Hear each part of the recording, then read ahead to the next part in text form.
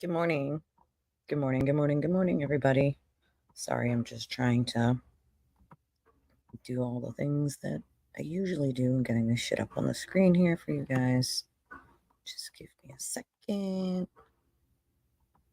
What's happening here? YouTube's being kind of a pain in the butt.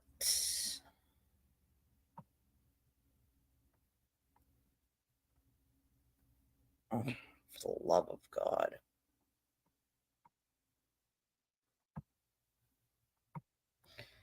All right, let's get... We missed a second of it, so we're going to go back just a real quick with the judge. Showing back at 10 and 3 again.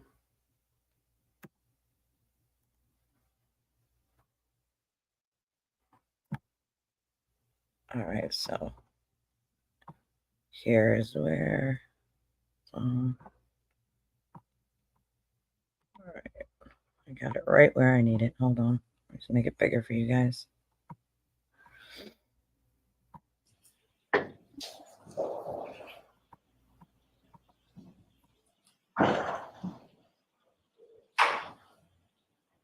Hear ye. All persons have any business before the Honorable Beverly County Justice of the Norfolk Superior Court in the County of Norfolk. Draw near, give your attendance, and shall be heard. God save the Commonwealth of Massachusetts. This court is now open. You may be seated. 22-117, the Commonwealth versus Karen Reed. All right. Good morning, counsel. Good morning, Ms. Reed. Good morning, jurors. I have those same three questions for you. Were you all able to follow the instructions and refrain from discussing this case with anyone since we left yesterday? Everyone said yes or nodded affirmatively. Were you also able to follow the instructions and refrain from doing any independent research or investigation into this case? Everyone said yes or nodded affirmatively. Did anyone happen to see, hear, or read anything about this case since we left here yesterday? Everyone said no or should. All right, with that, Mr. Fuller, I'm sending you and the rest of the jurors out to deliberate. Court will rise, jury up, please. All those chats whine about how innocent she is. That's how I know it's filled with just free hear and read, which is effing stupid, dude. Can't.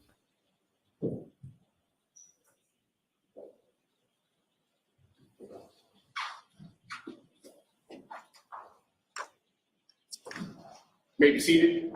All right, same as yesterday. Please stay in the building until 10 o'clock. Be back here at 3:30. If you leave the building, let the court officers know where you're going to be and be prepared to be back in your seats within 5 minutes. Okay? Thank you. All rise for the court, please. And that's it. That's all she did. That's all she wrote, folks. And we go back to Fanny. So,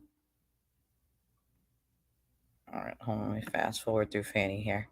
Get us back to regular time. And mute it.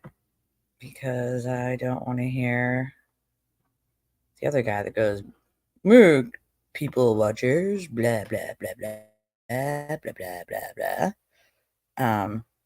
Actually, my friend was just hit by a car the other day, and he did not break his arm. He just has road rash.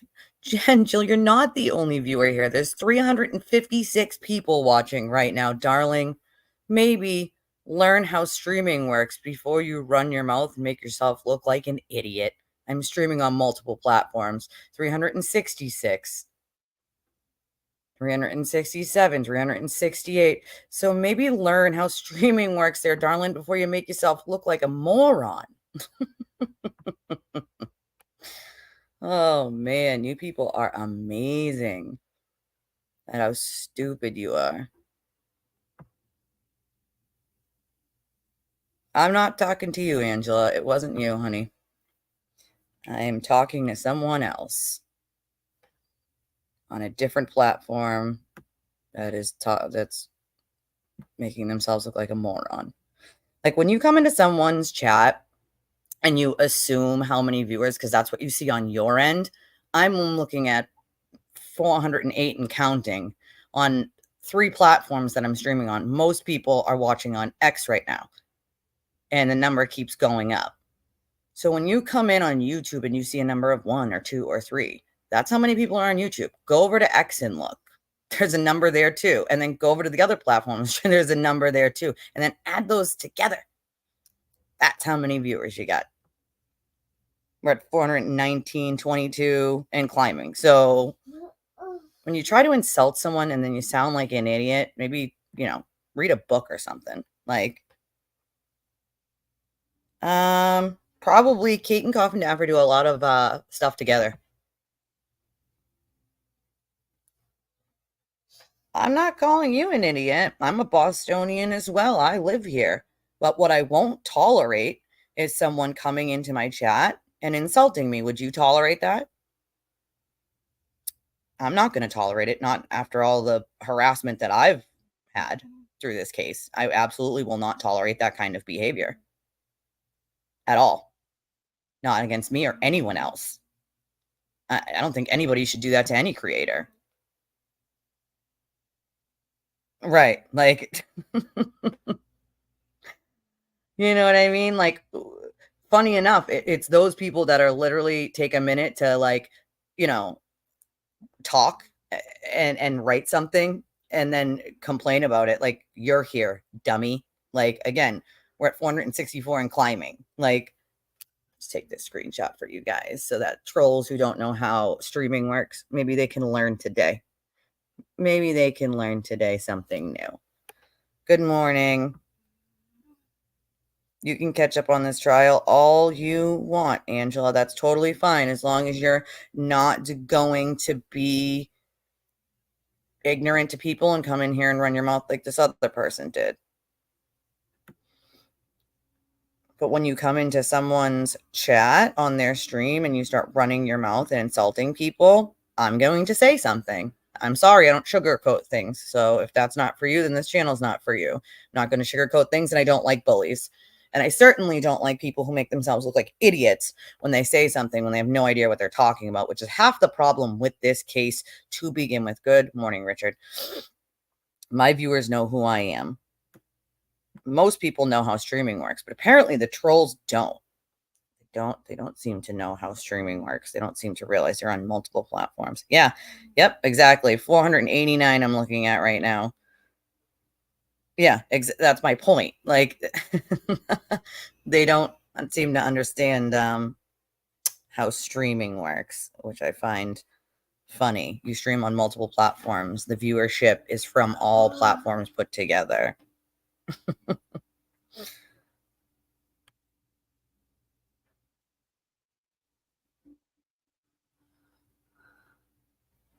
They don't. It's like, use your brain, people. It's 496 and climbing. The numbers are going up. Like, I don't know how to break it to you, but there's more than 1 or 15 or whatever you're seeing on your screen. 99% of my viewership comes from X for whatever reason. Don't ask me why. I don't know. Also, if you are on X, I will teach you something new that it took me a long time to learn, which is you can actually comment. Isn't that amazing? And I can also pop those comments up on the screen because I will get them here on the side. If you click on the box where you're watching me, like say you're just watching me on the regular feed, if you click on that box below, you'll be able to type. A lot of people don't know you can do that. And you can join the conversation. So anyone at X wanting to join the conversation, that is how you can do it. Morning, morning, morning. All right. I will say that I got rid of that massive headache last night. I woke up this morning, it was gone, thank God.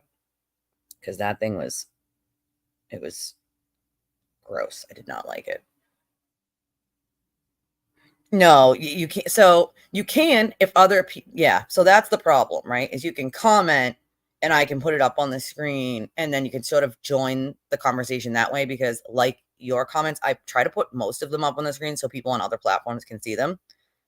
I did teach you how to comment. I did. And see, now that I showed Michael how he can comment and then people can comment back to him and I can just pop it up on the screen so that everyone can see. And that's how I kind of do it for people on other platforms. And that's why I do it so that other people on other platforms can read what is in the chat. But if you want a live chat with other people, your best bet is to switch from watching me on X to going to YouTube because that's where my live chat viewers have a whole full conversation, are able to ask me questions, are able to comment in with each other.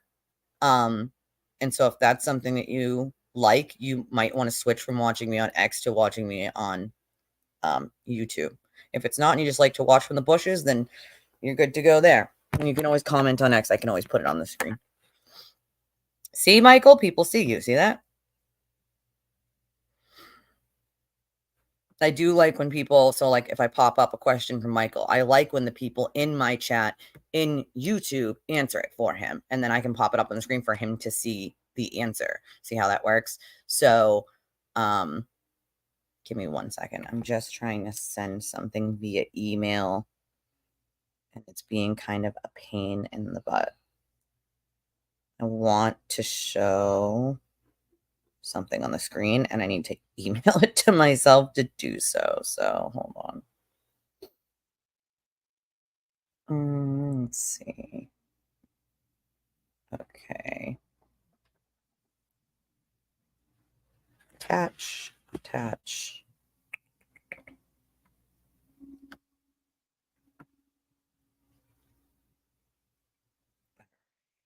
Send.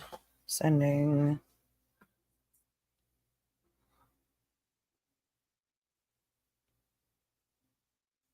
Why? Why is it not sending from this email of mine? I guess I'll have to do it from a different one. That specific email is like not wanting to send things, and it's, I don't know. Just wants to like be a pain. Attach, god damn it. Okay. In the meantime, while I'm trying to do this so I can show you guys this, if you get a chance, please hit the subscribe button. There's 555 of you. So I would super duper appreciate it if you shared this. If you went to YouTube and you liked it, or you hit the subscribe button, I would really highly appreciate it. And if you can, and only if you can, there is a way to donate to the channel because we're a very small channel and we only run on donations from our amazing viewers, people like you. This is the ticker at the bottom of the screen. It runs all the time. And that is all the information for donating to the channel. I have costs that have to be covered before I ever make anything. So you can do it Cash App, Venmo, or PayPal for people who are out of country. I wish there was a better way for people who are out of country. I'm sorry, there isn't. This is the bigger version of it because people complain to me that it's too small on the ticker on the bottom and that they don't see it. And I'm sorry, but I can't make it bigger. I have tried. Heels is always on my mind. Always. Every day. She is on my mind. I'm sorry. See, I'm telling you, it's going around. It's going around. It was awful, but at least she'll bounce back faster. My little didn't even take 24 hours. I think it was like 18 or 16, but I have no immune system because I have an immune disease. So it hit me harder per usual. Let me see if I can get up this email here. There's 572 of you. So hope you guys are in for a wait today because I know it's not, the verdict isn't going to come back right this very second, but there's a few things that we can talk about and play in the meantime. Hold on, let me see. It just, Gmail just told me that my own email is dangerous. That's what it just told me. Told me my own email is dangerous. That it could be dangerous. That a screenshot can be used to steal other people's information. Hilarious. I can't. All right, let me see. Let me get this off. This on. All right. Now, I'm going to teach the trolls how to Dougie right now. All right. Trolls, listen up. There's 591 people right now watching this live stream.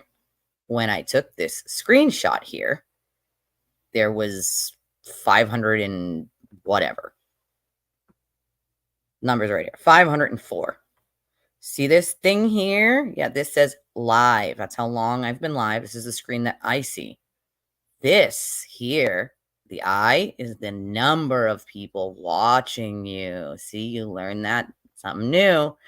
These are all the places I am currently streaming. 1, 2, 3 platforms.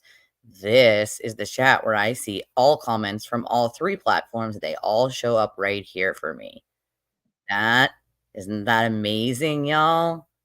So when you come in and you say, oh my God, there's only 10 people watching, and you're on Facebook, or you're on X, or you're on YouTube, guess what? There are 2 other places that I am streaming on. And most of the time, it leans heavy on X lately. I don't know why. I cannot control that. I would prefer most people be on YouTube because then they can be in the chat. And I like interacting with my audience, so I prefer it that way. But people want to watch on X. That's where they're watching. You know what I mean? Nothing wrong with that. This would be the number of people watching. Genius McGee. And this was at 9:14 a.m. See that? Now all the trolls learned something today. You see that? You all learned something. Not that you guys literally won't just ignore things per usual like you always do, but you know, for future reference, when you come in to try to like insult someone, you sound like an idiot. Oh, we're up to 601. So yeah, it's StreamYard. I use StreamYard. It's not dangerous. So yeah, it's so dangerous. Yeah, they told me that my own email was dangerous. Amazing, isn't it? Ooh, you found something? What did you find, Bree? Hang What on, did- I'm trying to get Dozer inside. He's barking. That's Dozer. Hang on. I don't care if the dog's barking. It's not loud or anything. Yes, it's StreamYard. I love StreamYard. He's Very halfway easy to across use. the yard right now. He's a Oh. Mastiff. If he were in here, different story. Well, it's not just about what they think, because I could give 10 fucks less about what they think. It's that they think they're insulting someone and they're making themselves look like an idiot. And I happen to be a people person. I like people. So I just want them to know that they're making themselves look like morons, and like however many other people you go and troll that to, they're pointing and laughing at you. Like they're laughing at you because you're an idiot. Like, so Okay. So here's what I found. I got curious this morning. So I went looking for Judge Canoni's appeal record. Mhm. And I found an article written by Andrea Burkhart from 2 months ago. Or no, a month ago. It was May 26th. And based on, like, she's been a judge since 2009. So she's been a judge for 15 years. Yep. She's been a superior court judge for 10 years. Yep. She has 10 published appellate decisions. 3 were civil, 7 were criminal. She was affirmed 6 times and reversed 4 times. But all but one of those reversals were because she was too lenient on the defendant.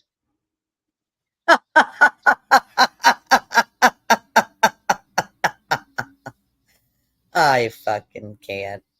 Only in one case was she reversed for ruling in favor of the prosecution. Oh man. And it was the one time she ruled in favor of the Commonwealth, she was affirmed on harmless error grounds. Well, which means it wasn't on purpose. Right. 3 of the 4 decisions that were reversed were because she was too lenient on the defendant. So, and that's from Andrea Burkhart, who we all know is Andrea Burkhart. Yeah. So anyone, I mean, she has a history of being too lenient to the defense because she was a defense attorney. Interesting. But it's also possible that she goes too far on behalf of the defense to prevent appeal. But then the problem is she goes too far and the appellate court is like, no, come back. Right. But either way, That would Does make still sense. not make her corrupt on the Commonwealth's part, No, guys. no, yep, no. She's as And I've fair as already she can said she was possibly be. already too lenient when it came to the defense to begin with. And I get that she wants a fair trial and no appealable whatevers, but at the same time, you have to be fair to the prosecution too. And I don't think at points she was fair to the prosecution. She gave the defense way too much leeway and then, nipped at Lally right away if he stopped the witness. Good morning, William. Or cutting Lolly off with 60 seconds left, throwing off his rhythm and the most powerful part of his close. She didn't do that to Alan, even though he got under 60 seconds. Right. That's right. If she hadn't interrupted him at 60, he would have made it literally right on the dot. That's right. And I'm like, listen, I'm sorry, but if Jackson had went over, she would have let him finish no matter how much time he had, because I get that they agreed to an hour, but I've actually never seen a judge cut them off in their closings and stop them from closings, because that wouldn't be anybody's right to a fair trial, not the Commonwealth, not the defense. You have to have a right to present your case without time limits, right? Like, and so even though they might have agreed on an hour, if they went over a little, it is their right because they're presenting that case. Right. And in the end, it was 60 minutes and 15 seconds. Right. He So needed the 15 seconds she took from him. Right. Like if she had just waited and the 15 seconds it took her to remind him twice and stop him for times, then he would have been done. Not even the point though. The point is you can't cut off a, good afternoon, Elaine. You can't cut off a case, dude. Like I've never seen a judge try to put time limits on a closing or an opening. Some of these last 3 or 4 hours. Some attorneys. I was wondering about that because, like, yeah, they agree to rough timelines and they time themselves and they write their closing and they practice over and over so they know exactly how long it's going to take them. Right. So for him to, for them to agree to that hour, but at the same time, if she hadn't let him give that one extra sentence, right, could that have been something he could have taken straight to the Board of Appeals right then and there? Yeah. I mean, yeah, he could have. I don't think he would have, but he could have. Yeah. Yeah, I don't think he would have either. Because if he agreed on it, the judge would just argue he agreed to it, but it doesn't matter. You're basically forcing them to agree to a time, and that is definitely not something I would have agreed to as a DA ever. Beverly Cannoni. Like sorry. I'll give like time, Your Honor. Like I'd say it probably will take me about an hour, but I don't want to agree to a time because if it goes over a little, I need to change something because of what Alan Jackson is giving as a closing, then I need to be able to adjust. And so I can't say it's going to take exactly an hour. You know what I mean? Depending on what I have to answer to. Like, no, I would never agree to that. Right, because he would have practiced that closing minus any rebuttal that he threw in there because he was writing as Alan was talking. That's not true, Trish. The prosecution can appeal certain things. They absolutely can if they think a judge is being unfair. They do have that right. The verdict has not been read yet. Yeah, once before. We're talking about before verdict, not after verdict. Yeah, it's just like, I mean, we've seen the prosecutors and the defense both. We've all been watching it. Trump, the prosecutors and the defense have both been back and forth, back and forth in front of appeals court, Supreme Court, this, that, and the other. The prosecution can appeal any ruling a decision make or any ruling a judge makes up to the verdict. Right. Once the verdict's in, they can't change that. Yeah. Before the verdict, we're not talking about after the verdict. We're talking about before a verdict has not been read yet. And if he had wanted to, yes, he could have appealed, but I don't think he would have.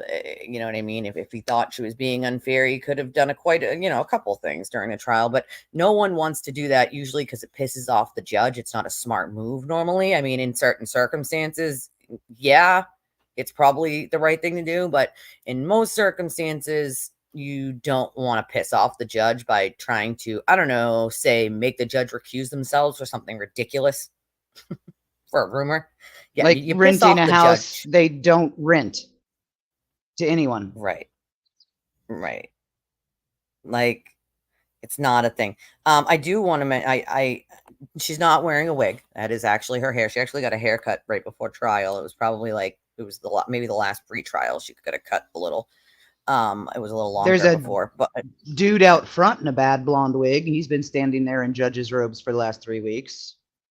yeah, there's that outside. There's that, circus of monkeys outside, but, and clowns, but, not my circus, not my monkeys, not my circus, not my clowns. But, I have great respect for Ikmel, because, the poor guy didn't realize exactly what he was getting into when he decided to tell the truth. He was just trying to tell the truth. And now he's had to deal with what I've been dealing with since November. And he has experience with this. Ryan Upchurch during the Kylie Rodney case went after Ikmel because of a caller to his show. And this thing went on stupid. with Ikmel being accused of murmuring her, of trafficking her, him and another YouTuber named Zanime. Yeah, I sent him a message to just like, I sent him a nice message just to let him know, like, that I appreciated him and that I respected him. And he sent me a very nice message back. Seems like a very nice person. I He's have a great great respect guy. for him. Yeah. He is a great guy, but he's currently suing Ryan Upchurch for sending I Creep Squad heard. after him the way he did. So he's very well acquainted with this kind of behavior. But speaking of the circus out front, Tell me what's going on. I was taking care of You're a my teeny reporter for that stuff in 4-year-old. the morning. Yeah, you're my reporter in the morning for that kind of stuff. I have to get all the information from you. So tell us. When I got back to the chat, everyone was very upset that Karen didn't go through the front door today. Oh, come on. She didn't want to have to go through a bunch of loonies. That's why. Did you see the protection cage? Oh my god! And So I'm like, big burly guys, and there's Tom hanging on somebody's freaking. I'm like he's like the third person, and I'm like, Tom, what do you think that you're doing exactly? Like, I'm sorry, but if anybody wanted, they would just blow you over. Okay. Now, to be fair, I do know the very first guy in that chain of people, or maybe he's the second technically. He's actually a very good person, and it sucks that he gets sucked into this, and it sucks that he can't see that she's guilty. But he's a good person in general. And I hated seeing the chain with him in it, because I'm like, I wish you would have woken up, like, I wish you would have realized what was happening here. And it's easy to get sucked into it. I know, believe me, been there, done that. But when all the rest of the evidence came out, just pushing it off to the side or explaining it away by saying, oh, they're just all corrupt, they're all liars, so we can't listen to anything that they say. It's not reasonable, okay? It's not critical thinking skills. I don't like the idea of her being guilty. So anything that proves as such, I'm just going to say we can't listen to, because everyone is a liar and everyone is corrupt and we can't trust anything they say.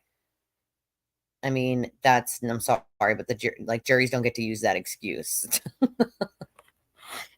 Everyone's corrupt and we don't listen to anything, like, on any side. Like, they have to listen to all the evidence, and then they get to decide who they think is corrupt and who they think is not. But they still have to listen to all the evidence, and they can't say, oh, well, this is reasonable and this person didn't lie, but we're just going to disregard it completely because a bunch of random people on Twitter say that she's innocent. So we're going to go with that.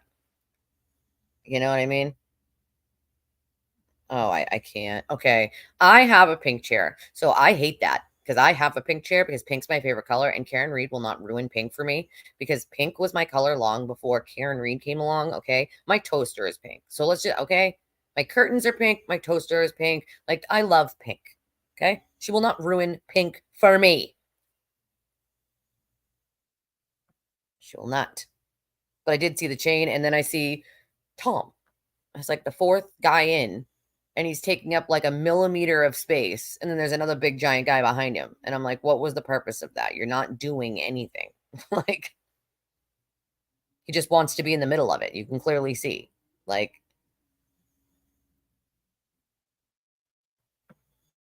I like my pink chair. But to be fair, my chair is pink and white. Well, she's the one who told him to wear pink. So there's that. I have a $5 donation on Cash App from Anonymous. Thank you, Anonymous. I love your face. They know who they are, and I know who they are. I just always read them as Anonymous.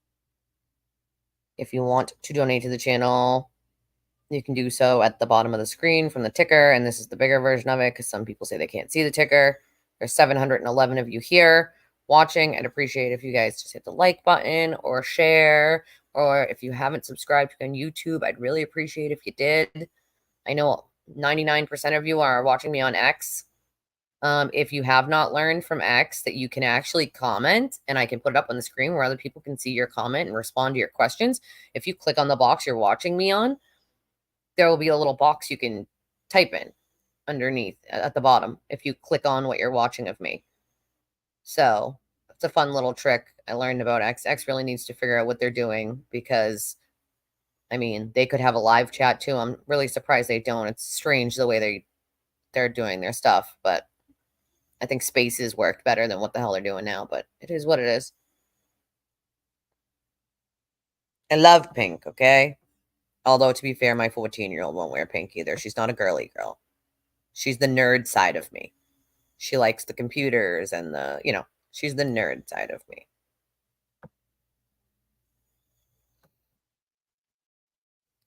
They have the ticker on still for how much time they've been deliberating. It'd be great if we could get something before lunch. I mean, we're on the third day of deliberation, but remember, they didn't do a full day the first day, so it's not like, we're in full day. So there's a couple stupid things that I saw, not just last night, but today. I don't know if anybody saw my tweet last night. Who saw my tweet from last night? Anyone? Did anybody see my tweet from last night? Well, there was 2 tweets last night, but there was one I did yesterday. Someone said there's a retired Norfolk cop on the jury. I have no idea. Not that I mean, it's possible. There's only a few men. Most of them are women. Any one of them could be a retired Norfolk cop, but I don't know. Norfolk as in, because there is a town/city called Norfolk in Mass, but Norfolk County is what they're in. And there's no Norfolk County cops. There would be Norfolk County COs, corrections officers, but there's no Norfolk County cops. There's Norfolk as in the city. We do have a city or town called Norfolk here in Mass. Morning, Cambry. So, all right. So, right, Anna, maybe you should just do all of it all at once. All of it. Right? Okay. So, okay. All right. You're not dumb. But I had to point out to not be like this lady, okay? Because she comments back to me on something, and the woman comments back the district court verdict form, the Norfolk District Court verdict form, okay? Now, what's the difference? Oh, that's right. District court and superior court are 2 different court systems. One, you get indicted in on more serious offenses. One, you do not. So once you are indicted, you go to superior court. So these idiots are passing around the district court verdict slip and then calling the judge a liar. And I have a problem with that, considering none of these people know what the fuck they're talking about.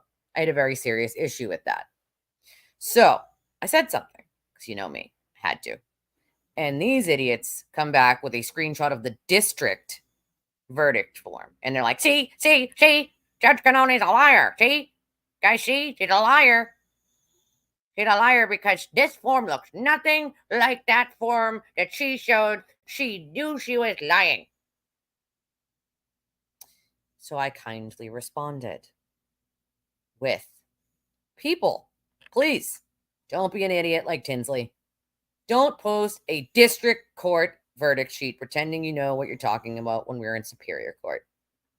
Please, kids, eat your Wheaties and don't be like Free Karen Reed and drink expired Kool-Aid. This is a public service announcement about the stupidity of Free Karen Reed, brought to you by Tinsley. So, she says, Bev should call the balls and strikes. She knows that is not the standard verbiage for that form. She may be able to fool you, but not me. I've seen hundreds of these forms. They look nothing like what she submitted to the jury. And she sends a screenshot of the district form. You absolute genius. I can't. I can't. I literally cannot. Okay? It's beyond ignorance at this point. It's willful ignorance. And ignorance is not an excuse, but willful ignorance definitely is not an excuse. Like,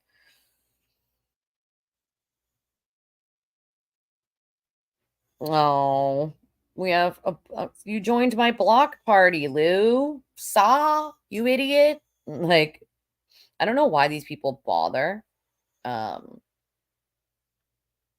Like, you just make it easy for me to block you. Like, that's, you know what I mean? Like, when you comment back on one of my things, you just make it easy for me to block idiots. Thank you for that. I appreciate you.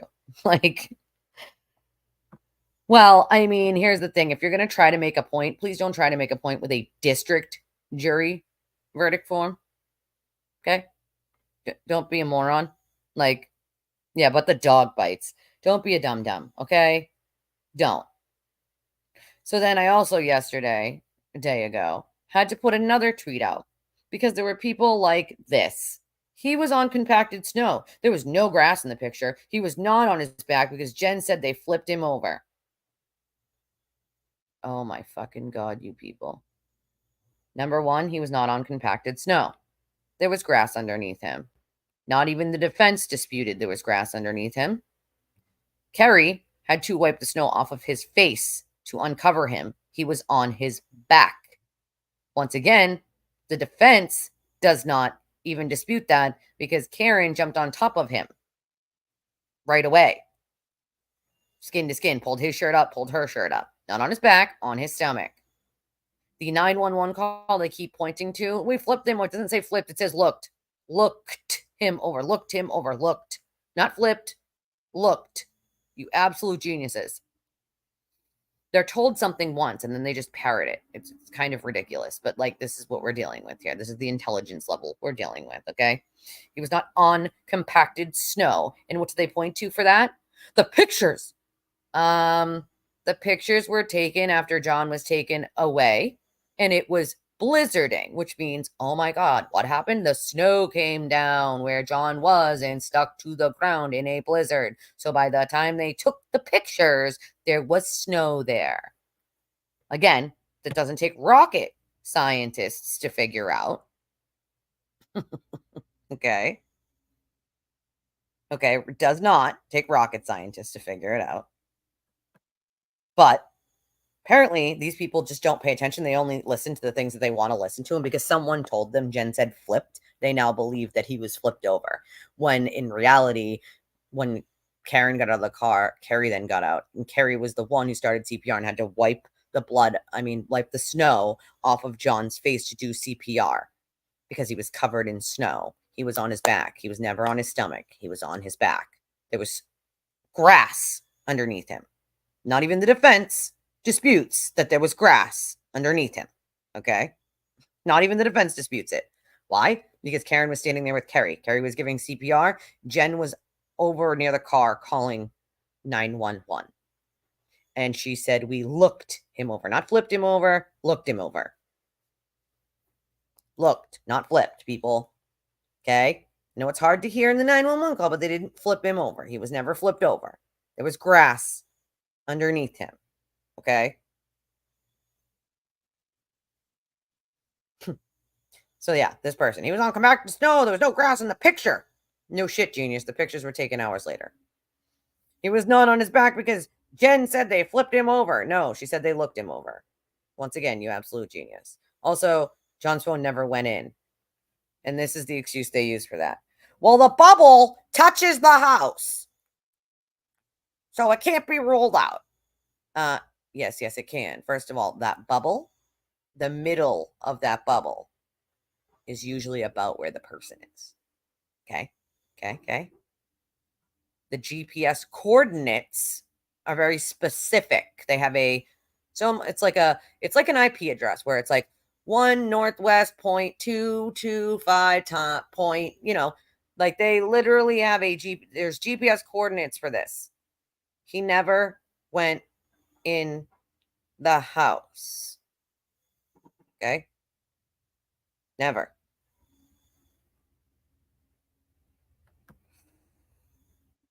He might have in the pretrial hearings, but he was never on his stomach. He was on his back.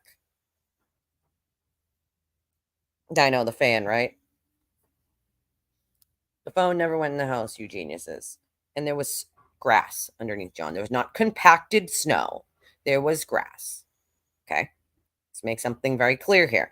Because the amount of lies that I had to read yesterday, I was like kind of sick. It was like really disgusting. Like, come on now. Like,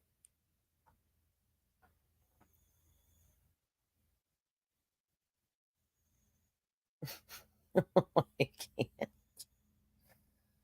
All right, hold on. I need to go back to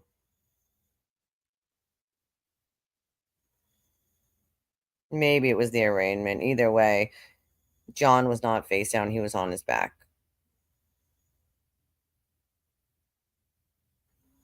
Yes, the bubble shows, yes, exactly. Usually it's the middle of the bubble is where it is. Also, they have the GPS coordinates. Okay, the defense didn't even try to suggest that John's phone went in the house. So let's just be clear about that, okay? Thank God she's not one of the jurors. I mean, that's what scares me. Today, it is reported she's wearing a pink dress. Not sus at all. Well, that juror probably is wearing a pink dress. Yeah, like a dumbass. There was no snow underneath him. And also, I don't know since when snow cushions anything, because if you land on it, it compacts. So, yeah. I'll tell you from jumping out a window when I was a kid. We had a storm in the 90s, and they plowed it up to my second floor window. And me and my brother, as kids, thought it would be like a really awesome idea in that giant pile of snow to jump out of our window and do flips into the snow. We did that. Yeah, it's definitely dangerous. And we definitely didn't care because we definitely weren't thinking about being dangerous. It just looked fun. Because it was like almost up to our window. So yeah, we did that. And I promise you, the first time my brother jumped down in, he was like, I don't know. Like, that's kind of a hard landing. So then what we did was we put on more snowsuits.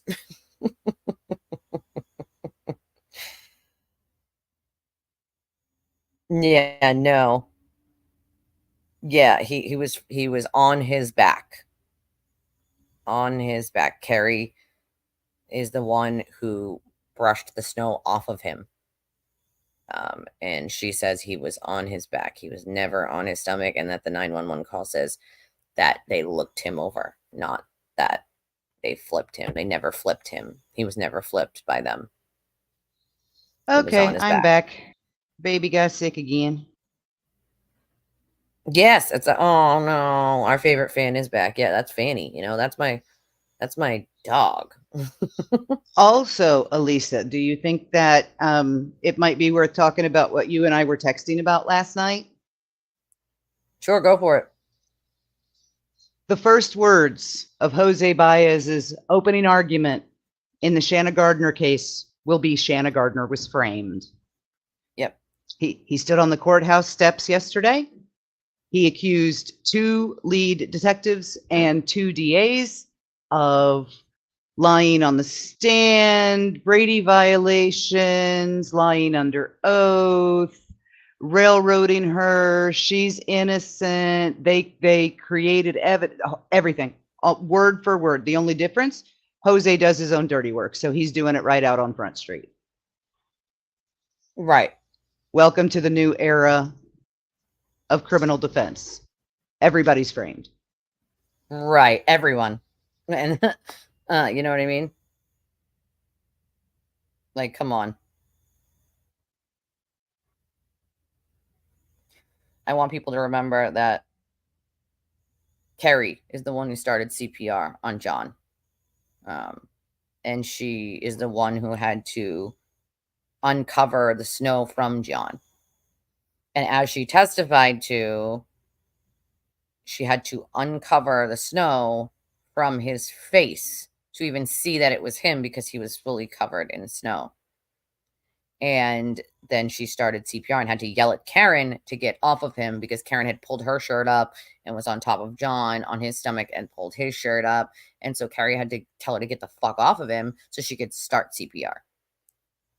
So Carrie couldn't even see his face before she uncovered the snow from it.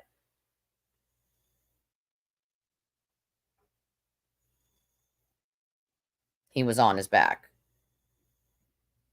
He was never on his stomach. Well, I can't say Jodi never, but at that Arias- point he wasn't. I think what sealed Jodi Arias was when they were finally able in the second trial to bring the 3D reconstructions and stuff in, and they showed exactly how she did it. And it was like, oh, okay, yeah, that's obvious.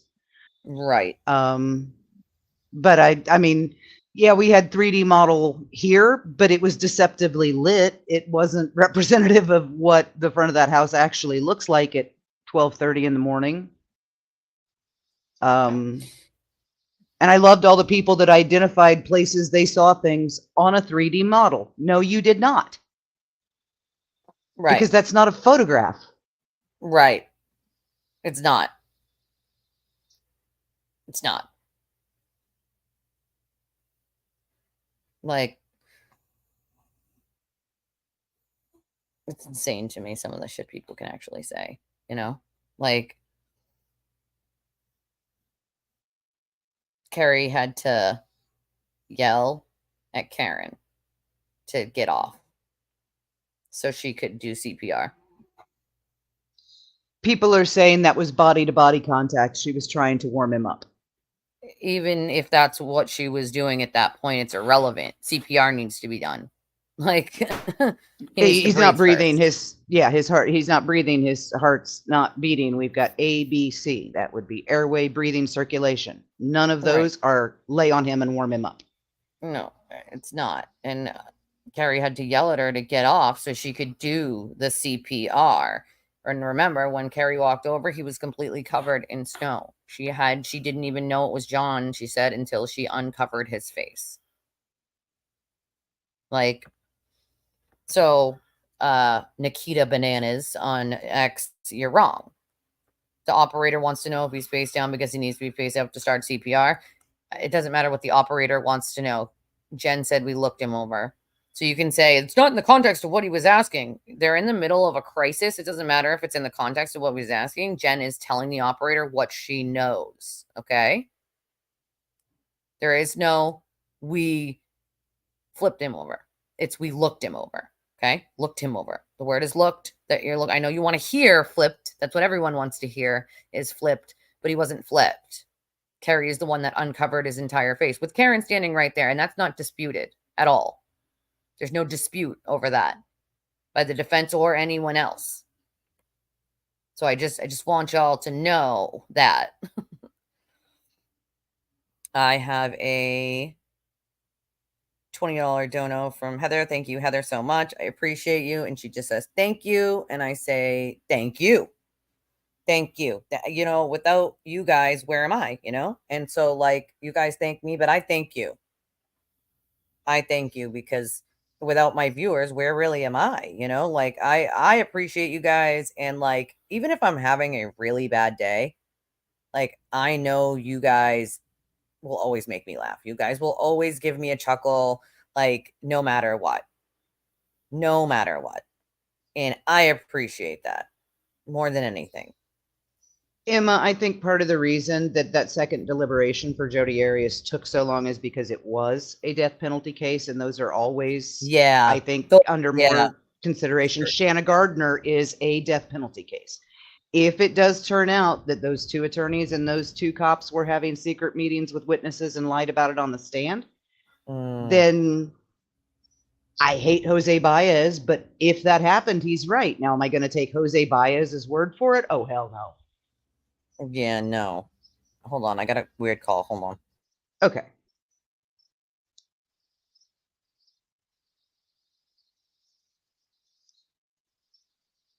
I mean, Jose, he could be right, but he's just a slime ball. And if it turns out he is right, then he did his job by his client. But if he's lying, then here we go again. So what do we do? Take Jose Baez's word for all the evidence that he releases, and we're not supposed to believe anything that the state does? I don't know how to navigate this new world. If Do you ever wonder why people call to listen to your voice? And while you're like, I'm sorry, but you have to be the strangest people on planet Earth to call somebody and then just listen to them talk and not say anything. It's effing weird. You're a weirdo. Nah, they're usually scammers. Like I said, unknown phone So numbers. why, I if always you're a answer scammer with though, the business why name. call and then not say anything and not answer? I'm like, okay, cool. We can do this all day if you want. Like, you can just listen to me talk all day. And they're like, immediately after that, they're like, click. Yeah, I answer with my business name and silence. I'll say the business name a couple more times, and then they hang up. Yeah, like why even bother? Why waste your time? Yeah, why do I have to tell you who I am 3 times before you know that you're bugging a business line during business hours? But what, like, that's the thing. Like, if you're right, you call, you dial a number and you call, like, aren't you like, why call if you're just gonna like listen? That doesn't make any sense to me at all. For what reason? Like, I have never called and just listened to someone talk. I'm like, okay, cool, we can do this all day if you want. Like, you can just listen to me talk all day. I'll just leave you right here on my lap and you can listen to me talk all day long. And they're like, click. Okay, well, just saying. Just saying. Oh, I yeah, maybe enjoy that's what it is. watching. I enjoy watching those channels on YouTube, the ones that call the scammers back, and Oh, I then love those. like I find their love coordinates those. and get them arrested. I think it's absolute genius. I'm like, oh my God, they just keep them talking long enough to get their geolocation from their IP address. I freaking love it. It's hilarious. I'm like, you guys can't be that stupid. You honestly cannot be that stupid. But apparently they can actually be that stupid. I mean, I didn't think it was possible, but it is possible, y'all. It is absolutely possible.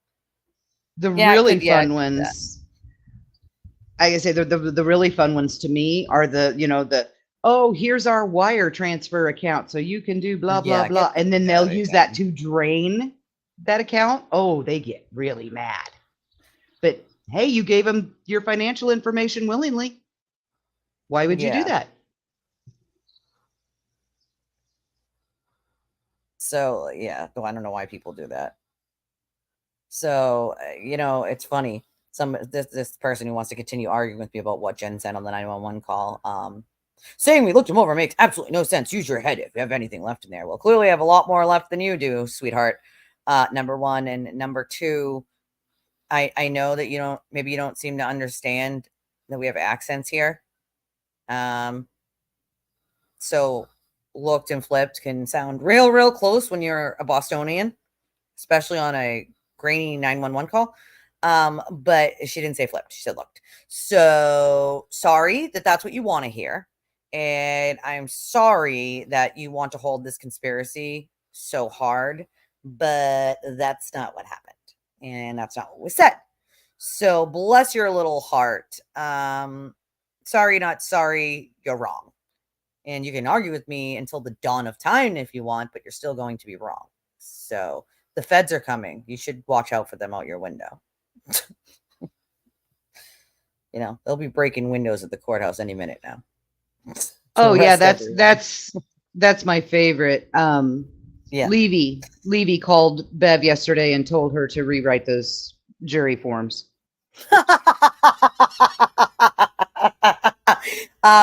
I don't know if you people were watching, but Bev was very clear that feds don't have a right to intervene in a state case, nor are they going to be allowed to in her courtroom. So you think she's going to take instructions from Josh Levy? She was very clear about this in the beginning. She is under no obligation to do a damn thing the feds say. She's under state law, not fed law. Sorry. Feds don't have a right to tell her shit in her courtroom in a state case.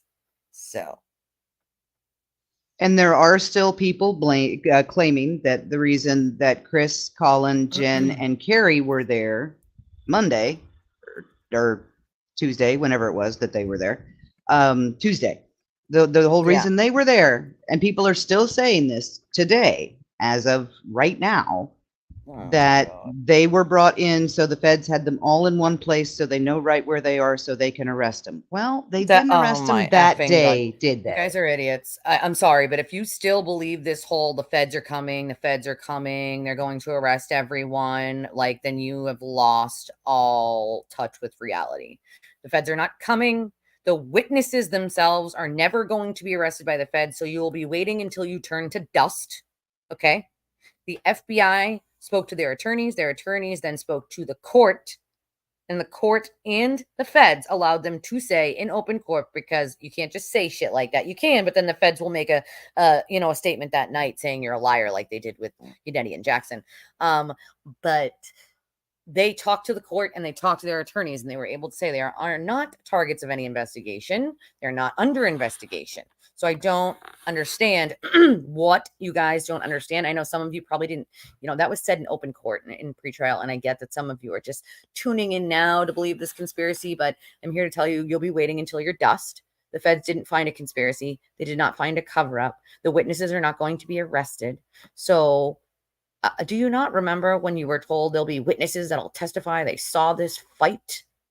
That didn't happen because there are no such witnesses. Do you remember when you were told that the feds are going to come in with Higgins and he's going to have to say he took a proffer? Well, it's true that he would have had to tell anyone. He would have had to disclose on the stand to the jury and to both parties that he had a proffer. He would have had to disclose that 100%. That is very true. But their theory was he's got to say he's got a proffer, and then the feds are bringing him there by marshal and leaving by marshal.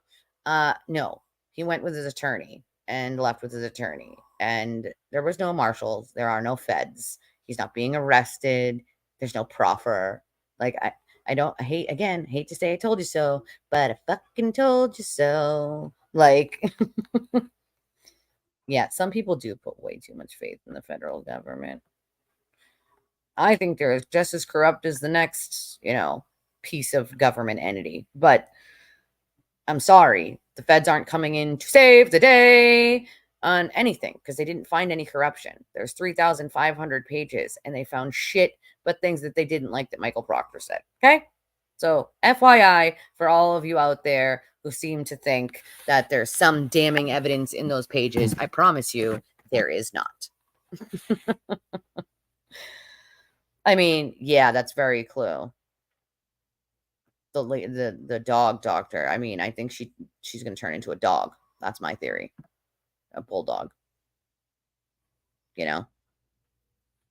Sidebar trauma. Speaking of sidebar traumas, for my very awesome friend that, started the dono this morning with her $5 dono. She really loves this. And, you might want to close your eyes because you can never unsee this, y'all. So trigger warning. I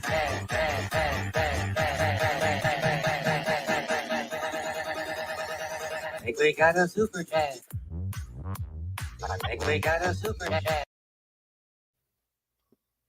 I'm sorry, not sorry to the 789 of you that just had to watch that. But my friend really loves it. And so I play it for her because she really loves it. And it never gets old. It just doesn't. It doesn't get old.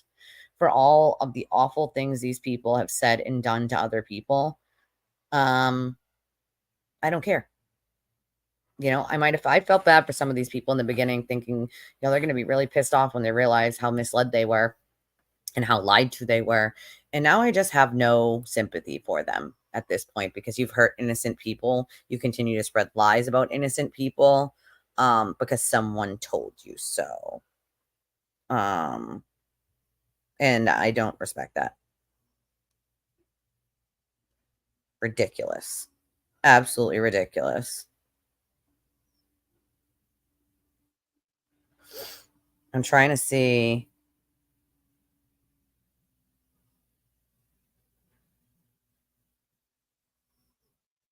Let me see.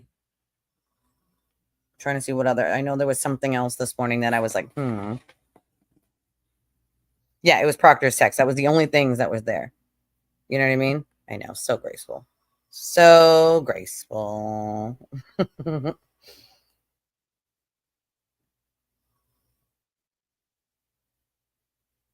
Let's see. Well, that's the problem, right? Like, no matter what, none of us can control what the jury does here. So whether she's found guilty or not guilty, to me, it's going to be sad for the family and for the people who have been harassed relentlessly.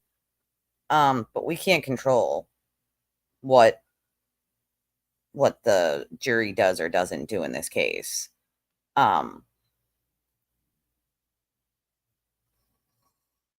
Yeah. So it's like there's just so many things that, like, if she's found not guilty, that I could never, I could never either. See, in my mind, I already know she's guilty, so whether she's found guilty or not guilty, I'm not the jury, right? Like, I don't have to think she's innocent because I know she's not. The text message with her attorney was one of the first things I found out about. And then when I was able to put together that with all the rest of the evidence, I was like, oh man, she's not innocent.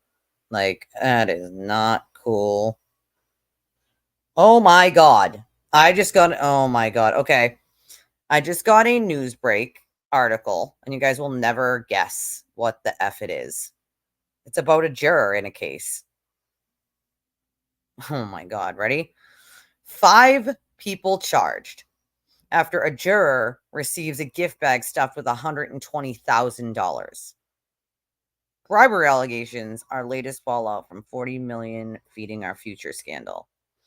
Federal prosecutors in Minneapolis have charged 5 people with attempting to deliver a $120,000 bribe to a juror taking part in a high-profile fraud case earlier this month. U.S. Attorney Andrew Luger compared the alleged conduct to mafia-style tactics. The indictment names, I'm going to butcher these names, man. Abadazi Shafi Farah, Abimajad Mohammed Nur, Saeed Shafi Farah, Abdul Karim Shafri Farah, and Ladan Mohammed Ali as part of a scheme involving, I actually did pretty good, involving a cross-country flight, clandestine surveillance, deleted evidence, and a Hallmark bag stuffed with $120,000 in cash. The bribery case is related to the Feeding Our Future scandal, in which sources of defendants in Minneapolis were accused of stealing millions in federal food aid dollars meant for hungry children during the pandemic. Earlier this month, 5 of 7 tied to the scandal were convicted on a variety of felony charges, the first in several expected Feeding Our Future trials. 3 named in Wednesday's bribery indictment were defendants in that case. Abadaz Shafi Farah and Abi Majad Mohammed Nur were among those convicted in the earlier trial, while Saeed Shafi Farah was acquitted. According to prosecutors, the larger group of 5 conspired to bribe the juror and specifically targeted her because they believed she was the only person of color on the jury, a fact they hoped would use their advantage given that many named in the Feeding Our Future scandal are part of Minnesota's large Somali community. They hope to give her talking points to the jury, including the idea that we are immigrants. They don't respect or care about us. Once they singled her out, the conspirators allegedly surveilled the juror and purchased a GPS device they hope to use to bug her car. The indictment accuses Ali of flying from Seattle to Minneapolis on May 30th to pick up the bribe money. On June 2nd, she and Abdul Karim Shafi Farah allegedly drove to the juror's house only to find her gone. They left the cash bag with a relative and allegedly promised more if she could secure an acquittal. The juror reported the alleged attempt to the court and police, and the fraud defendants later allegedly tried to delete messages, videos, and other evidence of their bribe attempt. She was dismissed from the case in early June. Lawyers representing Nur and Al-Duba Karim Sharif Farah did not immediately respond to comment. They tried to bribe a juror, bro. Like, what the? In a fraud case. Like, what the fuck is wrong with people? Like, what? Morning Space Ninja. Like, what the hell? Like, what the hell? Karma, I hope. There's this thing called instant karma, and I would love to see instant karma to some of these people, honestly. You know? Absolutely. If she's acquitted, she'll have a queue of I can fix her. Oh, yeah, they will. Lots of those kind of guys. I can fix her. Yeah, don't get Karen Reeded, guy. Okay? Reversing Lexi. It's funny because I had a Maxima in the lifetime, and I called her Maxie. She was Maxie the Maxima. Yeah, right? Like, what kind of crazy... Karen just took a photo with the kids who has a colostomy but took his sign off him and put it down to the side. Oh, I can't. She's a danger to society. I can't. I literally can't. The kid, not kids, yeah. It's just gross. But if they can try to bribe a juror with $120,000, like, that's insane. And of course, what a weird, like, thing to get right now. Like, that's an alert that I got right here. It's just sitting here with you guys. Like, what the hell? This is just weird. Like, nuts to me. Absolutely nuts. Let's see. Okay, so I am also reading on Twitter, kind of following up on the Karen not coming through the parking lot like she normally does. Yeah. She did come around from the back, like Yeah. everyone else has been doing through the entire thing. And apparently there are way more state troopers there than there were yesterday. But they're literally protecting her from her own people. People. Bear that in mind. Absolutely. I mean, I have no doubt that that's exactly what they're doing.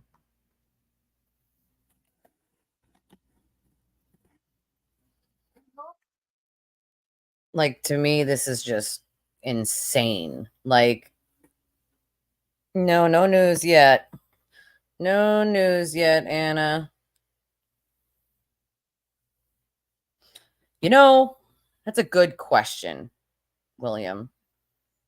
That's a very good question. Why does Ted Bundy have fans? Why does Charles Manson have fans? Why True. does Dorothea LaPuente have fans? I mean, That one, that one is just. Oh, yeah, Dorothea LaPuente, she was evil. Yeah, that one is evil woman. Evil. Like, that is just the epitome of evil, that one. Like, 2 jurors kicked out and the crying alternate still there. Well, they were talking about the other ones, earlier. There's been 3 tops altogether. They're just talking about what happened. I was like, wait a second, hold on. I thought I was seeing something new. Well, I'm so proud of her for wearing her true colors today. And if she's truly bawling through deliberations because she's not in there, it sucks to be you because you're going to be the last one in there if somebody has to leave now. No, she'll get dismissed because if you're crying because you're not in there, you'll get dismissed. That means you have a bias one way or another. It doesn't really matter what way, but you're biased, which means you got to go. Hopefully today will be the day. I thought we might get it yesterday, but maybe hopefully today. Well, we're only at, I mean, we just crossed 10 hours. So Yeah. I'm not super worried. No. I do believe I do believe the verdict will come today though. Let's fucking hope so. Let's frickin' hope so. And if it doesn't, oh well, I I'm want wrong. to prepare you all that if we get a guilty on any of these, I'm going to cry. I just want you all to be very prepared for that. That's Because fine. I want justice too, and it's not for all of these people that sat there and harassed anybody who was willing to say the truth or anybody who was willing to stand up to the sewer turtle, because I accidentally, ratted him out for his own lies. I want that too. It's not, it's not right for any of us who have had to deal with the ongoing harassment the way that we have every day. We deserve the justice too. Like, it might not have been as bad as, some people's harassment, but harassment is harassment and it affects you no matter what. And I've been waiting a long time for this kind of justice. And I'll be sitting in the sewer turtles trial as well for that justice. So ridiculous. Makes apparently like 50,000 a month. And that's what he claimed. And so I'll tell you how he operates. If he's claiming 50,000 a month, that means in reality, he's making more than that. He just didn't want to say it out loud. So, yeah.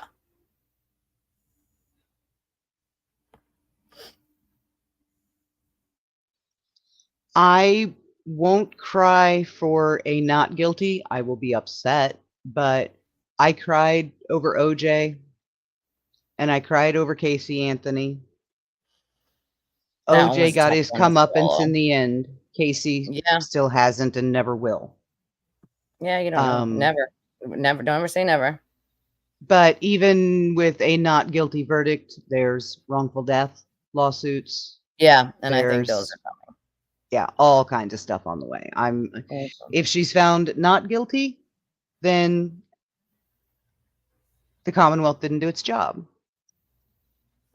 I don't think that. I think the Commonwealth did its job. I think if she's found not guilty, that we're really looking at something like something happened in that jury. Someone was on it that shouldn't have been, one way or another.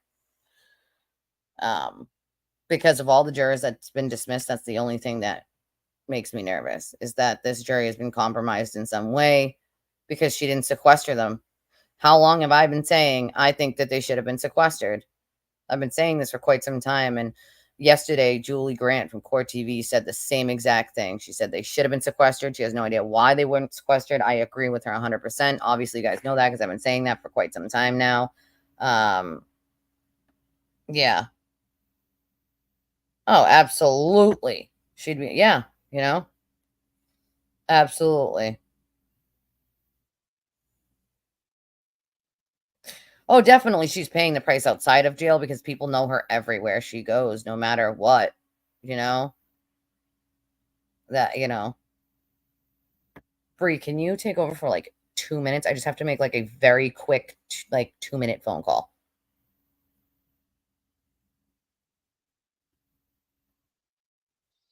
Yes, and maybe I'll unmute myself before I say yes next time. Just give me 2 minutes. Just 2 minutes. I gotta make this phone call real quick.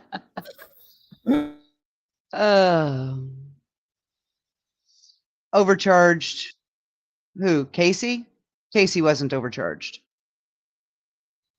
Jose was allowed to throw all kinds of baseless, unsubstantiated accusations out against her dad and her brother. And yeah, I mean, the same type of lawyering that tries to get Harvey Weinstein off in the face of credible accusations, then turns around and throws crap allegations at Casey's father, at Kaylee's grandfather. George Anthony is still not right in the head because of what his daughter did to him and how he and Cindy's marriage has survived it all. They did get divorced. Okay. The last I had seen, they were still trying to fight their way through it because George was mad that Cindy still talks to their daughter and he doesn't. And I remember seeing a documentary about them about a year ago. I watched it.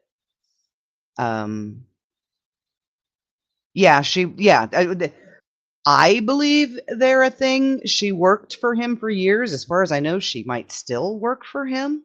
And she did live with him for like 3 years afterwards. So she lived with him during the trial, and then she lived with him like 3 years after.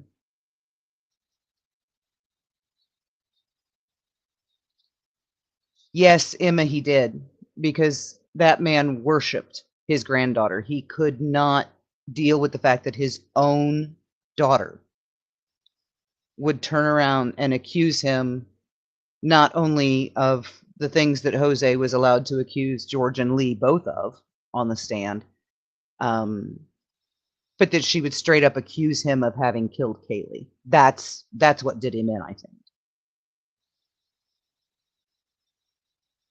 Oh, Dr. G. Dr. G is freaking phenomenal.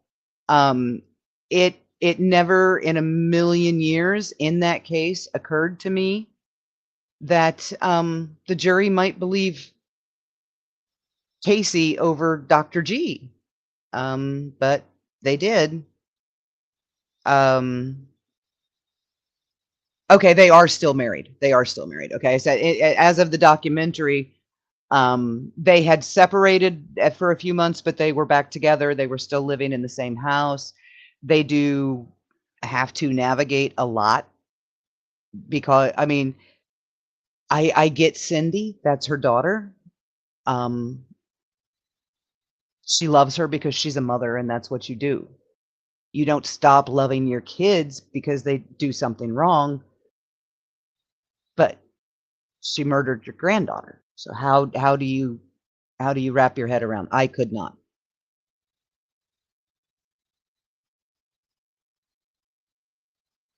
I'm actually, Ellen, thank you for looking it up because I'm really, really glad to hear that I don't know how they're making it, but I am very glad that they are still working on it. That's a hell of a marriage, and everything that mostly George, but also Cindy and Lee went through, not just with what Casey and Jose did to them, but the people standing. I mean, the inspiration for certain YouTubers who like to go stand on people's sidewalks and scream at them. That whole game plan came from Casey Anthony. Because people would stand on the sidewalk in front of their house until 3, 4 in the morning, screaming at them, daring them Crazy. to come out, trying to get George to you know, I am glad anyway that they're still together. Yes, and Lee does have kids now, so they do have grandchildren, but Kaylee is still supposed to be there, and she's not. Yeah. Yeah. I mean, Kaylee should be, 21, 22 years old now. Wait, the lady who did the forensics? Who's the lady who did the forensics? Oh, Alina Burrows. I don't remember her. I just remember Dr. G because Dr. G's autopsy was I remember dead Dr. on. G. She was right. Yeah, well, she can say whatever the hell she wants. She's not a protester. She's not a supporter. She's a harasser. She is a serial harasser. Alina Burrows. I have to look that up. That's interesting stuff that I like to read, that kind of stuff, Yeah, still, but they're probably reminded every day of Kaylee's supposed to be there, Like, Yeah, that's she should have graduated by now. She should be old enough to drink by now. She's coming. She would be coming up to the age that Casey was. right. when Right. Kaylee passed. So that's gotta hurt. I mean, does it hurt Casey? Obviously not. We all saw her smiling, shining psychopath face all over ID last summer. But We did take yeah. guesses earlier, but yeah, I mean, I think hopefully we'll get one today. I'm just hoping we get one today at this point. Like, I don't know. Like, I'm hoping. It is crazy to think how much time has passed. I was just actually saying that the other day. Just FYI, too, 14 hours ago, decomposed human remains found in 40-foot well at wastewater plant near Caleb Harris's apartment. They're investigating if the remains belong to 21-year-old Caleb Harris, who disappeared 4 months ago during a late night walk in Corpus Christi. The unidentified body was discovered around 3:30 p.m. by city workers at a wastewater lift station.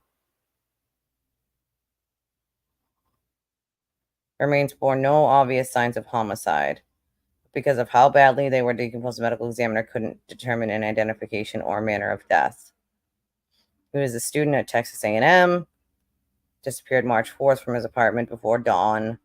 He sent a photo over Snapchat to a friend around 3 a.m. that showed him walking near a small bridge over a drainage ditch near his apartment entrance. He was reported missing by his roommate the next morning after an Uber Eats order he placed around 3:20 a.m. remained outside his door. Weird. It could take 4 to 6 weeks until they identify the body. Kaylee will be 19 in August. I just went and looked up her. I had forgotten her actual. I knew she was Birthday. Yeah, she's around Yeah. the same age as my daughter. And I think she was like 1 year younger. My oldest daughter was born in 2004. So Yeah, she went missing right before her 3rd birthday. yeah, because she I would remember be how hard that 19. hit me. Yep. Because of how how young I had my daughter and how old my daughter was at the time of that case. It's very sad. YouTube existed Oh, during God. the Casey Anthony stuff, but it was, I mean, Could have there's a been. reason I've been here since 2006, but most true crimers have not. We did music videos, we did little, stuff like that. We didn't do like live broadcasts and all that. Right. But the stalking and all of that was happening on live cameras that were set up by the news stations in and around Orlando, right there at the house, right on the sidewalk across the street from the house. So every single one of them that was out there doing all of that all day and all night knew that there was a damn good chance they were going to end up on the news. And Yeah. Nancy Grace was playing into those cameras as well. So not just the local news, but maybe you're going to end up on Nancy See, Grace. I'm not and, I don't ooh. like Nancy Grace, but I will say, at least when it comes to this case, she's right. But at least, clock's right fucking at least once a day. So, And I don't she know. was right about Casey Anthony. Yeah, I just don't like her approach on certain things, and she has accused innocent people of doing things they didn't do, so I don't like it. Yes, she has. She was merciless to JC Duggart's Mm-hmm. father. Mm-hmm. And a lot of other people. Especially missing people's, family members. I can't get with that. I'm sorry, I can't. Yeah, I ain't a fan. So either. the first press release, because Voices had pointed me to the initial story because JLR was talking about it. Gray Hughes even went live with it the day the body was found. But at the time, the press release said there was no reason to believe there was any connection to Caleb. Have they changed that, or are they still saying no? It's not him. It's someone else. They're not. They're saying it could take 4 to 6 weeks to find out. Okay, so they have revised it then Body's too badly decomposed. Okay. To know. Well, in a lift station, in a wastewater lift station, yeah, I'm not surprised. Right. There was another body found a couple of weeks ago. Oh, maybe that's the one you mean? No, the other body found a couple of weeks ago. I'm pretty sure they knew who that was. Oh, yeah, it was already. a 27-year-old female. So what are we at least? Are we dealing with like a serial weirdo? Like what? They say there's no obvious signs of homicide, but I don't understand. Well, I Nancy mean, Grace. Ooh, I those can't imagine meeting her. lift stations are sealed units themselves, but if the lift stations are connected to a river or if he could have fallen into the wastewater lagoons and been sucked up the pipe. I don't know how close those are to the lagoons. I don't know. Yeah. You know what I mean? I don't think there's any way True he could have that. gotten into it from above on on Right. accident. Somebody that would be intentional, but I don't know. I mean, why would you be hanging out at the waste treatment facility in the first place? He was in the tank from what I read. So that's what it says. Elisa Lamb, that case haunts me just because she has the same name as me. And for me, like, it's kind of weird having the same name as someone who went missing. But they say it was an accidental drowning. I don't know if I believe that. No, I think that Elisa Lamb had a psychotic break. Yeah, I I mean, think that was intentional, but I think it was all her. right. It says officials allege that this was perpetrated by her withdrawal from prescribed medication for bipolar disorder. My opinion is she fell off her medication. In her state, she happened to find her way onto the roof and got into the tank water. I don't know. I don't know. I mean, we've all seen the video of her arguing with absolutely no one outside the elevator. Yeah. Yep. And yeah, the lid of that I tank think she was is probably super schizophrenic. heavy. Yeah, the lid of You know that what I tank is mean? super heavy. Undiagnosed schizophrenia. Right. But I mean, psychotic breaks can give that burst of adrenal energy that, Yeah. like people can pick up cars with. So Yeah, no, she yeah, could have opened absolutely. it in that state.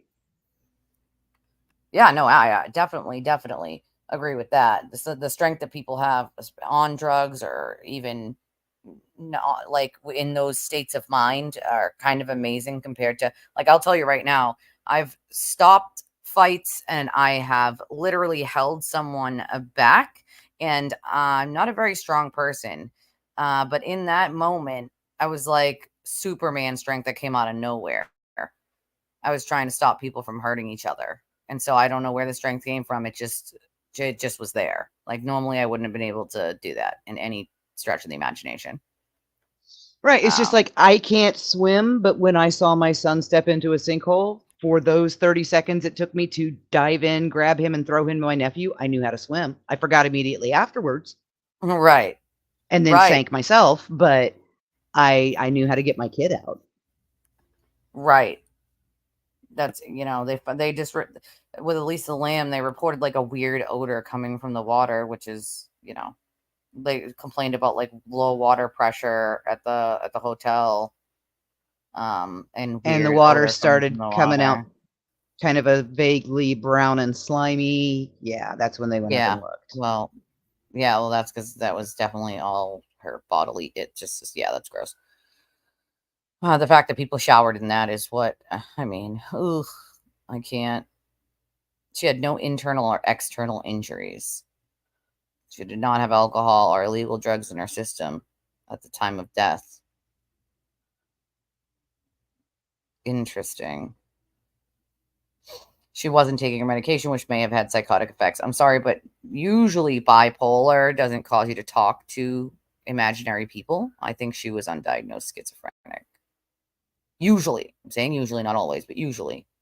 Usually. I worked in mental health for a long time. No, she didn't kill her parent. This is not the same case. I actually have a fear of drowning too, even though I'm a very strong swimmer. I'm a very strong swimmer, and I do actually have a fear of drowning. Don't ask me why. I have no idea why. I have a fear of one of my children drowning, of one of me drowning. I have a very strong fear of water when it comes to my kids. I mean, for me, like, I have no problem with water. I'm like a fish in water. I love water, but I don't let my kids go swimming if I'm not there, unless it's with my sister or one other trusted person that I know is just as crazy as me when it comes to water with my kid, because I'm sorry, but like some people don't pay attention, and I would never allow my child to get in the water unless I'm there or my sister, because we're both like psychos with our kids near water. Especially my older ones that know how to swim. Obviously, my little one, she's still learning. So, well, there's been a couple of people that lifted car. Yeah, superhuman strength. That's what they call it. You know. Interesting gap in time. See, I just find something really strange about what happened to her. Like, just something very, very strange. Like, Oh, that was so nice of her, Ellen. That was very sweet. I heard that Matsuno, the Japanese voice actor for SpongeBob, passed away. It probably is because we're control freaks.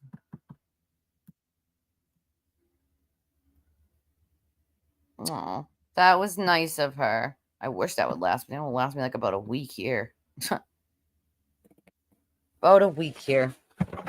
Unfortunately, the cost of everything in Massachusetts is through the roof, and nobody can survive here. That's the problem. We are the third most expensive state in the entire country, and we're like the third smallest state in the entire country. So yeah, that shit pisses me off. We're more expensive than New York. Okay, we're right underneath Hawaii because it's an island, in California. That there's something very wrong when a small state like ours has the cost of living the way it does. There's something very, very wrong. So for all of you that live here in Massachusetts, out of the 844 watching, I feel your pain, okay? I feel your pain. Oh, my kid was in that phase. She'll get over that phase. Mine's almost 15 now. My kid was in that phase of, the gothy look for a while and back to, kids go through their phases when they're teenagers. Been there, done that. I didn't have a gothy phase. I was a jock. I played sports and I got along with everyone, and so I didn't have the gothy phase, but some kids do. I was a drama major. My first go round with college, I was a theater major. In the 91, 92, we all walked around in heavy eyeliner and our hair dyed Yeah, all I crazy definitely did colors, the heavy eyeliner. baby powder on our face. So we walked around scaring the normies. It was fun. Scaring the normies. I love it. Scaring the normies.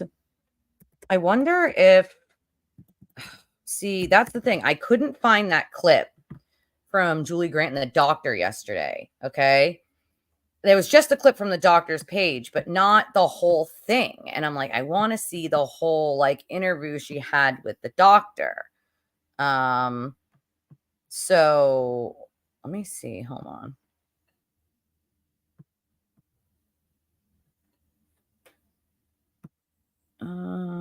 Let's see.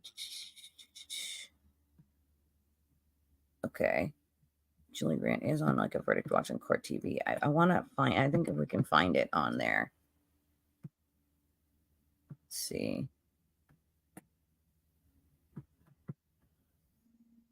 Hold on a second, guys. Can you take this for a second, Brie? I got this phone call coming in.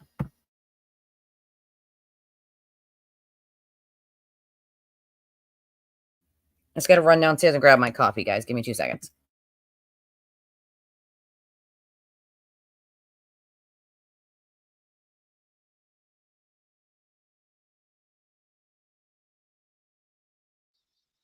I'm still here. I'm just checking Twitter, see how the cope is going.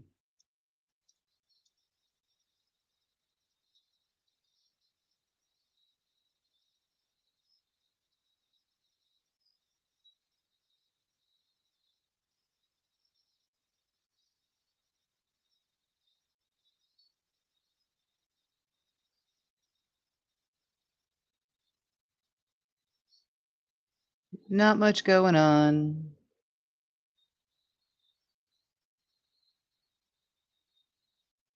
Okay, sorry, I had to run downstairs and grab my coffee. Oh, God. I want to try to find Julie and her live Arctic watch right now because Can I make a real quick, anyone who is out there actively like stalking Dr. Wolf's wife, looking up pictures of the children, digging up dirt on her, I don't do that. please Don't do that. stop, I don't do that. because she and their children have nothing to do. I mean, she made a public post. That's open season, but God, leave their family alone. Mm-hmm. Accusing, yeah, don't go accusing people of stuff and tracking down their kids. That's not No. cool. I checked yesterday. It is her account. She did join the Free Karen Reed groups, a couple of them, and the Turtle Boy groups. And no, that's not a good look. Under any circumstances, that's not a good look. Clearly means she was watching it beforehand and just didn't join till after. But nobody should be sending messages to her or taking the pictures of her children. Yeah, I mean, anything that she shared publicly, that's on her. But right. People anything are after saying that- that, you know, she was texted by a friend who told her that these posts were being made and she went in to talk about her husband. Okay. Then she has Sure. friends in there, which means she is still aware of them, because Right. if someone tracked her down to tell her and they didn't know who she was that doesn't and make she sense, went anyway, obviously. that makes no sense. So Also, obviously if she had someone, friends that were already in there, that leads me to believe they were clearly talking about this before he ever hit the stand. And that is the concern. That is a major concern. If you're talking about it before he ever hits the stand and you had friends in that group before you joined. You know, my friends love to tell me about the stuff that they like. So I have no doubt they'd be like, oh, check this thing out and read about this. And yeah, that's what girls do. but at the same time, if you're making public comments to a Facebook group and someone Don't screenshots your expect that post or someone's- your Yep, that's user on you. info, It's on you. don't cry Don't and get mad whine about that it. your children are in your user picture. Stop using Yeah, your you have them children's there. pictures on social media. That's right. Yeah, she did join after the testimony, but still not a good look. Yeah, I agree with you. Yeah, I'm going to look on the Court TV website in a second. Sorry, I'm just getting myself situated back here.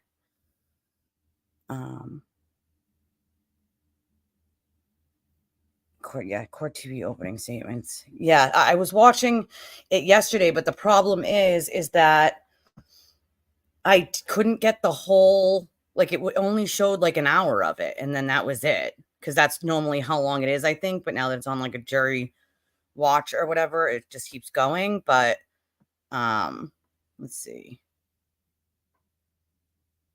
How moved by the witnesses that impacted the jury closing arguments and sent Karen Reed into a tailspin. Blah, blah, blah, blah, blah. Okay. Let's see. We're going to go to the Court TV website here. Let me just open up another tab to do this.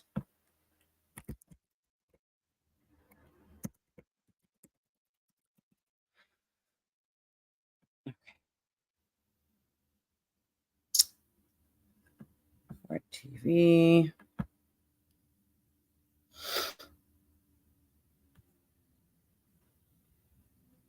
They still have the 26th one up, which was yesterday. Should be watched live, though. Let's see.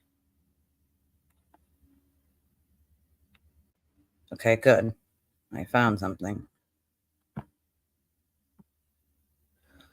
They're going to talk about numerous cases, not just the one that we're watching, but break. When we come back, we'll go back to Tennessee for more of the brother-sister murder trial. On the next episode of Accomplice to Murder. It looked like Virginia and Norman really had a wonderful relationship. trying to see They if agreed, planted the seeds of a brutal murder. $1.1 latest million in video. benefits to Virginia. And when she couldn't find a hitman, she decided to use her son, Jason. She said, no one is going to be getting in the way of me collecting that insurance money, or they'll wind up just like Norm. Accomplice Let's to Murder see. with I don't hear anything about Vinnie Politan. I'm sorry, but Let's see here. Yeah, see, it does like a recap. I want the actual like commentary from the doctor yesterday, and I couldn't find that to save my life. I found just that little clip where she called it the, what did she call it there? The smirk that Karen gave, or the laugh. She called it the entitlement smirk. So she called it.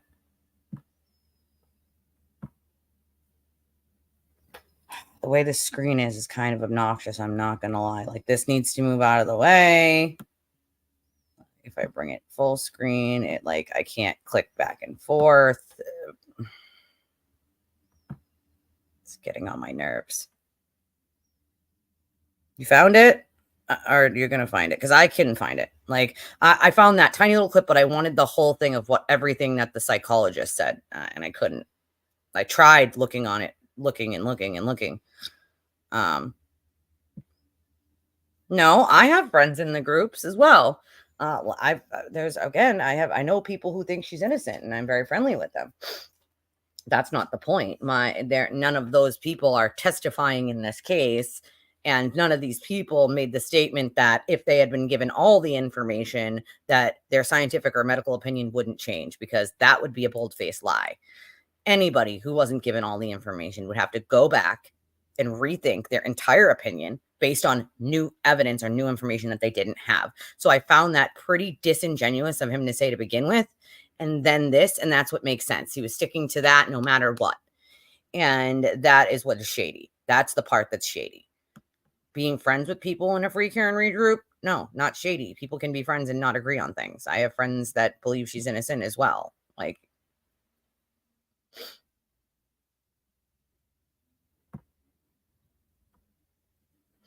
I don't know if she called her borderline, but she said that it was an entitlement smirk. That's what she said. She called it the entitlement smirk, and I only got that clip, that part of it. She said, oh, it's an entitlement.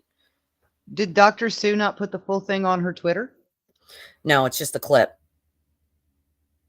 No, it's just the clip. Just the clip. Just the little clip of her saying it was the entitlement smirk. Go back to that real quick and see if I can find Dr. Sue's thing. CS. Come on.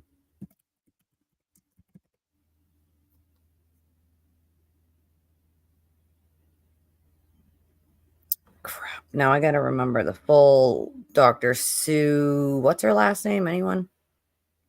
No idea. She's just Dr. Sue on Twitter. It's not gross, right? I know it's Dr. Sue on Twitter, but it's not showing up. That's my point. And I'm pretty sure her @ was like @S something.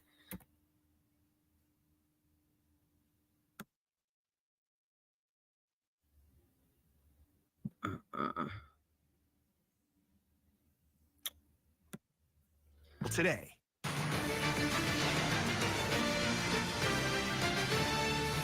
Welcome back to Court to Be Live. Before we get you back in the courtroom, we've got a quick update for you on another big case we're tracking, the birthday party murder case out of Michigan. Happening now, an important hearing that could determine whether the case will go to trial. The defendant is 66-year-old Marcella. All right, I'm just coming off of that for a second because I don't want to hear about that case. I really don't. That's not a thing. So hold on. We got this is Dr. Sue. Dr. Sue had this clip, and this was what I wanted to watch the full thing of. And I didn't get the full thing of it. I mean, here's another portion of it, I think. But again, I didn't get to see the whole thing. So it's like, I want to see the full. All right, hold on. Let me just try to get back here for you guys who didn't see it yesterday. Because I find it, quite interesting.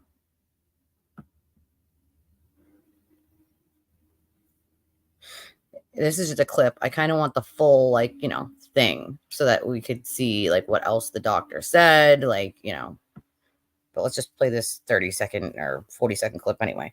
The freeze frame of her smiling, and the judge said, and I'm quoting here, "Excuse me, is this funny, Ms. Reed?" And then she said, "We're done." And that part of the record and the session was adjourned. There it was there on the freeze frame. Okay, Dr. Sue, what does this say to you? This is called the entitlement smirk. And people that do this smirk feel that they are entitled to special treatment. And that is what you saw and what your viewers saw right there. Smiling. Perhaps we can take. Yeah, see, we didn't get the full thing of it, but she called it the entitlement smirk, and I found that to be interesting. Yeah,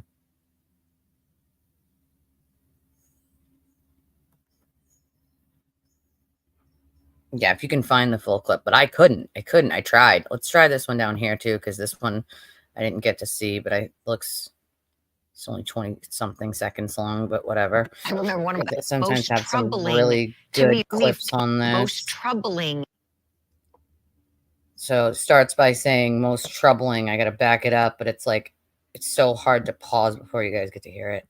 Most troubling to me for it all. I get that. I learned in law school. I remember one of my favorite professors was saying, people will lie to protect themselves. You're going to see that in criminal court. Get ready for it. And I sure did when I was a prosecutor. I saw it a lot.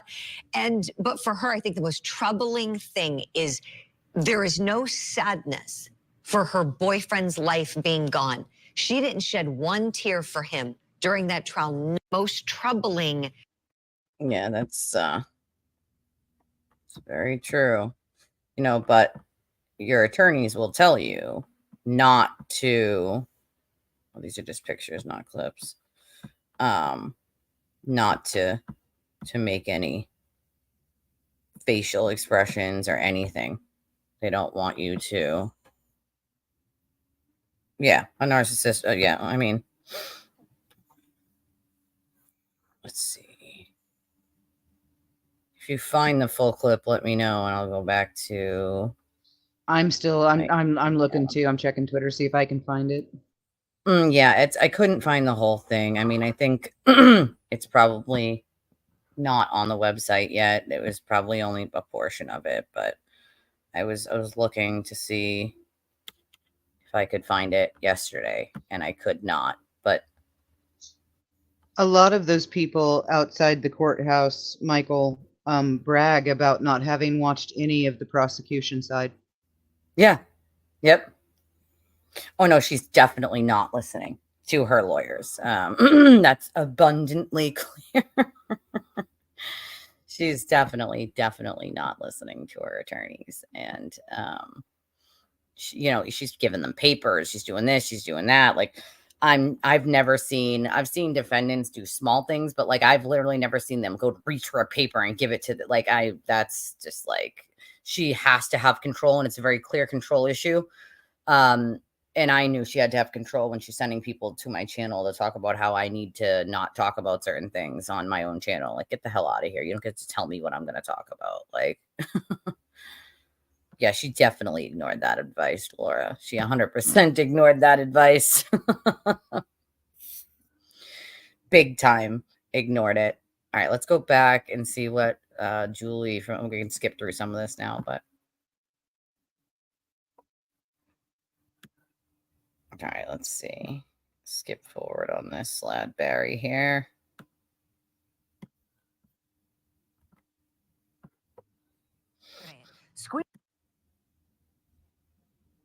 Hour on the other side. We're also going to take you to Dedham, Massachusetts, get you a live update from our Matt Johnson. Stay right there.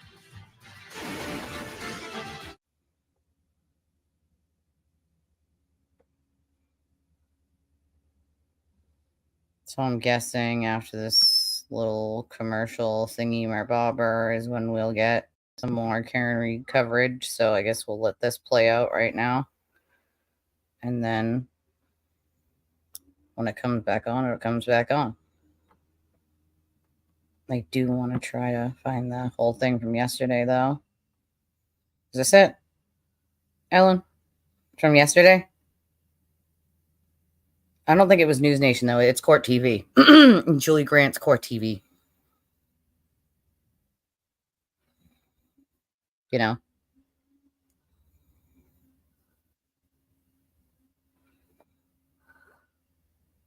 I mean, yeah, she was handing her attorney papers. She was doing all sorts of shit.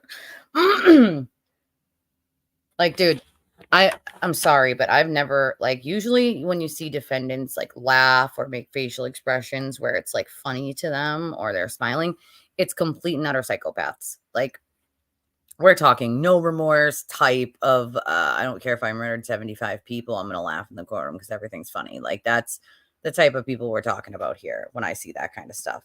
And like, you could what really gets me is she could control her face 99.999% in pretrial, but you can't control your face in a trial. Make that fucking make sense in any stretch of the imagination. Make that make sense. You know, make it make sense. It doesn't, obviously, for obvious reasons. She made so many. Actually, there was a good thing on Twitter. I gotta find it. I gotta hold on. I just saw it showing like what it looked like.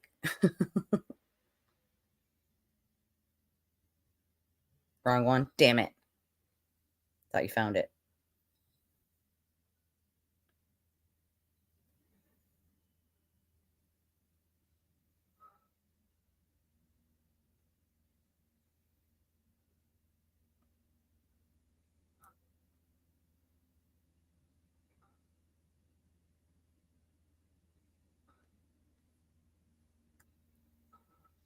I just keep running into people talking to and about Aiden and some guy out front that witnessed Chris Albert commit a murder 30 years ago Chris or Albert something. got in trouble for a drinking and driving accident where someone died, and I think he fled or something like that, which he was like a very young, and that was a long time ago, and he paid his dues for that. So he didn't murder someone. I mean, technically, I guess you could call it a homicide if it's vehicular.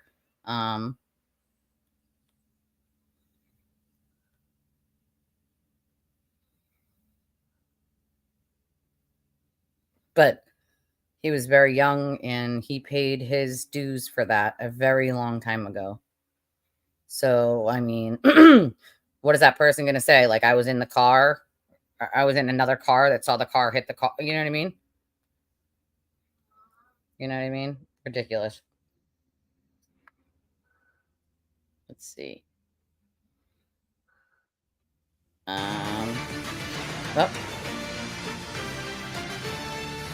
Welcome back to Court TV Live. I'm Ted Rollins. Glad to be with you. 10 hours, 6 minutes and counting. That is how long the jury has been out so far in the case against Karen Reed. Puts us on verdict watch in this high-profile trial, which we've been on now for a few days. There's a look at the defendant.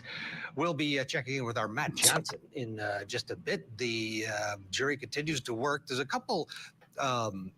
There's that 1 hour break that'll come between 1 and 2 o'clock. So another 2 hours here will be pivotal. Then we'll have radio silence from the jury. They can keep working, but we won't find anything.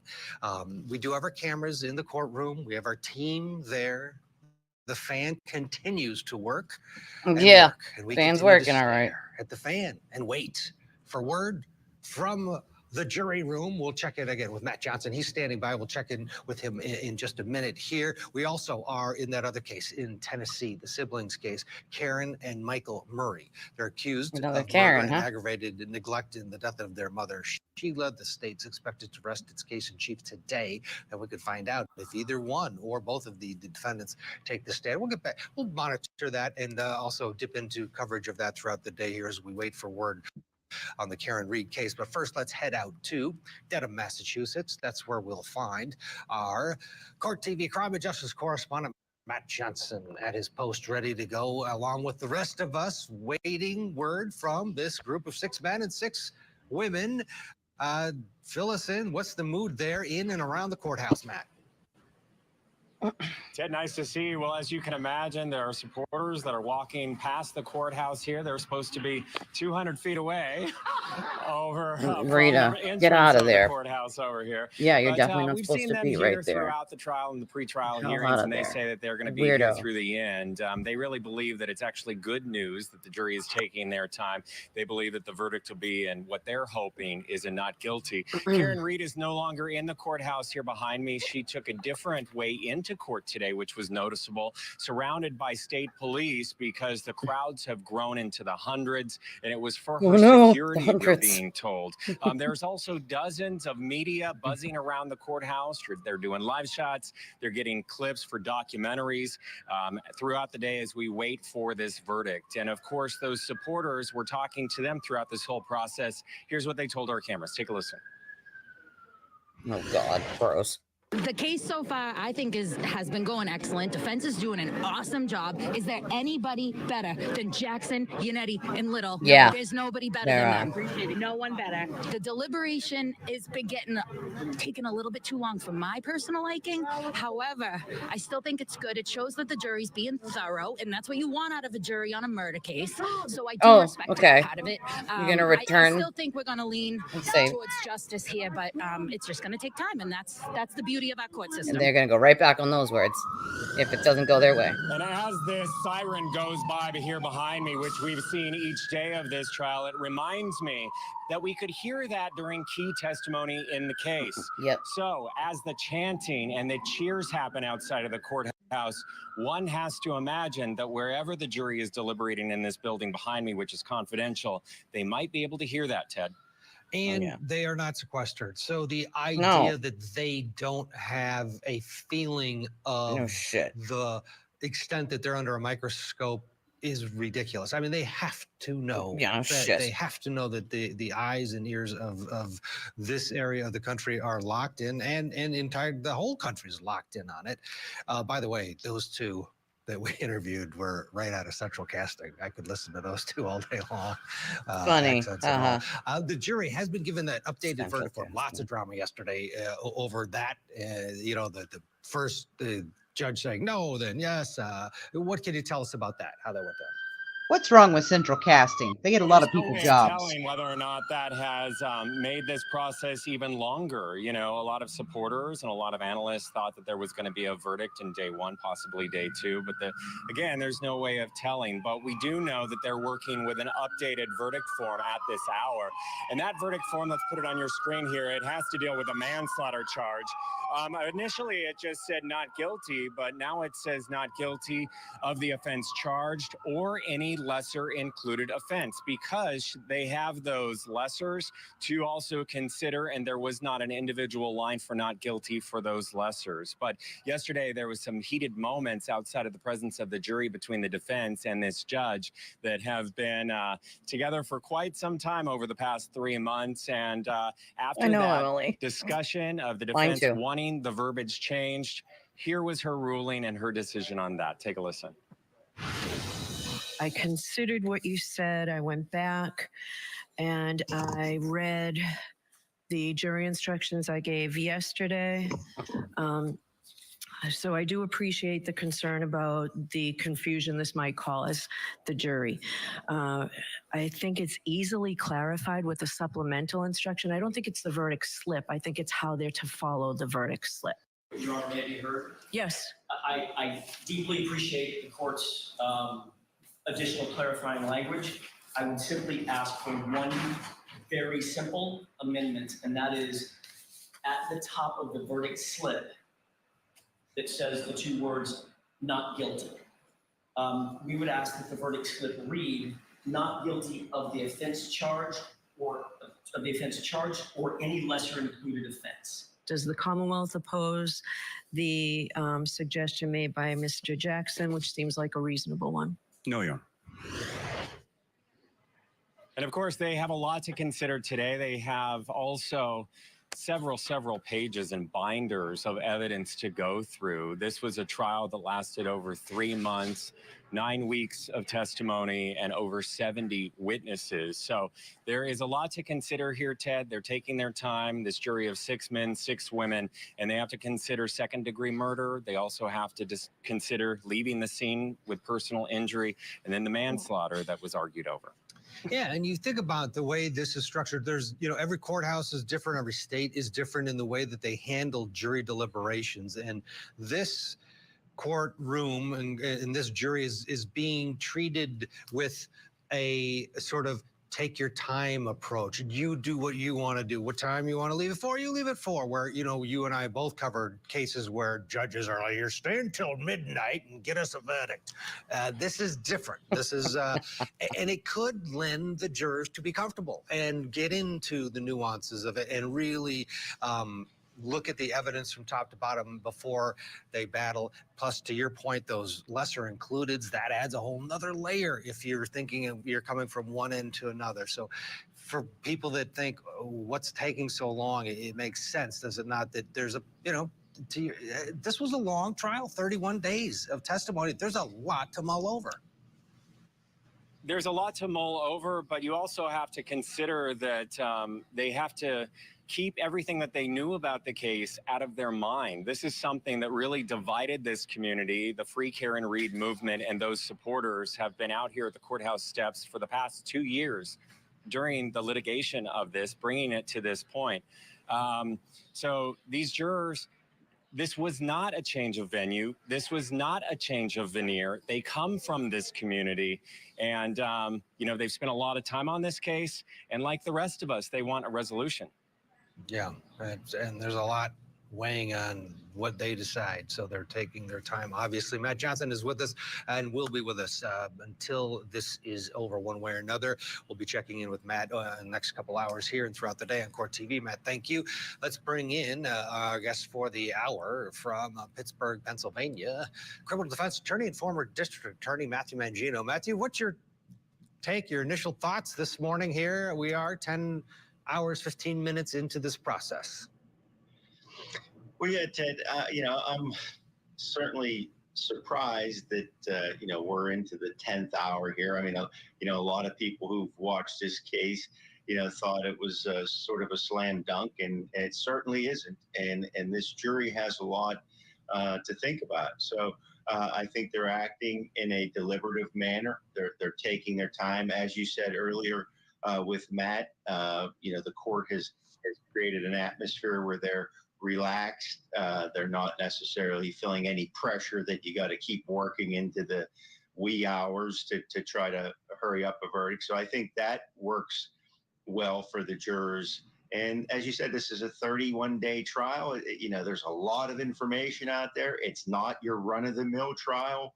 Certainly there's a lot of factors to consider. So I think the jury is taking their time and looking closely at the evidence. The fact that they're not sequestered in a case with this much attention, and I'm not just talking about people watching court TV.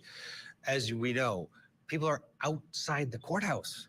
Okay, they're 200 feet away. I'm sorry. Those jurors are well aware of the fact that people are dialed into this, and they can't, whoever they are, they're going home and their relatives know, obviously, what they're up to. Should they have been sequestered, or because of the fact that they're from this community, they would have known anyway, right? You could argue either way. What's your take on the fact that, and how much outside influence do you think they are feeling pressure-wise? Well, Ted, first, with regard to a change of venue or a change of veneer, bringing jurors from a different place in, the threshold, as we well know, is, not whether you've heard about a case, because it would be impossible to live in that community and not have heard about this case, but whether you can set aside what you've heard and still be fair and impartial. And the judge was confident that he could find jurors who would be able to do that. And there's a process, as we know, voir dire, where people are questioned about that. The other issue is sequestration. would it have been wise to keep these jurors, maybe even just during the deliberation process, sequestered so that they don't have any contact, no outside influences, things like that? I mean, frankly, if ever there was a case that cried out at a minimum for sequestration during deliberations, this would be the case.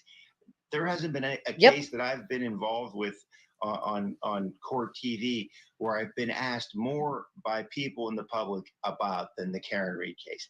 This has generated an enormous amount of publicity, and it might have been better to keep this juror sequestered during the deliberation process. What is get you back into your prosecution hat? What are they going through right now? They have been the target of a lot of these free Karen readers. This is a government agency that has put on a case. They knew they had weaknesses with Trooper Proctor, et cetera. Back in your day, what's going through your mind, Ed, knowing that the community is watching this so very closely? Well, yeah, I mean, right now, this is, a very tense moment. I mean, you're reliving the entire trial in your mind over and over again. Did I do the right thing? Did I present the right witnesses? Did I ask the right questions? This is really a grueling period of time for both the defense and the prosecution as you sit there and wait for these jurors to make up their mind. You're always second guessing yourself. And what I've found as a prosecutor and a defense attorney, in the end, you're always surprised by what jurors thought was the most influential piece of evidence or witness that turned the tide in the case. It's inevitable. What you think, what you focused on as an attorney is often not what jurors have zeroed in on to make their decision. Yeah, good point. Where you're thinking, oh, my weakness is this or my strength is this, and they come back and tell you a totally different version of what they saw. And we were seeing this play out because our audience is seeing they're seeing the exact same evidence and taking away two different feelings from it. In fact, we have a poll out. We want to know what you think about this verdict. You can vote on our YouTube channel or on X, formerly known as Twitter. Right now, here's what the viewers are thinking. Guilty, 6%. Guilty of manslaughter, 11%. Not guilty, a whopping 72%. And hung jury, just 8%. Matthew, I would think that the hung jury folks would be higher. That's where I kind of lead, because to your point earlier, You can't you listen walk to those around polls and because it's people all want to know, hey, filled with free Karen Reed people. What do you think? And everyone has a different, B. Tim brought up a great point really happened about polls yesterday. What do you think? He did, yeah. Well, the thing that I'm sort of most troubled by, so to speak, is that in terms of the defense, and the thing is, RP, most of the people who believe she's guilty aren't invested enough to vote in a poll, and the polls are being posted on sites that are blatantly pro FKR. So that's who they're asking. As a defense attorney, been much more comfortable to approach this as just a terrible investigation, shoddy police work, and not really pointing the finger at multiple individuals being in on this conspiracy. So I think they built their own sort of hurdle that they have to get over. I mean, I have to think that the jurors are sitting there mauling the fact that how could everybody be in on this? What was the reason for it? And so, I think that's what jurors are trying to work through right now. Was this a conspiracy? So to that point, Matthew, if I don't believe it's a full conspiracy, am I then making the leap of saying, well, then Karen did it? Did they not do a good enough job of saying maybe it was the snow, maybe one of the two snowplows, maybe it was he slipped and fell, maybe it was. Did they go all in, to your point, maybe too all in? At least from my perspective, I think that I don't want to create my own mountains that I have to climb. I don't want to put the sort of the prize out of my own reach. I've set out from the beginning that this was a conspiracy. Have I made it more difficult for myself because of that? Because now if the jurors are back there saying, hey, I don't think this was a conspiracy, maybe the police work was bad, maybe some of the witnesses are biased, but this isn't a conspiracy. So now that opens the door to, well, what is it? So I think that, listen, Monday morning quarterbacking, always looking back and saying, I would have done this, I would have done that. We'll see what this jury does. And that will dispel any of those concerns that I have, or maybe increase them. I don't know. Yeah, and to your point earlier, it'd be fascinating if some or one of those jurors shares with the public what really they did gravitate to in deliberations and in their own minds as they went through this process. We'll continue to sit with bated breath. We are Increasing what concerns? If there's no conspiracy and he's still dead, she did it. Eric, we could stare at this for hours, actually. 10 hours, 23 Agreed. minutes and counting. We wait for the jury to decide the fate of Karen Reed. When we come back, we'll also head back to Tennessee for more testimony in the trial for the brother and sister charged with the murder of their mother. Stay with us. The action was just to pull out the revolver, and it went off. Oh, that's Russ. That's the Alec Baldwin stuff. Hurry, hurry, hurry was the motto on the set. Right away, let's reload. Alec Baldwin claims he didn't pull the trigger. Well, the FBI disagrees. It's not going to fire until you pull the trigger. They really do have to show that he couldn't care less. The case against Alec Baldwin. I do think he's going to end up out millions on this because as the producer, he is ultimately liable for Elena's death. He just is. It sucks all around because obviously it was a terrible accident.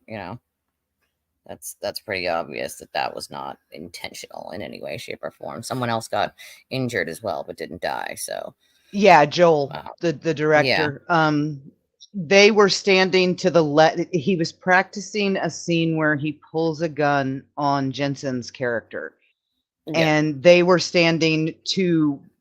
If Jensen had been there where they were blocking, she and the director were both standing to the right. So for him to have hit them means that he was aimed slightly to the right of where he knew Jensen would be standing. Right. But he wasn't necessarily allowing for them to be standing where they were. Right. Agreed. Are you not busy for a second? I got to return this phone call. Oh, yeah. Yeah, I'm good. All right, you got this? Okay. Hold on. Yep. All right. Yeah, I don't understand. I mean, what either increase or decrease my concerns for the jury? Well, congratulations. I mean, everything that happens in my life either increases or decreases something about my reaction. Like, hello, congratulations. I'm glad you're alive. I don't get what he was trying to say there at the end. It didn't make much sense. And I mean, you have two theories, right? Because they really didn't close on the weakness of the investigation. They concentrated on the intentionality of the investigation. Well, if the jury just finds that they screwed up a few times and it wasn't a perfect investigation, but they also don't find it to be intentionally corrupt or covered up, what is there to be concerned about? I don't get it.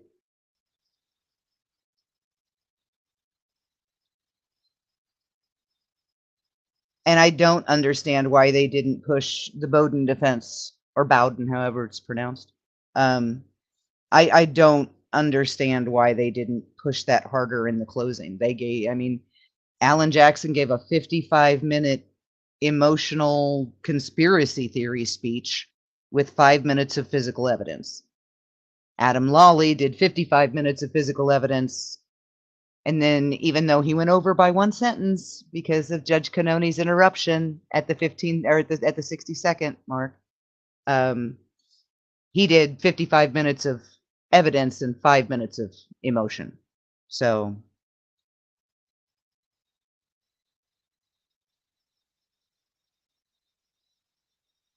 no, you do never know with a jury. And I mean, I'm no jury expert. I'm no Phil McGraw. I didn't get a degree in psychology just so I could manipulate jurors' minds for a living. He did that. There's a show about it. But I personally just kind of, the juries are human. They're people. They're just people. But they can't know what they don't know. So if they have truly been removed from all of the conspiracy talk, if they have truly never heard any of this, then I don't know that Jackson was effective at all, because if they had no idea what he was leading up to or what he was trying to say, he was just attacking witnesses every time they sat down. It just, I don't know. I think if you weren't exposed to the conspiracy theory in any way whatsoever, and if you truly did not know it existed, I don't think Alan Jackson got him there. I just don't.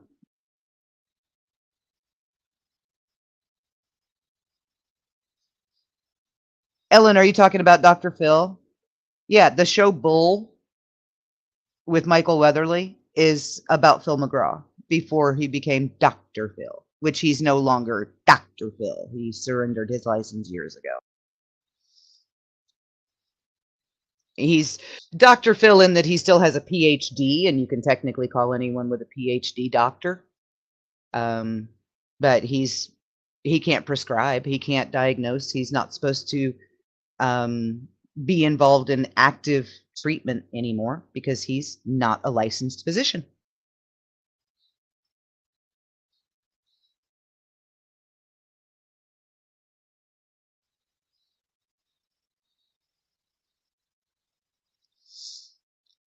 Yeah, I never liked I never liked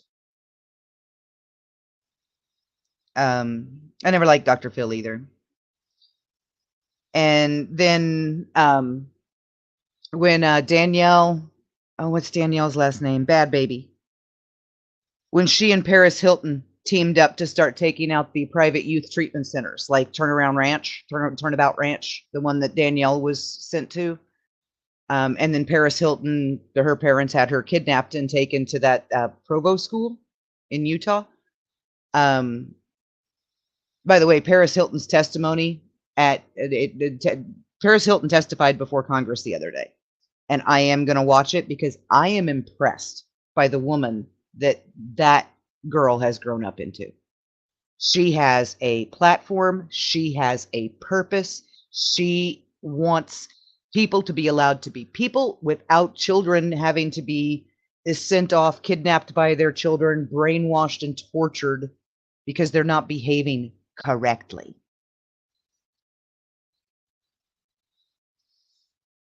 And that's the first time I've ever said in my life that I was looking forward to hearing something Paris Hilton had to say.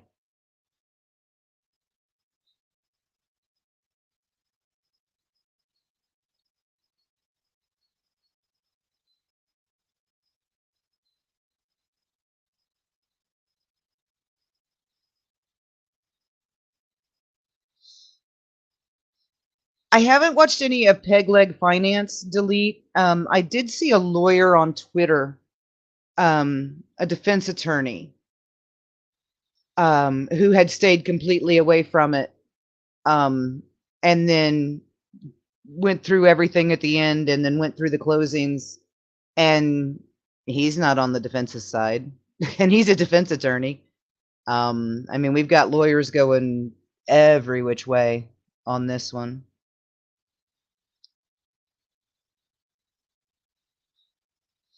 Emma, I can see, preferring judges to preside, but the whole point of the jury is to make sure that the government can't railroad you. And the fact that the 3 people are judges makes them government representatives. And the whole point of, the judicial system here is that our justice is in our own hands, the citizens. So that's why the jury is such a big deal. Oh, Ellen, I am not a wonderful collection of knowledge. I have been telling people since I was like 14, 15 years old, I have a head full of completely pointless knowledge. Don't know why anyone would need to know 95% of the things that I do. Why do I still remember my house number, my phone number, like the house phone? I still remember my house phone number from a town I only lived in until I was 5. Why do I still remember that? I haven't called that number. I've never called that number in my life because I was 5 when we left, but I knew it. And it's still stuck in my head from 1978. I can't get rid of it.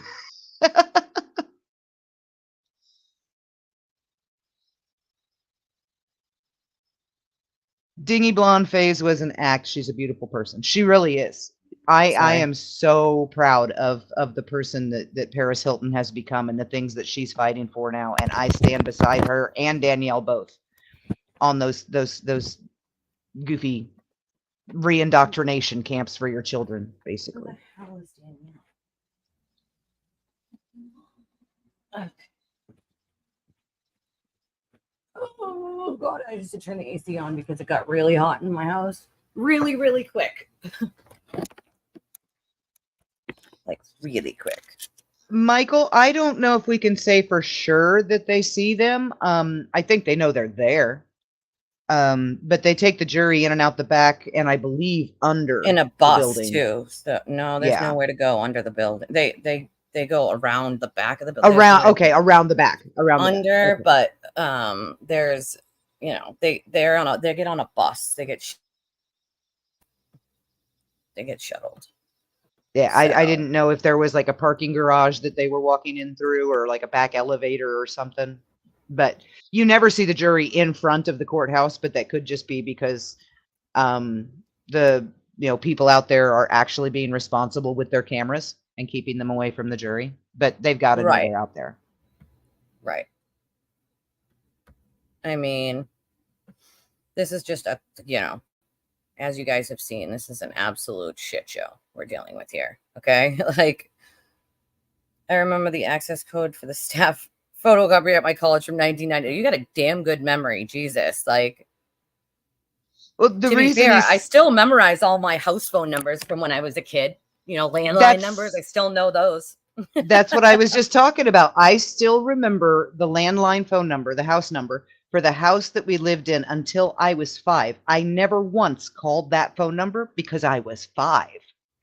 Right. But I knew it and I still remember it. 1978. Why do I still have those 7 numbers in my brain?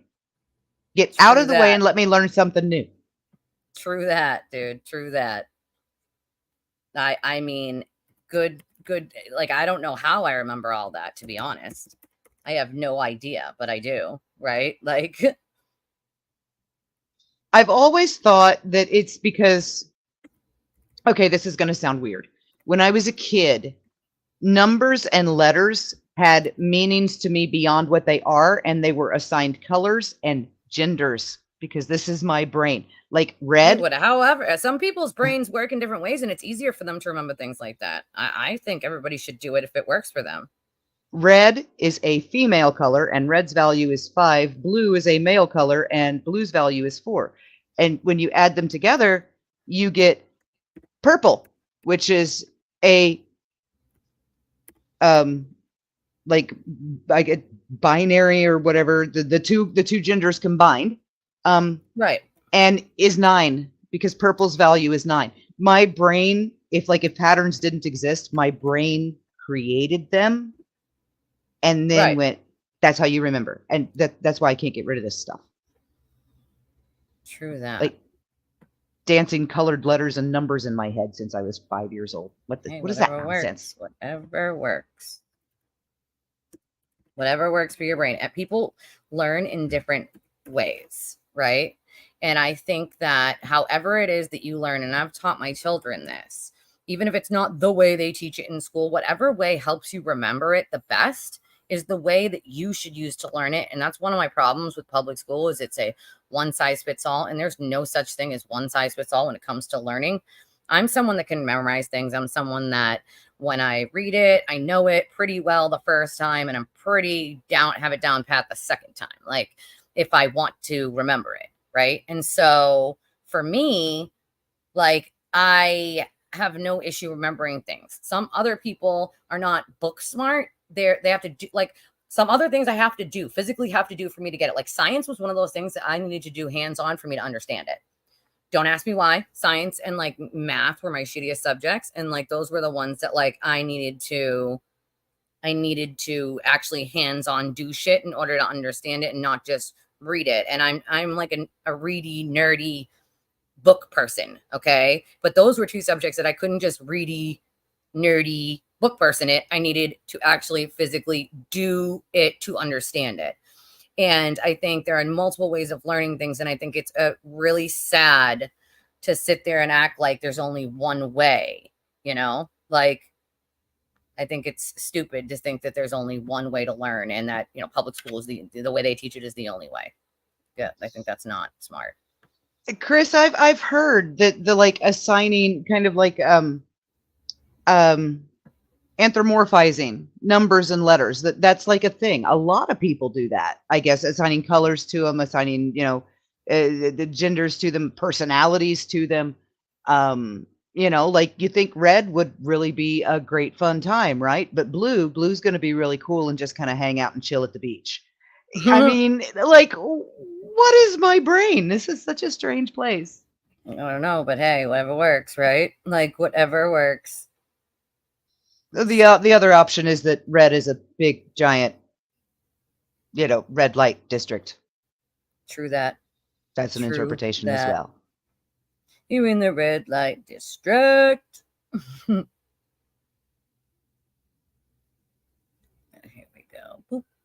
Sorry, I'm trying to do something here and it's driving me bananas. It's important that I do this today.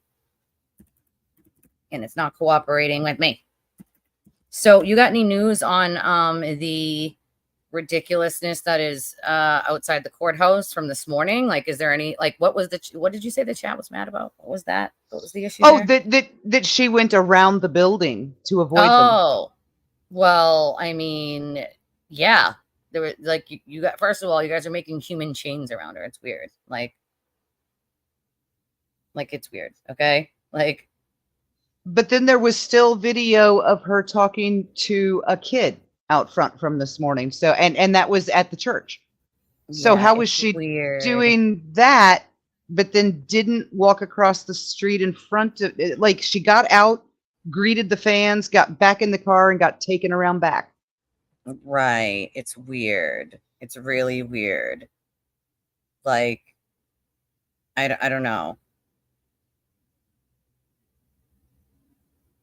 What the hell? I like Lawyer Lee. I've seen a few of her takes, and I really, really like the way Lawyer Lee is approaching this. Her voice is so calming. Her whole demeanor is so calming. She just seems like the friendliest person ever. Right. I really like Lawyer Lee. Weird.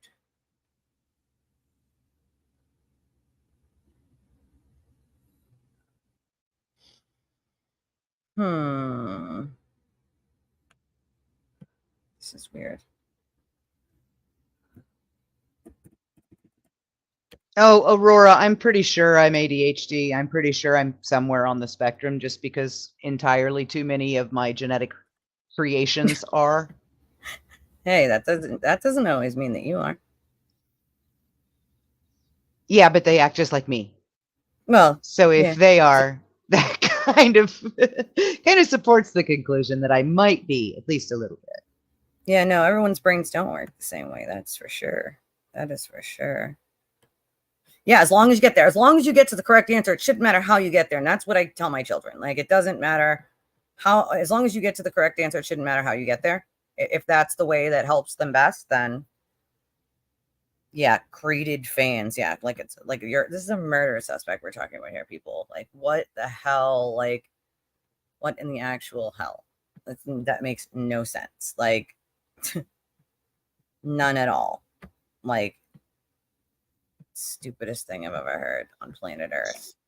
Ellie, it does not surprise me that you said that, because now that you've said that and I think about it, Lawyer Lee reminds me a lot of you.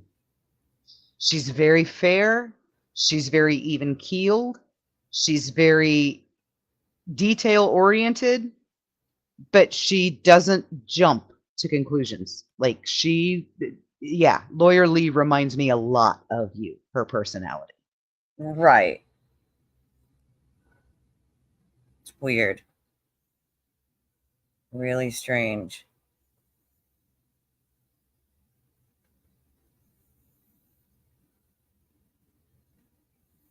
Let's see.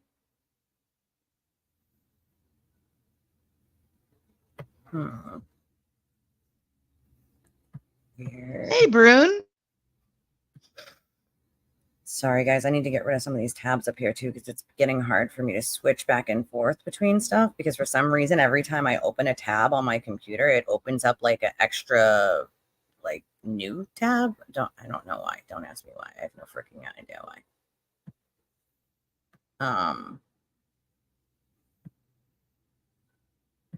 What the heck? Also, if you guys haven't already, just for funsies, make sure. Oh, that's good. That's good.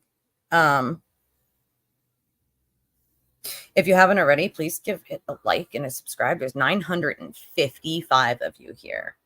So I'm hoping that some of you will like on YouTube for me, subscribe on YouTube for me, so that sometimes when I do streams and they're not on X, you can catch me, because they're not always going to be on X. So I'm hoping those of you that do enjoy the content will hit the like button over on YouTube, will subscribe. And if you can, please think about donating to the channel. I'm a very teeny tiny channel, and I only run on donations from people like you. So if you don't hear me reading them, that means I'm not getting them. I do read them out loud. If you would like to remain anonymous, all you really have to do is write A or AN. Or ANON if you prefer, in the line where you would put a comment or a question. And then you can always put a comment and question as well. I'll still read it. I'll just read it as anonymous. Some people prefer that, you know, their names aren't said, and that's totally cool. I totally get why. Some people don't want to be harassed if they change their opinion and they want to keep it private. And I don't disagree with you guys. You are entitled to that. And so I will keep it anonymous for you. Some people are just always anonymous. I know to read it always anonymous. I appreciate it. It's a joke from this morning, Delete Parsons making, because we had a troll this morning that came in and was like, there's only like 2 people watching from whatever. I think they might have been on YouTube. It was when I first started streaming, and there was already like 500 people watching on X or something like that. So, but if you can, the best way to help the channel is to donate, because I have costs I have to cover before I ever make a penny. So if you can, that's the best way to do it. But obviously I appreciate all of you just watching, sharing, subscribing, liking. That always helps the channel too. And I want to grow my little channel. I like my community here, and I want to grow it. I want to continue to grow. But what I won't do is lie like some of these other people to grow it. I don't care if it takes a million years. I'm going to grow the correct way, not the wrong way. So there's a ticker at the bottom that always shows how to donate. I know it's small. That's why I popped up the big one. I can't make that one any bigger, but that ticker at the bottom will always scroll, and that'll give you all the options, which is Cash App, Venmo, or PayPal if you're out of country. And I appreciate that.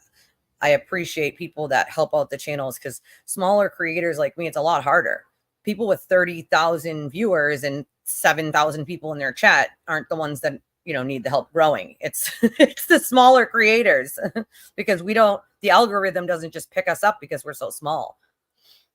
Unfortunately, I feel like they should build into the algorithm smaller channels to give them a better chance of being able to grow, instead of always picking up the bigger channels. It's kind of obnoxious.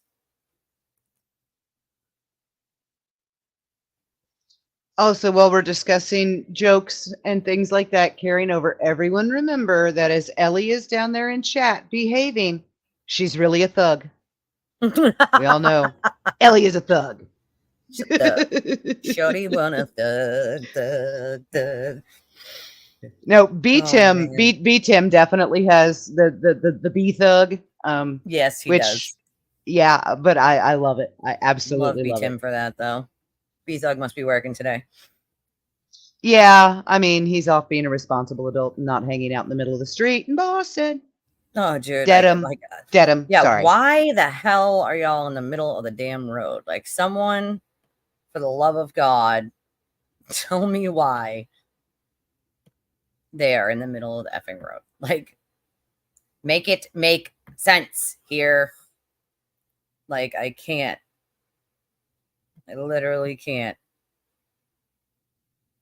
Absolutely stupid. Let's see. No, no, no, no, no, no, no, no, no.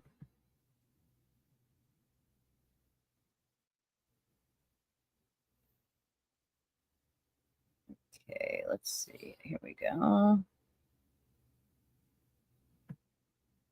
Sorry, this is like obnoxious right now. And it's not popping up. And I need it to.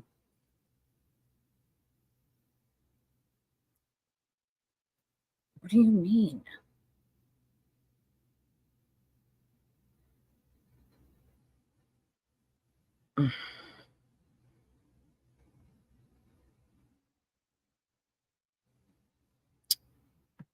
Sorry, I'm trying to do something really important that I have to do for everyday real life, and it's not like being obnoxious right now.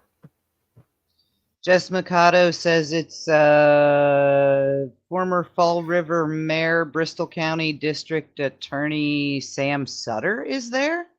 I have no idea who that is or why that matters, but it doesn't matter in any way, shape, or form. Like, what? Like, why does that, like, again, I don't know why anybody listens to a single thing that she has to say. She has proven that she not only doesn't follow journalistic ethics, that she doesn't check her information, that she will share bold-faced lies, and that she just wants to gain clout with the sewer turtle. So, I don't know. No idea what the hell is the deal there. Like, crap.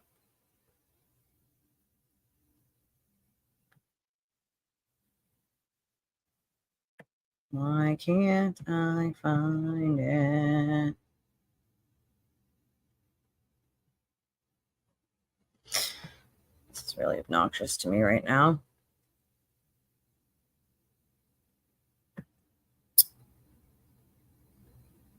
Yeah, probably preparing himself. Check Discord. Hold on. Let me see. Which part? Which thing on Discord? Which Reed Whacker? Which one? Let's see. Let me see. Let me see. Oh, wowzer. Some of these people. What in the I have to share this. Hold on. Let me get it bigger first. No, no, not visual search. I just want it bigger. I just want someone to tell me what the hell is going on here. Why is the sewer turtle signing the naked chests of young children? the hell? Like, what the hell is really going on in life today is what I would like to effing know. Like, what is happening in life? Someone freaking tell me. Like, it's really effing strange what these people do. Someone explain to me what is happening. That looked odd. Shit, this is not working for me. I gotta give me a second. I gotta try to figure something out. Okay, so while she's doing that, I will talk again, I guess. Oh, we also are waiting, just not for any lawyers. We're waiting for the 12 common people whose sworn duty it is to resolve this trial.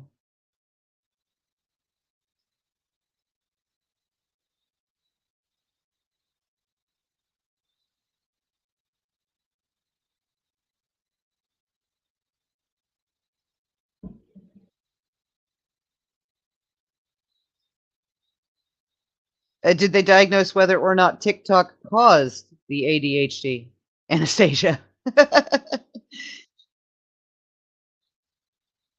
Because I don't think TikTok helps people's attention spans much.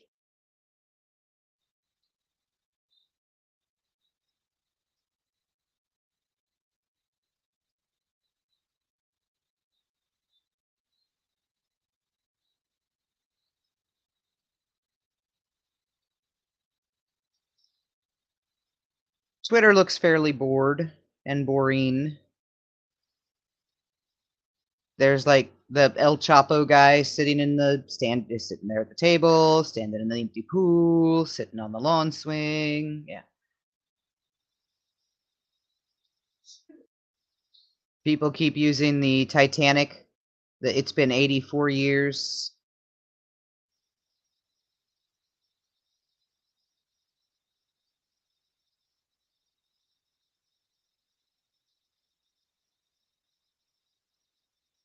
I mean, at this point, since they've been in there for 2.5 hours this morning and they were at 9 yesterday, so we're, what, 11.5? Just short of 12 hours?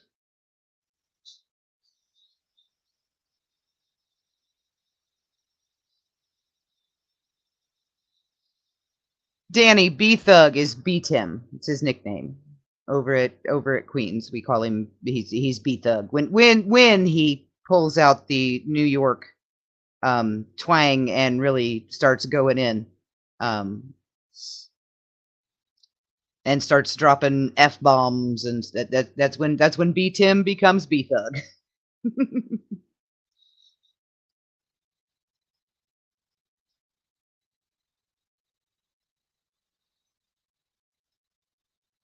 Oh, now I don't know that they would let a skywriter up. I mean, they've got news helicopters and everything else up in the air above that courthouse right now, and I don't think they would want much else above a courthouse.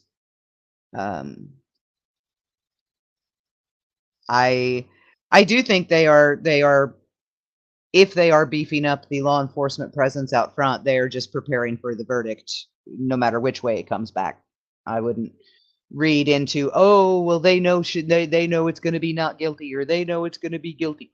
All those people out front can screw some stuff up. Will they? I hope not. I don't think so. But they absolutely have the ability. I mean, they had the ability when there were only 35 of them out there. They definitely have it when there's 250, 300 of them out there.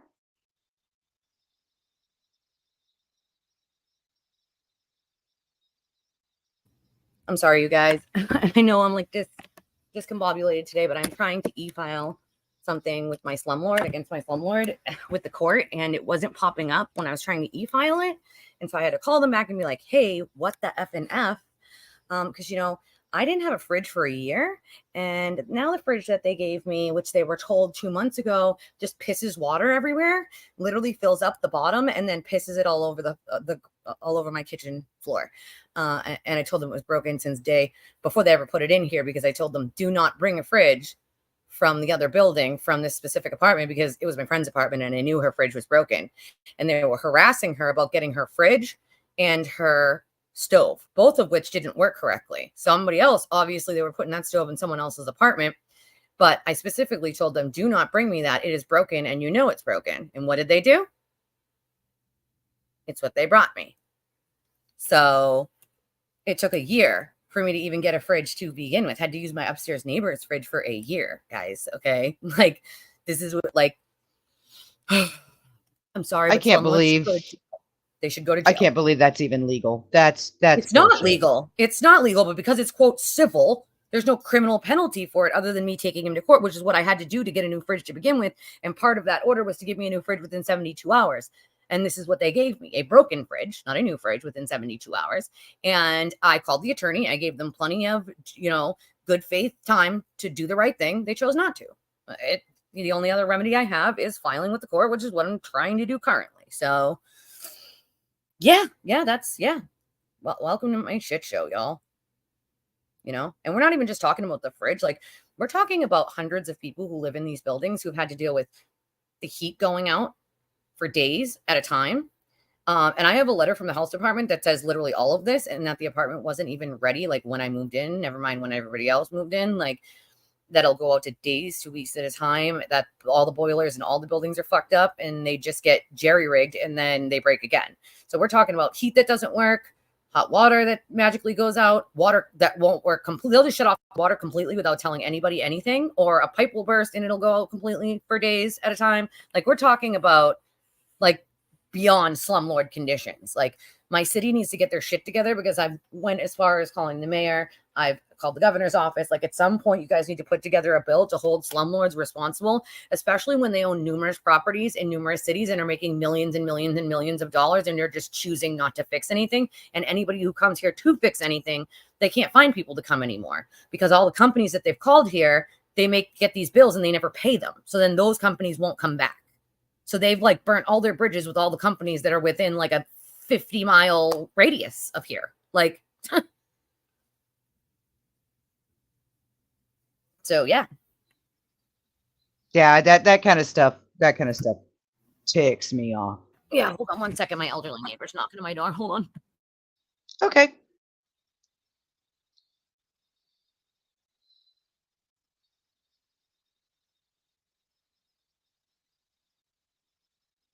I am reading the chat.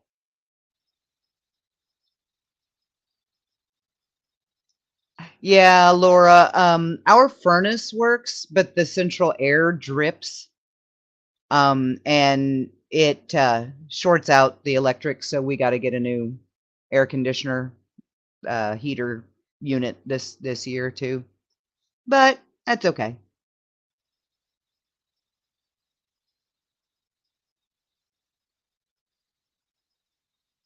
I ain't reading that. Well, I mean, I did read it, but I ain't reading it out loud. Ha ha.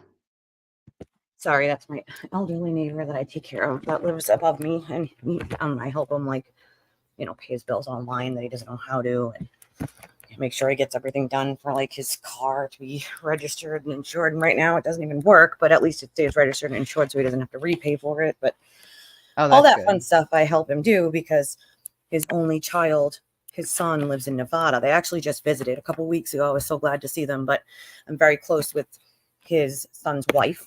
And they live in Nevada. So I'm literally their eyes and ears. I'm the only person that can help take care of him, make sure he takes his meds, make sure he cleans his CPAP, help him, clean the house a little, carry his groceries up. Like we just do stuff like that. Like my husband will do it if I'm not here, and vice versa. But I mean, we just found out that I could have been getting paid probably to be his PCA this entire time. But listen, I have thought about it, and I kid you not, like I'm at the point where, like, in the next 2 weeks, I'm like, is that a possibility? Like, if I knew anybody in the Midwest that would welcome me with open arms, I'd do it. I kid you not. I literally kid you not at this point, because I can't afford this. I can't afford Massachusetts. I don't think anyone can. Like a 3-bedroom, 200. Okay, so let me just tell you what a 2-bedroom, 1-bathroom, tiny apartment costs in Mass. Are you ready to choke? Are you ready to choke? We're talking $2,100 to $2,600 for a 2-bedroom, 1-bathroom, tiny apartment with nothing included. No utilities, no nothing. No nothing. No nothing. No nothing. Like, I kid you not. Like, so never mind what a 3-bedroom, that's, you're going closer to 3,000. Between 26 and 32 for a 3-bedroom, and you want 2 bathrooms, you're adding more to that. So yeah, that's what we're talking about here. It's disgusting, is it not? And then again, you got to remember the utilities are through the roof. So your cost of like electric, your delivery charges are more than what you actually even use in electricity. So even if you use like $40 in electricity, you're going to get a bill for $80 for just the quote unquote delivery of that electricity, which is utterly ridiculous. They don't deliver electricity. Let's get real here. But you're getting that, and then you got to pay also on top of it what you used. And sometimes they estimate it to be assholes. I mean, last year they tried to tell me that I used the most in August, and I wasn't home almost all of August, and everything was shut off. So at that point, I knew they were scamming people, but nobody does much about it because where I live, it's a municipal. So it's a town electricity and not like a big conglomerate where they're more held accountable. It's a municipal, which makes it worse because they don't think that they should be held accountable. They just think they can do whatever they want whenever they want. So The only municipal utility we have is water and sewer, and then trash pickup that are all included together. Yep. Pretty much. We, like that's all the stuff you got to pay.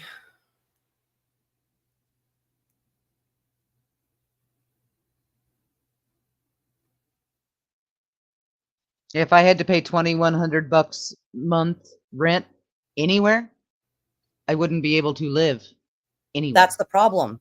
That's literally the problem that we're having here in Massachusetts. That's literally the problem. Minimum wage is, I think, $15.75, where most people make over minimum wage, but still minimum is 15 or $15.75, something around there. I don't know exactly what it is because I haven't worked for minimum in a very long time, but companies aren't willing to really pay you much more than that anyway. 20, 25, like, and they stop around there no matter how like much you. What the hell? Why are there so many options on this? What are we optioning? This thing I'm trying to file. God damn it. No, no, no, no, no, no, no, no, no, no, no, no, no, no.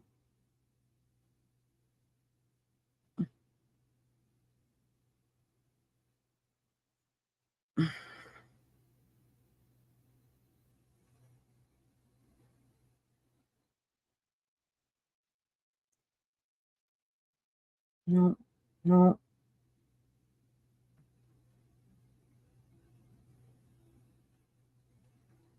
No.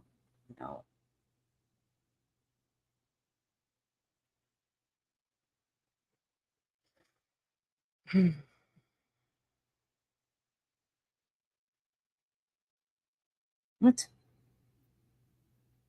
Optional. It's optional. Optional.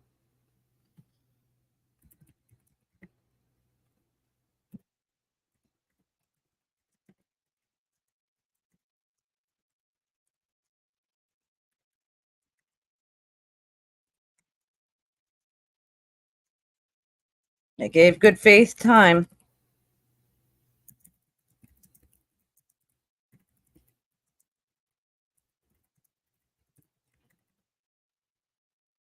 Okay, see copies.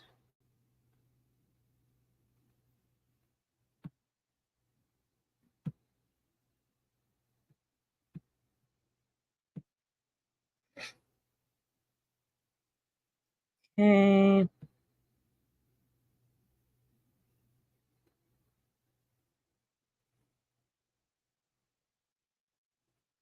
No, no, no. Yep, there's no fees on this. Thank God.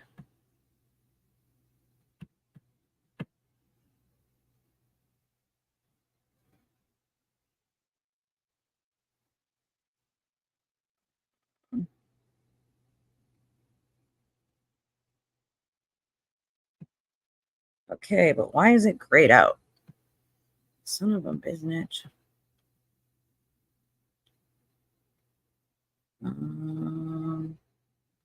Really? It literally won't let you submit until you add a payment account, which is ridiculous because you don't have to pay anything to do this part because it's our. This is annoying. Like,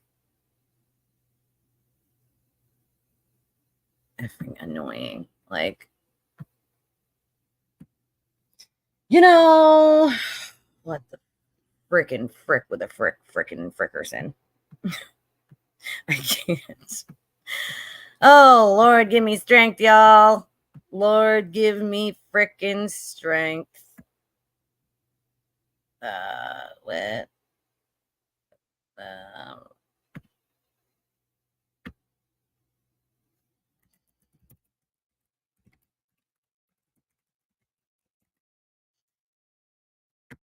Okay.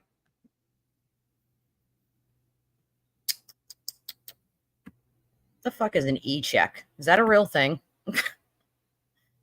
Like, is that a real damn thing? Can anyone tell me? Is that like a real thing? Is an e-check a real thing? Ugh. Oh yeah, no, that's not okay. That's not okay. Like, it is not okay. It is. It's a thing. It's a real thing. Like, ugh. I mean, yeah, it can be done, but you'd have to have the money to do it, Chris. That's the problem. You'd have to have the money to do it. And I do not. Yeah, cheaper areas are around higher crime. That's true.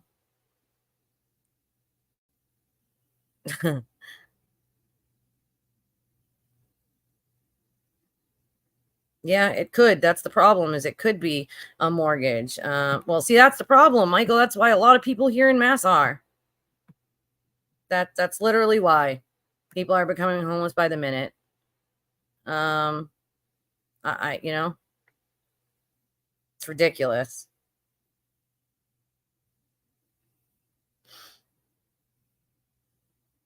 Hey, listen, you guys take all the smoke breaks you want, but didn't you know it's bad to smoke? They'll throw insults at you and be like, "You sound like you smoke 7 packs of cigarettes a day." Like, first of all, FYI, people, I didn't start smoking until I was 21 and I got off opiates. So, yeah, I know, stupid thing to do, but I didn't start smoking till then. I've always had a raspy voice. Sorry, I was born with it. Can't, so if you don't like it, you can fuck off. But I was born with a raspy voice, so it's just my voice. And I don't even smoke a half a pack of cigarettes anymore a day. I got a vape and I'm trying to quit because it's just not good for you. And I'm a very active person, except when I have a fibro flare. It's been really painful lately, but I like to be very active. I like to do things like hikes, and it's not so easy when you smoke, you know, hurts your lungs. So I'm trying to quit.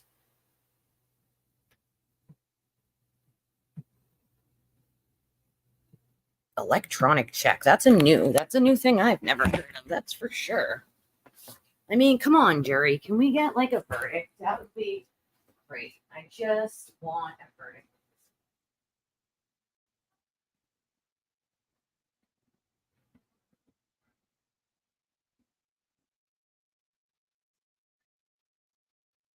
Super duper. Something at Barney used to say when I was a kid. Super duper. Super duper. So, yeah.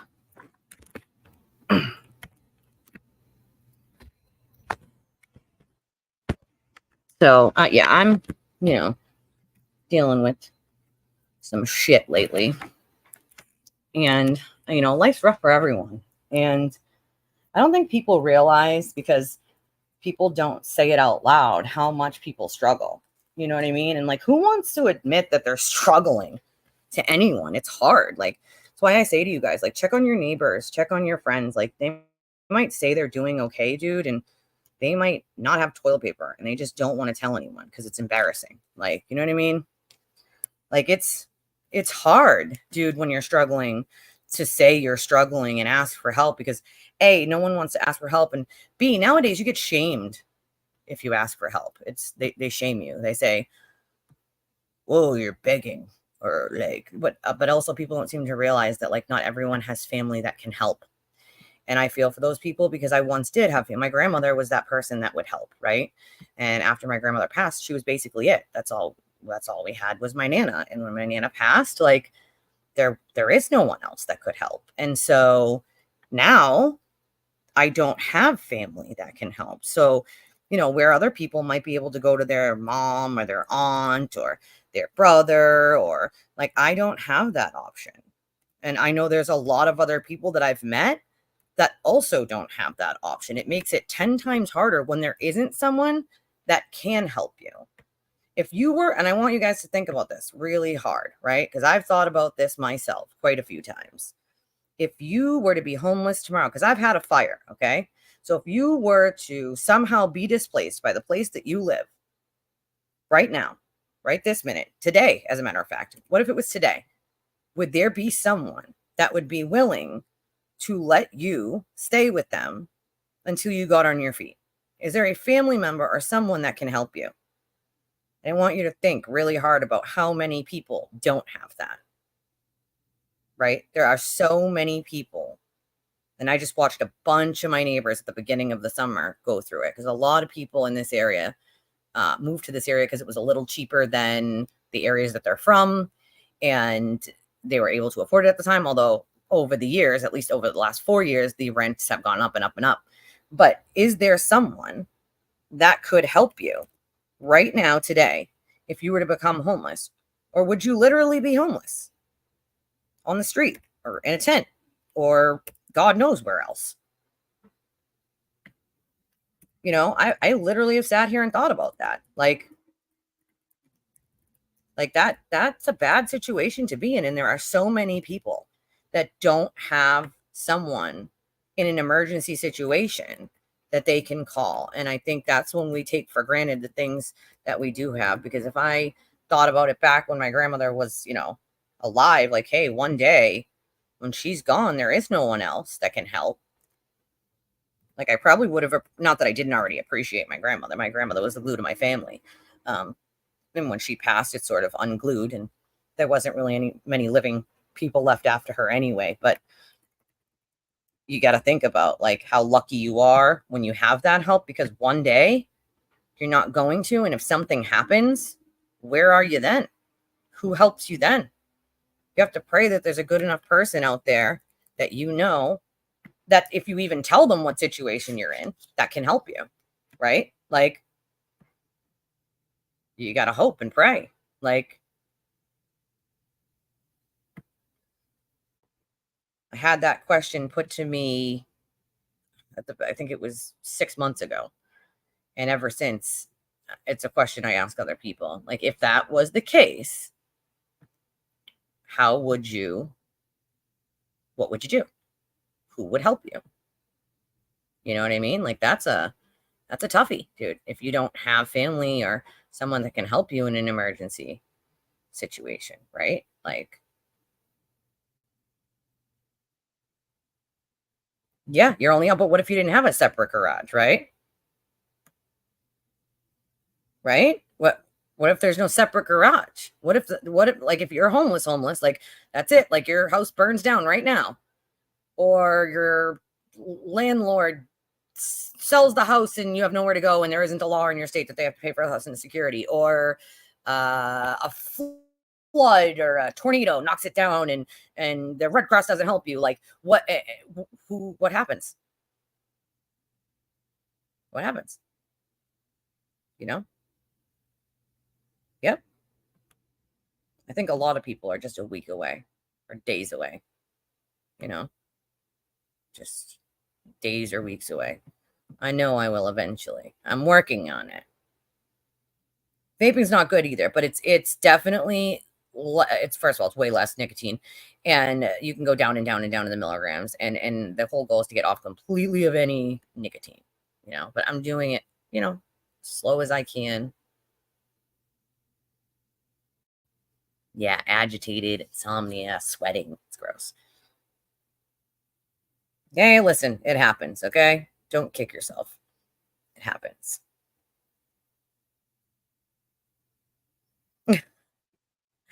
I can't promise the jury won't in the next 30 or 40 minutes. I can promise between 1 and 2, you won't hear anything except lunch.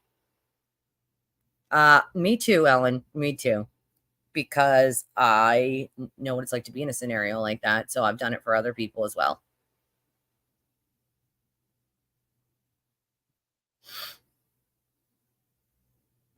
Yeah, I did. I sent it to you this morning. You didn't get it? I sent it to everybody this morning. All 4 of yous.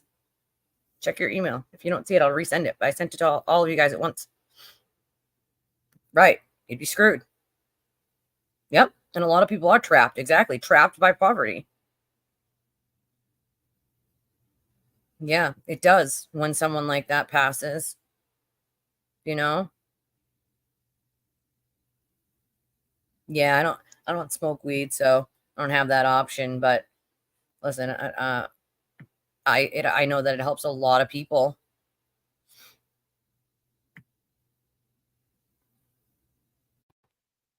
Why is this being such a pain in the butt? I just want you guys to like woosah and give me some good thoughts of a jury coming back today on a guilty on one of these charges. Just one. That's all we need. Just one. Okay. We need some sort of justice, and we just need one. Just one. One. Doesn't need to be all, doesn't need to be two, just needs to be one. Just one. Just one charge. And then some people can get some actual real life justice. Actually, a lot of people can get some real life justice, I should say. A lot of people. So, okay, here we go. This, and then we're going to check the cesspool in a second. And I'm also going to check my phone in a second because you guys are smart enough to send me stuff that we can look at, and you guys find some good stuff and you send it to me while I'm live so I can show other people. And I appreciate when you guys do that too.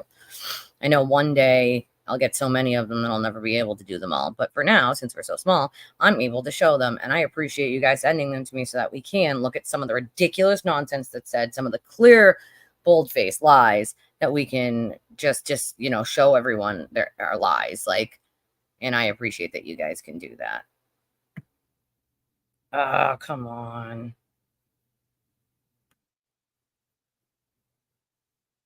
No. No.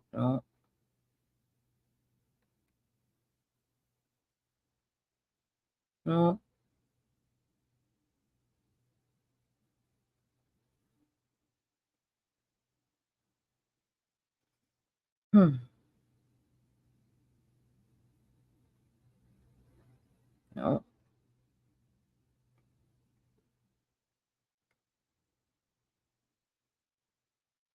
I don't need to do that.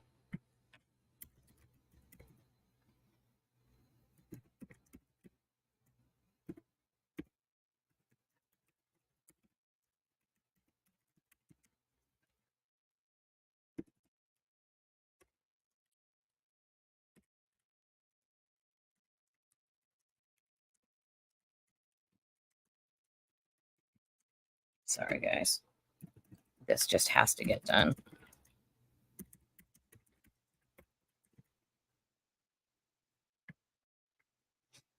Why does this, like, this is obnoxious that, like, this should be like a quick, easy, like, one done thing. Why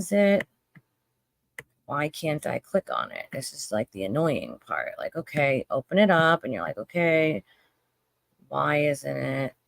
Click to select payment account. So there's no payment due here. So, come on. Lead document. Required? No. What's required? What? It's being, what do you mean, dude? It's being filed, e-filed. Like, what do you mean?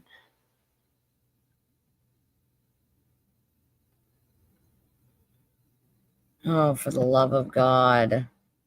It wants you to upload the document, but you can't upload the portable document. But no, it's not a PDF. Like, oh, for the love of Jesus.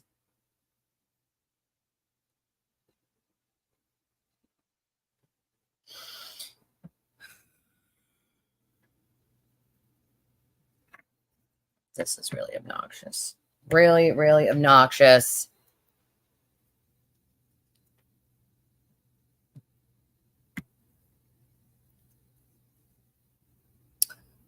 Oh, Chris, thank you so much. I got a $20 dono from Chris. I appreciate you, Chris. More than you know, honestly.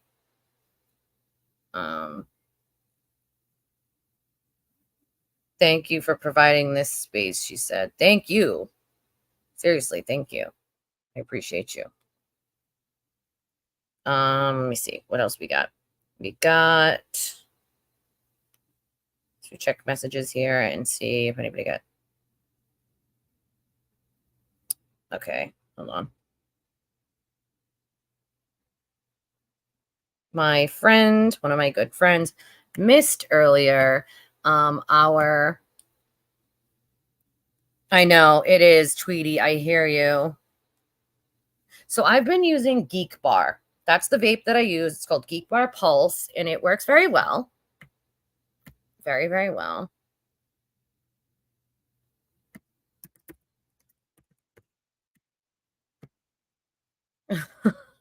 Sally, fabulous, Alibaba. Listen, I loved that movie when I was a kid, okay? It is. It's driving me nutty as well. Zyban. I'll have to check it out, though. So, yeah, I didn't start smoking until I was 21. I mean, I don't know. They might be. Do you think they're milling about? Like Meredith, do you think they're milling about in the room? I don't know. I disagree with that just a smidgen. Not that we don't have good safety nets. It's that the safety nets don't really help as much as people would think they are. So let's think about this for a second, right? You're in Massachusetts and you get the safety nets that we have here are welfare. Okay. And let me look up. Hold on. Let me see. Family. Let's say a family of 3. Okay. So if that's the safety net that you need in Massachusetts, you will get, for a family of 3, the max amount, you will get $411. Nope, sorry, $412.75 every 2 weeks. 400, yeah, 400. Okay, so that's family. Okay, so family 3, $412.75 every 2 weeks. So that's $824 and $25 and some change. So a month. Your rent is upwards of almost $2,000. If you're a family of 3, you at least need 1 bedroom if they allow that for square footage, because it has to be per square foot, has to be like, is only allowed so many people. So if you have to get a 2 bedroom. It's too small, not a 1 bedroom. So you'd have to get at least a 2 bedroom, which you're looking at anywhere between $1,800 at the low end, which is really hard to find, over $2,000 to $2,500 a month for a family of 3, and you're getting paid $824 a month. Right. So it doesn't even help you cover a quarter of your rent for even 1 month. So, I mean, yeah, that's for me, that doesn't make a good safety net when you're not even safetying someone for a full month of rent to help them get back on their feet, Oh, good. Sounds like you got good news, Anna. Okay, did you see my thing about the e-check? Honey, it sounds like I did. I saw it, yeah. Sounds like they turned the payment into an e-check. Well, I was just wondering what it was. It was an option. It said e-check, and then it said like that you could add to your account as like a payment option. And I was like, what the fuck is an e-check? Oh yeah. A lot of times, like they'll take some bank accounts when they run like a PayPal transaction, it can come across as an e-check if somebody has like a business PayPal. I have one of my friends, and if I send her money, I have a business PayPal. That's what mine is right now. Okay. So that's probably why.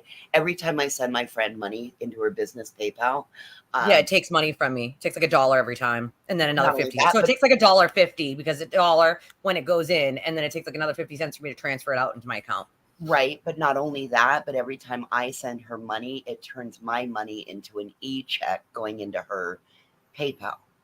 Oh, mine doesn't do that. So it's crazy because it'll take, and if I send it from my bank account, if I put it into PayPal and send it, it doesn't do that. But if I send it, hang on, I gotta sneeze. Bless you. I'm just assuming you're done with the sneeze by saying bless you. You might have to sneeze more than once because I'm a sneezer. Twice so far, and I'll Yep, bless you. It's I'm a morning. sneezer of more than once anyway, so I get what you mean. I'm filled with the devil. Every time I send money out of my account, if I don't send it from my PayPal account, like transfer money into PayPal, if I send it from my bank account into her PayPal, it turns it to an e-check, and it takes 30 fucking days every time. Nice. Good, no, Anna. not nice. Anyway, awesome. That's awesome news. Let's see if he does it, though, is the good question. If he does it or not, right? Like, okay, Cheryl, that makes sense. Thank you. That was going to be the next thing I was going to say. Sometimes the e-check processing totally fee is makes less sense. than what the credit card processing fee is. Mm-hmm. And that might be exactly what it is. I just had never heard of an e-check before as an option. I was like, I don't even know what an e-check is, so I definitely can't add that. I'll just add the card that I have. But like e-check, because it wasn't like, it was like credit card or e-check. And I don't have either one of those, but I just use my debit card that has the the credit symbol on it. It's the same thing. And that'll turn it into work. an e-check. Yeah, that'll turn it into an e-check. I don't know. That's a good question, Grass Sod. I don't think he did, though, to be fair, because the church don't want them on that grass, man. You know? Other than that, he moved into your house? Oh, hell, mother effing no. Absolutely not. He can getting the hell on out then. Oh, Anastasia, you are so nice to let him move in. I would have been like, nope, get him out of here now. Oh my God, you are so kind. Well, they were married, so it is what it is. But he moved into her house. She's in the middle of like a divorce, but he moved into her house, I guess. So yeah, that's and he brought his girlfriend, like his girlfriends there. Like, no. Yeah, you're asking, he'll say no, but trying is what the court wants to see. The court wants to see that you're making a good faith effort to try to work it out. So it'll look bad on his behalf to just be like, no, flat out, when A, he knows it's your house, and B, he knows what precarious situation he's putting you in. But also, let me ask you, is he trying to restrict you from any of the marital assets? Because that's illegal. He can't restrict you from any accounts you guys had together or any marital assets while you guys are going through the divorce, even though you're living together. That's illegal. And if he is doing that, your attorney needs to file a motion to stop him. Yeah, he does. I mean, that's what abusers do, my love. And I'm so sorry. I've been in that position. I know what it feels like. Oh, okay. Good to know, Cheryl. Good to know. Thank you. Oh, no. Yeah, that's illegal. That is illegal. It's 100% illegal. He cannot do that. In any state. It's marital assets. You cannot cut off one spouse from the marital assets when you separate unless a court allows that to happen. Yep, can't do that. Cannot do it. How hot is it where everybody is today? It's in the 80s here. I'd love to know, like, there's not 997 people watching. I would love to know, like, all the different temperatures of all these people, but I know a lot of people are watching just from the bushes, but I would totally, like, that's a good question. Like, it's 80 here right now. It's going to be 84, it's 80 right now. So right at this present moment, it is 79, but it is muggy and overcast, and it feels like the heat is feels like the oven just got turned on and it's starting to preheat, if that makes sense. Yeah, that's why I just turned the air conditioner on. Yep. Well, while I was waiting to, Great idea, I got myself Chris. locked out of my other email account. So while I was waiting to try to get logged back in, for you have to wait so long until you can log back in if you've done so many attempts. And anyway, so I was turning air conditioners on, and that's when I finally just texted Bree and was like, "Can you just send it to my other email, please? I can't get in." I'm going to give you my backup email today, so this doesn't happen again. Because Yeah, well, I sent it to everyone, and I'm like, wait, why wouldn't she have gotten it? That's weird. Maybe I was No, it's thinking not like, that. when my email act up, but then I'm like, no, because I sent it all in like one email to everyone, and No. Bree got it, which means it had to have went through. It went through. It's my end, Elise. So after my computer crashed, my phone crashed. My phone did an update and it crashed, and so I'm locked out of my voice for the voiceless email. Oh damn. And Damn. You just have to text me whatever one you want me to use. Yeah, I'll send it to you. I lost everybody's phone number too, so until you've texted me, I don't have anybody's phone number anymore. Oh, My I'll text you SD right now card, so you have it. my SD card went bad, and that had everybody's contact information on it. So I now Uh-oh. am. If somebody has my number and I don't have theirs, then they've got the upper hand. But I'm not afraid to change my fucking phone number. I have no problems changing it. So don't be playing around, yo. I just texted you, yo, just so you have it. Thank you, Lovey. I will send you a response back so I can come and play tomorrow morning. 27 degrees Celsius. Yeah, I forget you guys over the pond do What is Celsius, that? not Fahrenheit. It's like 80, I think, in Fahrenheit. 80 in my money. 80 in our money. Oh, oh yeah, it's our 80. Yep. Okay. It's yeah, around that ish. I see. I always have a hard time with the Celsius to Fahrenheit thing. I also wonder why does one country use Celsius and one use Fahrenheit, and why does one use miles per hour and one use kilometers? Kilometers. Yeah. Weird. I Because don't it's get the it. difference between the metric and the Yeah, why don't we all just use the same fucking thing now? God damn it. So they are up to 12 plus hours, Ellie says. 12 plus Yeah, hours of I know. deliberation. It's fucking insane. RP says 71. Gazing at the moon says 70. Ron Burgundy says 74. I mean, it looks like it's pretty nice everywhere, huh? Oh, it's ridiculously hot here. This is too much. We've already hit 100 twice for July and Ew. for June. Chris says 81 in Southwest Ohio. Anna says 20 Celsius there, which is what, like 79? Yeah. Almost all the world uses metric and centigrade. Yeah, I mean, we should all use the same thing. Whether we need to change or other people do, I don't give a shit. We should all use the same goddamn thing.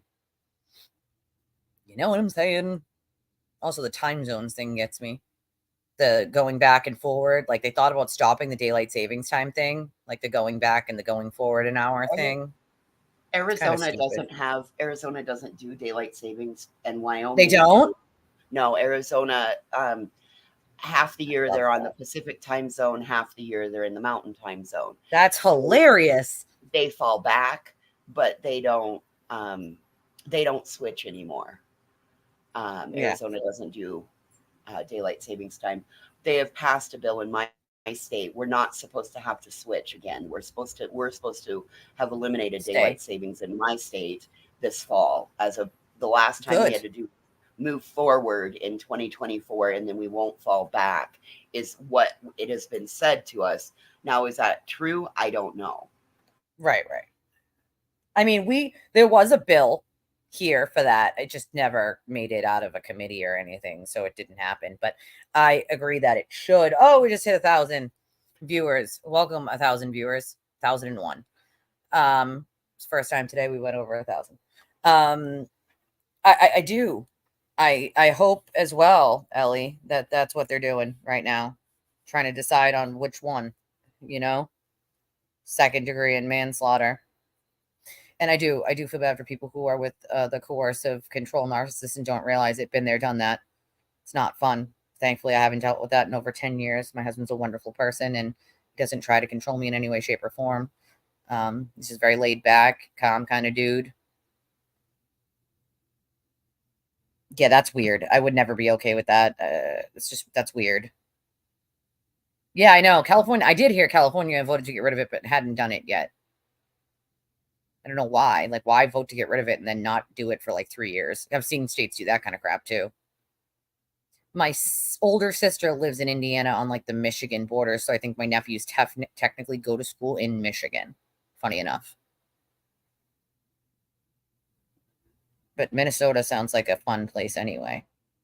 95 to 05 and didn't do daylight savings in. Minnesota didn't do that. How many cheeseburgers are you away from me in distance? God, I'm probably like hundreds of thousands of cheeseburgers away from everybody in distance, I'm guessing. I'm guessing. Yeah, it is weird. I don't know. 31 degrees Celsius. Geez, that's really hot. That's like closer to 90s, right? Geez, in Fahrenheit? Yeah, we did. We must have, right? We said no way. No changing the metric system. 88 degrees Fahrenheit. Jeez. Yeah, I noticed that about California as well.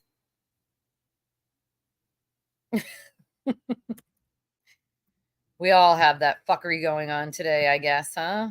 All sorts of fuckery. Yeah. I'll be back in a little bit. I got to go do something. Yes, ma'am. Yes, ma'am.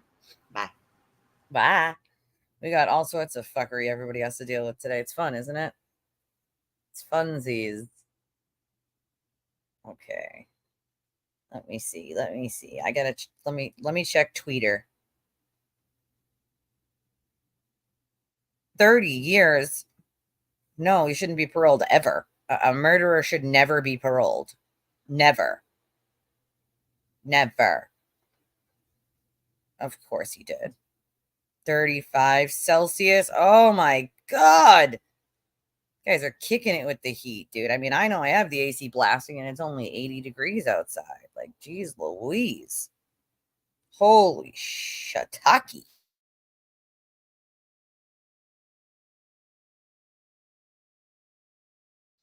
Alrighty, so I am away from the Disney music at the moment.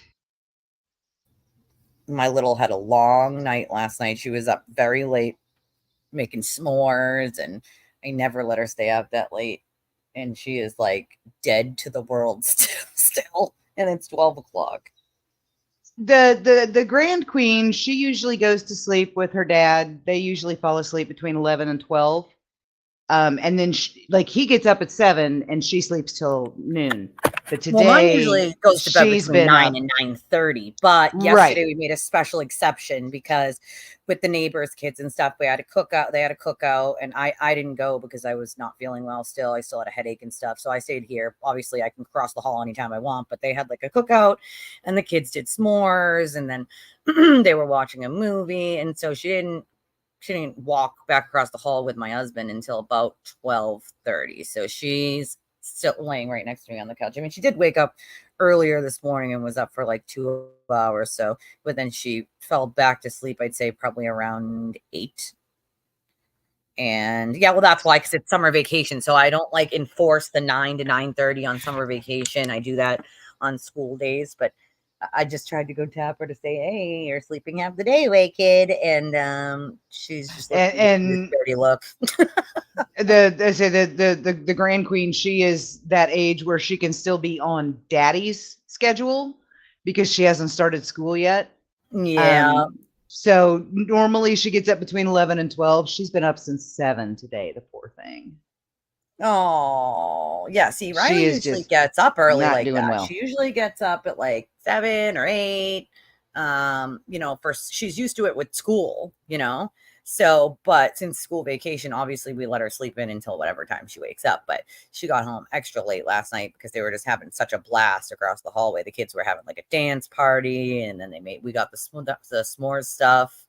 My husband walked up to the store and got like the s'mores stuff for them, and they made stuff on the grill across the hall at my neighbors, and then they did the s'mores, and the kids did the dance party, and then they were watching a movie, and then finally my little was like, "I'm tired, I want to go home," and she came home and laid down, and she is not trying to get up. She is not trying to get up. Usually she don't sleep this late, even if she goes to bed late, but I give her the pass because she was not feeling good the day before yesterday, and I know that because she wasn't running around like her little normal self, like with lots and lots of energy that day. She just wanted to just chill.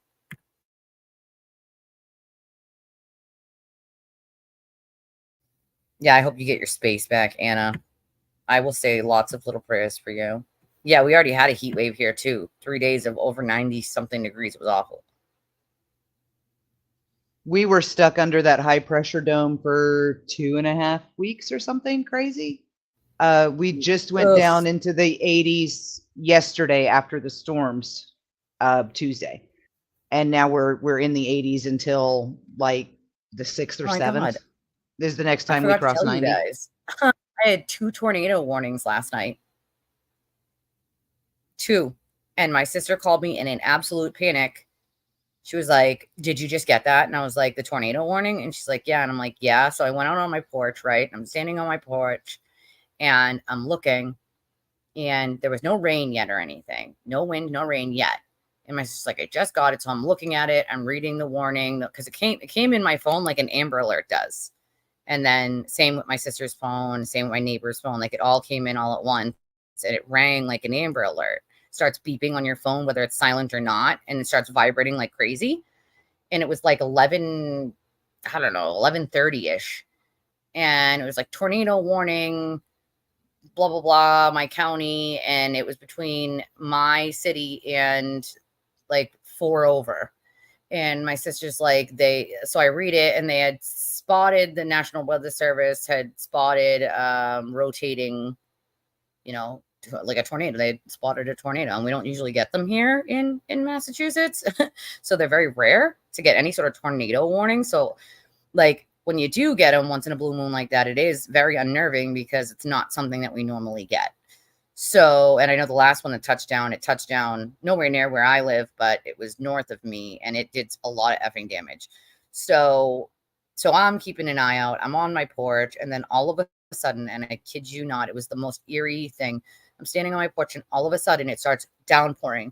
And while it starts downpouring out of literal nowhere, I get like a 40 per hour gust of wind and it just like pushes me a little. I take like 2 steps back on my porch, and that's when I was like, yep, nope, done. And I came in and I shut my sliding glass door and I just watched from there. And I watched the clouds just on one side get like 10 times darker. The wind start blowing like crazy. The rain was coming inside. It was very scary. I was like, oh boy, because it was like, get in the basement. We don't have a basement. I live in a complex. But I do live in a brick building. So, I figured I'm pretty safe in the middle level where I am. You're really supposed to get to the lowest level, but I felt pretty comfortable being in a brick building, where I am. And my sister, but she didn't feel comfortable. She lives in a 3-family house, and she's like, should I get in the basement? And I'm like, I don't know, dude. That's up to you. Like, I live in a brick building. You don't live in the same. You live in a 3-family house. Like, she's like, but it's a very creepy basement. I'm like, yeah, but and she's pregnant. She's like 7 months pregnant. So she's due in August. So it's like, and she's got, my nephew, he's 4, he's autistic. So it's like a little harder to do the whole basement thing unless you actually absolutely have to. But I'm like, let's just wait it out. I'll watch from here and I'll let you know. So I'm watching because she only lives, I don't know, 3 miles or something from my house, even though I don't get to see her that often. She doesn't live far from me. So I'm watching out the window and I'm on the phone with her, and I'm like, finally it starts settling down. And I think I'm like, I think you're in the clear. You don't need to go into the basement. Like, so thankfully nobody had to go in the basement. But it was terrifying because we don't normally get tornado warnings here in Massachusetts. And it was like an Amber Alert, just started screeching the phone at us, tornado alert. And then right after it was severe thunderstorm alert. So we got both. We had both. It was severe thunderstorms because the lightning and the thunder was crazy. But thankfully, a tornado did not touch me. Didn't touch here. So thank God. But I wasn't convinced that one wouldn't with what I was seeing. It was pretty scary.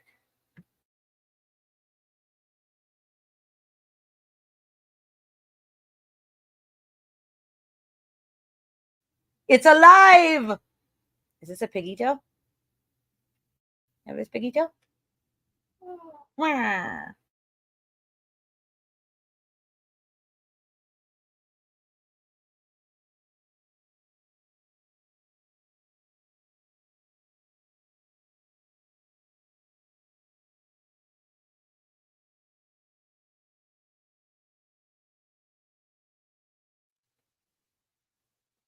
Yeah, I mean, thankfully our winters haven't been as bad lately.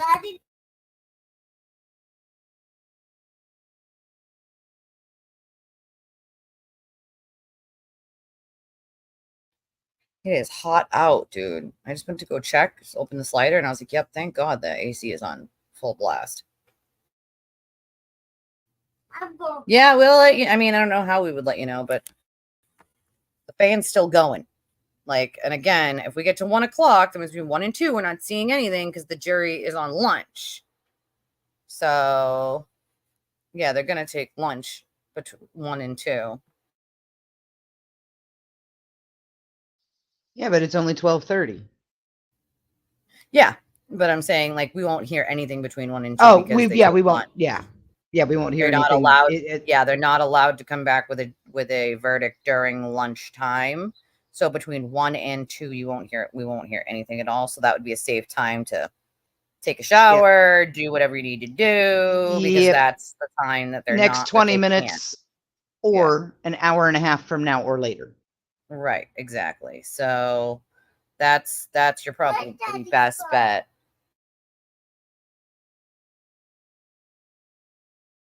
Oh, there are people all over Twitter, of course, impersonating What's Twitter saying? impersonating Anything witnesses. good? Oh, impersonating witnesses. Someone pretending to be Jen McCabe said she Oh, got for texts and phone calls from jurors' family members telling her they found her guilty and they're going to eat lunch For first. fuck's sake. Yeah, that was yesterday too, so. Yeah.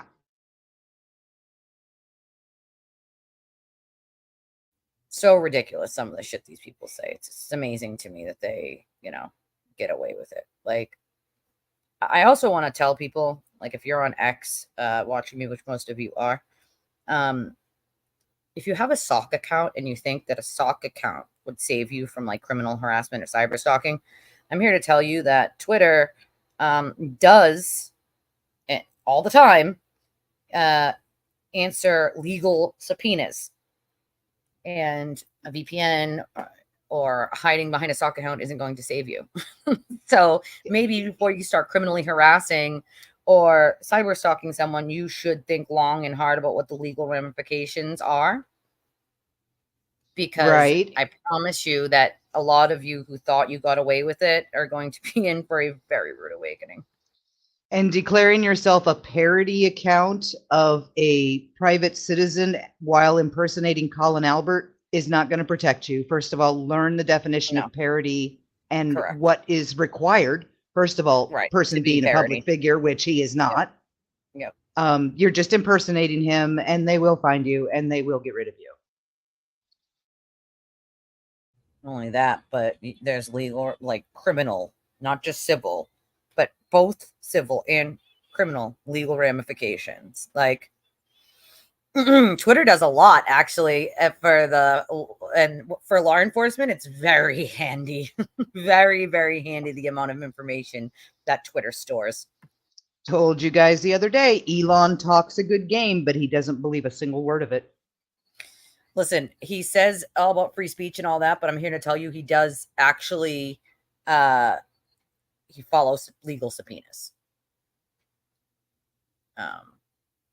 So, I mean, if you thought that because he talks about free speech that he's just not giving up your info, you would be sorely mistaken, because he'd be hit with so many lawsuits. That $44 billion he paid for Twitter would seem like a drop in a bucket. So I am told my that God, they there's do comply. Crow outside that sounds like my grandbaby yelling my name. A crow reminds me of Sons of Anarchy. I don't know why. It always will, and it always, because of that show, it'll always, because of Sam Crow. Yep, it'll always, no, but the ending, that will always remind me of a crow now. Well, yeah, because you know that the crow was Thomas, right? Avenging his death. But don't ruin it for everyone. Don't ruin the ending for people who haven't seen it. It was 10 years ago, Elisa. I don't give a shit. If you haven't seen it and you haven't watched that show, y'all need to watch it. If you haven't watched it yet, you need to go watch it. If for no other reason than to appreciate the wonder that is Charlie Humana Humana. Yeah, yep. Humana is right. Okay. Humana, my husband, Humana. Like Charlie Humana. He is such a beautiful man. Such a beautiful man. He sure is. Sure freaking is. That's my dude right there. Him and Jensen Ackles. Totally. Just saying. Jensen's so pretty. Jensen like drags the air out of the room if you're in the same room as him. He's which I have apparently a been. very nice person too. He is a very, very. They are all three of them him and Misha and Jared are all three wonderful, amazing humans. But Mhm. there's just I worked for Misha, so I knew him, so I didn't go into convulsions or anything around him because I worked for him. Yeah. But Jensen, because Misha was just like my boss, right? So that's a completely different situation. But Jensen, I cannot breathe around that Right. man. He's a beautiful Now, man. the only other person other than my husband who does that to me is Ralph Macchio, and that has been happening since 1983, so I don't see it ending anytime soon. He'll be 63 in November, and 2 years ago he played Daniel LaRusso at 35 and pulled it off. I don't know how he did that, but what are you, Ted? What are we talking about here? Let's not be Debbie Downers, Ted. What you talking about, sir?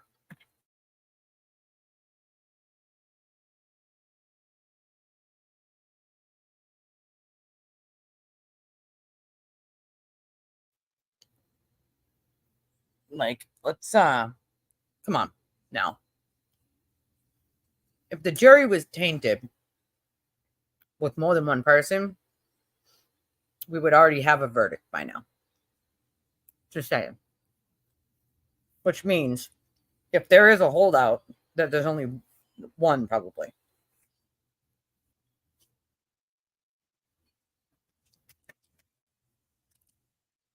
But again, we do not know what's going on in that room, nor will we ever know everything that went on in that room. We'll know bits and pieces and what they feel like talking about if they ever feel like talking to the press. Yep. And that's going to be completely up to them. Don't chase them down. Don't find their Facebook photos. Don't dox them if they don't want to be reporters. What about the Marshmallow Man, man?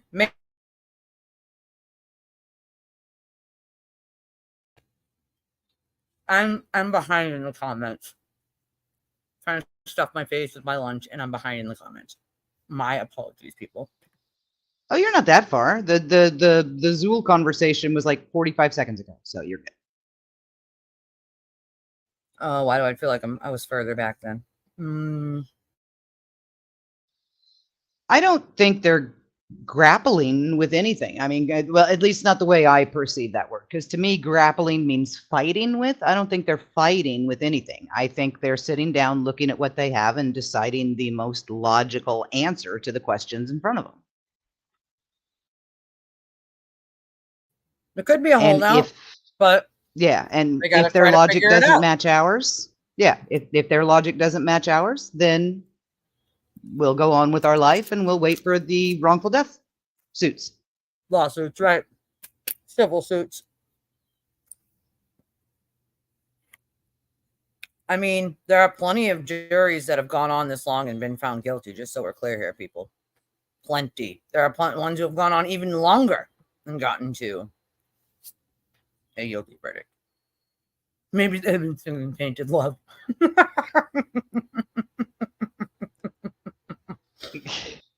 Hey, I like that song. It depends. I like the original better than the Marilyn Manson version because I just do. But that's just me. I'm a child of the 80s. If you sample your music from my music, I will prefer my music. Only exception would be Disturbed's version of Sound of Silence, which is far better than Simon and Garfunkel's, and it kills me to say that. But Disturbed gives me cold chills every time. Simon and Garfunkel don't give me cold chills. I also like Crossfade, so I like some stuff that people I haven't, that's old and people probably haven't heard in years. But I listen to all types of music, and I literally mean all, from like techno to country to alternative, like you name it. Like even oldies. The Eagles, Hotel California was one of my dad's favorite songs, and when I hear it, it gives me goosebumps because I know it's my dad from the great beyond, just saying, "Hey," I used to busk with my best friend in college. He was a classical guitar major, and I was a theater major, but then I had a concentration in vocal performance and flute performance. So we would sit on the benches outside the dorms, and he would play the guitar, and I would sing, and we did Hotel California every day. We made a lot of money. My dad's favorite song. Yeah, it was a really good song. The only other cover that I think the cover is better than the original, and that's probably just because at the time, my favorite station is Octane on Sirius, which is the Ooh, heavy metal. yes. Yep. I heard I Prevail's Blank Space before I heard Taylor Swift's. So in my mind, theirs is the original. And theirs is better than hers. Chris, no, she's not an exhibitionist. All 3-year-olds love to take their clothes off. To be fair, my kid, before she started school, literally lived like after we would come in from doing something, like coming home from doing something, the first thing my kid would do is take her socks off. Second thing she would do is take her pants off. Third thing she would do is take her shirt off. So she really sleeps in like her underwear, but like literally it's all toddlers. Like all of my kids did that. Like they all did it. I don't know why. They just don't like clothes, especially when they're in the house. I mean, sometimes the boys even do it when they're outside of the house, but mostly it's inside the house. They just don't care for clothes, but it's the privacy of their own home. Hey, let them have it. It's not, you know, you got to pick and choose your battles with kids. That's not one I'm going to pick and choose. They can be in their undies at home. I don't want your naked butts on my furniture, but if you want to be in your undies in the house, go for it. Yeah, Grand Queen is always stripping off and running around going, I need a diaper. Well, then put it on. Then put it on, Like, man. Yeah. you're capable of putting your own pull-up on, young lady. Mm-hmm. Yep. Exactly. They're right there. Just go put it on. Stop running around the house completely buck wild naked. Oh, when I was a kid, I would do that, and my mom would chase me around laughing at me, saying, naked baby on the loose. And I thought it was the funniest thing, and I still remember it to this day, and I was probably 2. Necky baby. Necky baby. There's a necky baby. Yep. And gazing, the Cars. Oh my God. Rick Ocasek, ugly man. God. When it comes to music, Rick Ocasek is phenomenal. Love the Cars. Oh my God. Yeah, Anastasia's right. Also, it could be it's a feeling, sensory thing. Like my nephew, it's a sensory thing for him. He did certain clothes they don't like the feeling of, or clothes at all. Sometimes they don't like the feeling of, especially if they're on the spectrum. It can definitely be a sensory issue as well. Or like Emma said, they're just honest. And they're just like, F this, I'm naked.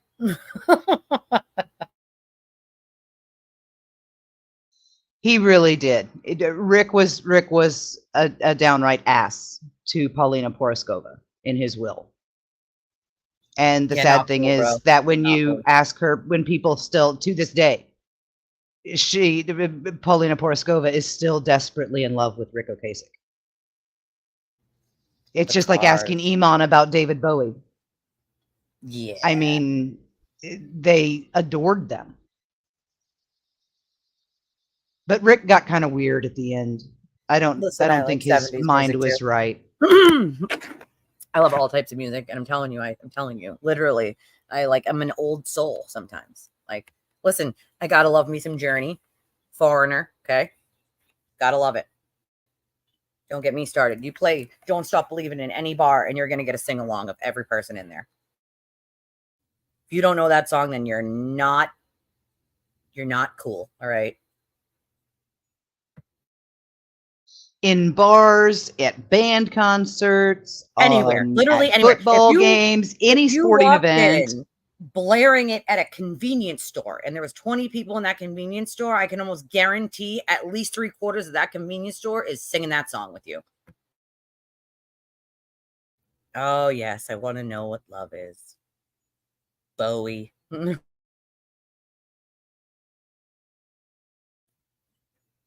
And I'm not even that old. I'm only 37, okay? I was born in 86, people. I'm just an old soul. Just an old soul. Yeah, in the next 8 minutes. Usually the judge brings them in before lunch starts to dismiss everyone for lunch. So I'm assuming she's going to do that part. Say the other song that they can play at any sporting event in the world that all 60,000 people present know the words to is Sweet Caroline. So, oh, yeah. Listen, I will tell you, yeah, that happens at the Red Sox games all the time when they play that song. Everyone's singing it. But I think the most memorable concert, the best concert I've ever been to, okay, was last year. It was on. We do need a deliberation playlist. So right. Problem with that is that's a copyright strike. So ridiculous. Like, that's the one thing about YouTube that really irks me is you guys allowed Vivo to play all of these songs and probably they get, you know, the rights. But like, if it's on your platform to play, it shouldn't be a problem if someone's playing it in their video or live. Okay? As a copyright strike. It's stupid. Yeah, it's brought to the jurors, but usually the judge still comes in and allows like the defense team. They dismiss like the defense team and let them know that they have an hour and they don't have to be within 5 minutes of the courthouse for that hour. I don't know if she's going to today, but every other day she has. So, but so every video on my channel has a copyright notification on it. I have no copyright strikes. I got one from some dude that was pretending to be Brian Adams's lawyer, so I just deleted it and I was like, okay, fine. The only person making money was Brian, so good job, you know, protecting your client's financial interest. Every video on my channel, with one exception, that would be the fake trailer that I made for season 3. Every single one of them has a copyright notification, and every single one of them makes money for the original artists and or the production studio of the show that I made the video off of.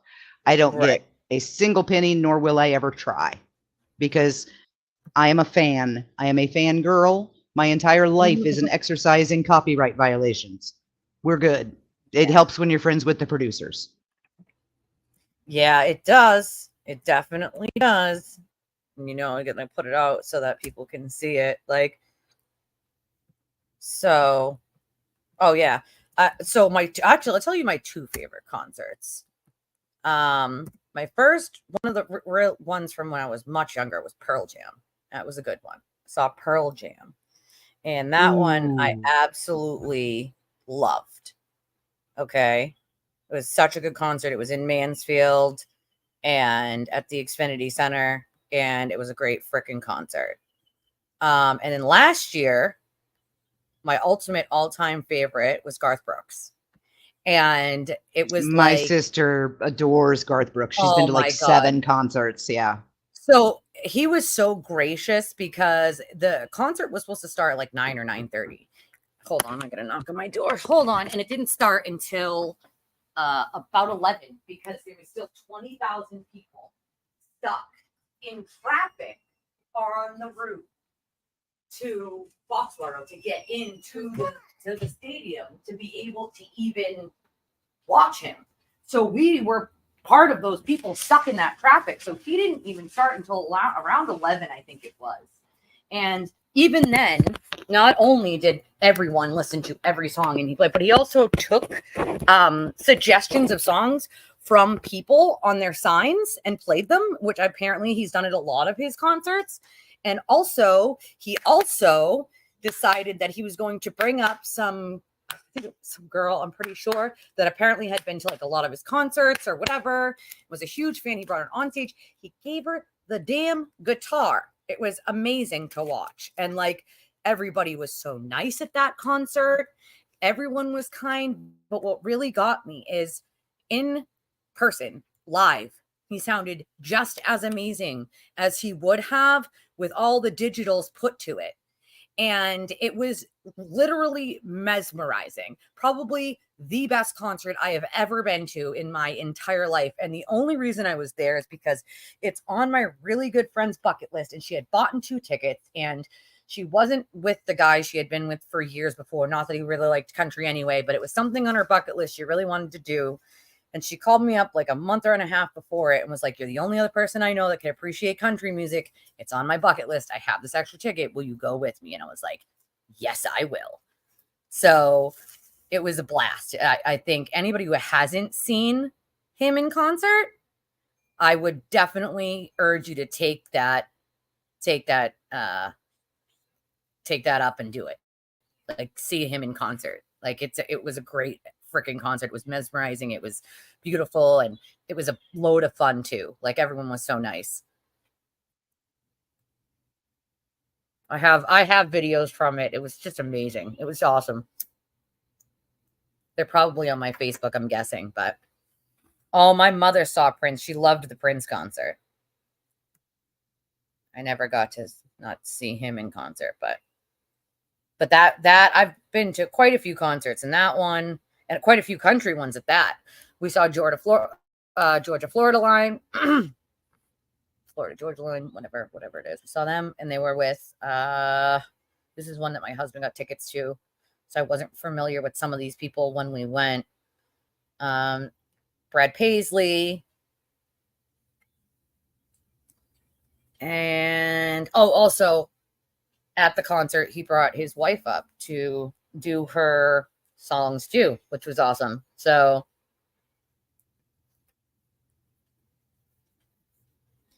his cane and a piano, that would have been cool. Yeah. So I mean, for ages I've been trying to get Journey and Foreigner tickets, but every time they come, they get sold out and I never get them.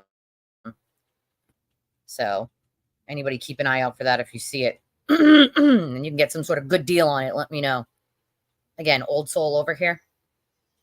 My son is wanting to catch tickets for, let's see, it's I Prevail, even though their lead singer is not with them because he is back in rehab, but they are standing behind him completely, waiting for him to get better and rejoin them. Lizzie Hale and Hailstorm. You want to talk about Girl Crush? Oh my God. I am in love with Lizzie Hale. Oh my God. And I forget who else is going to be with them that day. Maybe Motionless in White. But there's like a concert of I Prevail and Hailstorm. I definitely remember, and it's coming up this summer, and he's wanting to go see them. So we're gonna see if we can. My favorite concerts, my favorite band in performance is 1,000 Foot Crutch, followed closely by Skillet. Skillet, that's a good one. We did a lot of. My son was very active in the church, so we did a lot of winter jams. Janet Jackson is playing at TD Garden tomorrow. Didn't know that. Ooh. Did not know that at all. Nelly is playing in Boston at the Memoir. Why? That's weird. What's a weird place to play tomorrow as well? That's really strange. Maybe he's not that popular anymore to play in the big places. Justin Timberlake at TD Garden on Saturday. JoJo Siwa's reinvention or whatever that's called stealing Gene Simmons from 1976 and calling it herself. No, I'm sorry. He broke the barriers, honey. If you want to do what Gene Simmons did, then you need to find your own thing, and it ain't kisses. Because I'm sorry, but you ain't even Paul Stanley. JoJo. Country Fest. I adore you. Country Fest every year. Every year I went to Country Fest. I haven't been in a few years, but every year it's a huge thing around here, Country Fest. I used to go, and not for anything. A lot of people just go to tailgate, honestly. Kenny G playing at the Cabot, June 30th.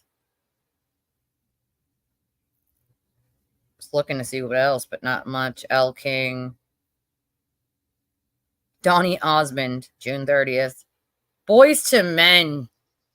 Oh man, Boys Tonight. to Men. Oh, just their Usually name gave me cold chills. Yeah, usually they play at like Foxwoods, usually. Like plays like Suffolk Downs or Foxwoods. Let's see. Okay, Not if much she else. doesn't know who Gene Simmons is and she still stole his makeup and wardrobe, Yeah. no. Maroon She 5. may not know July 1st. their names, but Maroon 5. It's a beautiful human right there, Adam. Oh, Adam Levine shirtless. Yeah, he's a beautiful human as well. When he took his shirt off at the Super Bowl, it was like, okay, I don't even care who wins now. I don't even give a shit who wins. Right. Now. I'm just hung up on Adam Levine's tats and pecs. I'm good. That's the one thing. People either love the tats or they hate them, and like I'm covered in them. So it's like they either love them or they hate them. There's like no middle ground on that one. Like they either think they're awesome or they claim they're trashy. It's one or the other. Like I think they're an extension of myself, and I would never cover them for any reason. I didn't even cover them at my wedding. My grandmother was like, you should use the makeup to cover those. And I was like, no, I'm not doing that. Like that they're a part of me. I have them for a reason, and I'm not covering them. I'm not doing it. Sorry. not sorry. Like, I did see a woman though. She had a mask done in her early 20s, and she regrets it now. And she's having it well, I laser would never removed, and do my she's face. taking the viewers through the laser removal process.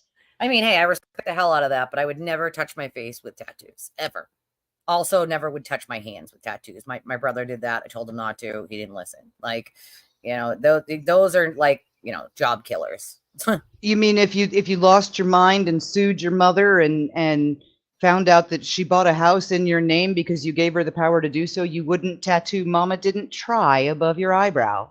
Yeah, probably not. No, definitely not. That man is so ate up. I'm gonna go with no for 700, Alex. I'm gonna go with no. No, definitely not. Definitely would not do that. Not a thing. Not a freaking thing. He is so ate up. Like you can't The even take Temptations. anything he says seriously anymore. The Temptations. Oh, are the playing. Temptations. Ooh. Will Evans at the Westerfield River Brewing Company. Interesting. I mean, doesn't look like there's any huge ones really, besides Maroon 5, July 1st, and I don't know. Really doesn't look like much else. Besides Country Fest, which comes every year. I have zero problem with men who want to wear makeup. If they want to spend all their time doing to themselves what they've been forcing women to do for the last 20,000 years, they can have at it. Go for it, brah. Go for it. Zach Bryan played yesterday. Chris Brown played yesterday. Janet Jackson is with Nelly. Okay, that makes more sense. And then Justin Timberlake, the 29th and the 30th. I was going to say Janet and Justin touring together would be interesting since she got banned from national television and he didn't, and he's the one who did it. Right. I think it was planned by both parties. I don't buy that it wasn't. I'm sorry. Oh, yeah. No, she had a pasty on.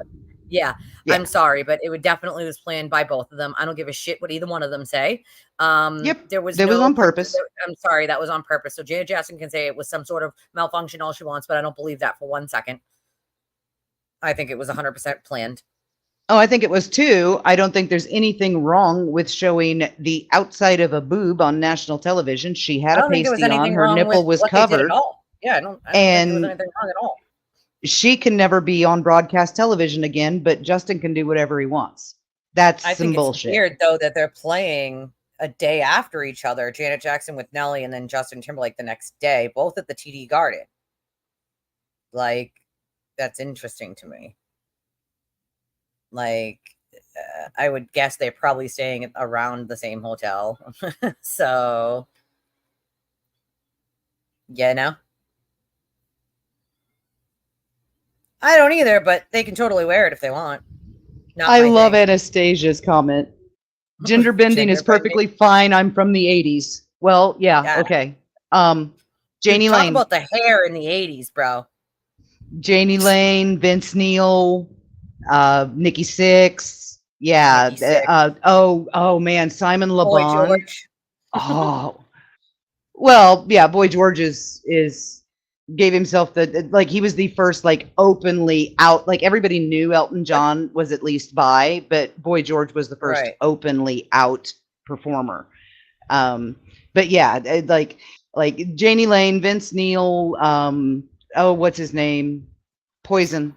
Bret Michaels. Oh, Bret Michaels. Funny enough, Chris, it actually is very popular in Massachusetts. Funny enough. And my husband is a country music buff. He loves country music. I swear to God that his soul was born somewhere in Texas where he could ride horses and run around in mud. I'm telling you, he's a country boy in his heart from the city. But no, it is a big thing here, actually, believe it or not. Country is actually a huge thing, especially with the younger crowd nowadays here in Mass, funny enough. I thought the same thing when I first started getting into any sort of country music. I was like, wait, this is actually a popular thing here? I didn't know that. But it is. I do have to repeat while I'm thinking anyway of 80s gender bending makeup, where Simon Le Bon is still a beautiful, beautiful man. Well, I'm sure it was a good concert. And please tell me you know who Simon Le Bon is, Elisa. I do. Yes, I do. Okay, good. Not my. I'm like, wait a minute. Not my cup of tea, but I do. What? How do you not love Duran Duran? Everybody loves Duran Duran. I mean, It's not like they're Toto and have one song that's wrong. That's very true. Very true. But not my cup of tea. And I like a lot of music. I even like the ones that have, one-hit wonders. Some of the one-hit wonders are actually pretty good damn hits. So just saying. I love Toto. I really do. That was part of the 80s. It's Alice a huge Cooper. thing. But Metallica. the Serengeti, the Serengeti is nowhere near the Mount Kilimanjaro. Like Kilimanjaro does not look over the Serengeti. They're nowhere near each other. They're nowhere near each other, yeah. All right, I'm gonna check the cesspool. Oh, also, we're gonna play this real quick for my friend. Hopefully, she's still watching, and I totally space cadeted out on her. I'm sorry. I'm sorry. I forgot. Let me just send her a quick little message. I got off track. Yeah, we're distracting. Alice Cooper is amazing. Also a brilliant man. Was he got like 3 masters and a PhD or something like that? He is so freaking smart. Mm. This is Buffett. All right, ready? I'm gonna play it because because I am, because I love her face and she missed it earlier. So I'm gonna play it again. You can't unsee this, all 1,022 of you. Sorry. So trigger warning.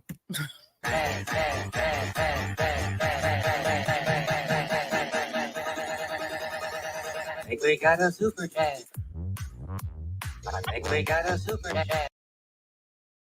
We do not have a super chat, but I have to play it because, and you can't unsee it. So I apologize. Actually, I don't apologize. It's still funny. How stoned were we in the 80s? Well, I was in middle school and high school, so I wasn't stoned because I was still a good Catholic girl. I was just a wee baby, and I was born in '86, so I was not stoned at all in '80s and barely in the '90s. I don't really smoke weed, so it wasn't my thing, really. Now, how stoned were they in the 80s? Oh yeah, that's a whole nother level of question. All right, let's see. Let's look at the cesspool of Twitter and see other ridiculous arguments from stupid people. Okay. Oh my God. Okay. Oh, this person's now telling me I'm lying because the 911 call says they flipped him over. Sorry. Sorry, that's not what happened. Sorry. They did not flip him over. I'm sorry, that doesn't fit your narrative. So that's another stupid comment. These people they are streaming. They are streaming Brian Kohberger's hearing right now. Gray's got it. But then where do we really want to divert from the fan to Ann Taylor? I mean, yeah, we're not hearing nothing between now and 2, so we might as well, right? Let's get it in with some Kohberger, I guess. Please hold while the Nextel subscriber you are trying to reach is located. I didn't start that till I was 18, so 1991 for me, Anastasia, is where that started. Once I got out of my parents' house and was in a college dorm, and I was 18, and I was always a good student. I was always, I was a good little Catholic girl, but man, the day I realized that no one cared when or if I came back to my dorm room, that was the end of that. All right, here we go. For that, I think in large part we can do some by then, but the exhibits that we'll exchange and witness lists that we'll exchange aren't due until after that. And again, I think there might be additional motions that would be relevant after those things have been exchanged. So if the court wanted to move the whole deadline so we had all of those motions in limine at once, I think that would be reasonable. But if the court wants to keep this deadline, as long as we have the ability to bring more motions in limine based on new filings, we'll be okay with that as well. Sure. And I was also thinking about you know, I guess experts, for example, I mean, they may have longer hearings that, you know, we're going to have to work through all of these things. I mean, this is just a structure. Thank you.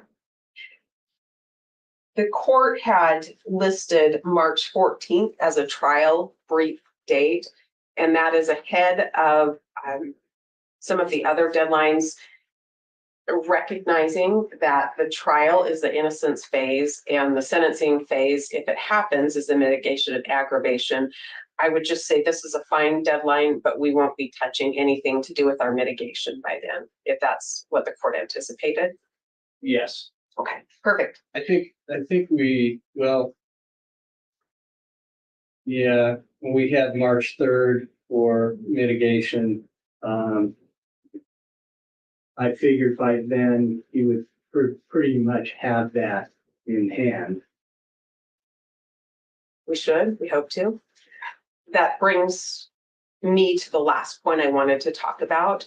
The court has proposed setting a mutual exchange of aggravation and mitigation materials, and I'd ask the court to reconsider that.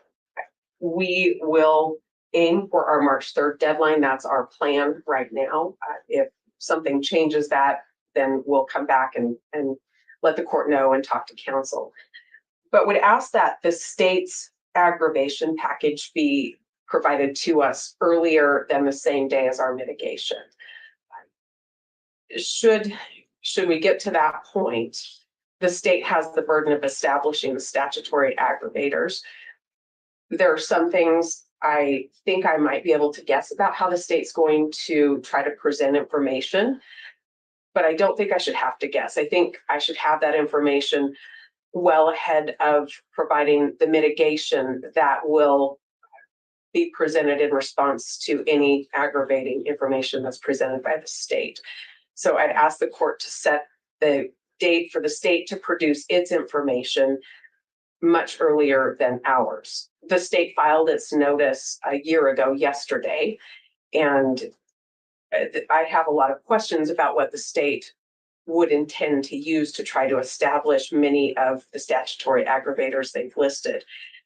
I know I've heard the court talk about super due process in a capital case, and I think it's appropriate for us to be on notice and be provided discovery, to be provided a full range of what the state intends to use to establish those if we ever get to that point.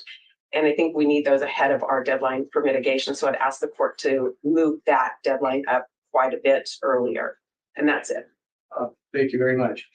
Mr. Thompson, do you have any issues about having the aggravation in advance for a period of time? No, sir. As long as we will have the option, the ability to supplement that once we see whatever the defense plans to offer in the way of mitigation. Well, I'm appreciating that, you know, with these deadlines, that we're going to have supplement all the way along. I just don't want to be scrambling around a month before the trial. We're all going to be very, very busy. And the more we can resolve certain motions, you know, supplements, whatever we need to do, I'm trying to do this sooner than later. Yes, sir. And that's our preference as well. And Ms. Taylor as well. Yes, Your Honor. But just to make sure, though, I mean, you have to do your job, and the state has to do its job, and I have to do my job. But I think this is a great step, okay, to set these deadlines and hearings so that we can move through this. It's going to take a while, but anything else we need to address today, Mr. Thompson? I don't believe so. Thank you. Ms. Taylor? No, Your Honor. Thank you. Okay, well, it's very short, and I'm grateful that everybody is working together. Thank you. Well, that was elucidating. We are adjourned. All right. Yeah, he won't appear in orange. No accused will appear in orange until they've been convicted. Or yeah. The only time you'll see them in orange is if they've been convicted. They'll be there No, for not true. something in Not here. orange. No, no. Really? No, They'll bring them in? Yeah, they'll bring them right on in orange. They don't give a shit. Or whatever color your DOC uniform is for whatever jail you're being held at. And they don't know. You'll be brought in right in on it before you even get to trial.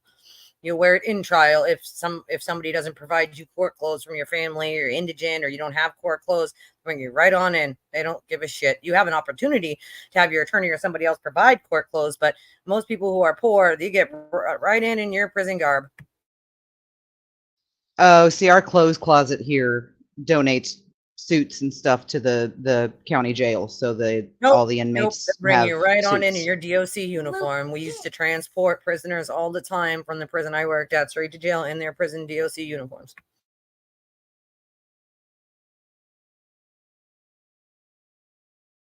And now I don't know if that's actually even standard in Illinois or if that's just here because we're such a small town and the churches are so involved with the courthouse and the jail. Plausible. I mean, it could be either or. Plausible. Yes, the word. It's possible. It's possible, Mom. Impossible. Yes. Plausible is another word, honey. Possible. Yeah, and say plausible. Possible. No, say plausible. Possible. Now explain the difference between possible and plausible, Right. Mom. That's the ones Good whenever I would tell my kids, I'd be like, brung is not a word, broughton is not a word. They would challenge me. Like, okay, well, what does such and such mean? And if I couldn't answer them, they would keep saying whatever it was. Oh yeah, there's one that she can't pronounce that, like, I forget what it is. I'm trying to think of what it is. It's permanent. So if she so I say permanent. How do you, what is it, Riley? Permanent. Say My permanent. daughter to this day Permanent.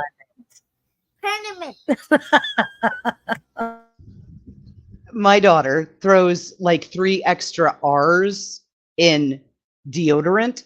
So it's like deodorant, and I can't even like pronounce it the way she does. Yeah. Deodorant. Like, where did that even like come asking a kid from? to say spaghetti and they say paschetti. Paschetti and nipples. Permanent. Paschetti is good stuff. Permanent. Permanent.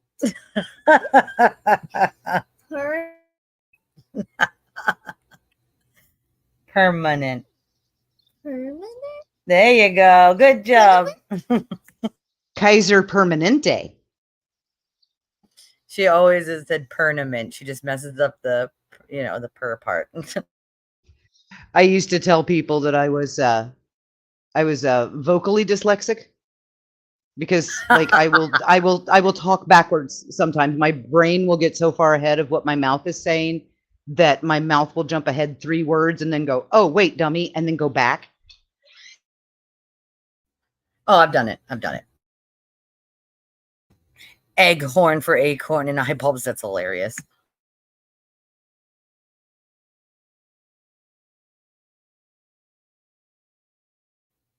Macarena. Macarena. Like, good job.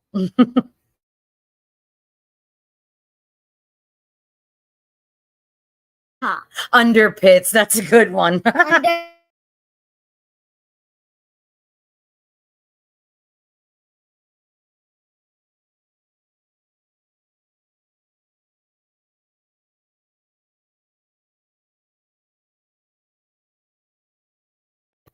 No verdict yet, Mo Freedom.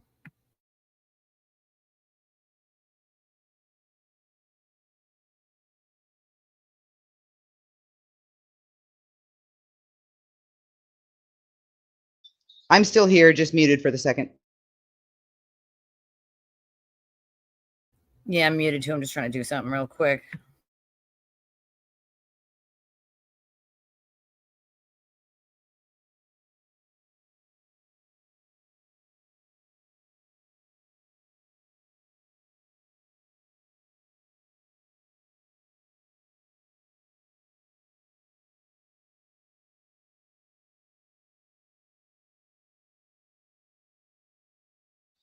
Got to load up the laundry baskets, getting ready to run to the laundromat here.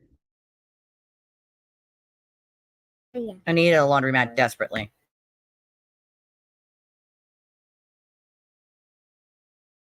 Well, we the lock on our washer broke and we ordered a new one, but it won't be here till Saturday, and we all kind of need clothes for tomorrow. So I need a washer in general.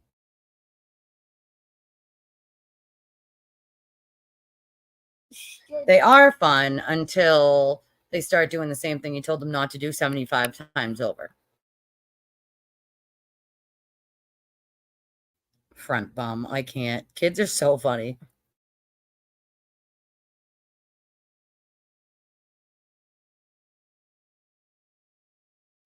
Still on jury watch with Fanny the Fan, y'all.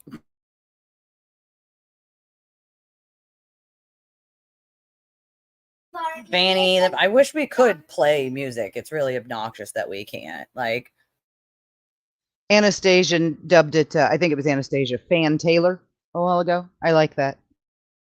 That's a pretty good one, Fan Taylor. I don't even have one of those. I probably should get one, like a line, you know? Yeah, Fan Taylor. It's a pretty good one. You guys come up with the best stuff. Fan Taylor. It's a pretty good one.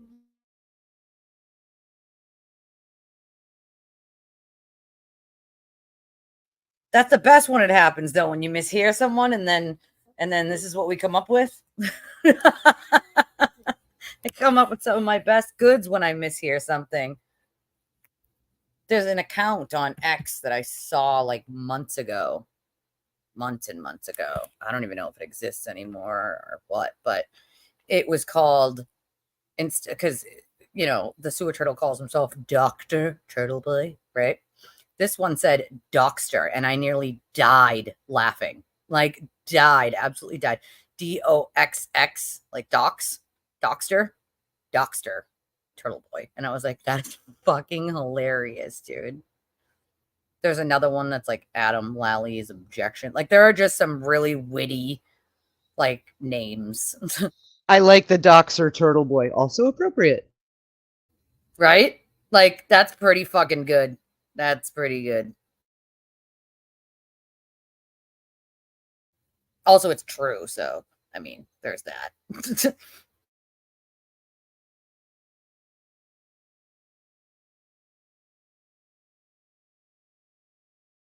Oh, you mean the free ones that everyone has heard 75 times over?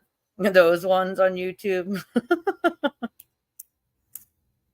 This would be a good time, though, to check the cesspool of Twitter, which we can do in a second. And also, if anybody... Aaron, freak Aaron. Well, that's why in my Discord, we have a whole channel called Reed Whacker that I made. It's called Reed Whacker. She wanted to call herself a weed whacker, like a weirdo. So I call her a reed whacker since she likes to whack people and then blame innocent human beings for it. So, but this would be a good time to remind people to like and subscribe if you haven't. And I know most of you are watching me on X, but I would really appreciate it if you went over to YouTube and hit the subscribe and like button, because I'm not always going to stream on X. So you may miss me if you don't get that notification. It'd also be a good time to remind everyone that I only run on donations from my very small channel. So if you have any way of doing so, I'd very much appreciate it. If you don't, those likes and subscribes and shares are always a huge help as well. We're trying to grow our little community over here. I love our little community over here.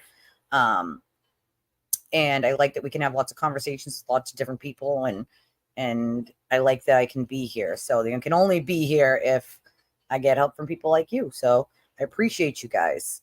And I'm sorry. I get yelled at I get emails constantly, DMs constantly about the ticker and how small it is. I can't change it. I'm sorry. I apologize. I will keep apologizing. I can't change it. I've tried a million times to make it bigger. I can't make it bigger.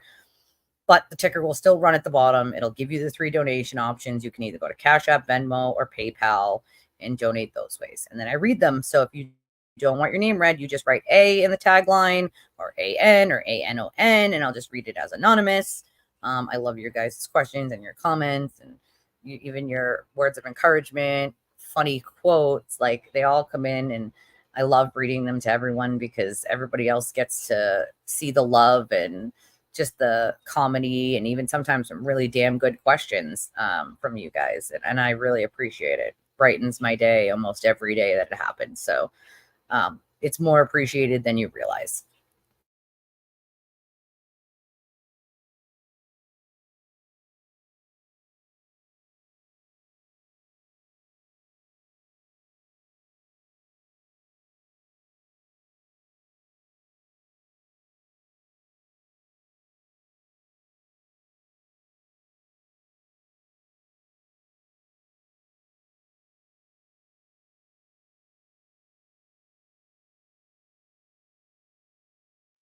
I know. I do a lot of that's what she says over here unintentionally. Sorry, I apologize for that. That's what she said. Yeah, because at the end of the day, we're all really 12. Yeah, you know. Oh, we got a troll, y'all. We got a troll. We got a troll, everyone. You're a troll? I didn't know you were a troll. Do you have an online presence I don't know about, ma'am? Do you have a YouTube channel I don't know about?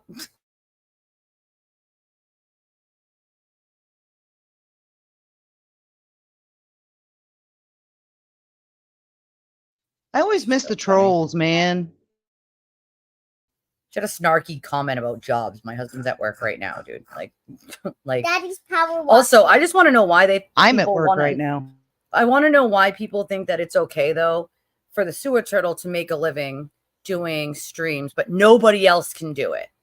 He's not disabled or in any way. I am. Like, he's not disabled in any way, shape, or form. Like, why is it not okay that anybody else make an income this way? It's only okay for Free Karen Reed or those people to make any sort of income. Like, get a fucking life, dude. You ask dumb questions like that. Like, did you get a sense of common sense, Nadine?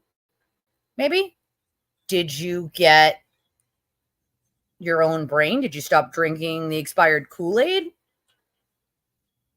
Did you take a good look in the mirror and decide that you're not going to be a shitty person today? Because it doesn't seem like you did that. Seems like you just want to come insult people you don't agree with. Well, you're not going to come here to do that, so you can find somewhere else to do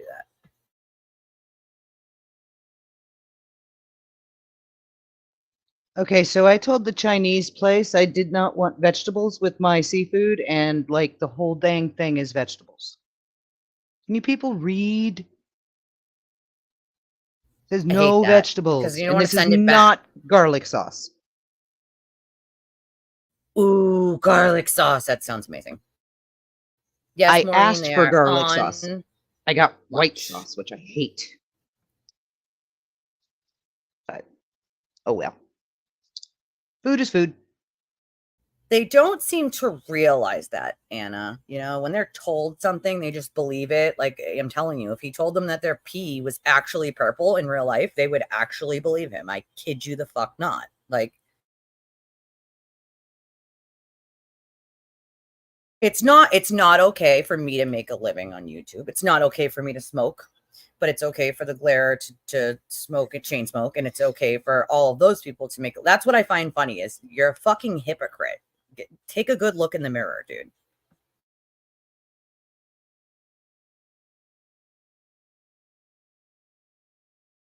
Expired Kool-Aid and lines of copium. Probably.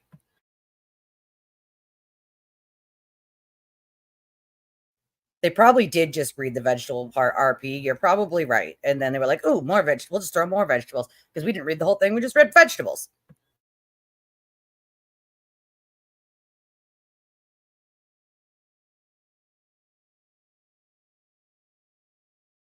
Yeah, we won't hear anything until after 2, Maureen. The jury's not allowed to come back with a verdict before lunch.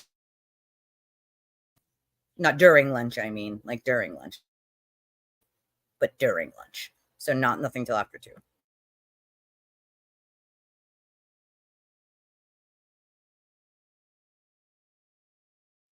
You want purple pea?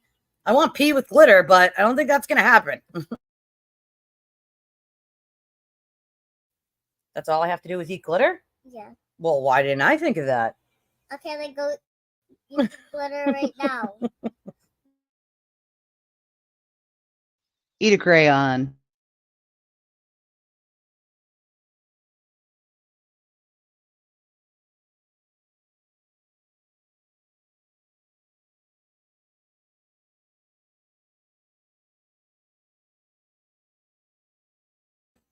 It's just like, what? Like, it's the same people that come over here and try to insult me for smoking 5 cigarettes a day now that I don't smoke that much. Like, it's laughable to me, really. Like, the same people that are like, oh, did you go get a job? Like, I'm a mother, first of all. My job is a mother. I'm a mother right now. I'm a stay-at-home mother because I can't afford 30 grand in childcare. So over 30 grand in childcare. 30 is the minimum. Over 30 grand in childcare. So right now I'm a stay-at-home mom who's also disabled. And I don't even get a disability check. So how about them apples? Government doesn't give me money. So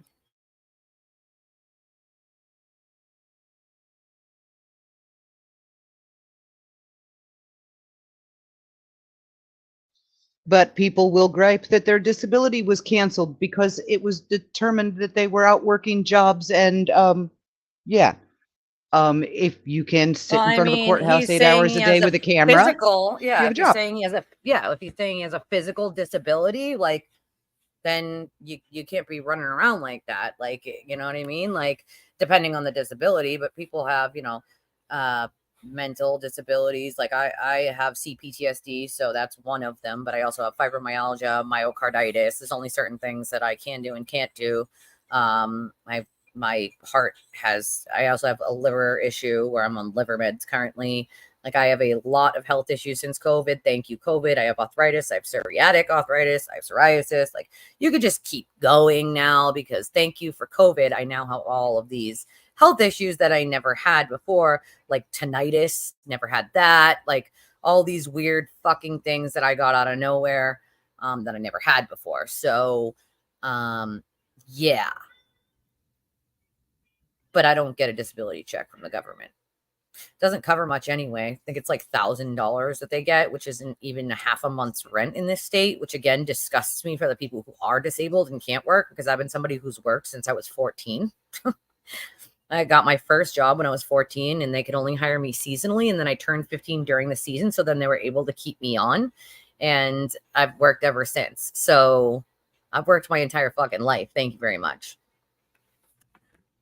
And I also don't get a government disability check, although it would be fucking nice. I don't get a government disability check because you actually have to like fight them before you ever get paid. You have to send them a bunch of medical stuff, your doctors, you have to see their doctors sometimes. It's a whole rigmarole and it takes years. So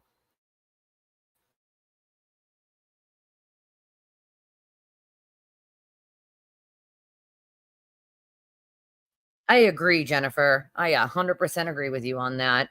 And Anna, my CPTSD, funny enough, I can't even have my back. Like, my back has to be to like a wall. I can't have people walking behind me because I am hyper aware and it makes me very uncomfortable and gives me anxiety. So I will start backing up to the nearest anything that's like solid, like a wall. And then I need to know where all the exits are. Anytime I enter a place, like, I immediately dart for that's not normal. Like, your brain shouldn't automatically be looking for like ways to escape.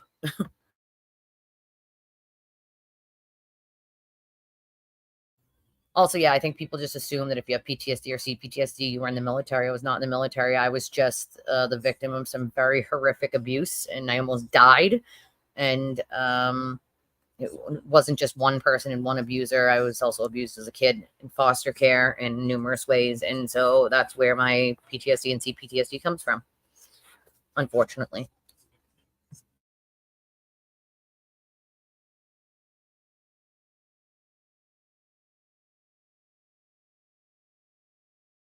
But I'm with you on that one, Anna. We are the same in that manner. I've gotten a lot of people who are like, oh, I'm so sorry, were you in the military? And I'm like, no, I was not in the military. they assume that like PTSD or CPTSD can only come from the military, which is a very false assertion. Not that it's wrong to think that, because our military has been through some horrific shit. And it's just mostly military people who it gets attributed to. So not that there's anything wrong with it, but yeah, no, I agree with you, Ron. I get it.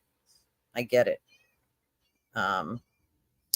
can't even blame it on the vaccine, Maureen. That's the shit part. The vaccine wasn't even out when I got COVID. They didn't even have a test for COVID when I got COVID. So I can't even blame it on either one of those things, because I started getting sick after I got COVID, but before the jab was ever out. So I can only blame it on COVID itself.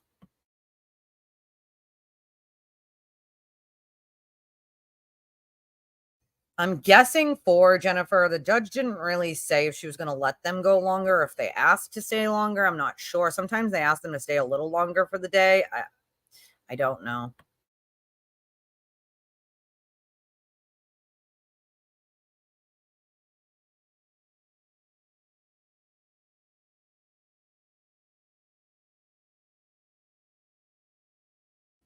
I have an autoimmune disease as well. My daughter has an autoimmune disease as well. I don't usually get the flu vaccine, only because it literally is maybe 40 or 30% effective if they can guess which strain is coming that year. So I think it's purposeless. I'm not going to jab myself for no reason while they're guessing which strain it's going to be. So I don't usually get the flu vaccine.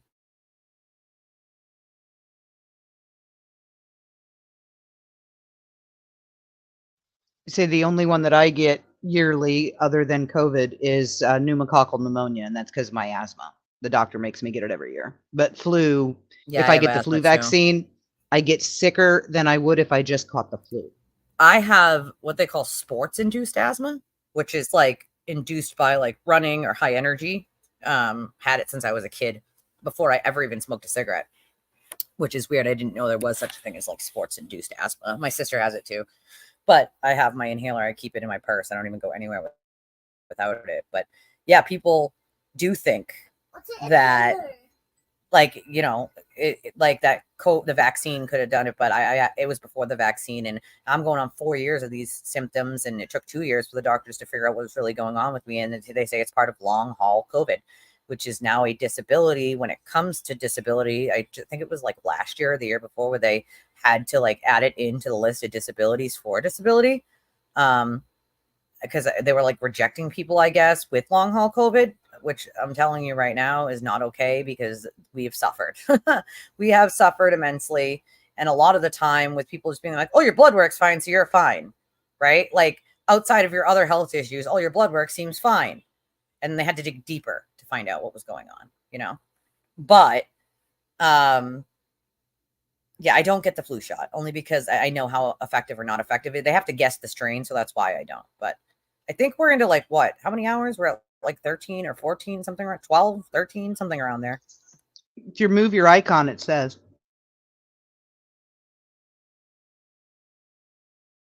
I don't know if I can.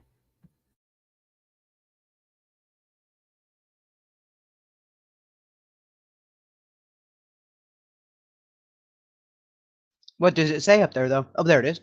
12. An hour 12 of deliberations.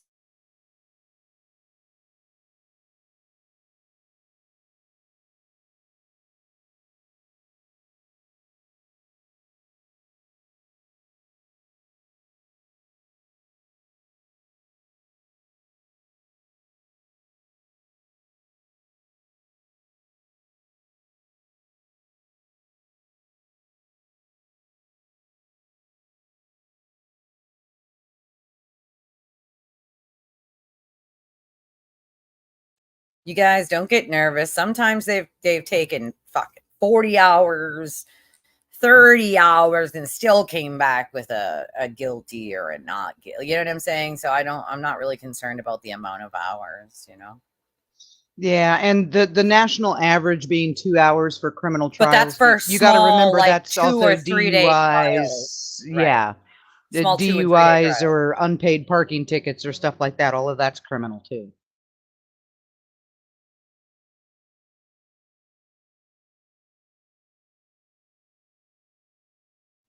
I mean, I've got all my other immunizations, and my kids have too. Just the flu shot I opt out of.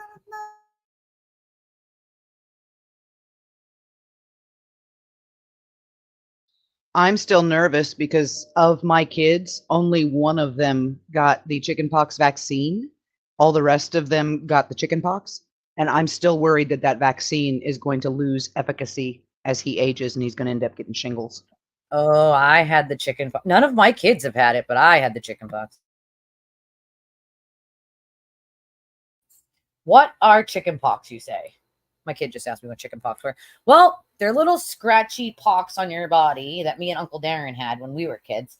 And you're not supposed to scratch them, but they get really, really itchy and they're very spready and they get in between your fingers and your toes and all over your body and those little spots everywhere. They're very, very, very. Even in your nose. Well, on the outside of your nose, but they can be very, very itchy. Very, very itchy. And they're not fun. They're definitely not fun. These are all the videos. That's it. That's all the ones that they have. There's no more than that one.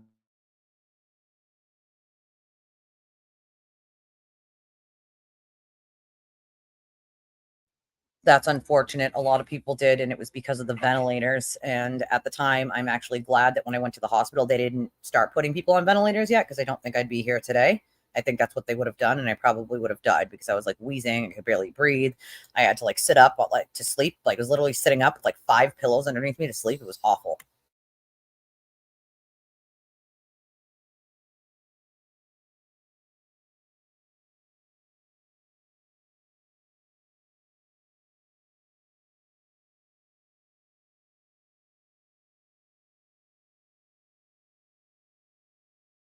We definitely want them to take their time. That's for sure. We want them to go through everything.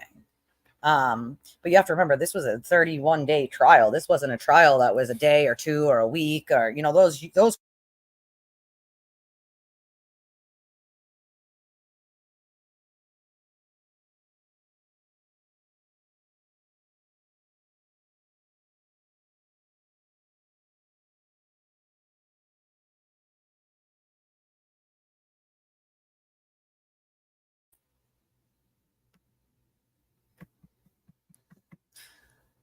My best friend also died. She didn't die of COVID, but she died in 2014. And my little is named after her. That's right.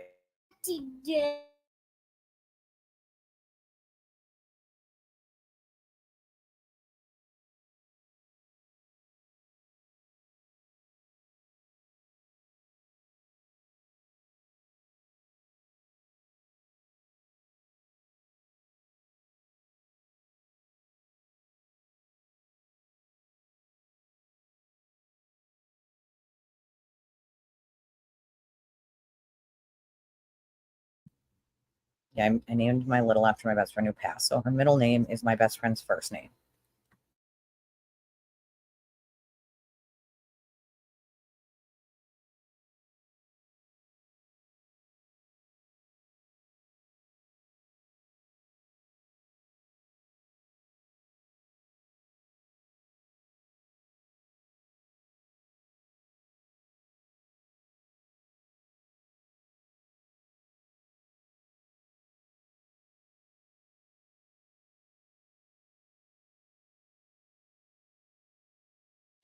I heard that as well. I think that that's the one we heard that was like crying because she wasn't a regular juror, but I don't think there's a chance they would use her as an alternate anyway with all that debacle.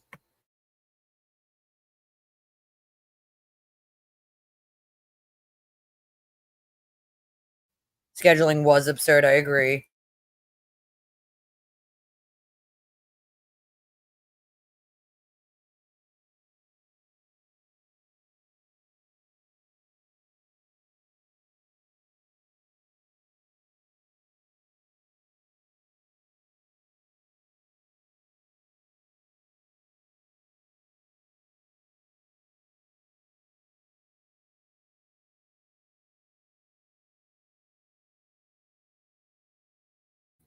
Sorry, I had to get a water, guys.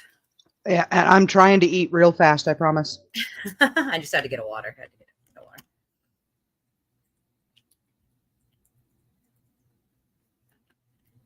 The coffee made me a little dehydrated. Dehydrated. Yeah, I mean, what I can't blame it on is if she doesn't know about the pink. I mean, come on, clearly you know about the pink if you're driving by. We don't know if they are or not. What?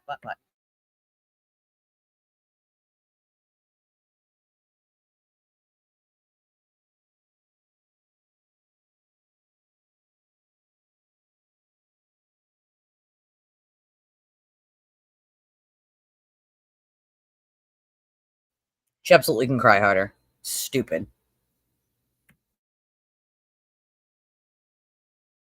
I know, right? Ceiling fans will forever be Fan Taylor or Fanny the Fan. That's the problem, Anna. Not many people are going to check their ego. That's the issue. Enjoy your nap, McGilvery.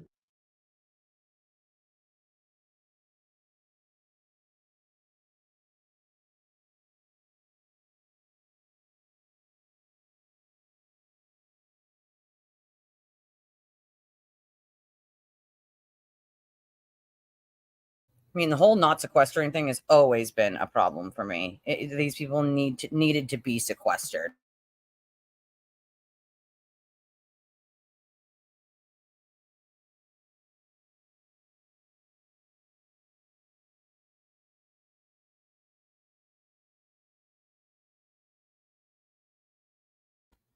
Let's hope that they're just debating, you know? I know, I feel like a clock would be better anyway.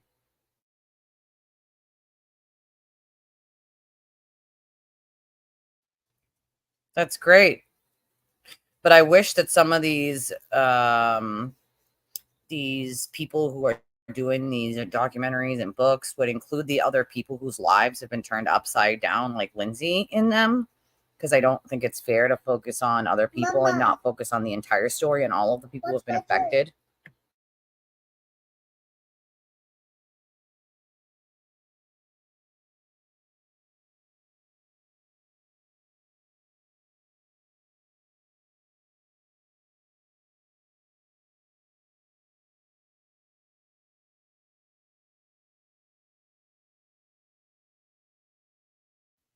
For documentaries. Well, you would think that one of those would contact some of the content creators that were harassed, some of the other victims of sewer turtle, like any of those people. Even to just get comment on it. You know what I mean? Like,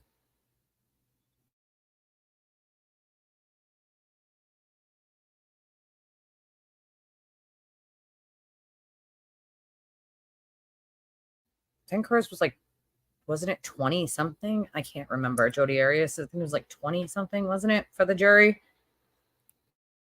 Yeah, I thought it was like 21, 22, something like that. Yeah, something around there. Like, I agree with that, Jennifer. I agree 100%.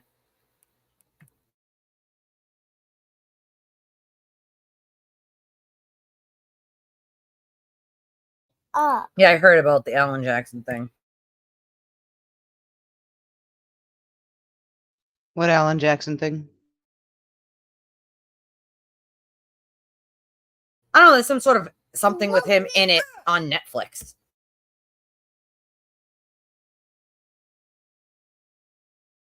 He needs to find another sex offender to defend.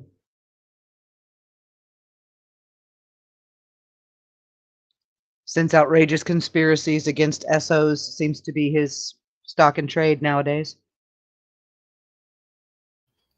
Also, I just have like one quick thing I need to like say, and it's like, if you want to divert your eyes now, you can never unsee this. So I'm sorry.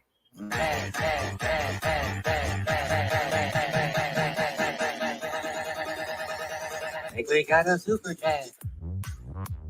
I think we got a super chat.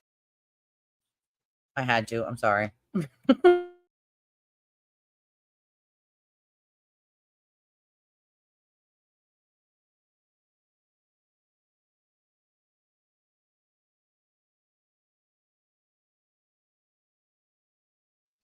you're gonna do a super chat dance on a public sidewalk, expect people to play it. Facts. And also, if you're going to make people's lives miserable by spreading lies about them and then do the public dance on the sidewalk, also expect people to play it. Just saying, oh yeah, the stupid guy that blames the owl, so ridiculous.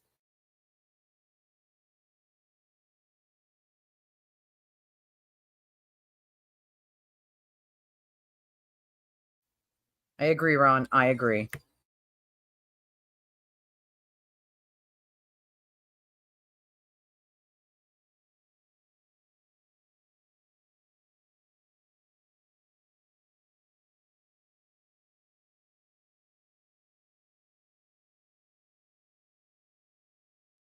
Interesting.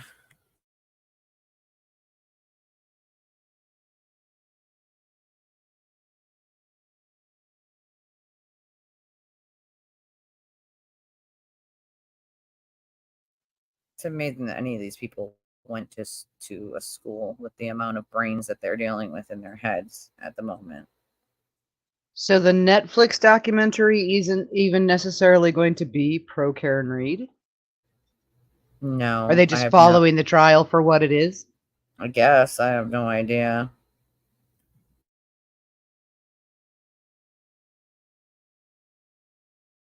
I don't know anything about any of the documentaries at all.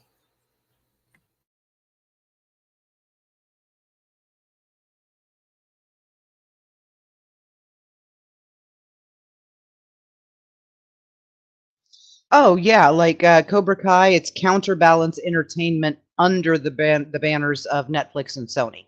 So there's the distributor, which is Netflix, and the big production house, which is Sony. Then Netflix puts money into the production, and then the smaller production houses are actually in charge of the shows. Agreed.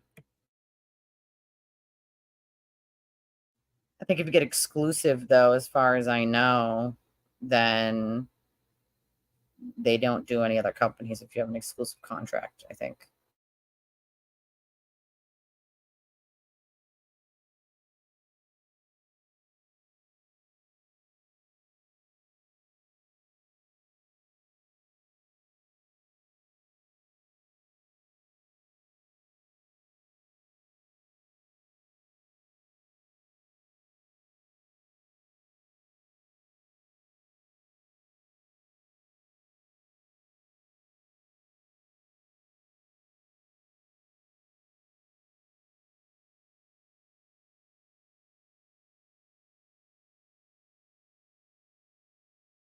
You know, poor Chloe, man.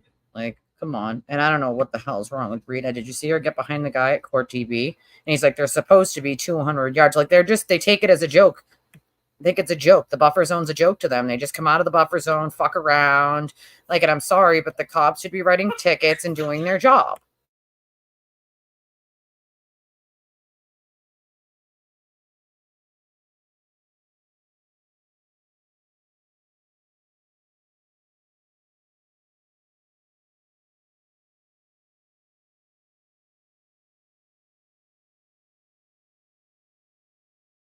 Do it, Anna. Do it. I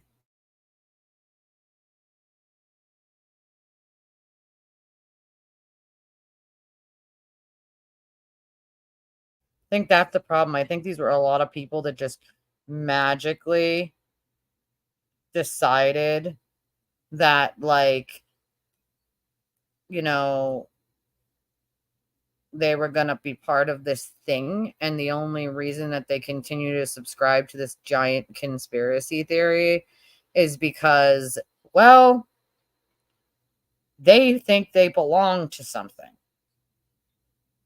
So they're going to stay part of this ridiculous theory because they think it's some sort of awesome, cool thing to be in, and they belong somewhere. And now that they feel like they belong, they stay. Again, you don't know you're in a cult until you get out of the cult.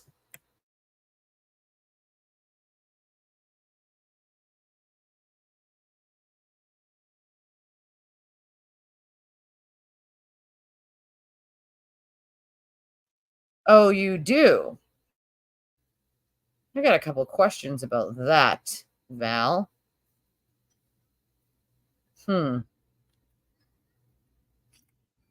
Yeah, but are any of these people being paid to do this documentary? Because I would really hope so. That if they're taking their time to be in this documentary, that they're at least paid for it, especially after everything they've been through. But I have no interest in it if they're not going to include Lindsay or any of the other victims that have been harmed recently, or even way back, or all, some of the victims like of Sewer Turtle and the years he's been doing this. Because it tells a story of who this person is. He didn't just magically become this person during this case. He was already a horrific person.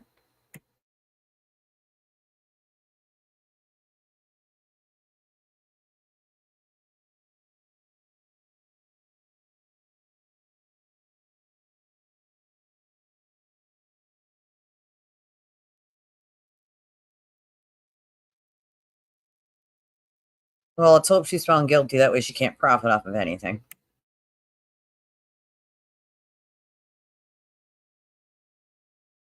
Exactly, Anna. Exactly.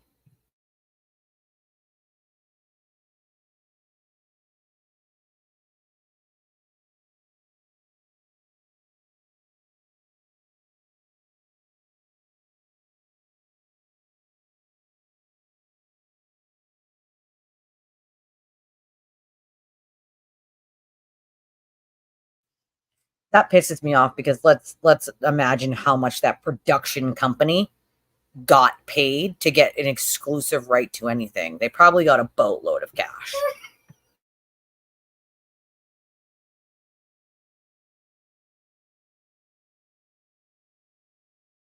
Oh, I don't doubt that. I mean, there's money changing hands everywhere.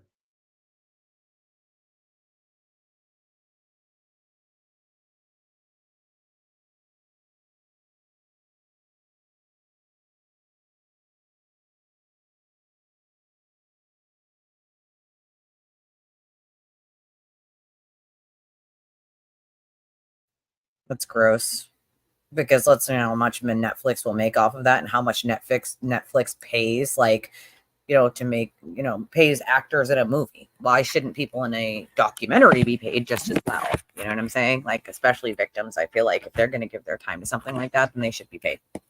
It's that simple. If you're going to pay, $70 million to have Kevin Hart on on your platform and make, many tens of millions on it, like, then Netflix should be willing to pay people to be in a documentary to take their time out to do it and tell the world about their own life that has been flipped upside down.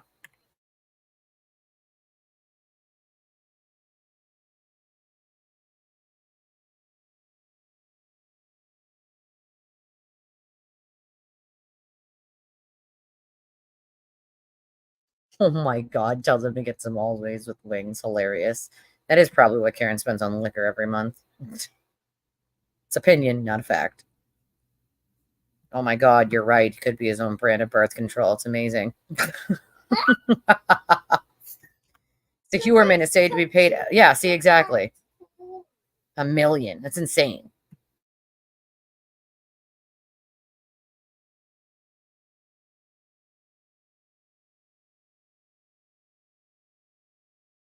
Depending on what time they were told to go to lunch, then if they were told to go to lunch at 1, then yes, they would be back for lunch. If they didn't get to go to lunch until 1:15, then no. We don't know because they didn't tell us.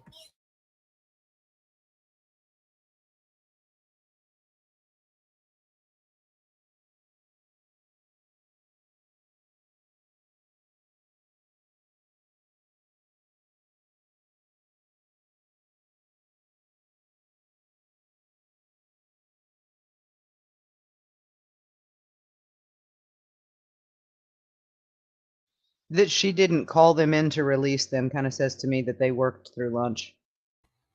They could have, but they can't come to it. We wouldn't know about a verdict during lunch. They're not allowed to do that. Right. So yeah, we would have just become available to learn if they decided. People who didn't know who he was have, and that's not, you know what I mean? Like Obviously, once you know who he is, I don't think anybody would, but these are people who clearly don't know who he is beforehand or are told to just not believe the trolls that are jealous of him. He manipulates is what he does. That's what abusers do. They manipulate. But what, I don't see why people in a documentary should be paid any less than people in a movie, other than the fact that the people in a documentary are giving their real life experience and pain, and people in a movie are not. So I think it's even more worthwhile to pay the people in a documentary versus a movie.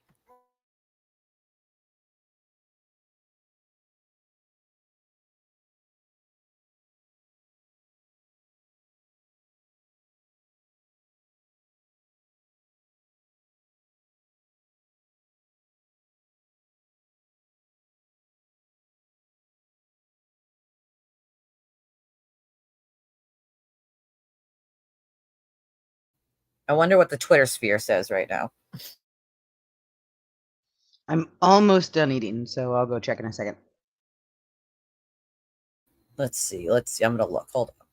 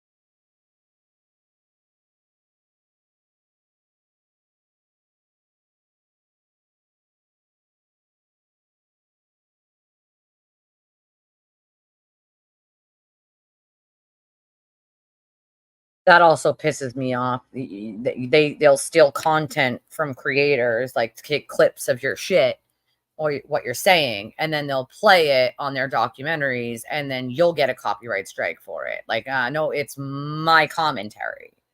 And then you don't pay them on top of that or even give them credit. No, not okay.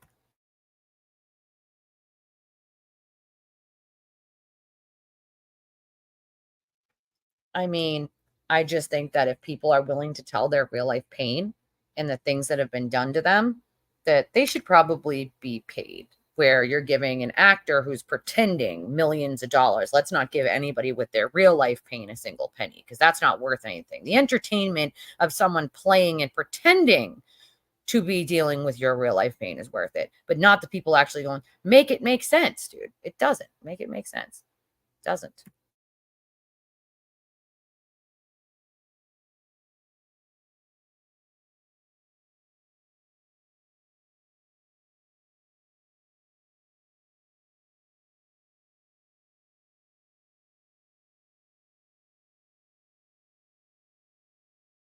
It's not always fair use. I have mine set so that nobody can use my stuff without my permission, and YouTube allows you to set it that way. If you're going to use someone's stuff, you should give credit to that person. And it's one thing to do like YouTube to like play another YouTube video. It's another to make a movie or a documentary out of it, play these people's clips and their comments and their emotions, and A, not give credit, or B, not pay them for it when they already don't make shit. To me, that's sketchy and skeezy. Like for me, I honestly think that mods on YouTube should be paid. I've thought that from day one. They do a job. They do a job. They should be paid for that job. If I had the funding to do so, I would. Obviously, I don't. But if I did, I would, because they're doing a job. I believe they should be paid for that job. Yeah, filing a copyright lawsuit is extremely expensive. It was from 1 to 2, but she didn't bring them in today and like release them and vice versa. She just, the lunch gets brought into them, into the room that they're in. And so we're not going to hear anything unless there's a question or a verdict.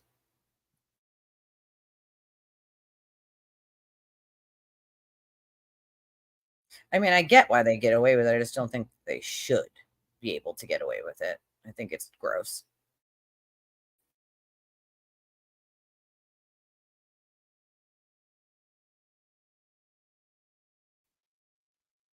I mean, I don't even think about channels that are huge, just in general. They're still doing a job, whether it's a small channel or a big channel, like they're still doing a job. Like at one point when I believed Karen was innocent, my chat would go so fast that I'd have to slow the comments down and scroll to try to read them all and catch up. And I was usually like 10 minutes, 10 to 15 minutes sometimes behind in the comments. But my mods are doing a job that entire time. Like they're checking for trolls, they're getting rid of, people with their ignorant comments or crap BS spam. Like they're doing a job to keep everybody safe and civil, and I think they should be paid for that. And I was only at that point, getting a couple thousand views per video. My chats were a little over 1,000 of people in there. And so imagine channels that are 20, 30,000 in a chat, like what the mods are doing there, never mind what they were doing in my case. And I only had 3 or 4 mods.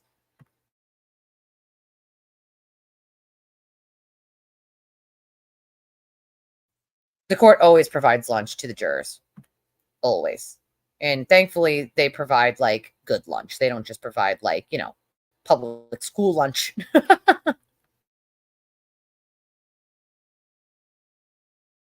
They like order from like a place and then it's provided to the jurors. Nope, no news, Emma. I have no idea.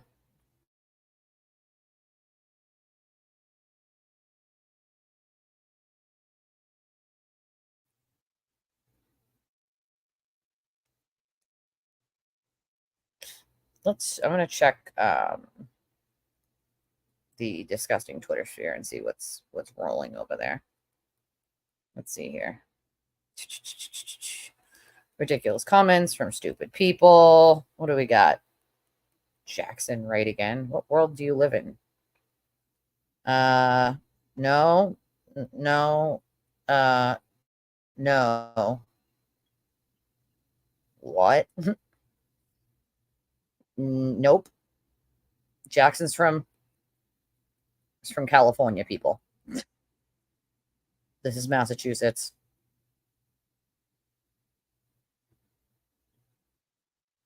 And people keep posting the district court. Like, come on, you guys can't be that stupid.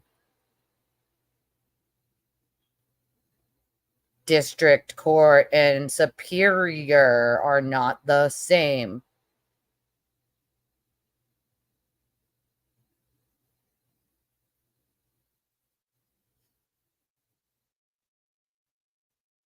Nowhere near the same. Get some brain cells. You're talking to people who show up to Josh Levy's office to protest him, even though everyone thinks he's on their side. Yeah, I have no, like, again, clown show, an absolute effing clown show. Yeah, you don't want to put pressure on a jury like that because then it's a bias. You have to let them just work, unfortunately. I know she loves letting them leave early though. Like they said something about asking to be out by 4. They meant 4, and she lets them go with 3:30. Like, dude, come on. Like most courts go 9 to 5 and they start promptly. Some go well after that. New York has night court. Like, oh my God. I can't wait to post. I can't wait for them to see that. Honestly, I really can't. Yeah, no, she said that. She said the people in this would be too stupid to be on the. Yeah. Oh yeah, she said it. I'd order from D&E just to give them the. I mean, it's not in the same town, but Dedham and Canton. But I would just to give them the business because they've had people call in orders and not picked up. They've lost a lot of money. Like, yeah, I mean, I'd want to be finished too. But if there was one so if I'm on the jury and there's a holdout saying she's not guilty for something, if I'm one of the other 11 jurors, like I'm not going not guilty. Sorry. We're not changing our minds on that. I'm not changing my mind on guilty to not guilty for the one person. That's not happening. So that person's going to have to compromise. Otherwise, We got a hung jury and we got to do it again.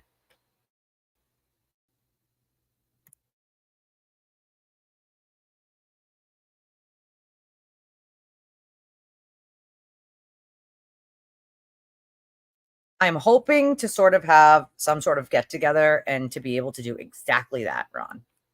So when this verdict is over.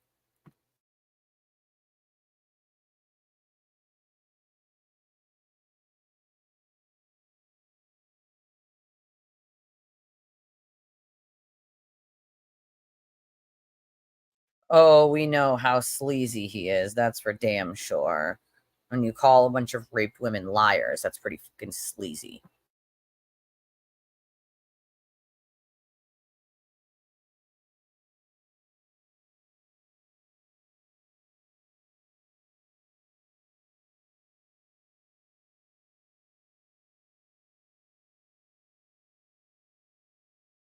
I'm just looking to see what else these ridiculous people wrote on Twitter today.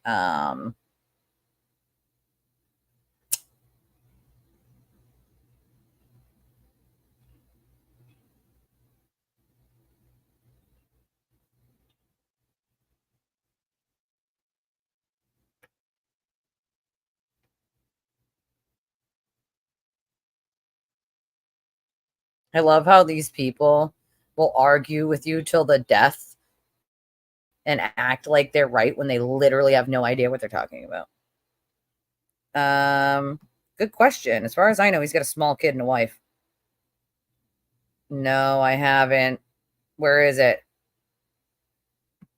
Let's see it. Where is it?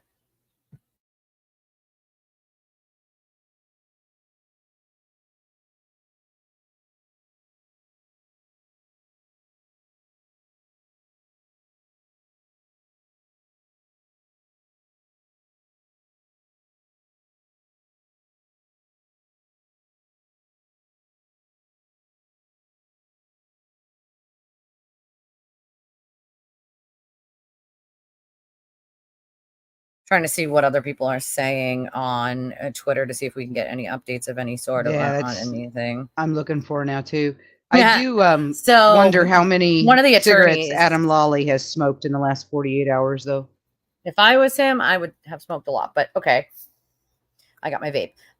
Matt, I always butcher this dude's last name. I'm sorry. Like, I know, right? I wonder if she does know that she's been staying at the Omni with him. Oops. Matt Tempenick.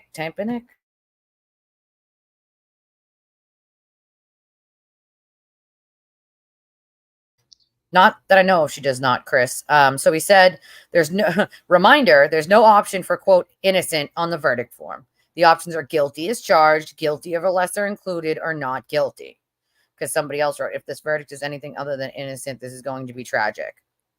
The state's witnesses cloaked as quote experts, and this was wild. The state's witnesses and experts were highly, first of all, the experts were literally the experts and the people that their experts called for help. So that's the funny part. No. Alan Jackson is married, not Karen. Not Karen. Alan Jackson. Yeah, Lally needs a vacation, poor guy.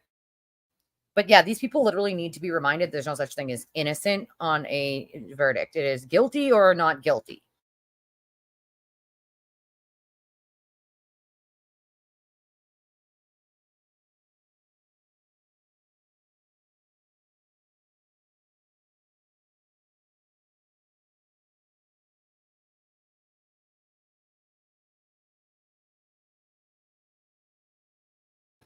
I'm trying to hold on. Give me 1 second, guys.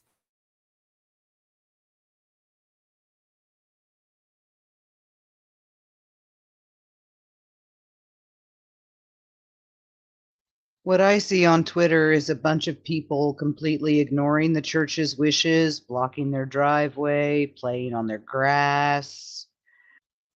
Like, I mean, I get it. Your kids want to play. It's summer. Take them home. They don't need to be True playing that. around on the church's front lawn. It's the shirt that goes with it, Riley. Well, you need it.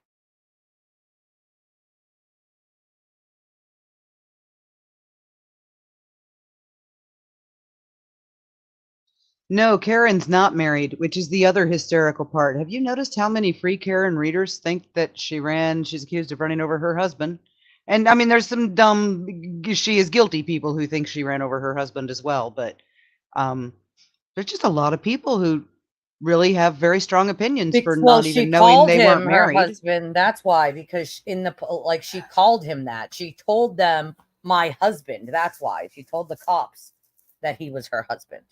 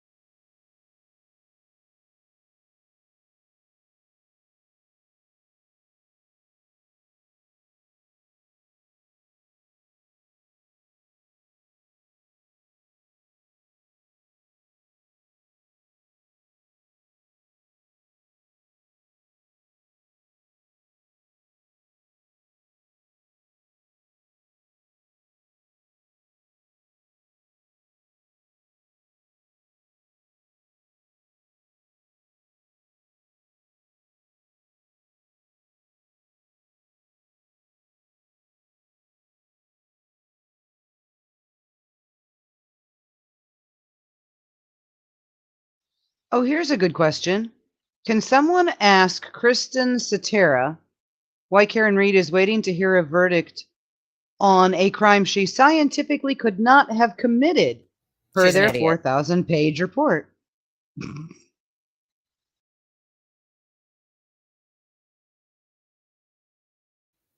That No one ever idiot claimed should stop wasn't. talking.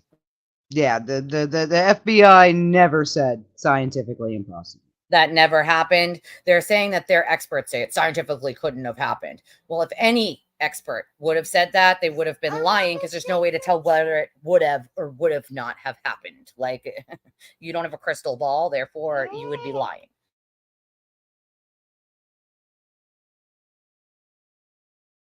So DePetro said 14 minutes going back inside the courthouse for the Karen Reed trial with the jury still deliberating into hour 12.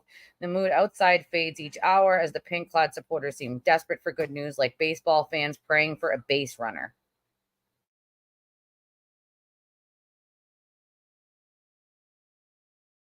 Two hours ago, he said, I'm told Karen Reed freakout has reached epic proportions. Jury's still deliberating. Maybe she can leave Higgins a voicemail.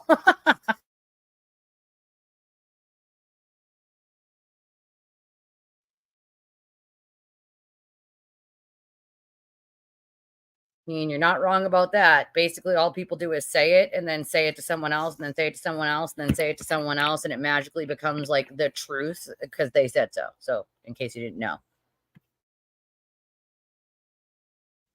they're praying to the pink Tito's gods.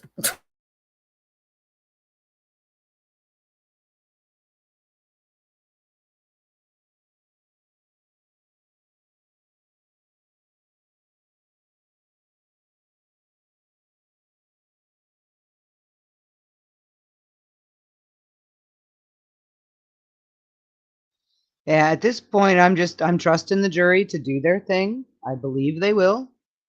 And what happens, happens.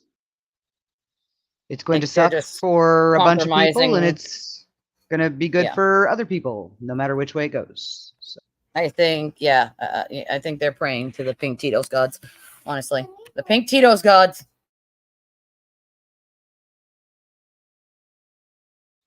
Except their devil in a pink dress is wearing black today, I think. I don't think she's ever worn pink. No, but she told everybody else to, and she knew it would be a bad look if she did. It was a bad look that she told them what color to wear to begin with. Like, because why would you want to, show up wearing clothes in your own favorite color? Which, if it was your favorite color, wouldn't you have a lot of clothes that color?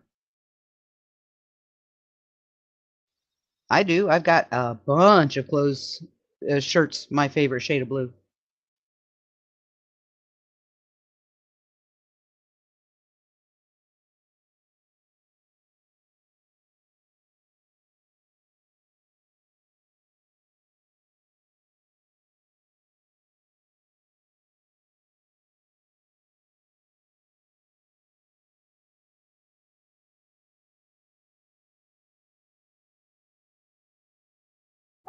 All right, hold on 1 second, guys. I'm gonna walk my baby across the hall to play with the kid across the hall. Hold on. Okay. And while she's doing that, I can walk with you guys through my house because I'm going to the back porch to get a cigarette. Or 7.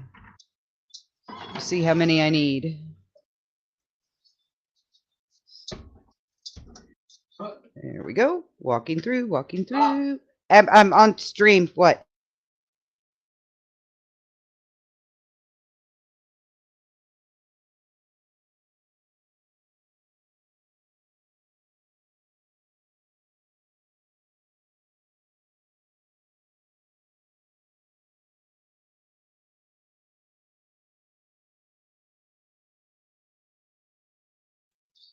Okay, so you got to hear the number 2 son bellow as I walked by. Okay, here we go. Heading to the outside.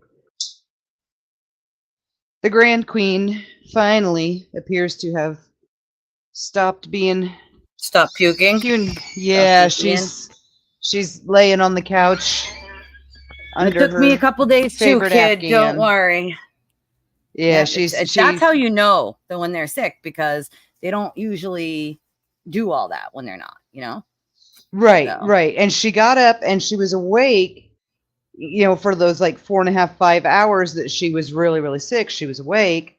And then she hopped up and I heard her feet running toward my office. And I opened the door and I was like, "Do you feel better?" And she said, "Yes." And I was like, "And how's your tummy?" And she goes, "Better." No. And then she 10 minutes later curled up on the couch and went to sleep. That poor baby had to be exhausted. Anna Kate did work for him a very long time ago, which is why they had a falling out when she stopped working for him, because he's a shit person. Kate's told that story a bunch of times. You're not allowed to stop working for him or accidentally tell on him because you didn't lie, because he lied and got caught, or your personal enemy number 1. Been there, done that. By not lying for him and not realizing it, what me telling the truth about something, just being asked a simple question and answering it, was going to get him caught by multiple women of his own lies. Also, not my problem. It's not my job to lie for anyone. Ah, I see. Yeah, Karen told them, though. She told them in a Facebook group. They said, we should all wear one color. And she told them pink. So she did tell them to wear pink. Is that Sade or Sadie McGilvery? Sade, wouldn't it be? Yeah. Yeah, that's what I'm thinking, because that's the way that the singer's name is spelled, and it's Sade. Right. Or sometimes you can also pronounce it as Vinny seems Vinny. Vinny is also Vinny friends with is Voldemort, Tisha, and Dolly. So, I mean, make of that what you will. Sadie like, Robinson. actually, he acknowledges them. So that's what I was asking, if it was Sade or Sadie. Psychopath.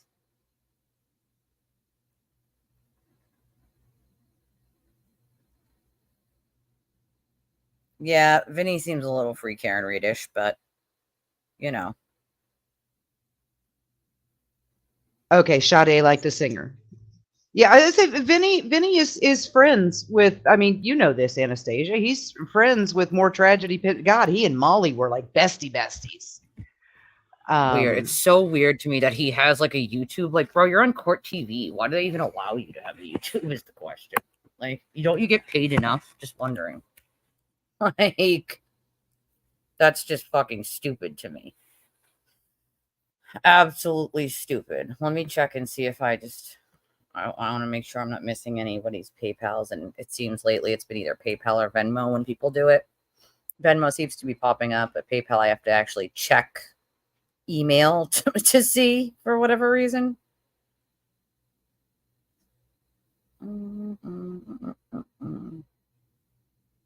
Nope. All right. Just making sure I'm not, missing anyone.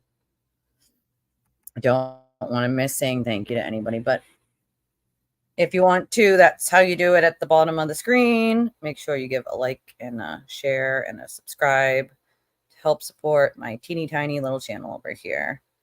Sade. Yeah, that's how. Okay, Sade is how you say it. Yeah, well, that brings in the dollar bills, Jennifer. That's why. That's why. It brings in the money. And so instead of just telling the truth about something, it might not be popular, but he instead of telling truth, though, he decides he's going to go with what's popular.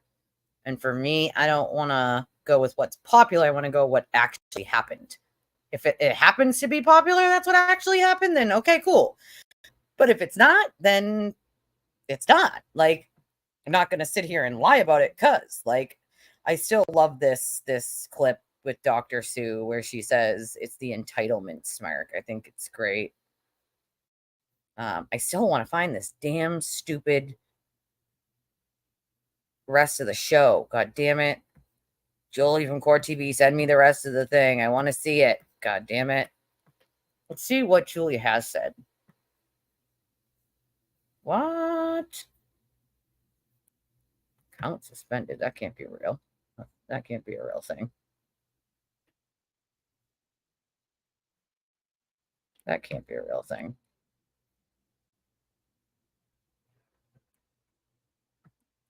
Here it is. I think that was the wrong one. Okay, yeah, here's a regular one.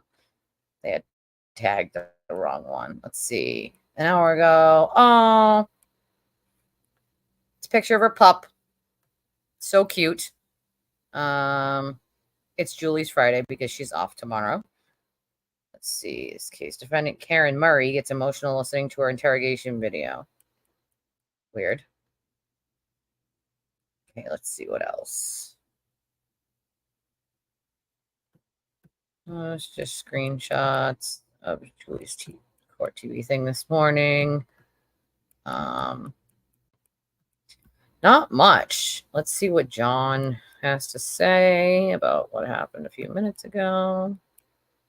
31 seconds ago. Karen Reed trial. We can check this out, I guess. Sure what to think at this point.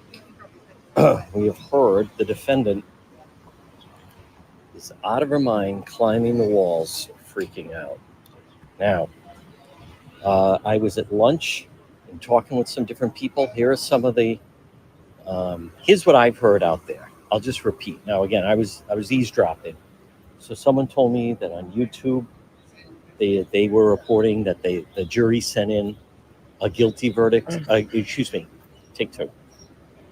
They heard on YouTube the jury sent in a not guilty verdict and the judge kicked it back. Now, that didn't happen. I have not heard that. It does not sound true. Doesn't sound like that's something that would happen. That's what these people believe. Of course they do. Everyone, a lot of the people are already starting to say it's definitely rigged. It's totally rigged. I think by all accounts, of course they would. And again, there's the Dedham courthouse. I think it's safe to say that they did not think they'd be going this long in deliberations. Now, the next couple of hours are key because a couple of things could happen. As we start to approach 4:30, I'll be curious to see, and it's not that far off, it's 2:30, whether the jury's going to tell the judge, we're going to go home for the day, or it didn't happen, are they going to maybe say, possible, that we're close, and then maybe they stay. I don't know. We don't know. But We'll I just find want to out. show you. Now, on Tuesday, yeah, the trial's rigged. This Come area on. that I'm going to show you was like a pep rally. They were fired up. People were coming in left and right. So today, this reminds me of any team that plays Alabama, and at halftime when they're down 42-0, totally deflated. It is like looking for a reason to be excited. They can't come up with a reason to be excited. Their leader is not visible at the moment. It's a leader. Which one is She that? is not even out there with the documentary crew. But this is so much quieter than it was the past couple of days. Now, make no mistake, there's still a lot of people here, but it is deflated, totally deflated. Now, I also want to mention this about many of the Karen Reed supporters. About the Karen Reed The supporters. problem is, if you live in an echo chamber and you only absorb certain news, then you don't get a sense of what other people are reporting, and they have no interest in listening to it. No, so they're they don't. frustrated. John, they never do. They're angry. I'm seeing a lot of heated discussions. Mm-hmm. I don't know if there's fighting within. It's always been fighting Yes, within. it is but fighting not what within. they It's thought. very bad out there right now. Now, keep in mind, folks, right now it's Thursday, and you're looking live. They thought on Tuesday that they were going to get 10 minutes. Oh, jury's going to come back in 10 minutes with a not guilty. That was just crazy to think. Tuesday came and gone. Someone in a wheelchair. Now Wednesday has come and is gone, it the and now most disgusting? What's her it's face? late after. Well, not late Or afternoon, is it the guy mid-afternoon that's Thursday, decent person? and still no verdict. Why are they walking straight Now for the there are Pedro? some interesting people it's arriving. Here comes Like, someone in a wheelchair interesting. with a sign that says "Victory." Oh, she's a. Depends on what that looks like. Who it is? One thing wanna I've guess? noticed is, obviously, all the people in the pink, hard to miss, Yeah. but a lot of the people that are in pink, especially the guys, it reminds me of one time when it was many years ago. Went to a Patriots game. We went fired out of town, road game. Went in fired up. It was like an off game. And at halftime, they were way behind. And then we're looking at each other with our Patriot jerseys, like, what are we doing here? So I'll tell you, this crowd is certainly quieted down. It's nowhere near. Tuesday was like they were ready. Wheels, yeah. It was raucous on Tuesday. Is her name Lorena? Tuesday had it rolling. An awful human. She Today, runs her mouth. no questions from the Says jury. awful things all over Twitter, and then goes, Very but I'm in brief. a wheelchair. People Karen's are mean. freaked out of her mind behind closed doors. I'm hearing she may be calling Brian Higgins. Brian, I fucking hate you. Oh man. Brian, I take it back. Conjugal visits in prison. Right. Um, Hilarious. Can you imagine Alan Jackson? Alan Jackson at this point must be get her 9 drinks, anything to shut her up. Right? Jesus. Oh my God. She is going to be freaked. He does. They are not. No, come, I these didn't people see just that done this. one. Somebody's got to find that for me. I need to find that. No, again, by now, not exactly being Is it Hot Wheels, y'all? out of Where warmth is it? here. It is. The ladies across the street would love to meet you and talk with you. All right. Okay. Everybody leaving for the day? No. Go? Oh, all right. Well, they're taking chairs. Yep. We're waiting for the verdict. Oh, that's sad. That's very unfortunate. I'm sorry to hear you. We're waiting Sorry to for the hear you're all verdict. idiots. Didn't see the FBI experts, the ones that didn't get Why all do the you information. suppose they're taking? Why are you leaving? Why are you leaving? If you're a if you're a supporter, why are you leaving? Are you giving up? You're not? Park back there. You can park back there. Park back there. Yeah. All the way back. Right. So you see where that sign is with that lady with the Hawaiian lei is? Yes. They want to meet you. All right. Well, All that group. I appreciate that. They must be the ones. Yeah. Yeah, I'm not that popular. Nope. Thank you, Val. Don't believe in them. They're nuts. They're nuts. See, Can't see now, the FBI I could go over expert. there, but I don't want to. I mean, I'd feel like I'm rubbing it in. Folks, the challenge right now is to not. I'm not trying to I'm not. We don't know what they're going to come back with. No. So the challenge right now is not to pile on. No. But these people are hearing what they want to hear. I'll That's say it. that. That's all they hear. And look at that. That girl's still like, didn't you hear the FBI experts? Yeah, we did. You idiot. They're not relitigate. They just want to keep relitigating the case. Yeah, they do. No, 24/7. I'm not. I would feel like I'm Facts. trying to like, I'm not doing that. I'm just trying to give you guys an update. Run, John, run! I mean, does this seem like an excited crowd? Forrest, run, Does John. this seem like? I mean, this seems like a crowd that they want 9 drinks. John, you're a pervert. You're a pervert. Where are those signs? Right? How come we don't see those signs? I mean, if I can bring them down. Those are the signs that I would have. I want 9 drinks. Ooh, that's a good sign. That's pretty nice of her, calling him a pervert. Someone want to pour me 9 drinks, 9 shots. Listen, of 20 these people are well-intentioned. coffee. They're very patient. Yeah. They're giving up a lot of their Some of them are time. not well-intentioned. Some of them are just idiots. I think they have been a little misled. But no, John, I don't get I'll tell you what, carried. the state police have been great, and everyone's quiet. And I feel if I cross the street, You might it's die. going to give these people a reason to do something. Because Yeah. I've been identified as, you heard them. Oh, he's the one. Yeah, like because they don't He's want the one that impartial says she's press going to be there. found guilty. Well, Yeah, God forbid. They don't want impartial God anyone forbid. there. He's the one. Yep. How dare you? How dare dare you think she's going to be found guilty? How dare you? Why are they screaming like rabid It's just animals? like the lady yesterday. You should be arrested Anyone? Oh, you for should going be on arrested. television saying you think she's going to be found guilty. Arrested? What would be the charge? Why can't I? What's But the, they were what's the saying rule? freedom Why of is speech that?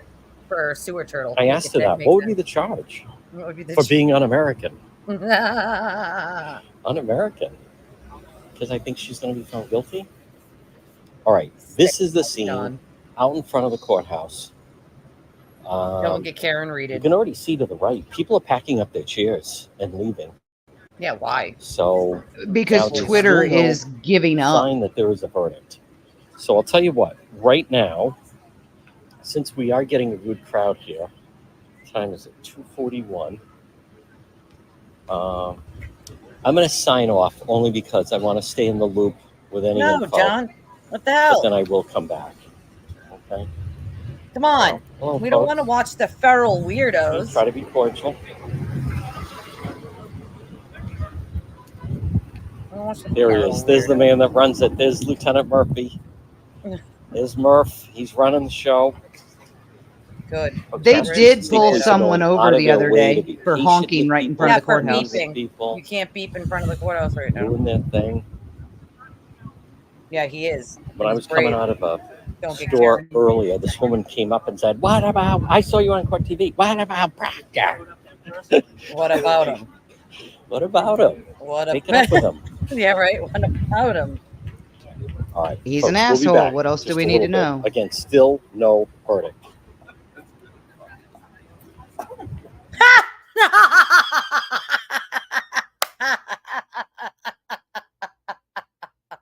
I like him. sorry.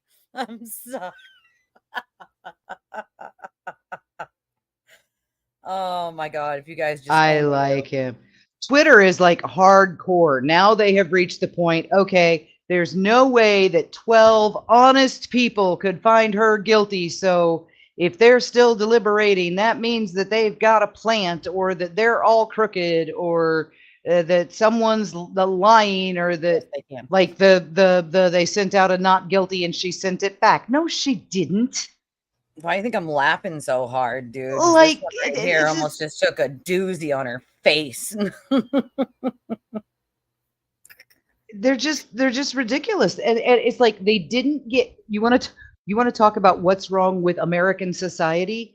People who expect their bullshit to be bought in 2 hours, that then give up on everything they claim they believe in because right, they folks, don't this is- get it. Right. I need to go back to the end there and just let's see the face of this person, because if it's who I think it is, it's even funnier. Stick that digger.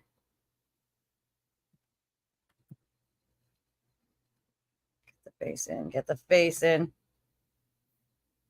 It's not who I thought it was, but oh my God, would that have been a funny? Who's back here? Oh, these are the winners here that bring their 6-year-old with them to this debacle. She's the one that was, I will never believe it was her idea to give her saved up allowance to a millionaire. No, absolutely not. Never. Highly doubt that. Saved up allowance of a 6-year-old who has autism, I think, or Asperger's. They thought it was cute when the 6-year-old told Grant to go fuck himself. The mother was on TikTok thinking that the world wouldn't clap back, being like, what the F is wrong with you? People are like, what is wrong with you? Why isn't she in school? Oh, well, the school isn't doing right by her. We're fighting the school. Okay, been there, done that. I have a child that has a lot of disabilities physically and have had to fight the school system. But then you homeschool if that's the option, right? You don't bring your kid to a murder trial and then think it's cute when she tells a journalist to go fuck themselves at 6 years old. Because I'm gonna tell you, if my 6-year-old decided she was gonna have any words like that come out of her mouth, she'd be standing in the corner in a timeout until she learned some respect. So 6 minutes for her age. 6 minutes. A minute for every year they are, they say. But my kid would not be, my kids know better. Like, no, we're not dropping F-bombs at the age of 6. Like, that's cute. That's not cute. It's cute when like a 2-year-old does it and they don't know they're doing it. Like, they don't realize it's a swear word. Like, that might be cute because it's funny that they don't know it's a bad word, but they repeat it because they heard someone say it. Like, but it's not cute when a fully aware 6-year-old says it. That's not cute.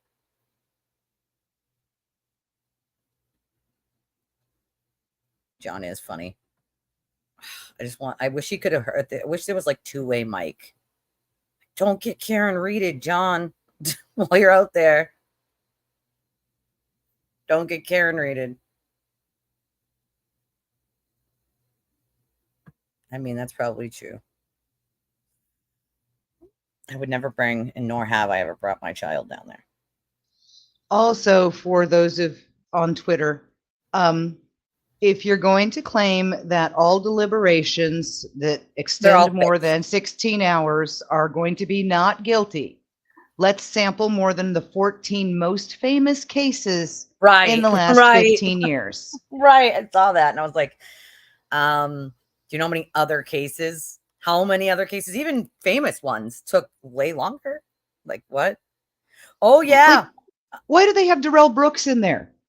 Why? What does Darrell Brooks have to do with anything other than showing us all what Sovsits idiots they look like? I mean, Val, mine did that too. Riley was my only one to do this, and she was, oh God, maybe 1.5, 2, and I got my sciatic nerve it went down my leg into my butt cheek and my back, and it was pinched. So I like literally was laying in bed one day at night getting ready to go to sleep, and I yelled like, oh fuck, because it hurt really bad.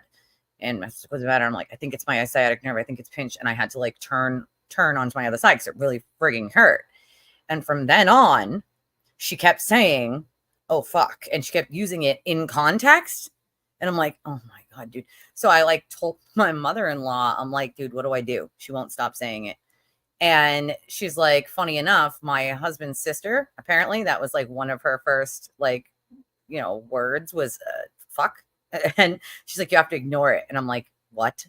I'm like, I can't ignore it. I can't do that. And obviously we had to stop swearing, but like, it was in a moment of real severe pain that I said it. So like, I'm like, no, I can't ignore it. So I'm like telling him like, no, don't say that. That's a bad word. You don't say that. It's a bad word. And like, she just would, every time she would use it in context. And I'm like, she's not old enough to know how to use it in context yet. She was using it in context. So I'm like, what the hell, dude? So eventually I started to try to take my mother-in-law's advice and just ignore her. And that literally ended up being the thing that worked to get her to stop doing it. Because every time I would tell her no, she would just like do it more. So I was like, ugh. Like, with the Grand Queen right now, we're doing the because her she popped off with a GD the other day, and it was like, oh no, grown upward. But my niece, when she's 18 months old, she did the oh shit thing, and it was because she dropped her mashed potatoes. So Oh yeah, my perfectly in context.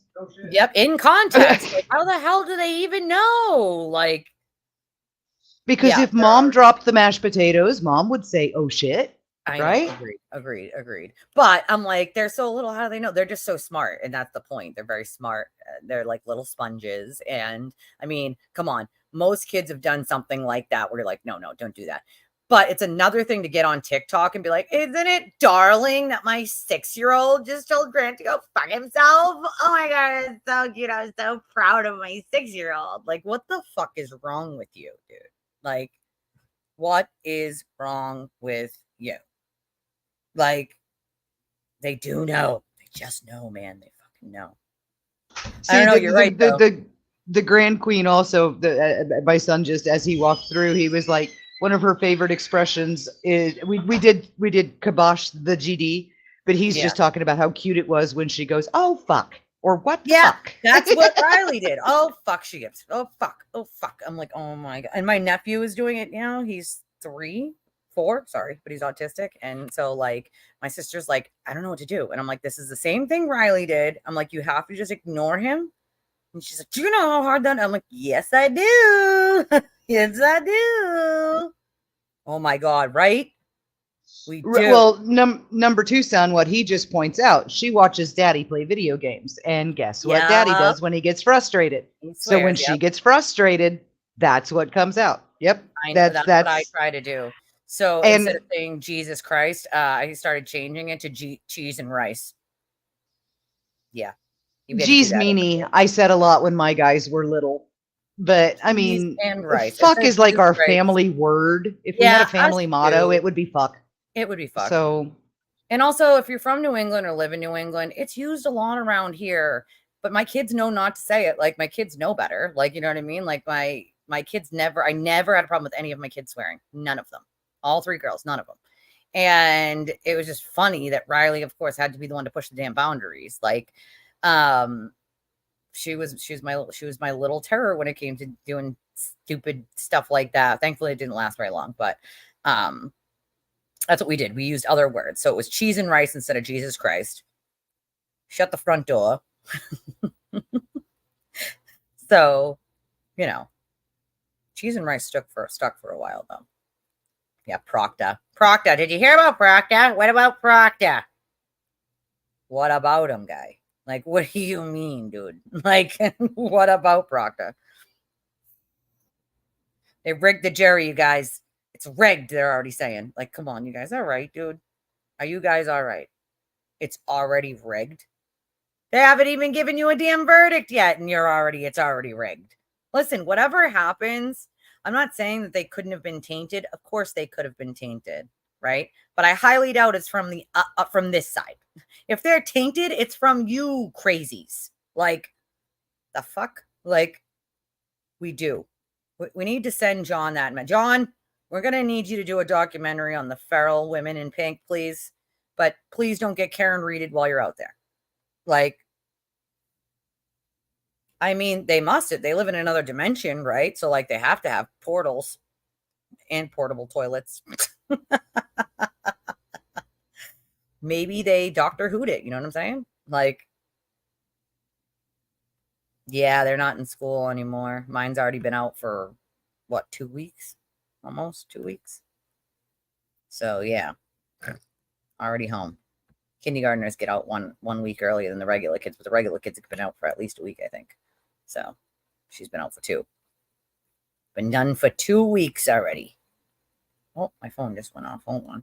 I don't have it on ring. I only have it on vibrate right now. So I just, when things vibrate, I have it set so that like the little flashlight sort of goes off. Aw. I have A $5 dono. Just thank you. She said the second hottest girl at the hillside.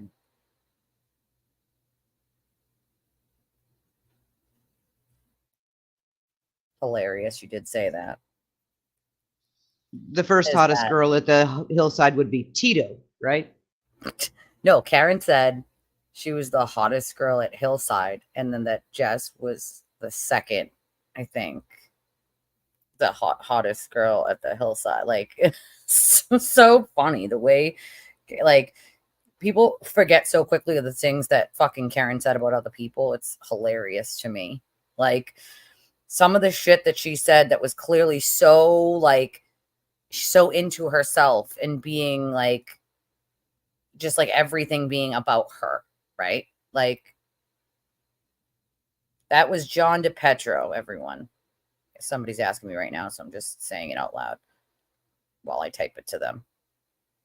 He does have a Twitter. That's what we were watching, his Twitter. We can go back and make sure, see if he goes back live again. I'll check periodically. But yeah, that was John. Him and like one other person are really the only people that have any sort of real gauge on reality over there right now. Everyone else, again, like he said, sort of lives in that echo chamber of nonsense, really. Just absolute and utter nonsense. And it's sad because it's like, you can keep living in that echo chamber, but what is that going to do for you in the long run, right? What is it going to do for you in the long run? Are you going to go back and look at this moment and say, what a fucking idiot I acted like? What was I thinking? How could I be so duped? How did I get lied to so much? What the F is wrong with me? Any of those things? Yeah, no, yeah.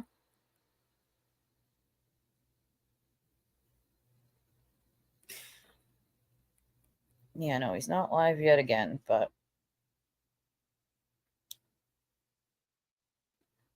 just refresh to see. But I'm being told the same thing as him, which is like Karen's not having a good day today. She's apparently very antsy. Yeah, Twitter's entertaining. I'm not even getting this. Why do we care that Paul O'Keefe was at the VFW with other members of the VFW whose names are Albert and McCabe? They're his friends. Why wouldn't he be there with them? My God, I have to read this to you because my friend is an absolute genius who says some of the funniest shit on planet Earth. And I love her stinking face for this. So she says on her Twitter, having the outside of the courthouse look like a Dollar Tree convention isn't helping Karen Read. Did any of them consider that a juror from Dover or Westwood may think when they see that? I'll never forget I mentioned Sewer Turtle, because that's what I call him, even though it says what it says, finding out something about the town I live in, and people were disgusted. I think a lot of you know what I'm trying to say here, and you can think I'm a snob or think I'm wrong, but I'm pretty certain the crowds aren't helping. I know what I would think. I'd be disgusted that the O'Keefe family had to walk by that. I'm just being honest. Somebody else said that crowd is a pathetic disgrace. Get a hobby, a life, for fuck's sake. She said, exactly. Even the regular free Karen Read people know this. Somebody should have told them to bring it in. So disrespectful to the family. They don't get it. This isn't a game. A man is dead and they're partying at the accused killer's trial. Imagine doing this at Scott Peterson's trial. They need to wake up. She's not wrong, y'all. She's not fucking wrong. Like an hour ago, Scott Peterson gives me strange feelings because the Innocence Project doesn't generally get involved with people that they don't legitimately believe were railroaded. So I think the Innocence Project actually buys the robbery across the street. Right. So here's what she said an hour ago. Why is Free Karen Read sharing all these random cases and times it took for a jury to deliberate and leaving out the 27 hours in the Chestnut trial before this same judge told them to try harder? Wouldn't that be a better comparison, or am I the crazy one? There are people on that jury saying guilt, and when you hear, you do not go back. They're long done going over it all. IMO. And then Gaffney said they are trying to self-soothe because the jury was supposed to take a couple minutes and come back in support of the conspiracy theory. And she said, oh, yeah, all their stupid ass polls and jokes. They really believed 12 people would buy the conspiracy. Lally said it best. 28-year seasoned detective is leaving a body on his own front lawn. That's the conspiracy. It's just so dumb. That is the conspiracy. Yeah, it is. And I thought Lolly was great because I've been saying that for months. You think he's a criminal mastermind, but he couldn't find a better place to find the body, to hide the body than his own front yard. Right. And I am actually glad to hear McGilvery say that that's an offshoot of the Innocence Project. It's not the main one. I don't consider, I mean, I believe in the Innocence Project. The Innocence Project has I done a have lot of great seen work them for actual yes, real life innocent people. So I'll they say have. that. Okay. They have gotten people a lot out of people out. who would have not gotten out otherwise, who would have not had the money for competent counsel to get out otherwise. So I have great respect for the Innocence Project, for the people that they have helped. But I do think some of the people that they have helped also were definitely guilty. There's one and I can think of right off the top of my head that I don't think anybody should touch with a 10-foot pole. I can think of one, and I did pause when they started getting involved in Scott Peterson too. Yeah, but for the most part, for the most part, they do racial injustice. It was the guy that burned down his house defendants with of his kids inside, his twin daughters. yeah, they do a lot of defendants that a lot of defendants of color that couldn't afford decent representation that got 30-year sentences for smoking a joint in 1998. That kind of thing. Yeah. I mean, I play his stuff over here, Jennifer, but you can. I'm warning you now. Twitter's a fucking cesspool. Like, it is an absolute cesspool. And if you don't have it in you to tell trolls that they're idiotic, don't even bother. Don't bother. It's difficult for me to see as well, knowing everything I know. But here we are.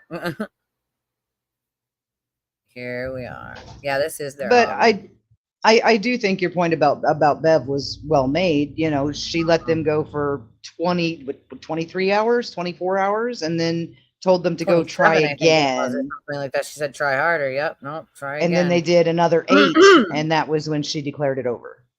Yep. So, and she didn't want to. She did not want to. No, she absolutely did not want to. One of the jurors refused to deliberate, is what happened. One of the jury members refused to deliberate in the Chesna trial. Now, in my opinion, that's when you replace them with an alternate. But, you know, there must have been some sort of reason that I didn't follow that one closely. So there must have been some reason that they couldn't or didn't.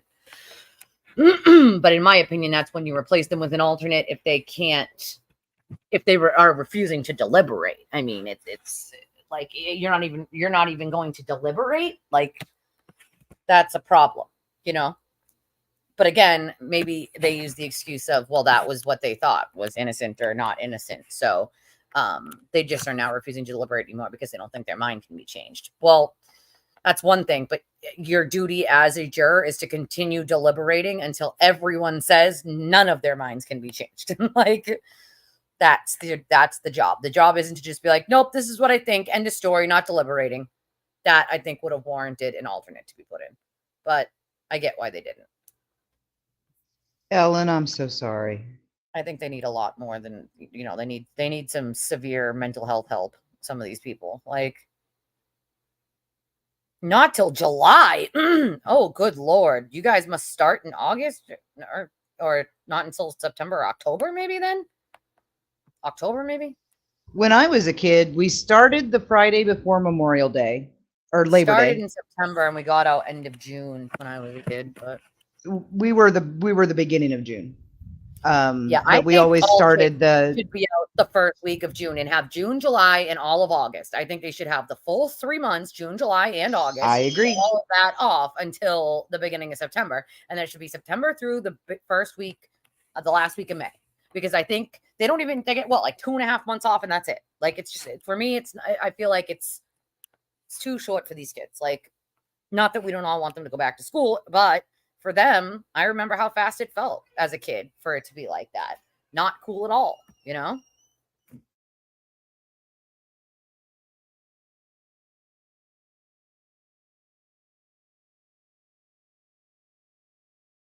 I think they should get all 3 months off until and unless we go to 12-month school in the US. In which case the days need to be cut down to 5 or 6 hours instead of the 7 or 8 they are now. Right. Right. Oh, the LA innocence part. Yeah, I'm thinking of just like in general, not just the LA one. Oh, I mean, it could be possible that they stay longer if they're close, Ellie. Yeah, it is Jennifer. I kid you not. See you on Twitter, McGilvery. I have been harassed more from Twitter and emails and text messages than anywhere else. And I promise you it's not for the faint of heart. It is mentally draining. Okay. It's not. I always forget where you are, Emma. Yeah, it's only 3 here. Yeah, that's the 3 that doesn't California have the 3 strike law too? Yeah, I forget that you guys over there are at night hours already. Whoever guessed Friday, what was it? Who guessed Friday? Kodo, you? Who guessed Friday? Someone said Friday. I said we would know by the end of the day tomorrow, but my first like gut guess was Thursday, yesterday. right? I was thinking yesterday before lunch, but didn't happen. Take a rest, Ellen. I don't think anybody should have to sell their car because I'll tell you, for the last year of not having one, that keeps you in a vicious cycle of poverty. You need to be able to get to a job. You need to be able to get your child to doctor's appointments and to be able to pick your child up from school when they're sick. So I don't think anybody should have to sell your car. And I love when people say cut your expenses. I don't even have cable, okay? I don't have cable. I don't have a like a regular phone line. We only have one cell phone right now, which is mine. That's it.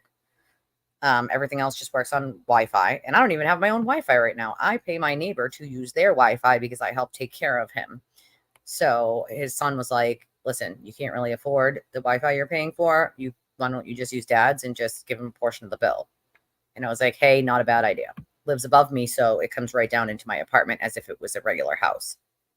So, but I don't have those expenses. So it's like I've cut every expense I could possibly cut. There's no more expenses to cut, literally.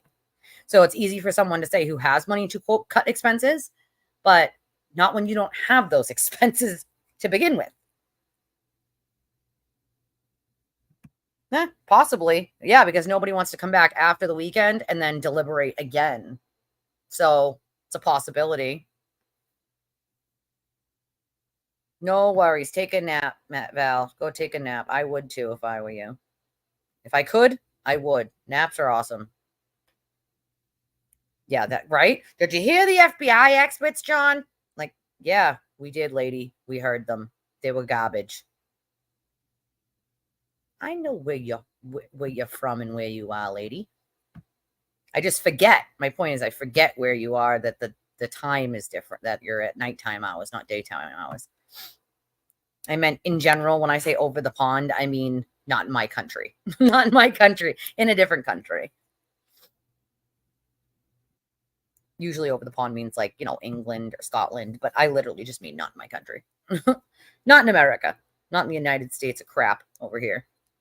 Because that's what it is at the moment. July, go early September. That's weird. Why July then? I feel like they get less time, Maureen. That's weird.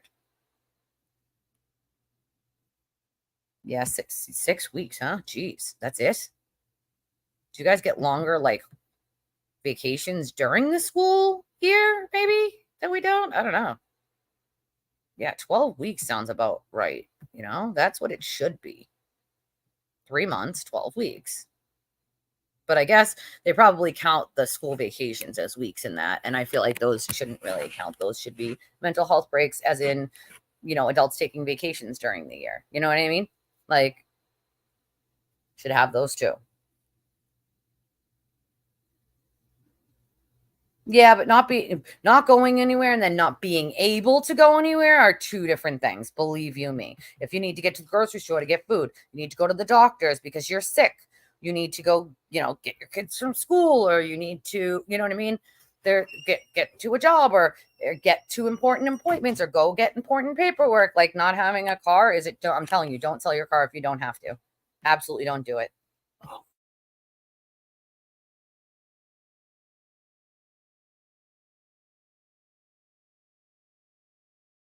3.5 hours ago. Do you want to say that you have to play mechanic all day long? Yeah. Aw. And because of all the fucking machines breaking. Can you do that again? It was No, cute. can't. Can't. That was bullshit. Bullshit talking, I say.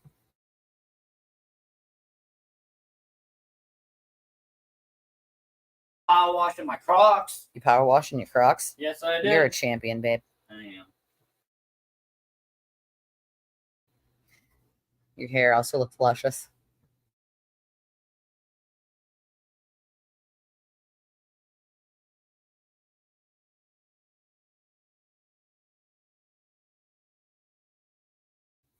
I was telling everybody of your love of country music and that your soul was born in Texas on a horse somewhere, rolling around in mud.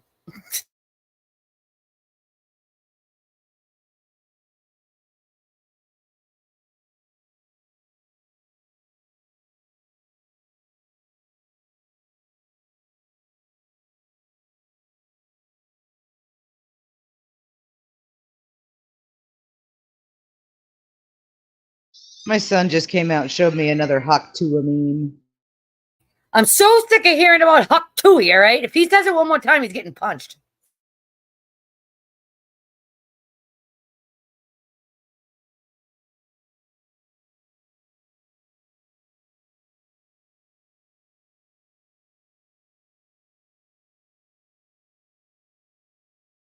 It was a funny one. It was Daniel Stern from Home Alone when he electrocutes himself.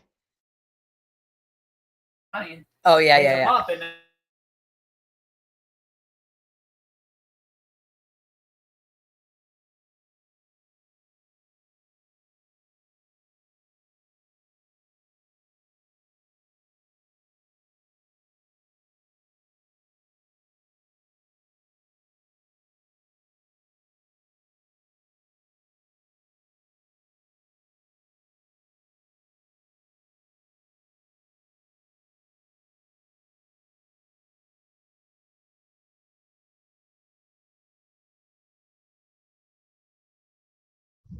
So I don't think she can like wrap them up, and I don't think she would anyway. If they didn't, if they're supposed to be back in the courtroom in 20 minutes to find out what happens at the end of the day, it would be a valid question to ask them if they're close and want to keep going. She might offer them dinner if they want to keep going, but she can't force them to stay in any way.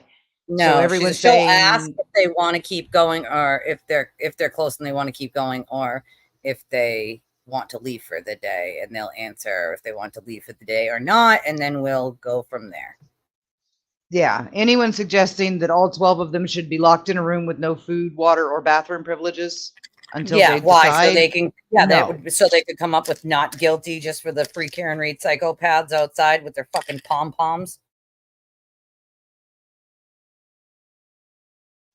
Those people do know that no way in hell is that jury coming out the front door, right? No, Mama Brie, they don't. They're not that smart.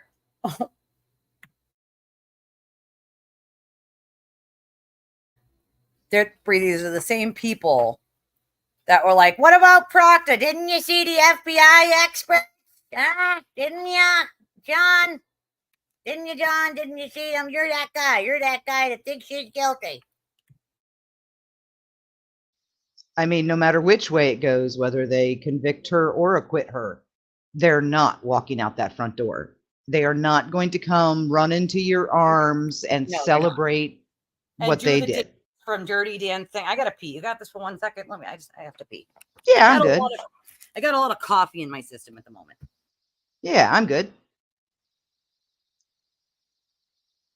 Well, yeah, I think, they expect to be done by 4. Yesterday, It was specifically because someone had to be on the 4 p.m. bus to get somewhere. So they had to be out of there by 4 so she could catch the bus, or so they could catch the bus. Yeah, they deliberated until 4:30 Tuesday, till 4, yeah, well, like 3:45 yesterday, because they had to be out the door in time for them to catch the bus. And then I would expect them, come in, check in at 3:30. If they're, if they say, hey, we've got, we're this or we're that, then I could see her, let them stay till they're done. Judge Newman did that, or was willing to do that. I think there was even talk of Judge Newman thinking about buying the jury a pizza that night, and then they ended up not needing it because they were done in literally the amount of time it took them to fill out the verdict form. They were back with Alec Murdaugh.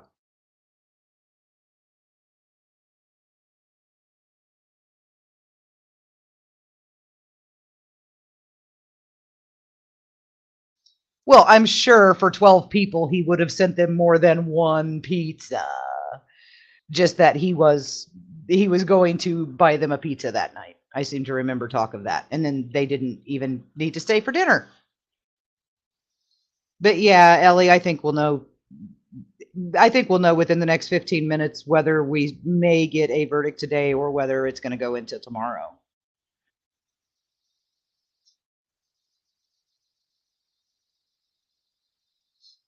Anastasia, I have confusing feelings from chat all the time. We've got like 17 different conversations going on. That's why I love chat.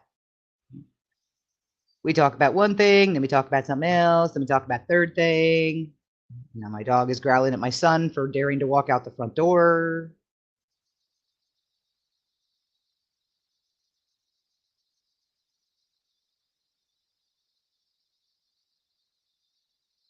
Irish great-great-grandparents were told that they weren't allowed to marry each other, so she stole the dowry from her father and they eloped to Boston. My grandparents, my father's parents, my grandpa and my great-grandpa did not get along real well. And they were gonna elope. And word got back to my great-grandpa. I don't know how, but someone busted him out. And he met my grandfather on the front porch. And this was in 1938-ish. And my great-grandpa handed my grandpa a $20 bill and said, treat her right. What? So I know, their elopement right? was endorsed. By $20. That's a lot of money in 1938, though. I mean, a lot of money. Yes, it is. It was, yes. Right? I should have just warmed myself when it got cold. Oh, it's not cold in here though. It's cool, but not cold. Also, why are we talking about pizza? I'm starving like a hostage. I want pizza. Because I was talking about Judge Newman, how he had said he was gonna buy pizza for the Murdaugh jurors, and then they didn't need it. Ooh, now you've gone and done it, Parson. Now you talk about breadsticks, okay? That wasn't me. That was not me. Get breadsticks right now, but I'm hungry. All right, y'all just made me 10 times hungrier, and I probably won't be able to eat the next 3 hours. Dinner's got to be cooked. I don't even know what's in the house to make. I still got to look at that. Now y'all made me extremely goddamn hungry. Okay, I don't know. Both. I'm only drunk on Propel water and coffee, though. Is it number two son? Beverage in forever. Number two son and hubby got a smoker as a combined Father's Day present. Oh, that is an awesome present. Yeah, we're getting our a smoked rack of ribs for dinner tonight. Oh, I'm a little jealous. I'm not gonna lie. Although I would totally settle for a damn pizza, and some breadsticks. Where can I get some crazy bread? I need some. Yeah, I need some of that breadstick money. For real. Pat Benatar. No, yeah, Jesus Christ. I love Pat Benatar. Way to bring me back, guys. Way to bring me back. Love is a battlefield. Love is a Battlefield is probably one of my favorites from her. But, you know, me and Pat Benatar, we go way back like car seats, y'all. Going to Toledo, Moline. Oh, yeah. So you say baseball, and I automatically know what you're talking about, whether you say baseball or not, because I know that my husband plays softball, but he's a huge baseball buff. He got a full ride scholarship in college to play baseball. And had he chosen to take it, he would probably have been in the MLB. I definitely think. But instead, he did the noble thing. And because his sister was an addict and his mother had custody of his nephew, somebody had to be home to take care of him while his mother was at work. And she was already a single parent, never mind a single grandparent. So he decided his family needed him home more and didn't take that scholarship. And I know he probably kicks himself every day of his life about it. But if softball is not on my TV, baseball is on my TV. Okay. So believe you me, when we have trivia or we play trivia games or go to a bar with trivia and sports come up, I use him because he knows it all. Right? Do you guys know what you're putting me through? Give me breadsticks and Little Caesars pizza coupons with crazy bread. We don't have a Little Caesars near us. I wish. Yeah, we don't have ours anymore. They closed it. We don't have one near us. The closest one is like, I don't know, 20 or 30 miles. Definitely nowhere near here. It doesn't deliver. Well, there is one that delivers here, but you have to do it through DoorDash, and like they charge like $1 billion fees. But like, not gonna lie, crazy bread or any sort of breadstick sounds amazing. I mean, to be fair, I love Papagino's and they're around the corner, but you know, they charge like, it's like $15 for a thing of breadsticks. And then you got to pay the $5 now, because I don't know about you, but tell me if this is normal for you guys.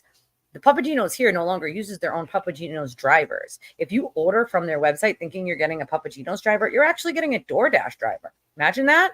So then when it gets delivered, or if it gets delivered into the wrong place and you don't get it and you call them, they go, oh, call DoorDash. Except nowhere on their website are they telling you that they're sending it to DoorDash to be delivered. You're going through their website.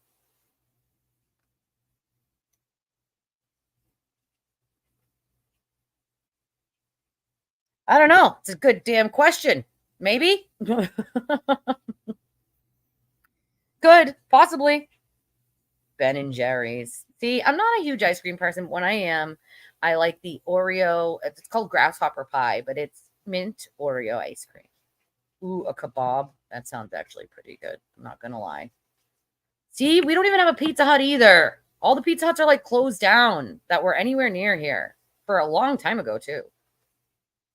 Yeah, you know what I'm saying? Those hot and readies are what's up. I used to live near Little Caesars. Like, they are what's up. Like, if that was near me, I would do that. Oh, you guys. Oh, yeah, because you're over the pond. Right. So you don't have DoorDash. Postmates, DoorDash. They're like the delivery places that like deliver food from different places to your house. I'm sure you guys have some version of something over there. It's probably obviously not DoorDash or Postmates or what's the other one? Grubhub. Never had Little Caesars. Well, if you ever come to visit, we'll have to bring you to one. AI song Megan Fox did because of a lawyer saying they do YouTube breadsticks for money video. Damn it. I can't click it.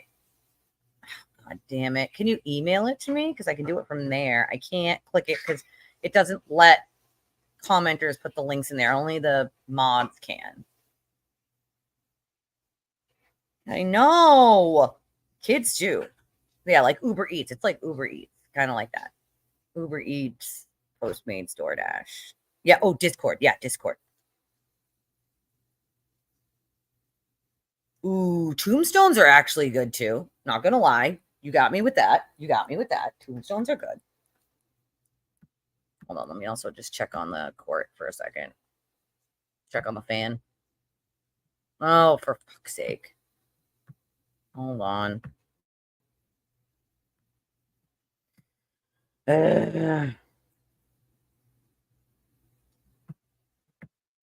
Nope, still the fan. Still the fan. Still the goddamn fan. This fan is really starting to get on my damn nerves. It's in general. All right, hold on. First, let me get this back on the screen because I don't know what happened. I was watching it, and I like to be able to watch it here so that I can see nothing's going on. I mean, it'll come down when I do this in Discord anyway, but at least I can keep an eye on it quickly. All right. Oops, that's not Discord. I'm going to go to Discord. Hold on. We're going into my Discord. Going into Sister Tragedies Discord. Hold on.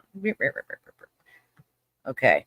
Oh, just about breadsticks. You guys just want to make me hungry and mad, I think, because I do not have the funding at the moment to just buy breadsticks. But where's my phone is the next question. Leave it in the bathroom or something. Like, I think I might have. Please hold while the next subscriber you're trying to locate is located. Oh, I found it. Put it on my little table over here. In the living room. Not in the bathroom. I was wrong. I was wrong. Breadstick money, it's called. All right, hold on. Let me get it on.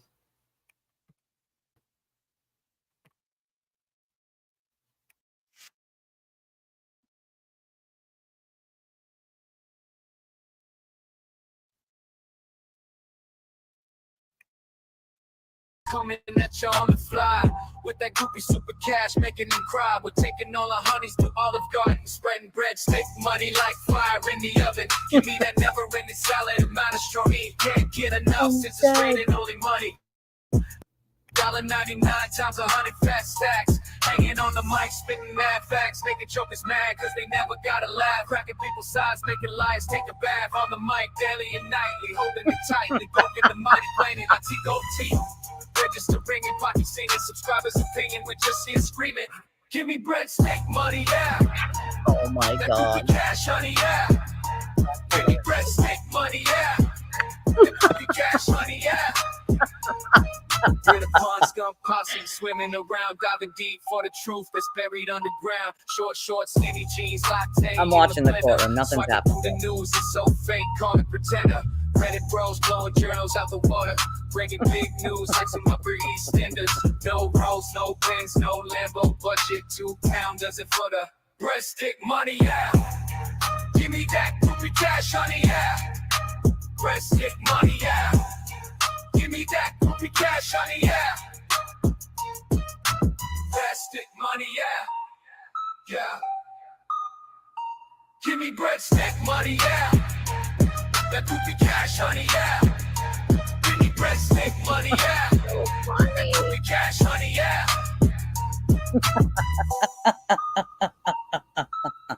We're the Bronx Gun Posse, swimming around, diving deep for the truth that's buried underground. Short, skinny jeans, latte in the blender. Swiping through the news, it's so fake, call it pretender. Reddit bros blowing journals out the water, bringing big news like some Upper East Enders. No rolls, no pens, no Lambo budget. 2 pounders and for the breadstick money, yeah. Give me that groupie cash, honey, yeah. Breadstick money, yeah. Give me that groupie cash, honey, yeah. Breadstick money, yeah. Yeah. Give me breadstick money, yeah. That groupie cash, honey, yeah. Give me breadstick money, yeah. That groupie cash, honey, yeah.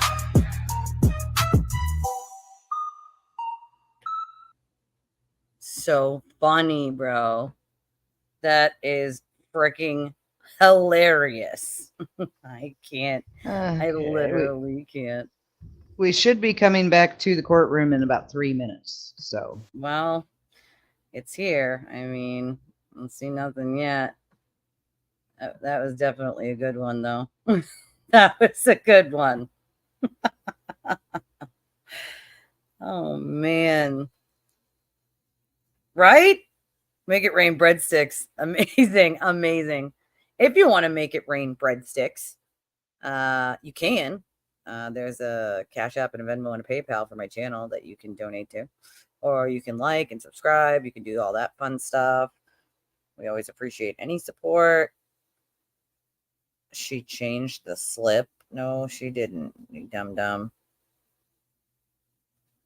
She changed it to accommodate. Like, what are you talking about? She didn't. And she also These are people entered a ruling that it was proper and she didn't have to change it. She did it to humor them. Yep. And that's So that's what and I keep, well, she did get it wrong because she changed it. Just because she changed it doesn't mean she got it wrong. It's the same damn slip that's been used forever, people. She's not wrong because she changed it. She changed it to accommodate the defense with what they asked for. She didn't have to by any means. And she put a ruling in that it was proper. She did not have to change it. But part of that didn't you guys understand? But again, you only hear the parts, like John said when we were watching him earlier, you only hear the parts that you want to hear. Not the part, and when you only hear the parts you want to hear, that means that you're not hearing the whole thing. Oh my God, the apocalypse now. Yeah. Hilarious, bro. But I mean, making it rain breadsticks, you guys are making me hungry. And I think you owe me breadsticks now. You all owe me breadsticks. Actually, someone just came up with a good idea. Squares. My friend was like, why don't you guys do squares on time slots? And everybody does like $5 and you split like what people donated with whoever wins the time slot. And I was like, that's not a bad idea.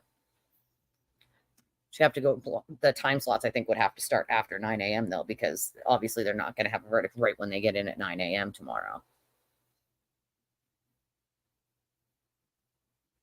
But she's like, yeah, I mean, I'm like, how would that work? She's like, I don't know, like you grab a sheet of paper, everybody who wants a square pays like $5, and then the winner gets you split the money with whoever wins.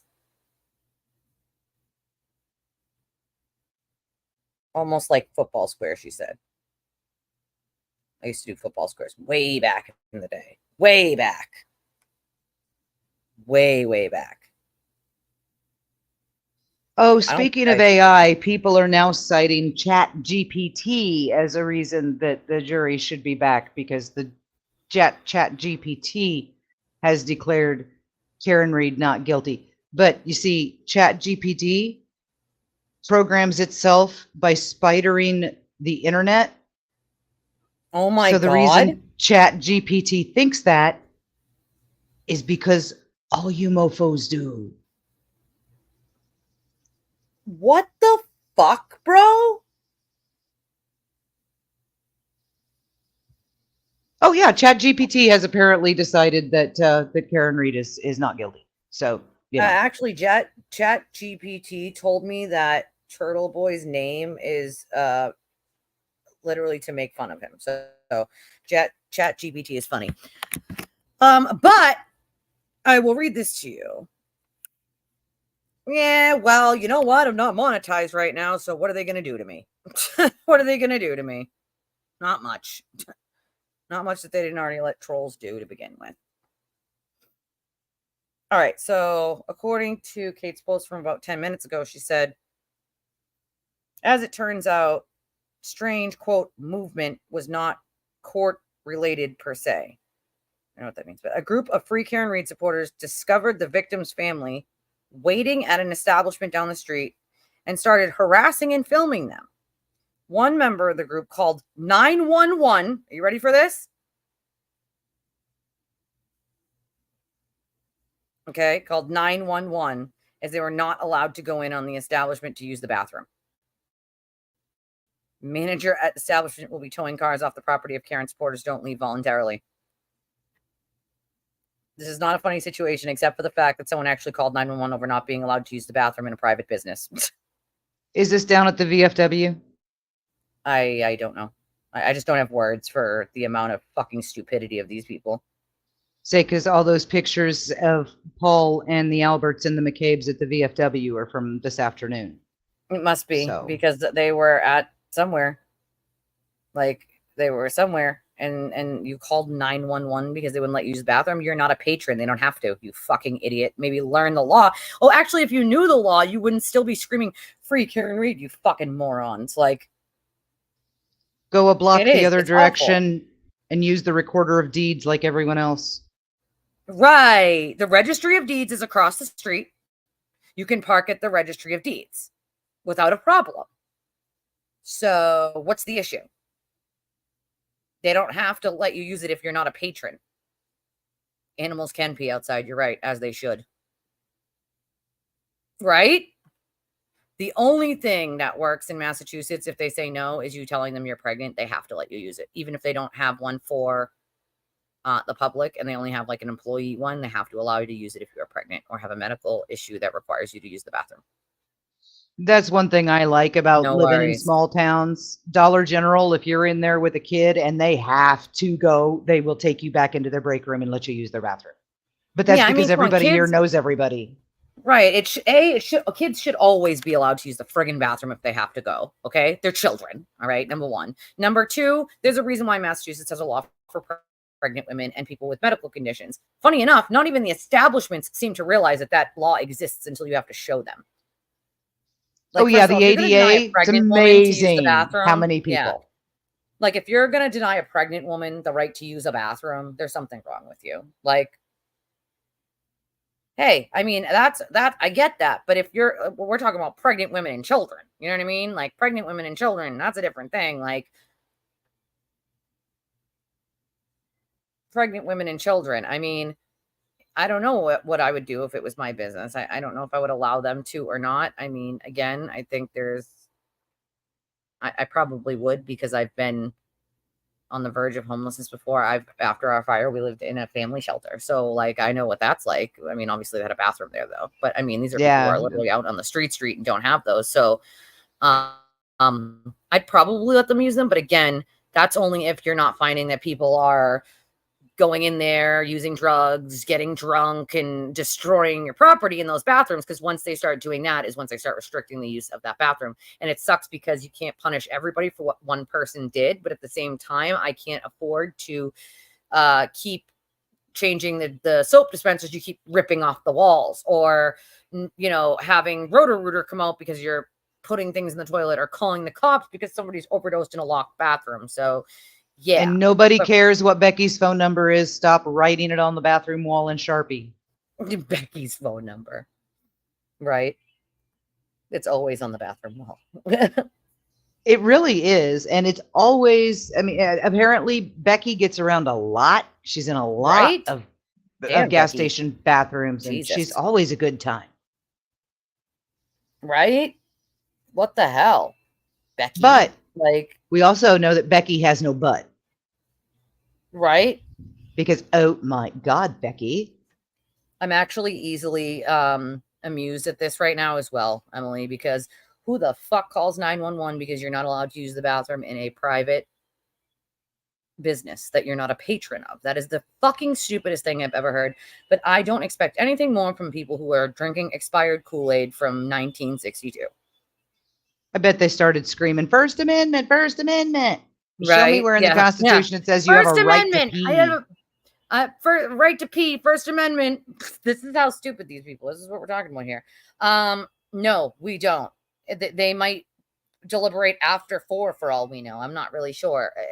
Up until we get to 4 o'clock, which is about 24 minutes from now, we won't know. We will not know.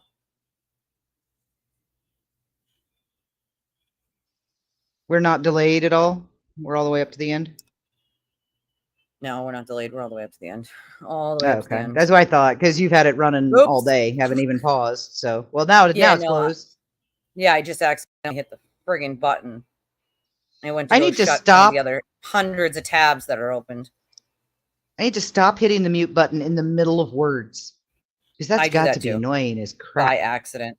I actually can't even tell, but I have done it in the middle of words. I'm like, ah, shit. But it's usually when my kid starts yelling or he starts dancing or he's on the phone or something. And I'm like, hello, do you not realize I'm not muted right now? And you're just chapping away on the phone about softball? Nobody wants to hear about it, but that's like number 2 keeps walking through here just shouting random stuff, hoping that I'm not muted, so you'll pick it up. Yeah. Yep, same thing. I haven't picked it up yet, but that's what mine does too. And I'm like, what the fuck? What the sir? He's currently singing in the shower right now. I mean, if I got close enough, you guys could hear him. Country music at that. I told you. His soul was born in California or Texas or somewhere that's not Massachusetts, way out in the country. Hey, those percentages on that poll looked like they'd changed. Looked like guilty was up in double digits. Maybe, I don't know. I X'd it out because after I hit the guilty button because I didn't want to up. Hold on a second. Usually when the camera starts moving like that, that means something's happening. It never moves unless they're moving it around. And usually when they start to move it a little is when they're coming back to it. I still don't know why they would let it run on this fan all day long. Like there's nothing else in that room that you could have aimed it at that's not a ceiling fan. I've never seen anything like it. Well, if we were Even in the during big a courtroom, we would be looking at the seal of the Commonwealth of Massachusetts, but we're not in the big courtroom. Yes. Correct. Well, that's their fault. That's the fault of the defense team. Like,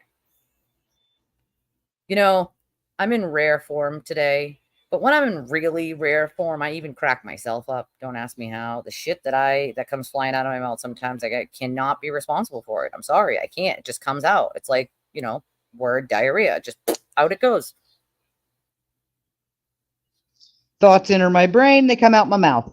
There's Yeah, supposed to be a filter there. I had one at There's one none. point, I but I'm had too one old at for it one now. point too, but I think it fell out and I never replaced it. So that's how that went. Mine broke and I'm out of warranty. So Yeah. The other day, he said something that I took offense to. He was obviously kidding. And I was like, oh, how dare you? I was like, I'm trading you in for a newer model, sir. He went, oh, how rude. That's what you get. You get hubby my wise used ass to do smart that. when I'm Like- trading you in for a newer fucking model.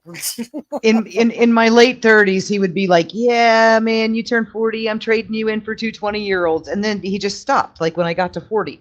So when I turned 50, I was like, so are you trading me in for 2 25-year-olds? He said, are you nuts? They'd kill me.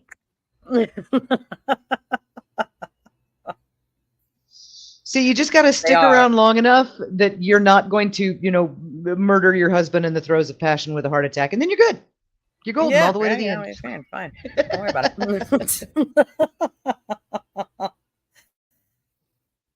The Pink Panthers. Oh my God. Imagine. 5-star reviews, everyone. If you come in a free Karen Reed mobbing shirt. What a way to go. Everyone, even if no one else remembers anything about the movie Private Benjamin, they remember that her husband had a heart attack during sex on their honeymoon. Whoa, we got movement. Hold on. Gotta get way over here. The jury indicates they want to go home. Of course they I'd do. like to At see 3:41. All right, counsel's tomorrow. Yes. Son of a bitch. Okay, so tomorrow. I don't at like when she least- does this, okay? It's 3:41. But what's the sidebar They for? shouldn't be allowed to, I don't know, stop deliberating until 4 on the nose, dude, okay? I'm sorry. They don't start until after 9. They stop this shit at 3:30 before it's even 4 o'clock. Most courts go 9 to 5. I'm sorry. This is fucking stupid. It is stupid Yeah, and it's not fair to the family. Like, I do agree. Look at their faces. They're like, really? We're yeah, still here? look at where Peg, once it's over, John's dad. Oh, there he is. Oh, God. He People sat don't there realize all he's day sitting for in a chair nothing. on the other side of the thing, so they never think he's there because sometimes the camera doesn't show him because he's on the other side. See how the bench ends right there and he's in a chair? So sometimes the camera doesn't fan all the way over, so people are like, where's John's dad? And I'm like, he's there, you just can't see him. Nobody cares what they think. Father time, Why are we Mother duck lipping? Teresa, they're all Why duck are we lipping. duck You see it? lipping? Look at 1, 2, 3 duck lips in a row. Yeah, there's a lot of duck lips. It must be genetic. It has to be. He also looks disturbingly like Bart Simpson at that angle. Little bit.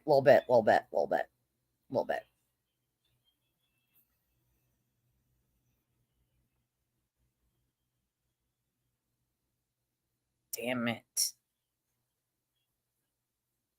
Well, if she's offering them the option, they would be fools not to take it. Yeah. Yeah, that's what pisses me off. Do they not fucking function after 4? I've never seen anything like this, dude. Like, come on, dude. I don't know if it's just this judge or what. Like, Jim. They're rock stars. Him, Peg, Paul, Aaron, rock stars. No, Beth can't go home right now anyway. So she got all the work she got to do. What are they doing? Karen's pissed. Yeah, clearly. About whatever just happened at Sidebar, she's not happy about. Looks like she got her hair done. Look. Maybe Her realizing. balayage is a little more definable. Right. Realizing now that right before she goes to jail, possibly, that she won't be able to cover her grays.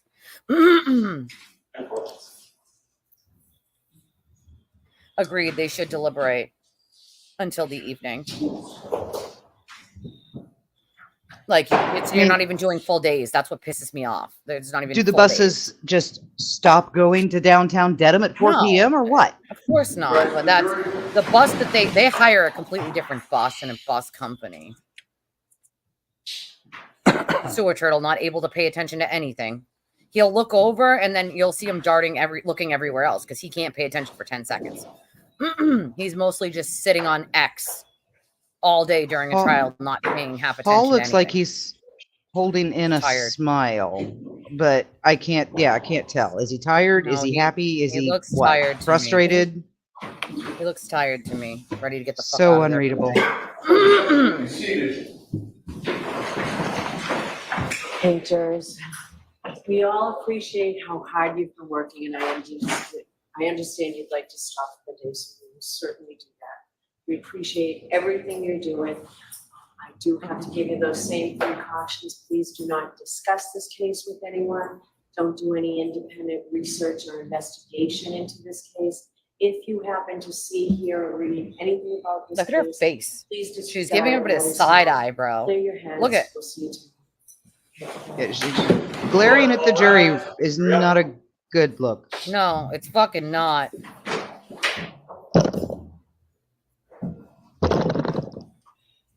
It's taxing. It is taxing. Very taxing. I mean, they literally do have a woman's life and another man's justice in their hands, and they've got to weigh that. That's a huge responsibility. All right, we'll see everybody tomorrow morning. Thank you. Thank you. Motherfucker. This is really frustrating to me. Very frustrating to me. Yeah, I don't want to hear your voice, guy. Sorry. Right. For the family, for everyone, just for everyone. I mean, she can't scream at them, so that's like one thing, you know, like, but she got a lot of things done, clearly, even her hair. Because that's what you're worried about before you may be found guilty of a crime, is to go do your hair. Like they're not going to chop it off the second you get there. That's the problem, is usually juries don't get to call it a day when they want. They certainly don't get to call it a day at 3:30 in the afternoon. And that is my problem right now with the judge and everyone else, where they should be telling the jury, no, you don't get to leave this courthouse until after 4 p.m. And really, it should be 5 p.m., business hours. Because I'm sorry, but this is a juror's duty, okay? This is your duty. You're on this jury. It's your jury to deliberate. I've never seen a judge allow a jury to write a question of, can we leave now? And the judge be like, sure, no problem. Go right ahead. Usually it's no, it's not 4. You can leave after 4. If you're not even, like, if you're close, you need to try to continue to deliberate for a little while. Like, it's ridiculous. Yeah, if she's offering them the option, I mean, but then why make such a big deal about having them out by 2:45 yesterday or 3:45 yesterday if she's going to turn around and do that every day? Because now they expect that. It's like, yeah, that's the problem. Now they expect that at 3:30, before 4 o'clock, they can say, oh, we're calling it a day now. Like, never mind the fact that they never start at 9 a.m., bro. I'm sorry. You guys barely start at 9:30 most of the time. Like, no, they're in their own room with the air conditioning. They should be set where they are. They have plenty of AC where they are. They're not in that courtroom. They have their own room that's nice and air conditioned. It's the most comfortable room in that entire frigging whole complex, besides the judge's chambers. Aurora, So I don't remember any verdicts being delivered at midnight, but I no. just recently the closing arguments in Trump's trial in New York, the prosecutors didn't get done till like 11:30. Well, New York has night court. So legally speaking, they can go and just go and go and go and go and go and go and go. We don't have that here. But I also don't, I mean, this ridiculous thing of court not starting till after 9 and these people getting out before 4 is ridiculous to me. I've never seen it in any other state. Massachusetts is the only fucking state that does that shit. In some jurisdictions, it's 9 to 5, mostly, but almost every jurisdiction in Mass, even 9, they don't start at 9. They don't start till 9:30, sometimes 10 o'clock, depending on the judge and when they decide to stroll in. So, like, I think that those rules really need to be like laws. Like, no, a court is 9 to 5, not 9:30 or 10 to 3. It's 9 to 5. 10 to 3 with an hour off for lunch. Right. Because that's another problem. You're giving an hour off for lunch. When you work an 8-hour shift, you work 9 hours. Why? Because you have an hour for lunch or 2 15-minute breaks and a half-hour lunch. That's why they make it 9 hours, so you get the full 8 hours.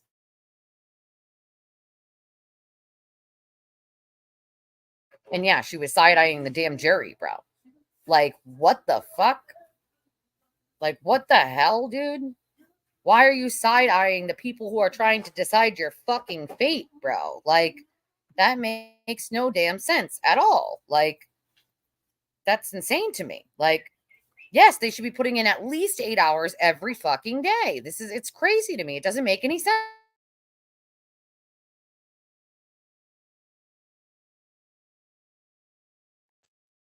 Well, there's definitely a disagreement. I think that's very clear, but I also think they took it very seriously when the judge told them to go through all the evidence. I think that in order for all 12 jurors to go through every piece of evidence in this, that probably would have taken at least a day and a half, if not 2 days by itself.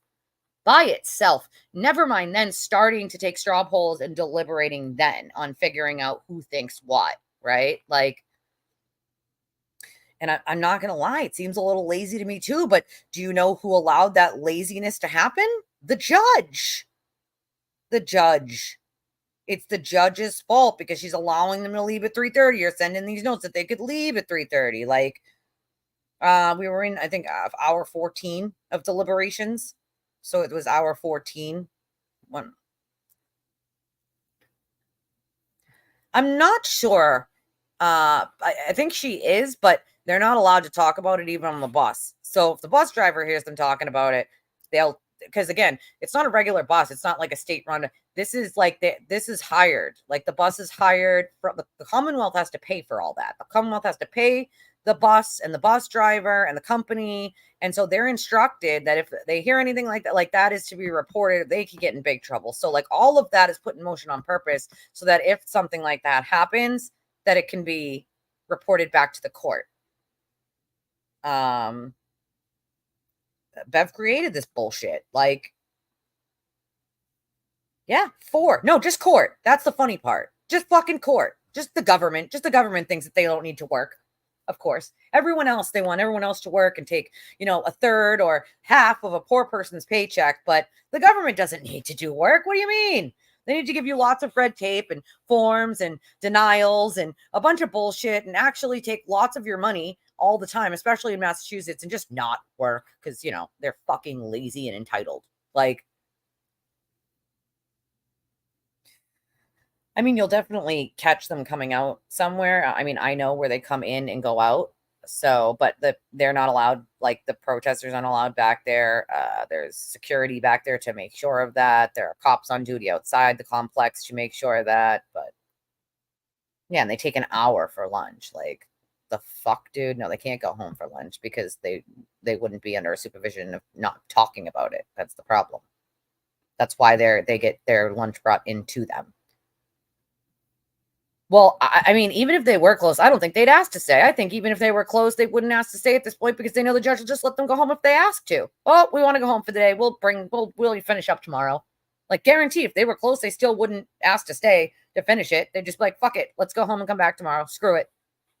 Another day out of, you got to remember some of these people are like, don't want to, like, it's kind of like a mini vacation from their job too. So like another day means like another day not being at work, and then they have a weekend. So where they probably off anyway, most of them.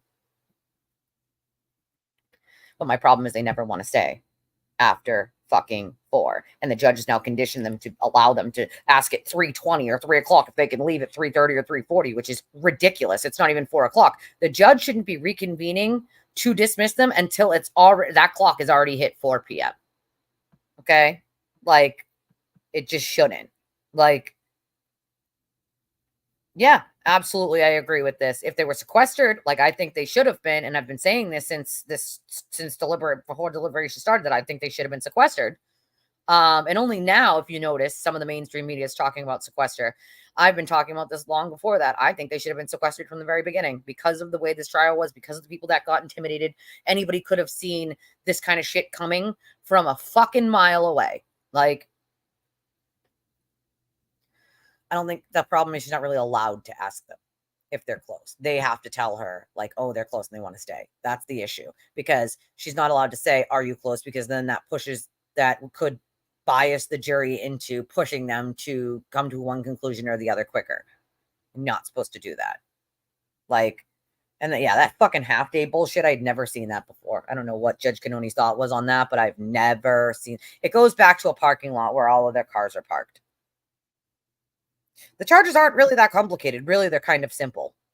I mean, they're really not complicated. Yeah, me too. They need lots of hugs. Yeah, he did. And what do you mean? Jen McCabe gets them on like a daily basis. Still. Colin Albert gets them all the time. Allie McCabe gets them. Tristan gets them. They still get them all the time. You know, there are more than just Brian Albert. That family is large. There's Kevin Albert and Tim Albert, and there's a lot of them. There's not just Chris Albert. There's not just one of them. And I happen to be friendly with some of the family, and I'll tell you, the shit that they have to deal with on a daily basis is not fucking okay.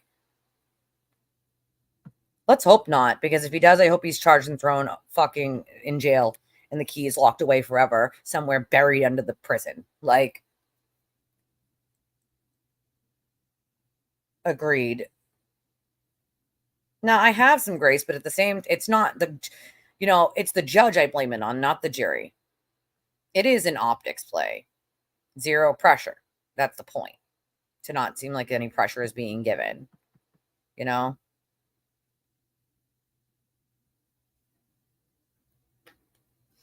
No, the feds can't. That's what people don't seem to understand, is the feds don't get to tell this judge what she can and can't do. That's why she outright said during pretrial, like, the feds can ask me to do whatever they want. I'm under no obligation to do any of that. She's not. She's a state court judge. The fed judges or fed courts or federal government can't tell a state judge what they can and can't do. It doesn't work like that. They have no jurisdiction over her in any shape or form. So they're not appeal judges or anything like that. They're literally the FBI, like, they're the Justice Department that investigated. So it's like, this isn't like, they can't tell the judge here what she can or can't do.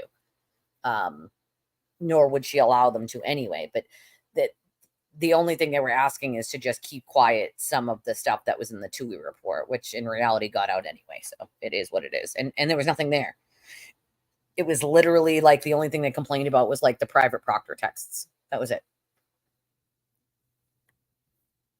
That's the problem, is they have to be unanimous. Remember that. So right now it could be 10-2, 11-1, 9-3.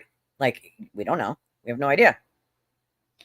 I mean, let's hope it's tomorrow, but I hope it's not Monday, you know? Yeah, if it takes the FBI to, yeah, I mean, I would as well, Ellie. I would as well. I totally agree with you. I totally agree. There could be a holdout. It's possible. I think they might be arguing just between the counts, in my opinion. In my opinion, it seems more feasible that they would be more split on which count. to find her guilty on than guilty or not guilty on all. Yeah, it could be that one's hanging on to manslaughter and some of them are murder too, or vice versa. Yeah, do not acquit. Absolutely not. I agree with you, Jen. This is why they should have been sequestered. You know? Well, I know this. If I was a holdout for guilty, I'm not changing my motherfucking mind. So if there's a holdout for innocent and I'm there for guilty, I'm not changing my mind either. So that's a hung jury and we try again. And we try again. Because there's no fucking way on planet Earth. Zero way on planet Earth that I give into one person saying they're innocent if 11 of us or even 10 of us are like, I'm sorry, I know the evidence I saw in front of me, so I'm not changing my vote from guilty to not guilty to appease someone who clearly doesn't have the critical thinking skills I do. Not doing it. So let's just hope there are smart enough people in that room to say, I don't give a fuck if you think she's not in, if you think she's innocent. We think she's guilty and we're not voting innocent. Sorry.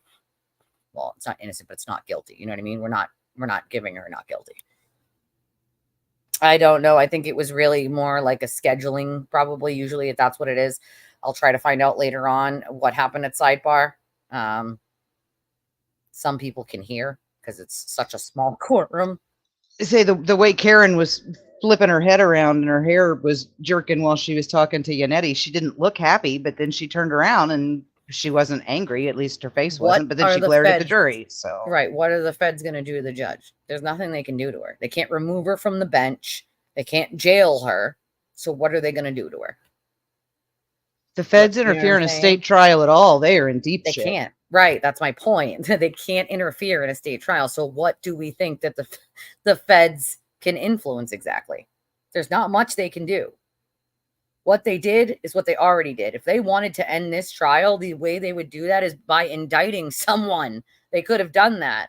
So outside of not indicting someone, there's nothing else for them to do. You know what I'm saying?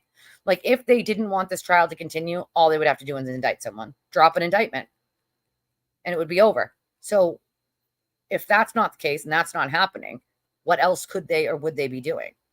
It's just not feasible for them to be doing something else behind the scenes. You know what I'm saying? Like if there was something feasible, then maybe, but there's nothing they can do really to a state judge. They can't put her in jail. They can't stop her from a trial. They can't do that.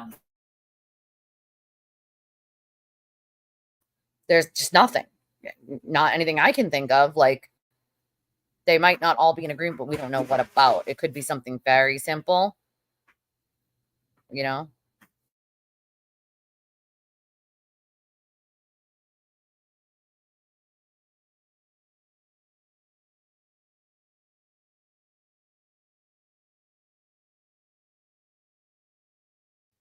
I get it. I know I'm not saying that it's the other sort of reasonable doubt in your face. I'm sure they can, but I know for a person like me, you can say whatever you want. I know what I read, I know what I heard, and I know what I saw, and my opinion is not the same as theirs. So therefore, if I'm saying she's guilty and there's one person saying she's not, or even two or three, I'm not changing my mind because you threw reasonable doubt. Reasonable doubt has to be reasonable, not just doubt itself, but actually reasonable. And there's nothing there reasonable.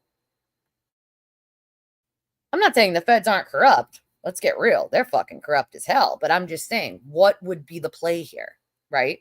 Like, let's think about it logically. What would be the play for them to be doing anything with the judge?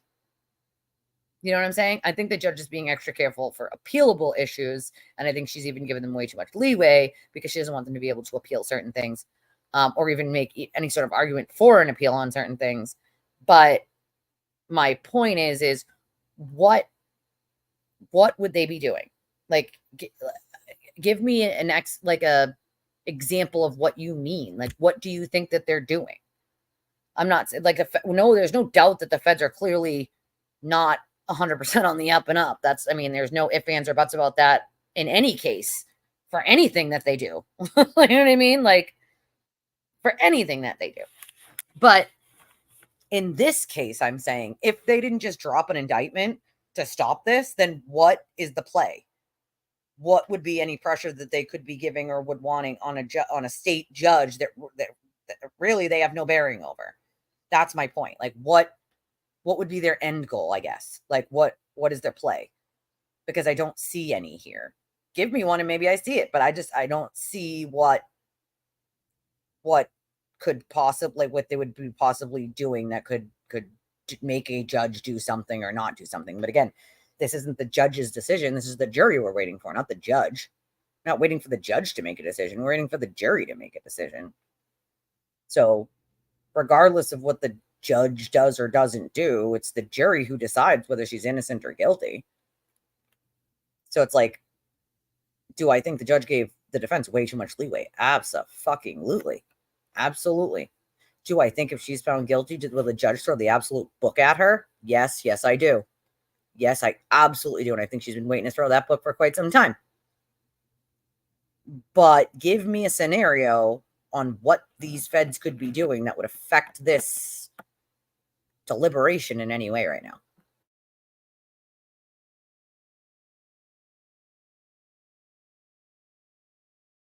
I think that's the most plausible, is that they're going through it piece by piece, which is what the judge asked them to do, which was go through it all. And I think that would have taken at least a day and a half, if not 2 days, depending on how slow or fast and how much people talk. Remember, if you get one talker, if one of those jury members talks till the end of time, that makes everything 10 times harder.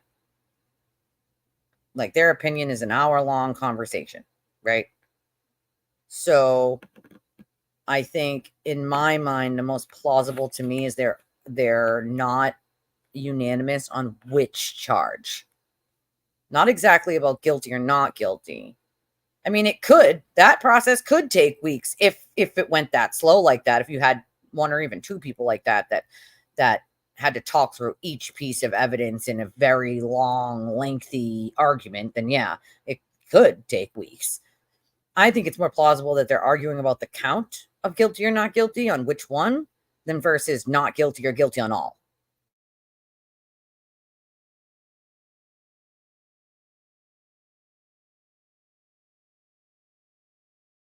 Oh, we know that. But I'm just saying, Yeah, but they still can't. Judge, there's not much they can do to her, is my point. There's a clear delineation between federal and state law enforcement. And especially when it comes to courts. But again, we're not waiting on a judge to make a choice here. We're waiting on the jury to make a choice here. So what kind of pressure can you put on a judge right now that, you know what I'm saying? That's my point. And give me a scenario. Give me a scenario where it would be like, what's their end game? What would be your end game of, and what kind of pressure would you or could you be putting on a judge that would affect anything that's happening right this very minute during a deliberation? You're definitely a weaponized organization, and they're definitely, running rampant. No, there's no doubt in my mind about that whatsoever. They do all sorts of shady shit. Definitely, 100%. No disagreement from me over here on that. If there's someone in disagreement for a guilty or not guilty, they will not change their mind. They can find an agreement on the charges, not on the guilty, non-guilty verdict. I'm worried it's hung. It could be, but hung is better than acquitting. Let's remember that, y'all. Hung is better than an acquittal. The feds are always looking for more power, and they certainly have disdain for state police. I'm not saying they don't. They absolutely fucking do. They all want to play whose dick is bigger, Like, oh, my dick's bigger. Oh, my dick's bigger. The last two witnesses of the defense's proof. One wife is for a Karen Lee Kool-Aid member. Yeah, no, I get that. I totally agree with you on that. But they can have all the disdain in the world, right? Like, all the disdain in the world. But my point is, what are they going to do to a state judge right now while a jury is in deliberation that could affect anything? Nothing, really. They can't change the jury's mind while a jury's in deliberation. They can't make the judge make the jury change their minds. So what are they really going to do? The judge can't change the jury's decision once they've made it. So what are the feds really going to do here? You know what I mean? Like, there's nothing I can see at this very moment outside of what they already did with these witnesses, which was shady as fuck, what they could do.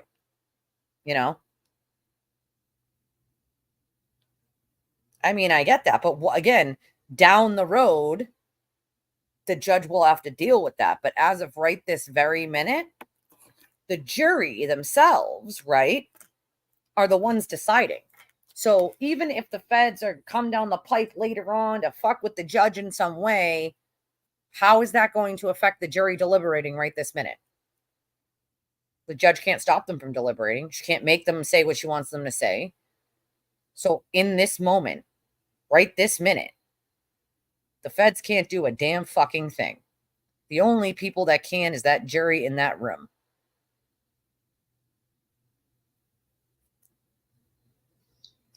And the other thing is those last two witnesses are not feds. They're independent No, they have, contractors. yeah, but they have federal contracts. So in my eyes, Right. they are almost like feds because you're going to play into the hand that feeds you, and you have federal contracts that are worth millions of dollars. Myself, I consider the independent contractors to be more suspect than the feds themselves because the feds have very clear rules about the separation between the federal and the state governments. Independent contractors don't have that. So they can go mucking about in state trials where the feds can't go. Yeah. No, there's no doubt in my mind that they pulled funny shit with the witnesses because they didn't give them all the information. We know that. I already knew that way back in pretrial when we found out that the feds never asked the Commonwealth for a single piece of evidence, that they only got it from the defense. That right there gave me a giant red flag. And I found out before all of you about that text message that Levy, or the message that Levy said to Jackson Unetti about, oh, well, just if, the media calls, it's just, I'd appreciate if you didn't tell them we were working together. That I knew before the public, and that was a huge red flag. Never mind the fact that they didn't give the witnesses all the information, their quote unquote expert witnesses, and that they have, they didn't have all the information to make whatever scientific and medical decision they needed to make, because no matter how you slice it, if it was the Commonwealth, right, and the Commonwealth wasn't, their experts weren't given all the information, I would criticize that as well, because you can't make a proper opinion, decision, or deduction without all the needed evidence, without all the needed information. And if pieces of information are not being given to you purposely, any person, I don't care what side you're on, as you would claim that that wouldn't change how you tested or what you tested or in what way you tested, that could have changed the result of what you were doing, you would be lying. So it doesn't matter if it was the Commonwealth or the defense. If it happened on either side, I would have called it out. Like, it's not the way you do things. If things are being withheld from you on purpose, that's a problem. That is an absolute problem. I mean, it's a possibility, but what corruption in Canton are we speaking of exactly? If there's a paid off or intimidated juror that's afraid to say not guilty, I mean, that would mean that they would have all already voted guilty. So that doesn't really make sense. That would be, there would be one holdout for not guilty, or there would be no holdouts for not guilty. And what corruption? I mean, Whoever the corruption said, you've been told about, or the one that don't, you know what I mean? whoever said feds can't intimidate people? They absolutely can. Oh, What yeah, I they said definitely is the feds can't overturn a state trial. They can't Yeah. interfere in the deliberations of the jury. But who are Because they that's a intimidating? That's my state point. process. Are they intimidating the jury? Are they visiting the jury members after, I don't know. And the I have to only also believe that some people know these people's identities, and if anybody was showing up at their houses, I feel like we might know about at least one of those. the only person that we know is associated with the U.S. Attorney's Office is the U.S. Attorney, Josh Levy, and I'm not a Josh fan. Levy. Nobody's a fan, because I'm sorry, but you stepped into something that you belonged nowhere near. And not only that, but you stepped into it from a phone call from the defense. That alone is very shady. Okay. That's extremely shady. And no federal any entity can say that you're doing any sort of thorough investigation without all of the evidence from both sides. You should have taken all of it to debunk whatever you needed to debunk. You try to debunk each thing, and what you can't debunk, you go back and look at. You can't do any sort of thorough investigation with only evidence from one side. That's not a thorough investigation by any stretch of the imagination. By any means. I mean, some people think that, but no. I don't think the earth is flat, and I don't think there's lizard people. I mean, there could be. Who knows? I Just think fucking flat knows. We're in the earthers are whole idiots. alternate universe, personally. so God knows. I mean, are we in Rick and Morty land sometimes? I feel like. The fuck? Of course they can intimidate people. Nobody's saying they can't intimidate people. My point is, how are they going to do that right now? I'm saying give me a scenario where they're doing that right now. That's all I'm saying. I'm not saying they can't. Of course they can. They can do whatever they want. They can do lots of things. They're assholes. They think they own the world. That's the problem. No, Joey. It's sewer turtle here. We call him sewer turtle. You gotta use the correct lingo, my dude. Like, and actually, it does have a little bit to do with the evidence of the case. Because when you're told by that same person that taillight was on top of the snow, and then thousands of people repeat that, and thousands of people continue to say that to this day, and thousands of people continue to say that they weren't separated when they were, and thousands of people continue to say all of these other things that were not true, and they base that on their opinion of this case, then yes, it is part of it. It's a problem. So it does have something to do with it. And yes, he is an idiot. That's not disputed. Oh, I totally agree with that. I agree that yeah, people, yeah, might be afraid. Absolutely, they might be afraid. There is no doubt in my mind. None. But I also have to believe that they're just going to do the job the way they're supposed to, and that everything comes out the way it's supposed to. Like, I don't know any of these people. I can't just assume they're all gonna bow down, you know? I can't. No, it doesn't give me pause, because the phone, quote, being destroyed. See that word that you just used, destroyed?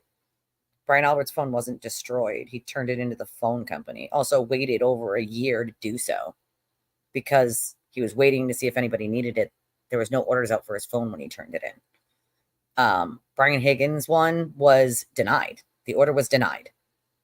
And he did what he would do every time he threw his trash out. So, like, when people take it out of context and say, well, why do you go to the base to throw his trash out? It's where he always threw his trash out. It's not like he just did it that day, threw the phone in the trash, and then went and hid there and threw it out, and it was all nefarious. It's literally where he always throws his trash out, because there's no trash pickup in that town. So that's where he throws it out. That's where he had thrown it out many times before and many times after.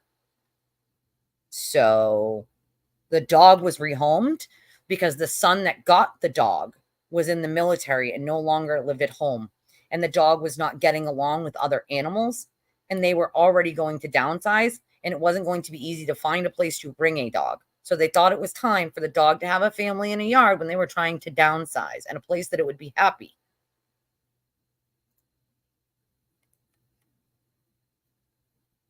No, it was denied. What are you talking about? It was never revoked and denied. It was denied. The order was denied. Yeah, when you downsize from a house to a condo and you can't bring a dog, yeah, people do that. Yeah, they do. They try to find a family friend to take it, but nobody could or wanted to.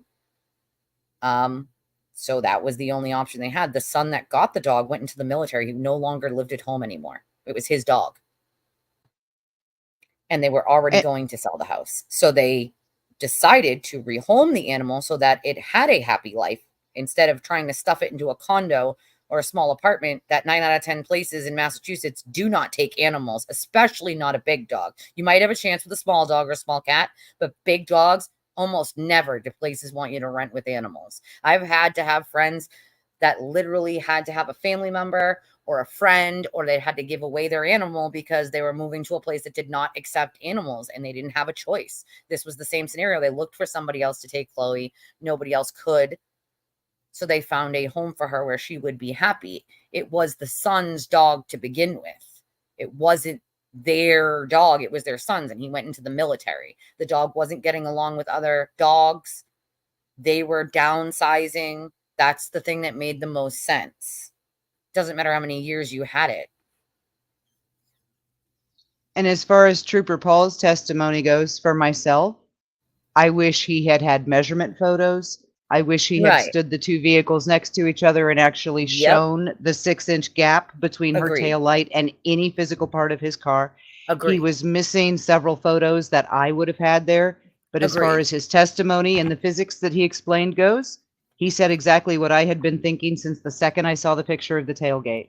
Yeah, but you do that for a living. Not everybody does. So I do. they don't. Yeah, but they don't understand it the way you do because you do it for a living. But the point of the matter, he does have an education. Just because he wasn't great at communicating it, okay, does not mean he doesn't have an education.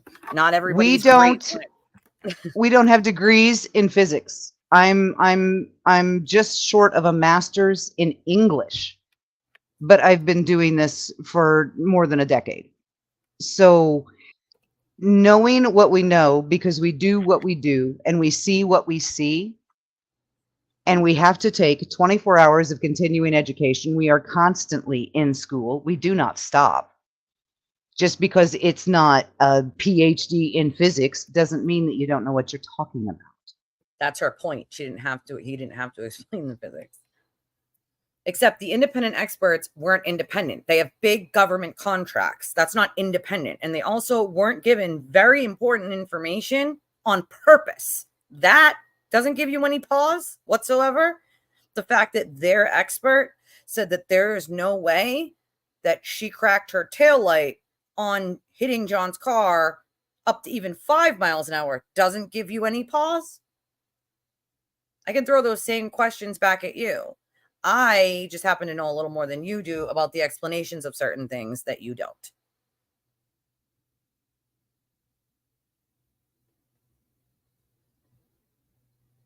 Their scope was for only crash reconstruction, but they were doing tests of things that were nobody suggested that John hit his head on the tailgate. Nobody said that. Absolutely not a single person said that. So they're doing tests to disprove that that happened when no one said that that happened. So that was a complete waste of a, quote, test to begin with. Secondly, you're projectile throwing glasses at a car at 10 degrees more than what it was outside on the glass, and at mileage that's not the same, and also at a bumper that's in vice grips. That had a void behind it and not a solid object like, oh, say, a quarter panel. Right. So, yeah, I got a couple problems with the, quote, independent experts that hold millions of dollars in government contracts from the same place that contracted them to do this to begin with. And the fact that the feds didn't take a single shred of evidence from the Commonwealth to even look at is also a very big problem. And in my eyes, does not make them, quote, independent. Listen, I've had plenty of critiques over here for Lally, so that's ridiculous. Plenty of critiques for Lally over here I've given. So that's crap. Okay? It's nothing to do with if Lally told me. I don't go by what Lally tells me. See, that's the difference. I don't go by what any one person tells me. I take all the pieces like a puzzle and I get all the information and then I can put them together.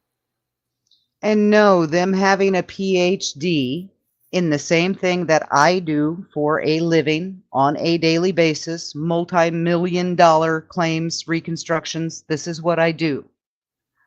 Them having a PhD wouldn't mean jack shit to me if they were sitting across from me in a courtroom with one of my insureds, right. And it doesn't mean jack shit to me now. Not only that, but here's the thing. This statement that nothing would change my mind, of course there was. Proved to me there was dog DNA. That'd change my mind. But there wasn't. And the statement from the dog lady of, well, there was clothes in between. Oh, you mean the same clothes that were swabbed for dog DNA that picked up pig, but no canine, right? The same one that people are running around saying that was a dog treat that would have been intertwined with the dog DNA, but there was no canine DNA, right? Sure. So, yeah, things would have changed my mind. Prove to me that there's dog DNA. There wasn't. Prove to me that the Google search happened at 2:27 a.m. It didn't. Any of those things could have changed my mind. show me a car that doesn't look like every other car that I've seen wing living beings for the last 10 years. Give me something to go on except rank speculation and rumors that have been debunked numerous times throughout the last year. So many of them came from the defense themselves that they didn't even argue in court because they couldn't argue in court because they knew were lies. That I have a problem with. They took Colin out of the whole conspiracy at the end.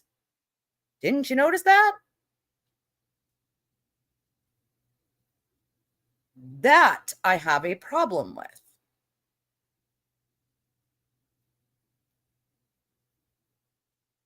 There's no evidence of a cover-up. Not even the FBI found evidence of a cover-up. That would have changed my mind if there was anything in that 3,500 pages of any sort of cover-up. That would have changed my mind, except there isn't.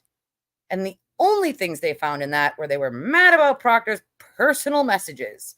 They thought they were unprofessional, which I don't disagree. They were unprofessional. But it was his private phone.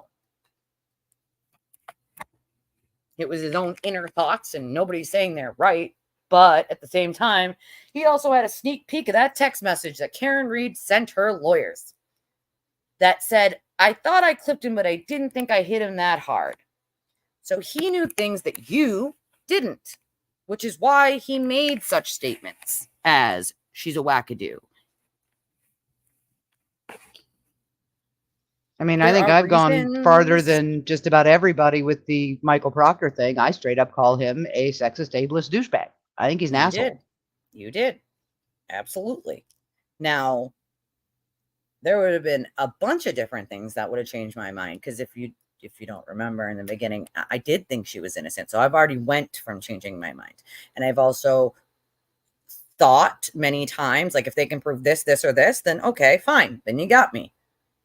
But none of those things were, not only none of those things were proven, but a million other things would be proven to be bold-faced lies. And that is a problem.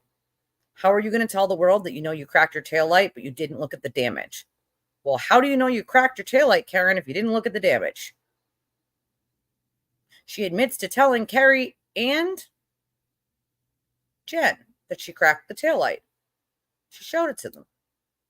And that they both said, don't worry about it. Let's go in the house and look for John. Yet that is missing. And a million people can try to claim that, oh, well, it must have been the corrupt police. That why in the hell would they delete something that would prove their case? Now, does that make sense to you or anyone else? Nope, it doesn't. Kaylee's testimony was also powerful, and I'm sure the jury is looking at that as well. Karen's story changed about 1 billion times. In front of Kaylee, it changed numerous times right there in the morning. She told Jen before she ever left the house, she had a cracked taillight. All the stuff that was said about Carrie Roberts and Carrie Roberts and Carrie Roberts. And didn't even cross her. First time they got a chance to ask her. They didn't even cross her. That tells me quite a bit. And I'm not the jury, so I don't have to not take into consideration that they didn't cross her because they don't have to cross anyone. I'm not a jury, so I don't have to do that. What that tells me is there's nothing to cross her on, number one, because all of what she said, Karen already verified through different ways on her interviews. And so if they went up there and crossed her on any of it and tried to call her a liar, well, they'd be calling Karen a liar too. So they couldn't, and they had to sit the fuck down. Don't you remember they had Carrie in on this whole thing? She was in on this whole thing. Remember with Jen, because Jen couldn't be in it without Carrie. So it's Jen and Carrie. They're in on it, except they don't cross Carrie at all. And then with their trigger man, Colin Albert, sitting right there, Alan Jackson didn't mention his name once. Nope, not once, not a single fucking time. Took him completely out of the conspiracy in the end. In the end, we were told, and maybe you weren't around for this, but we were told that it was Colin Albert and Brian Albert. And Colin Albert beat him up, and Brian Albert and Colin Albert took him outside. It had nothing to do with Higgins in the beginning. Higgins had nothing to do with this theory. Now it's Karen lied to someone to steal the number, to text him, and hit on him. But somehow he's so mad he's going to beat up and kill John, and you want me to believe that theory? Stop it. Stop. For everything that is good and holy in this world, stop it. With any sort of critical thinking skills, please, for the love of God, stop it. It's not a thing.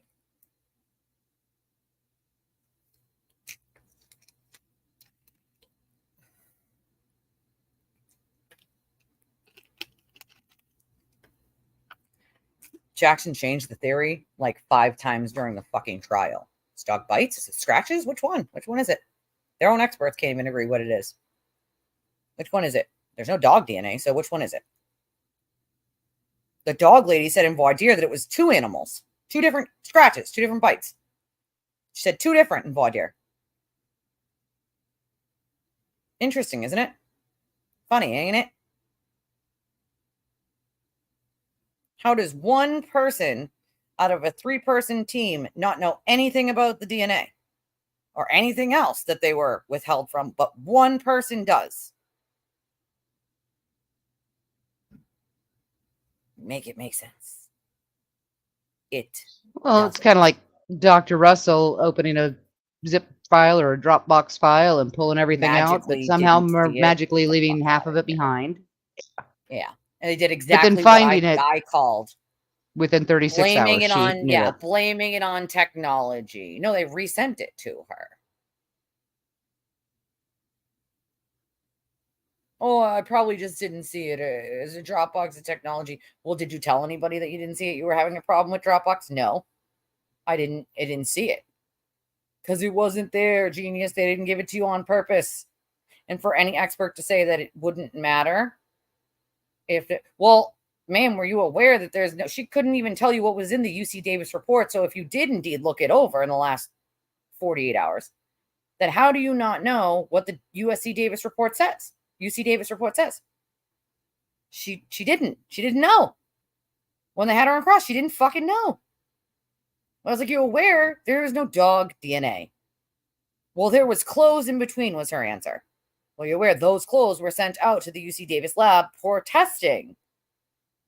And there was no dog DNA. So yes, there was clothes in between, which means he would have had to bite through the dog. She would have had to bite through the clothes to John, or scratch through the clothes. There would have been dog DNA, which there was none of. So there goes that theory. And of course, the problem with her inserting herself, because she's obsessed with bites of animals, clearly. She very much wanted it to be bites or scratches. But she just made herself look like a fucking fool to the world. Like, yeah, exactly. Those experts, those ones, yeah, sure. The ones that have $1 million government contracts where they need to keep their feeders of who feed, you don't bite the hand that feeds you happy. Sure. Yeah, sure. Get right on believing them. Also, any expert, PhD or not, that says that having all the information wouldn't have changed anything is a bold-faced fucking liar in my book. Sorry, but even the scientific community and the medical community is going to call you a bold-faced fucking liar. No one in a scientific or medical community can say that if this was told to them, this was told to them, or this was told to them, that it wouldn't have changed anything whatsoever. That is disingenuous at best, which is why the ME for the Commonwealth said, it's possible, it's possible, it's possible. That is what a correct scientist or medical personnel would do. It's possible. Yes, it's possible. Yes, it's possible. Of course it's possible. She can't rule it out completely. How could she? She didn't have a crystal ball. So for anybody who say they wouldn't change their mind, you're disingenuous at best. And to the community of the medical and scientific community, you just made yourself look like a fucking fool. And if anybody ever takes your word for anything ever again, I'd be surprised if they didn't lose contracts just for those statements. Not from the government, obviously, but from other people. Because how can I trust you to do it if that's what you state in open court for the world to see? Then I don't trust you to actually come to a correct conclusion, or not just the one that you want. I do too. Patrick and Kaylee don't deserve this. And they don't need to see all this bullshit. You think they don't use social media and see all this crap on a daily basis, especially Kaylee? I promise you she does. It breaks my heart. Breaks my fucking heart. Yeah, at her age, there's a very good chance that if you scream at all people who talk about Karen Reed's guilt on Twitter or Facebook or wherever, that you're screaming at John O'Keefe's daughter. There's a very good chance of that. Absolutely. There is a very good chance of that. They don't seem to give a shit, though. You know? They don't seem to give a shit. Pisses me off. Because these are real people's lives. Real people's lives. No expert would have said, yes, this is my opinion without all the evidence. That would, again, disingenuous at best. The second he said that, I was like, yep, sorry, you're not credible to me anymore. I can't take anything you say seriously. Just like Trooper Paul told them, you can't crack that taillight at 1, 2, 3 miles an hour. Couldn't even, I can't even believe whether he was being disingenuous with that or not either.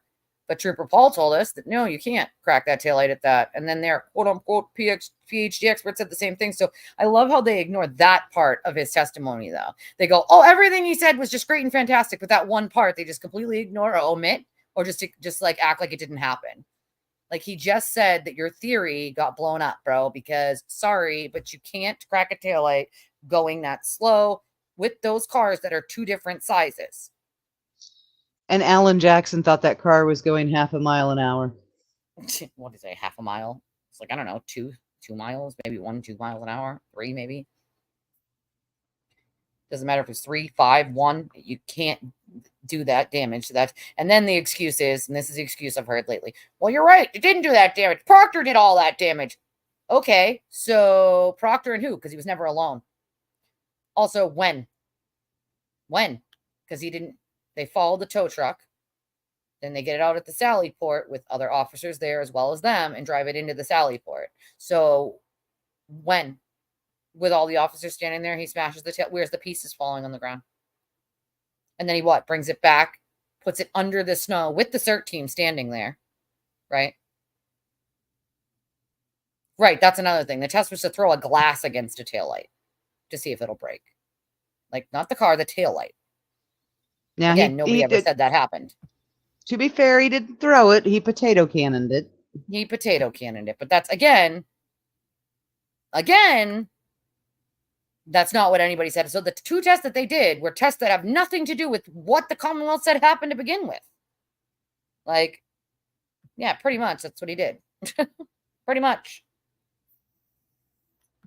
I don't see much news on Twitter other than the same nonsense that's always there. I've honestly never fired a potato gun at anything, even the one my kid built. I never fired it.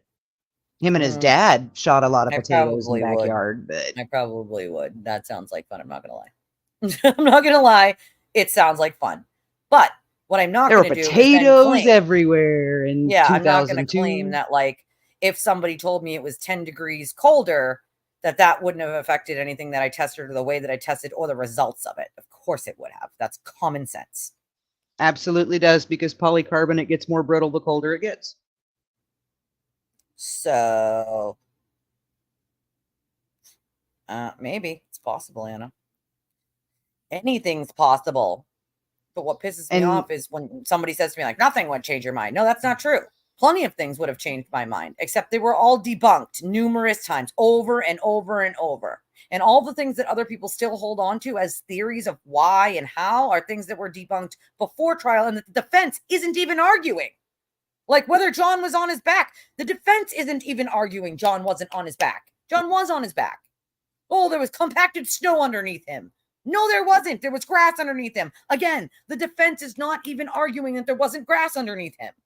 Once again, well, the pictures were taken after he was taken into an ambulance and to the hospital, dude. Those pictures were taken during a blizzard when the snow was coming down. What do you think happens when you move a body and the snow's still coming down? It fills in the fucking hole, you idiots. Like, I can't. I literally, like, I mean, the brain cells that these people must lose on a daily fucking basis. I can't even deal. Like, yeah, it was weird. Like, salivating about the cannon, that literally means absolutely nothing because you're doing a test that has nothing to do with what actually occurred. So that's another problem. You're like, didn't you see the FBI experts? Yeah. And I also heard them talk about doing tests that literally had nothing to do with the Commonwealth saying happened to begin with. So what good are those tests when they're not what the Commonwealth said happened? Someone explain to me, please. I'm going to start thinking that, like, the expired Kool-Aid you guys have been drinking is actually like expired fucking gin from like 1922 or something soon.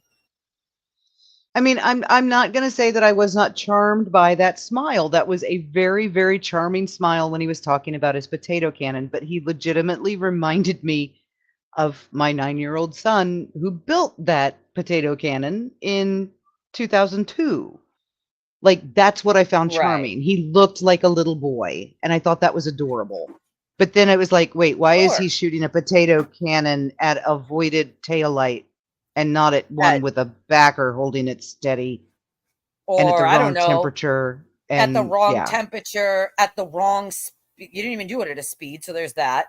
At the wrong speed when you're doing the dummy, though, with only a head. That's another problem. You also said John's arm was 11 pounds. It was 14 pounds. If you want to do it by how much he was, how much he weighed, and how tall he was, it would have been 14 point something, not 11. So you're wrong there, too. So you're telling me somebody with a PhD can't get basic math correct? Interesting.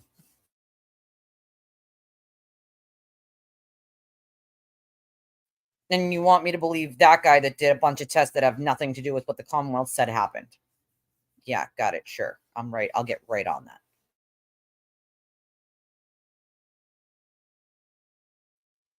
Right on that. That's that shit that pisses me off. Is then I have to argue with brainless morons about things that don't make sense. Like, yes, there's a pig on John's shirt, so it's a dog treat, but there's no dog DNA. In order for a dog to eat a treat, it has to intertwine with saliva, which is DNA, you absolute fucking geniuses. Oh, the best one I heard was Proctor washed off the sleeve. Oh, so he washed off the saliva, but the dog treat that's intertwined with it magically stayed there. Sure. And all the blood stains stayed there, and all the from the ground stayed there. All of it stayed there, right? Except he just magically bippity-boppitied the DNA. Oh, okay, got it, sure.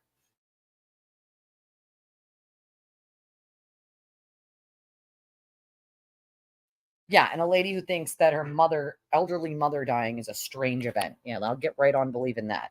The one that claimed that, like, but there was clothes in between. Yes, genius. And there was no dog DNA there, which just proved my point. Thank you, ma'am.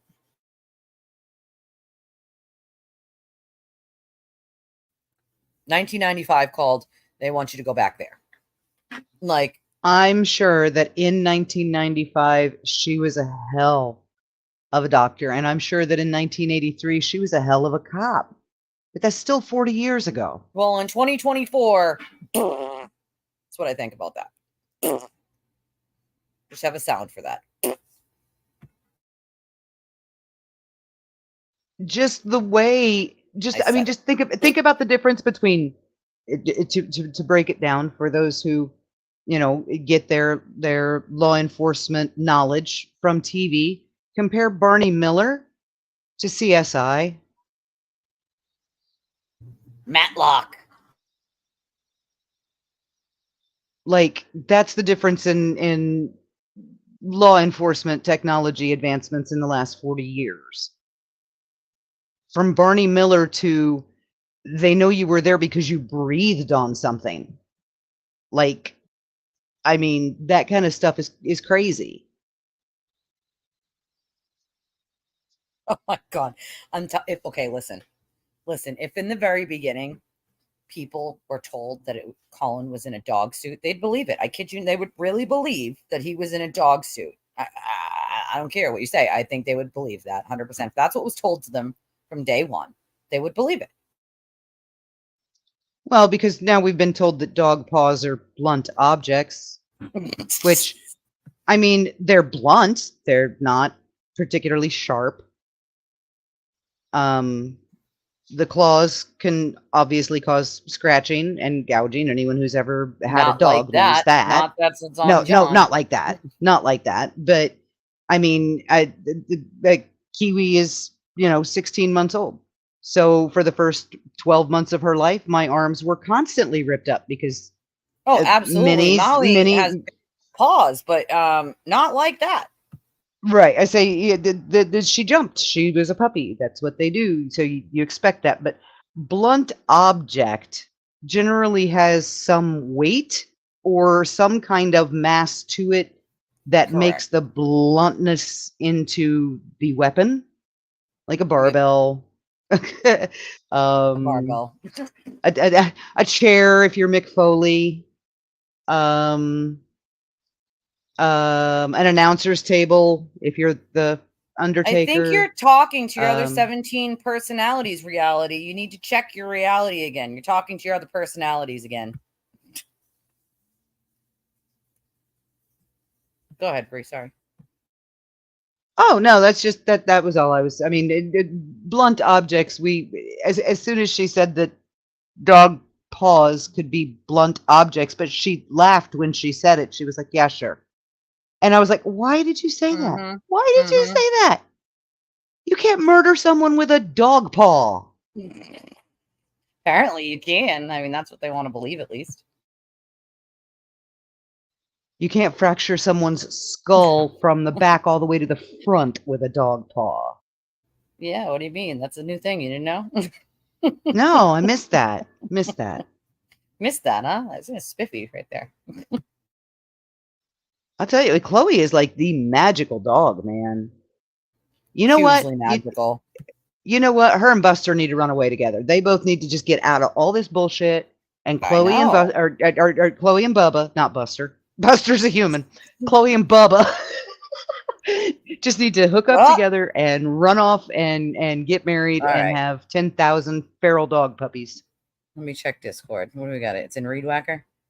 What do we got? Hold on. Oh, hold on. All right, hold on. Let me get it up. I swear to God, if it's a furry. No. Hold on. Ah, damn it. It's going to be a furry. All right. All right. It's Ready? going to be a furry. Nope. It's not a furry. Hold on. Public warned of traffic disruptions as FBI conducts large evidence search in Mass Beach Town. Oh, they're here, y'all. Should everybody run? Guys are fucking idiots. Yep. Are there any towns? Are there any towns along the coast of Massachusetts that don't have beaches? Not many, no. There are some, but not many. Lots of them have beaches. Lots and lots of them. I mean, this little bitty dinky town here, we wake up every few months to find out the FBI is busting people. I'll tell you what town isn't next to a beach, though. Not like the ocean beach. Canton. So that's what I was thinking. It's a little further inland, isn't it? Yep. Mm-hmm. Yep. Sure is. Yep. Yep. Sure is. I just found that one funny. All right. Oh man.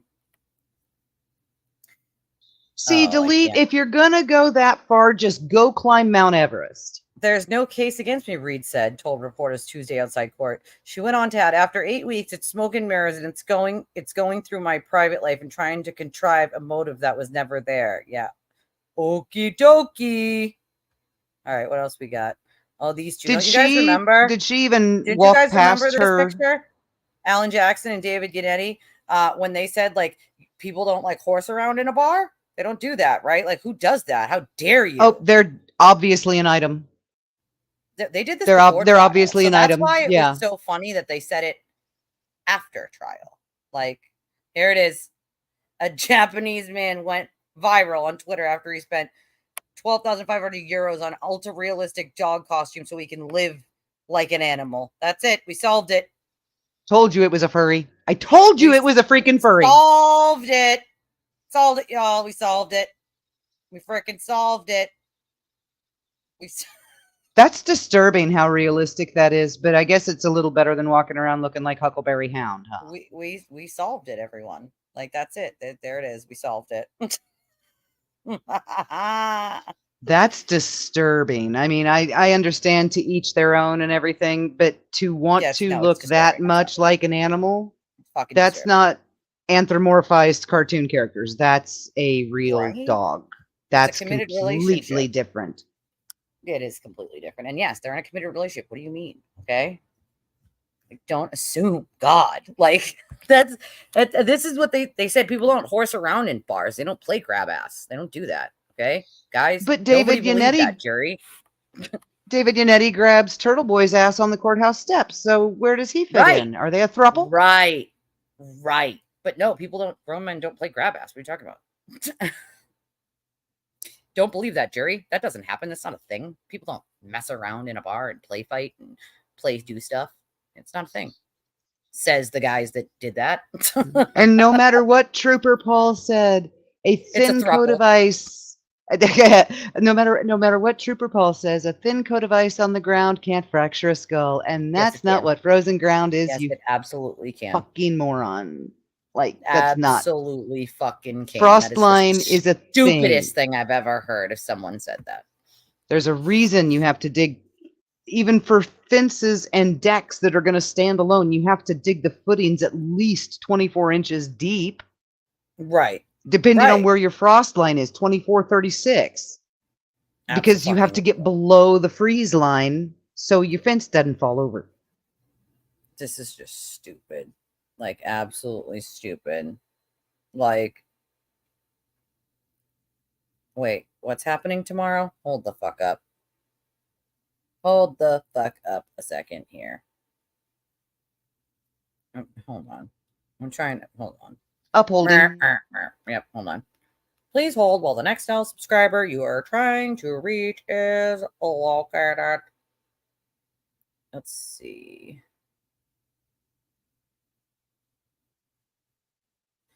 Okay.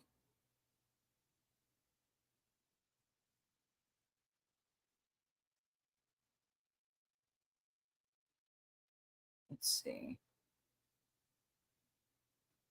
Dude.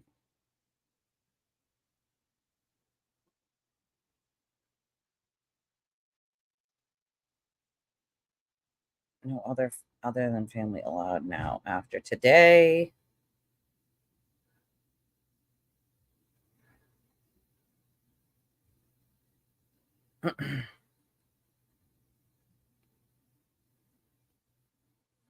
I may be going to the courthouse tomorrow, y'all. Why? It's possible. To keep the attention of the swarm away from the family, since they went and harassed them today during lunchtime. Okay. That's. Did she even walk out past her throngs of adoring public? Or did she go around the back again? I don't know. Good question. Does anybody know the answer to that? Agree. I agree with that, RP. I agree. They're speculating the holdup is if they go murder 2 or manslaughter. I suspect eventually the murder 2 guys will agree to manslaughter just to end it. Yeah, I agree with that statement. It's lots of speculation. We don't really know what's going on in that jury room. We can only hope, right? We can only hope that they're coming to the conclusion that most of us came to using our fucking brain cells. But we don't know, right? So, but if I have to sacrifice myself like a sacrificial fucking lamb to be harassed all day, I will do it if that's what it takes for these people to leave the fucking family alone. You know, I wish I could go with you. I But know. St. Louis to Boston is a pretty last minute trip. I know it is. Oh God, I just didn't mentally like prepare myself for that. Sounds like a lot, but I will do it if it stops them. I will. Dealt with enough of it, you know. mean, we don't know. It's possible. It's not Both ways right, are though. possible. It's We not don't know. fair. No, it's not right. Can't leave them the fuck alone. Like,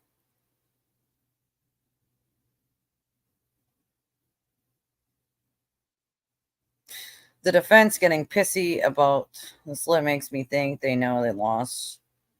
They're in with the jury. Some probably just don't want to send the regulated to prison for life. Probably not. But I also have to believe that some of them saw that smirking and smiling and doing all that extra shit she did during the trial and were completely put off by it, because I know I would be. And that whole Innocent thing, or not, that would have put me off completely. that whole thing of the, oh, they just don't want to send her to prison for the rest of her life, blah blah blah. You know, Trump's defense attorneys tried to say that during their closing, and the judge stopped them. What? Because the jury doesn't sentence the defendant, so they No, can't you're consider right. the penalty as part of their deliberation because it's not their Oh, responsibility. yeah, I didn't even think of that. Yep. It's not. They don't do the sentencing, the judge does. She's very arrogant. It's half the problem. It's extremely arrogant. I think there's a lot of people watching from the bushes right now. There's a lot of people watching from X. There's almost 1,100 people here, 1,082 people in this live stream today. And I think a lot of people can agree she is arrogant. You know? That's what she. Yeah, That's what he means, Aurora. That's what he means. The lesser charge is the murder 2 is the bigger one. The manslaughter is the lesser. Yeah, and it could be that they, lesser. it could be that they all have some degree of agreement, but they all want to go home and, you know, think and then come back and meet in the morning and see if they can get to more areas of agreement. I mean, that's the way deliberations are supposed to work, right? It's not a run, stop. I mean, it's not red light, green light here. Right. Right. We go slow, methodical, carefully, There's only reconsider, think, 2 discuss. lesser charges. There's only 2. And one carries 2.5 to 15, and one carries 5 to 20. I think they can only find the OUI leaving the scene if they declare that she it's killed not him somehow. It's under the influence of alcohol, or under the influence of alcohol over 0.8 is in one of them. And then, so yeah, it's not technically a hit and run, the charge. It's involuntary, and then I think voluntary, or vehicular, and then manslaughter, whatever it was. But either way, it's one carries 2.5 to 15, the other one carries 5 to 20, and then there's the murder 2. So there's only one bigger, and then there's 2 lesser charges. Yeah, there's 2 lesser charges. The murder 2 is the big one. The manslaughter is the lesser charge, honey. And if she gets murder 2, she's automatically guilty of manslaughter. No, it's because 2.5 to 15 years. 2.5 is where it starts. 2.5 to 15. Not just 2.5. It's 2.5 to 15 years. The other one carries 5 to 20. Yeah, she's not looking at life in prison. She's not. Well, these sentences have end dates. I mean, is it the unless rest she of her gets the natural murder life? too. Unless she gets the Well, murder too. only if she dies at 64. And that's pretty young. That's what that's what the manslaughter charge is. It's a lesser included. That's what it's called. It's called a lesser included charge. That's what it's supposed to say, because the manslaughter is the lesser included charge. I know not everybody knows legal lingo, so I'm trying to explain it the best I can. But they added, what they mean by added lesser included is those are the lesser included. The manslaughter is the lesser included charge. And there were no charges added yesterday. All they did is put next to the not guilty of all charges. Right. They added the language. All they added was guilty or not guilty of murder 2 and the lesser included charges, which is the other two charges. They are the lesser included charges. Right? I wish I had one of those. I wish I had one of those. Fuck, dude. Like, I just said to my group, I said, if somebody can pick me up, I'm in. Somebody, because I don't drive. So if someone wants to pick me up, I will go.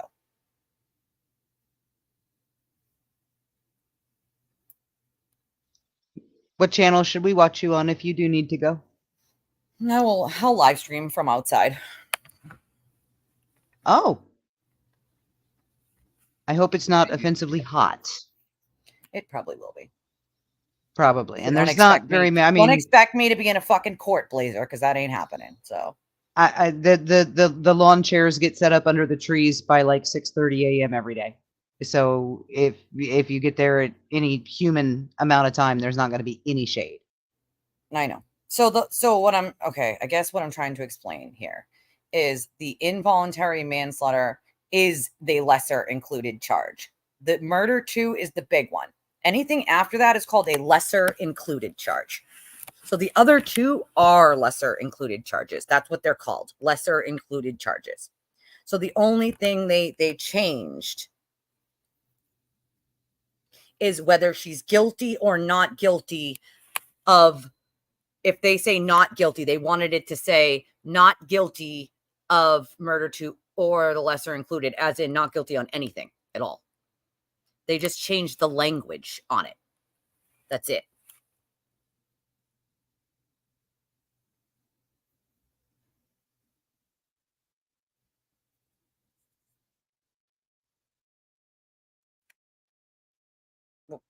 Can somebody send me the stupid verdict slip? I need to see what you guys are talking about because my brain is like, I think somebody posted it. Let me just look. Hold on. I think here it is. Hold on. I think delete posted it. Let's see. Let me make this bigger here.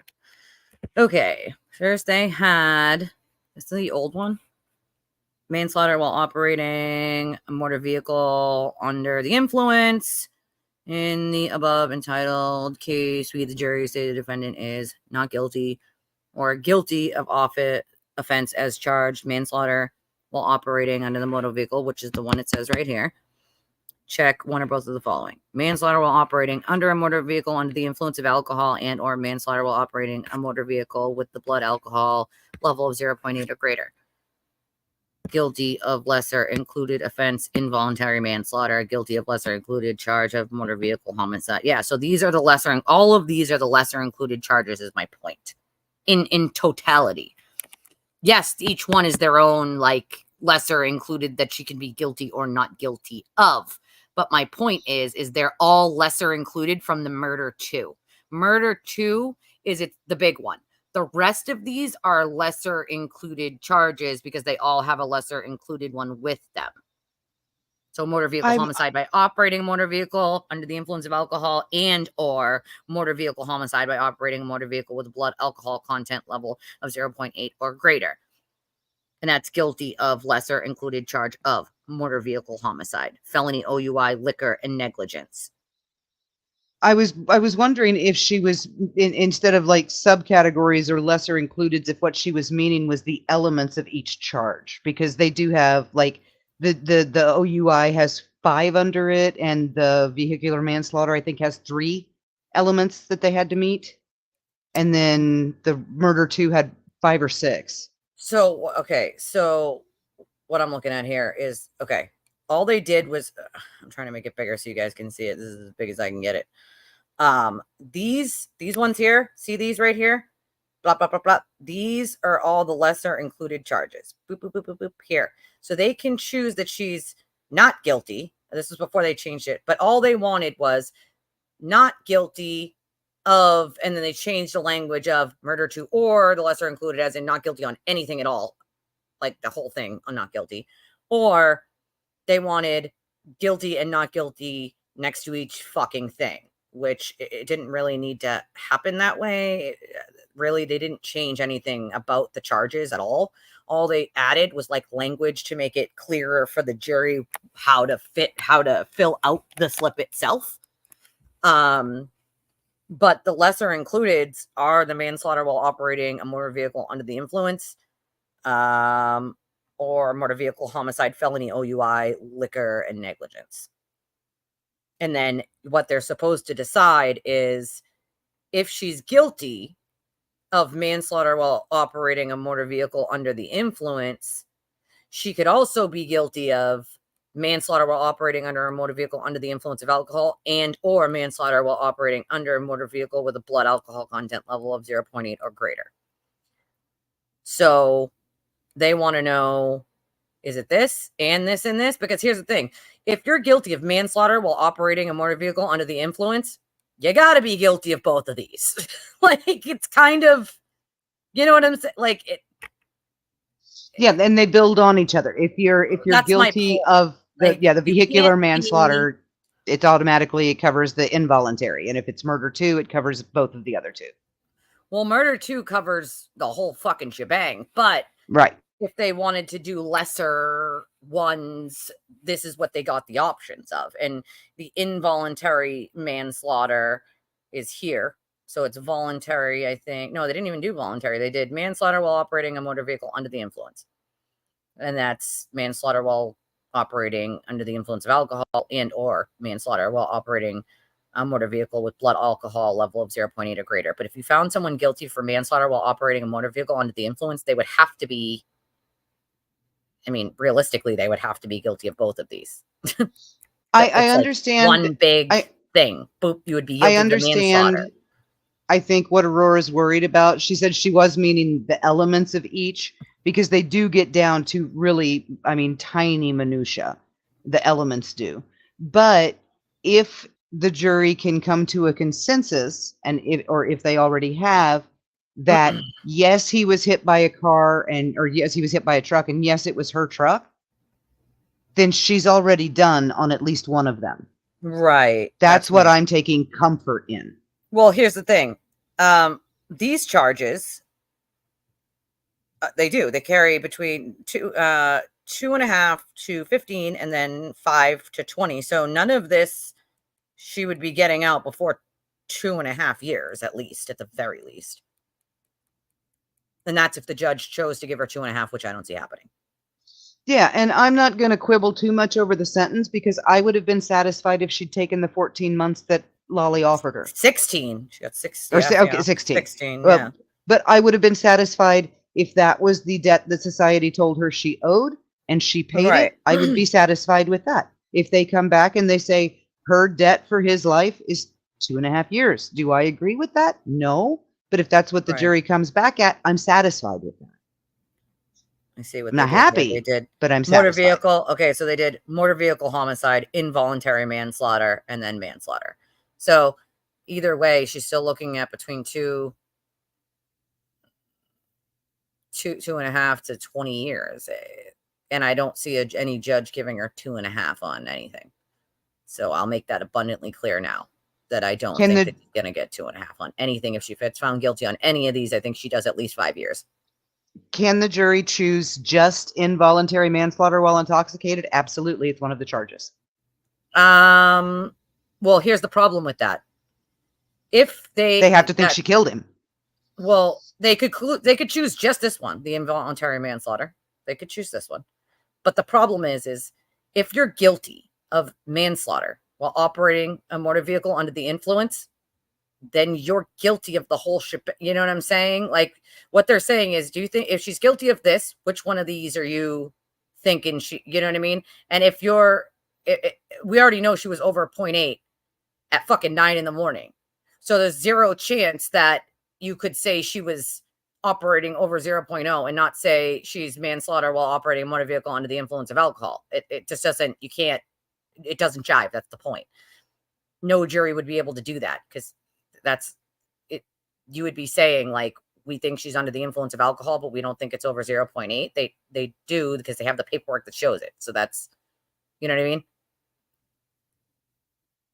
So yeah, and there was some confusion on Twitter, because the definition of the elements says for the involuntary manslaughter, the intoxication level of 0.07, and they're like, but she was 0.09 2 hours later, so she was, and I'm like, That's the minimum. I mean, she was over, right, that's the floor. minimum. Right, that's the Yeah, floor. that's the floor. 0.8 is the floor. Anything over that is she was in, anything over 0.8 is you're over the legal limit in Massachusetts. That's the point.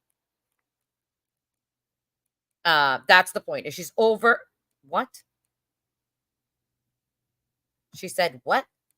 Brittany Churchill is saying there was no cert report. It stated that in Tully's report. No, it did not state there was no cert report in Tully's report, but there was no cert report that we got in evidence. So as far as I know, they wrote other reports, and that covered the whole like report that they like the reports that they had, or the reports that they had, and whatever came into evidence is what they're allowed to use. They can't ask for things that weren't admitted into evidence for one reason or another. No, I mean, and they can't they're ask lower. why they weren't admitted either. They were, no, they can't. They were lower. They're lower, but they're not, she ain't getting away scot-free. You know what I'm saying? Like, that's not a thing. If you're worried about them finding her guilty of one element of one charge and no other elements of that charge, but that's the problem. That's an acquittal. You can't be really. That's an acquittal. Well, like if you don't prove all of the elements of that charge, you can't be convicted of that charge. But my point is, you can't be guilty of manslaughter while operating a motor vehicle under the influence without being guilty of manslaughter while operating a motor vehicle under the influence of alcohol. Right. Right. Or over 0.8 or greater. So. Right. But You know what I like mean? she's not facing prison time just for having a BAC of 0.9 whatever at 11 o'clock in the morning. I agree. They can't do anything with that. Yeah, that's where I am too. Just as long as she takes responsibility for it. That's all How about I if want they to only see. check the last? Which one's the last? Yeah, that's what I was asking her. If she was worried about them like satisfying one element of one charge and This not is the felony others. OUI. This last one is actually not least. This isn't the least amount of time, because this one is a felony OUI, liquor and negligence. And again, if you're saying that she's guilty of motor vehicle homicide, felony OUI, liquor and negligence, then you can't say she's not guilty of motor vehicle homicide by operating a motor vehicle under the influence of alcohol, or motor vehicle homicide by operating a motor vehicle with the blood alcohol level of 0.8 or greater. So it's like,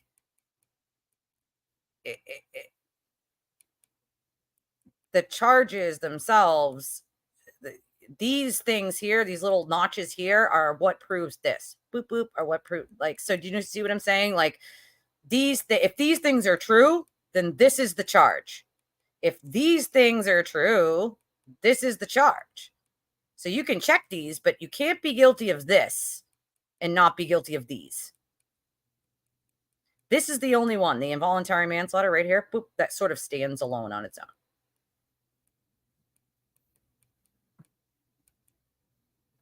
Just doesn't, it wouldn't make sense.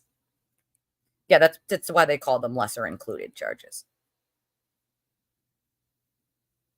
And I don't think so. If they believed that she was framed, Yeah. no, I don't think they would need this long. I think that's why you see the defense being worried.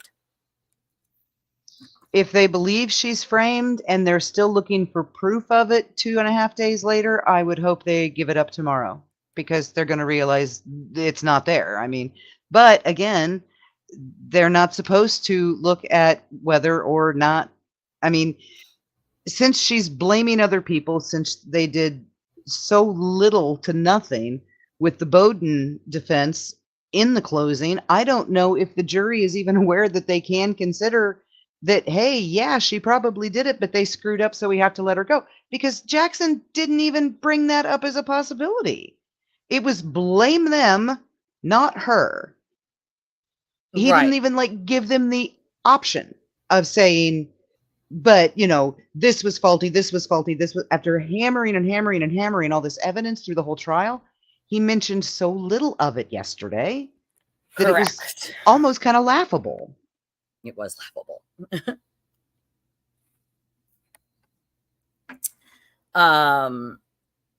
Oh, he should. He should tell her to get soap on a rope.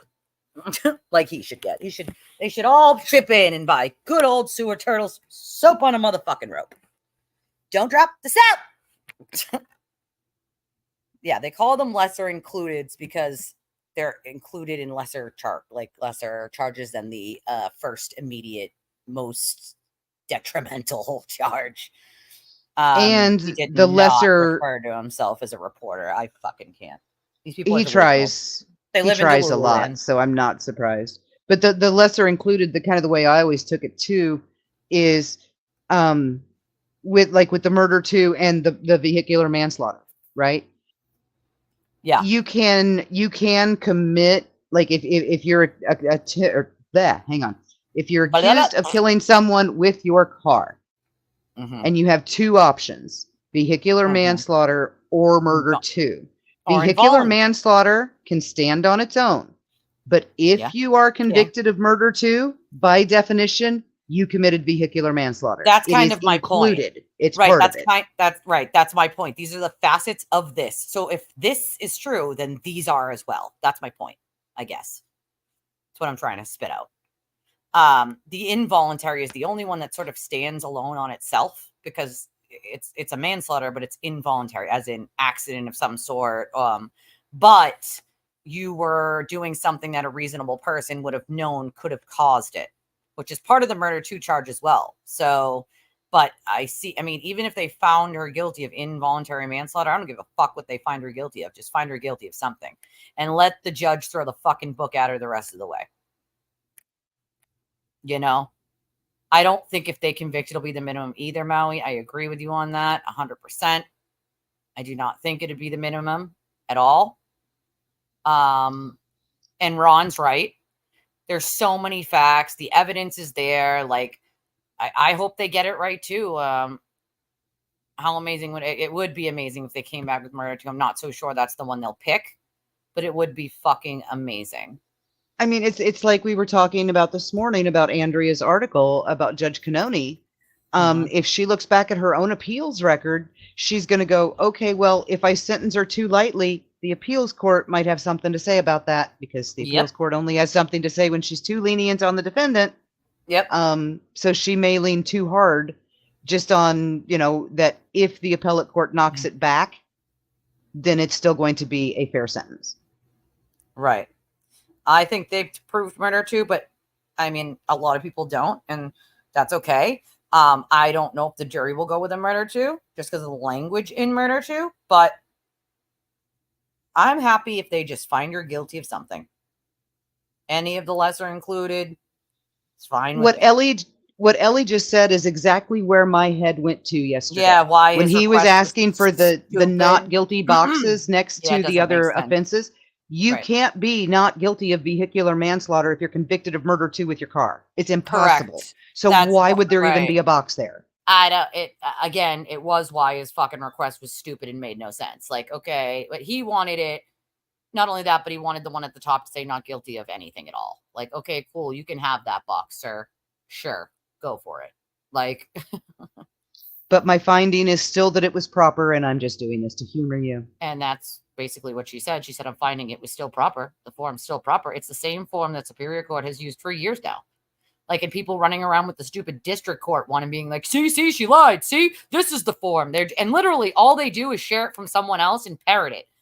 That's a district court form. You absolute fucking geniuses. This is a superior court. You morons. Not the same thing. Not the same forms that get used. Morons, dude.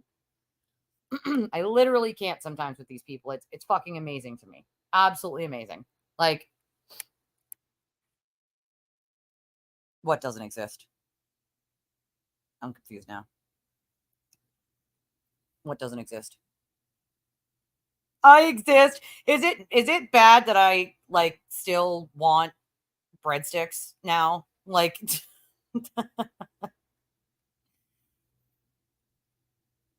like I still want breadsticks.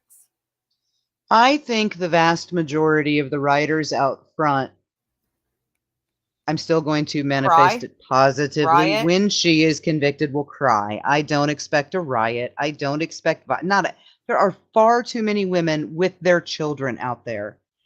They may be Well, you never know. mistakenly invested, but I don't think they're going to drag their kids into a riot. Oh, you never know. Some of these people are very fucking unhinged. Right? The breadstick money. That was the best song ever, by the way. Thank you for finding that because that was fucking hilarious. But now you made me really want freaking breadsticks. All right. And now I still want breadsticks. That was not me. All I did was say that Judge Newman was going to feed the Murdoch jury and then didn't have to. That was it. I didn't start the breadstick conversation. That was Delete. Delete is responsible for the breadstick conversation. That was all him. Responsible for my breadsticks now, man. What the fuck? Now I want breadsticks. Like, you guys now have me craving breadsticks. It's all your fucking fault. Like,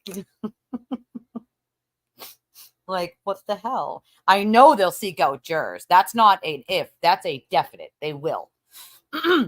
I know. Because Sewer Turtle has done it in the Chesna trial and said he would do it again because those jurors deserve to be doxxed. They're pieces of shit. And the juror deserved to be doxxed. He was a piece of shit and he deserved it. And he would do it again. So I have no doubt that if these people find her guilty, that's exactly what he will do. There is, I think, a clear difference in behavior in reaction to the verdict between the teeming masses out front and the ones that are actually profiting from the trial, like the reporter who allegedly put her entire career on the line to cover this case because her boss said you are too biased and you need to come off, and she refused. I think once this case is apparently that's Jess Mikado. And she claims that he eggs her on, but to be fair, her boss is a turtle rider. So okay. Yeah. I was going to say, if she's really covering this case with a bias against her boss's permission, she'll be fired when it's over. But if she would be fired, but he's a turtle rider, so I don't think so. But also, to be fair, the New Bedford Guide and the Fall River Reporter are the equivalent of the fucking Inquirer. Okay, they're not respected publications. They print what they want, whether it's true or not. So potentially maybe the new incarnation of the same paper that framed Lizzie Borden. Pretty much. Who actually was framed, by the way. I mean, have no idea who did it, but it wasn't her. I haven't heard that, but that would be. It's impossible because like everyone's making the big deal about Brian Kohberger having no blood on him. Neither did Lizzie Borden. Yeah, but didn't she have like hours to do like? No, it was like 45 minutes. Okay, that's enough time. Not with those dresses. Meh, I guess. She didn't have time to get everything to because her father was killed like an hour after her mother or something, or stepmother. An hour? Yes. I thought it was like soon right at no? Jesus. No, because he was at work when Abby was killed. The dad was still at work, and he got home from work afterwards, laid down on the couch. She was already dead upstairs by that point. But according to Bridget and Lizzie, they were both asleep. Interesting. In their rooms. And then they're like, oh, well, she took all the water out and took a shower in the bucket in the barn. And here's the axe that she killed them with, except there was no blood on the axe handle either. I personally believe it was her uncle that did it. Always have. Well, I have to go back and look at that one. It's an old one. It's an oldie but a goodie. Yeah, see, I'm not the only one now. See? I'm not the only motherfucking one that wants goddamn breadsticks now. Okay? Motherfuckers. Like yeah, the dress was allegedly burned, and she took a shower with a bucket in a barrel in the barn. And well, back then they didn't have DNA to go. We're taking this bucket, right? But I mean, there was no blood. on the axe at all. I mean, you look at the difference in the evidence in Lizzie Borden versus the Villisca axe house murderers, where the axe was actually left leaning against the wall. We Yeah. still don't know who killed them either. Personally, I think it was the traveling preacher guy. But again, Could have been, 100 could have years been, ago, could have never been. going to know. Right. But the difference with the amount of blood that would have been all over her, like he could go hop a train and not be seen for a few days. She was that. surrounded by people within an hour. That's a big difference. Good question, guys. You think she'll cry? I think she won't cry. I think if she cries, it's to put on a fucking act and it's fake as fuck. Or because she's been told no and scolded for the first time ever in her life and been held responsible for something. I'm not really expecting tears, but I was serious the other day when I said I expect a more dramatic no than Vader coming up from the slab. I really do. I expect her to scream. I don't expect her to cry. I expect her to scream. Yeah, that'd be funny. That would be fun. I mean, it's plausible. Anything's possible, y'all. Any fucking thing. I am gonna blame Megan Fox for a banging tune about breadstick money. That was pretty good. I'm not gonna lie. You guys can give me breadstick money if you want. You can do it that way. Cash App, PayPal, or Venmo. That's like a perfect, like, little little intro into reminding people to like the channel and subscribe and share. And if you want to give me breadstick money, you could do that as well. Because y'all now, Yeah, we're going to do that tomorrow. We are going to make sure that whether Elisa is home or whether she is taking us out to the courthouse to go protect the Alberts and the O'Keefes. To basically throw myself to the fucking wolves and be harassed all day by a bunch of fucking weirdos. We're going to send you pizza, and it's not going to be a prank, and it's actually going to be paid for before it gets there. So. Oh, you see that? That's breadstick money. I think she might. Oh, she could laugh. That would be funny. I wish I could send you an Emos. God, I wish I could send you a St. Louis style pizza. Oh my God, cracker crust. Oh, I Emos, bet that would be so good. Ooh, that sounds smoked good. Provel crust? cheese. Yes, super thin cornmeal cracker crust, and they smoke their Provel. So good. Ooh, Oh, that I love actually Emos. sounds really good. Not gonna lie. She could But laugh. That would be funny. That's true. That's true. A stress response laugh. What do you, who might want to big match? She does like she stomps like a 5-year-old. Stomp. I want breadsticks. Stomp. Imagine she just stomps, just starts stomping, crossing her arms, stomping. Oh yeah, start screaming, "This is a fucking joke," and let's see how fast her ass ends up in jail for contempt now. Oh, it's like Charlie and the Chocolate Oh Factory. my God, she is so Veruca. Yep, Veruca. But Daddy, I want more. But Veruca, darling. I've never actually encountered a real life Veruca, but I have a feeling she probably is. Yeah. Just found one. Well, I still haven't encountered her. Never will. But Oh, I have, but still. The entitled smirk, yeah. The entitled smirk, I think, definitely comes out no matter fucking what. Can't be guilty. How dare you? How dare you? How dare you? how very dare. How very dare. $1,300 flip-flops at you. Your Honor, you are a disgrace. I actually want to see Bev actually throw a book at her, like a literal book. I'm throwing the book at you. I think if you throw actual Comes a book at book the at her head. defendant, you get in trouble. I mean, Well, that's just it like would still be fucking funny to see. You know what? Maybe it doesn't have to be the book. Maybe it could be the jury slip that she throws at them. Like, here's your Those law fucking books jury are slip now, heavy. bitch.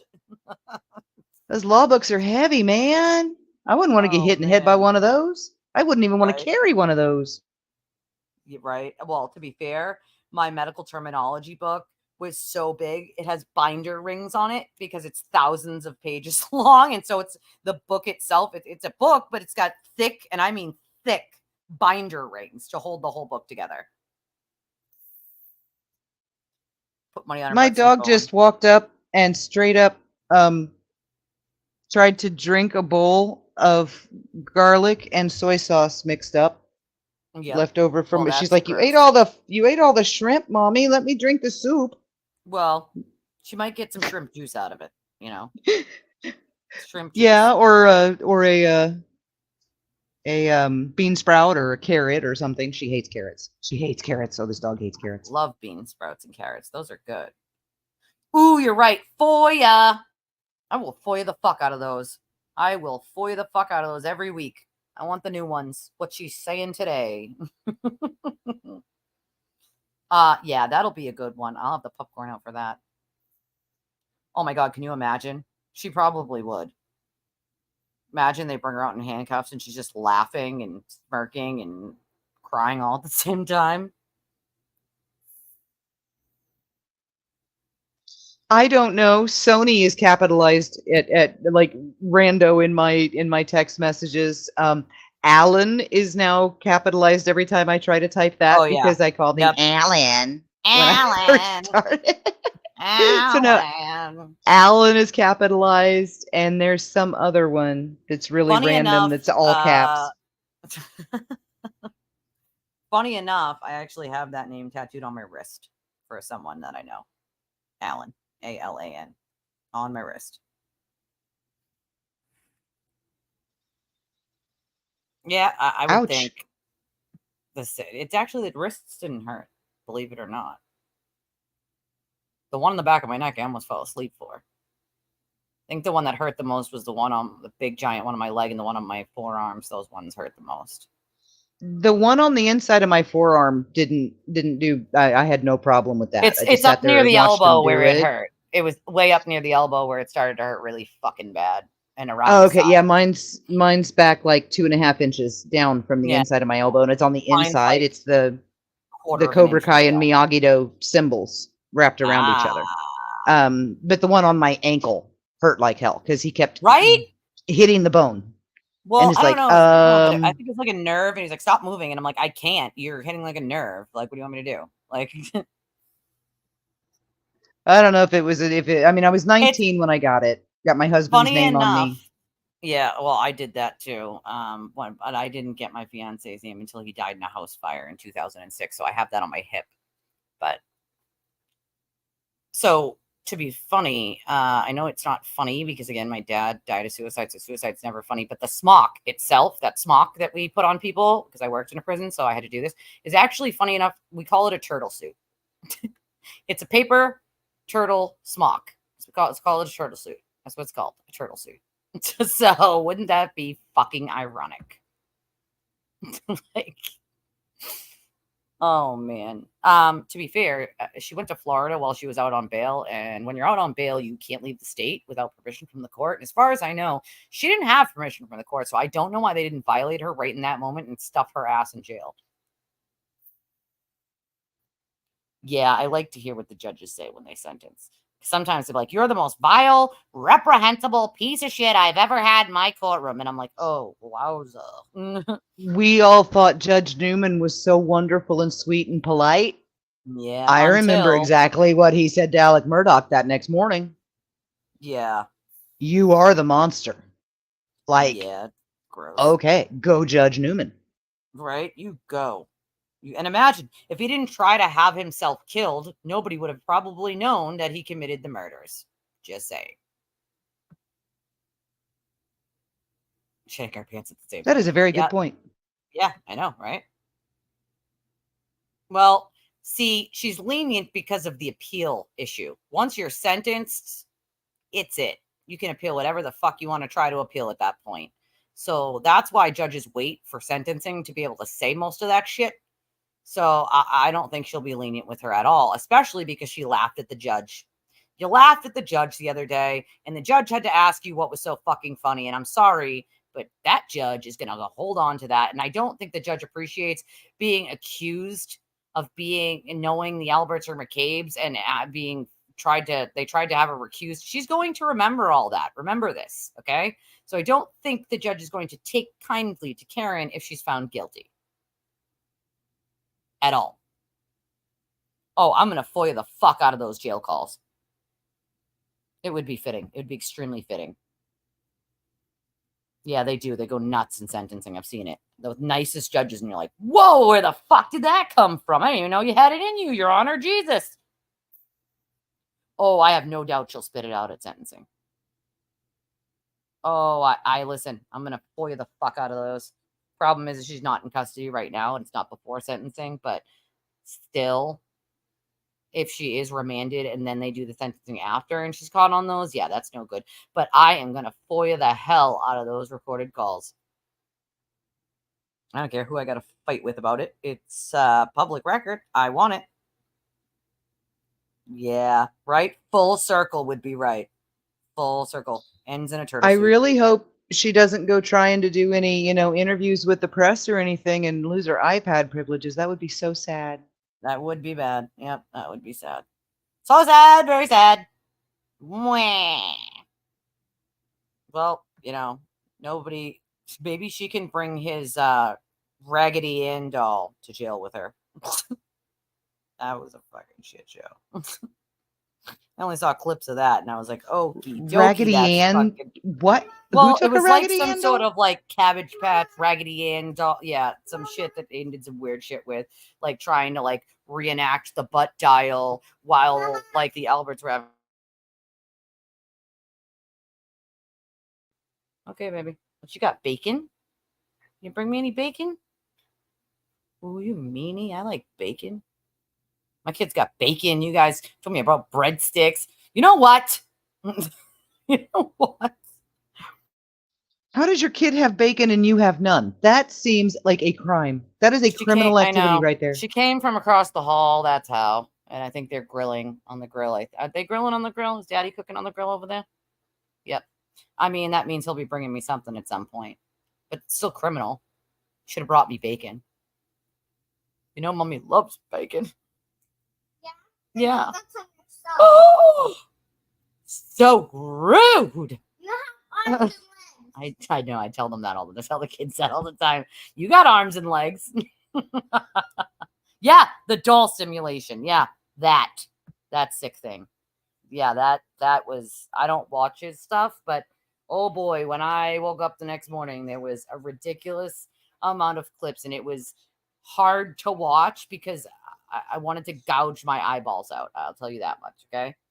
Like, I will just say, if you have never accidentally answered the phone, texted, or chatted on YouTube while busy, then you don't get busy enough. right.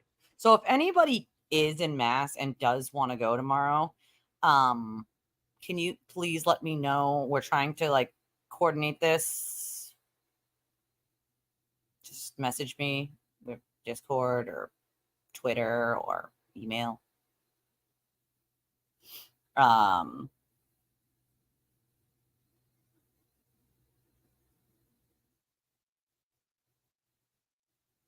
me see. I'm just trying.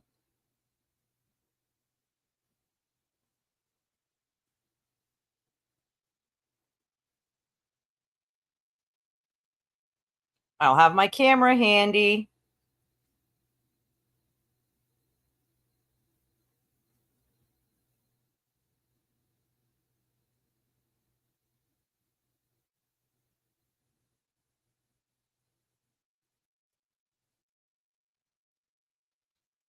What are we doing? I was trying to just respond to something. Oh, okay. Sorry. All right. Well, it's 5:30. We should wrap up anyway. I'm tired and I'm hungry, and you guys maybe want breadsticks. All right. I'm upset about it. I'm not gonna lie. So, you got any last thoughts? Hang in there. It's not the end of the world. I still trust the jury. Mm-hmm. I watch all the nonsense on Twitter, and I discount about 99.99% of it. Nobody there knows anything more than we do. No one has any special insight into those 12 people. Not a single person.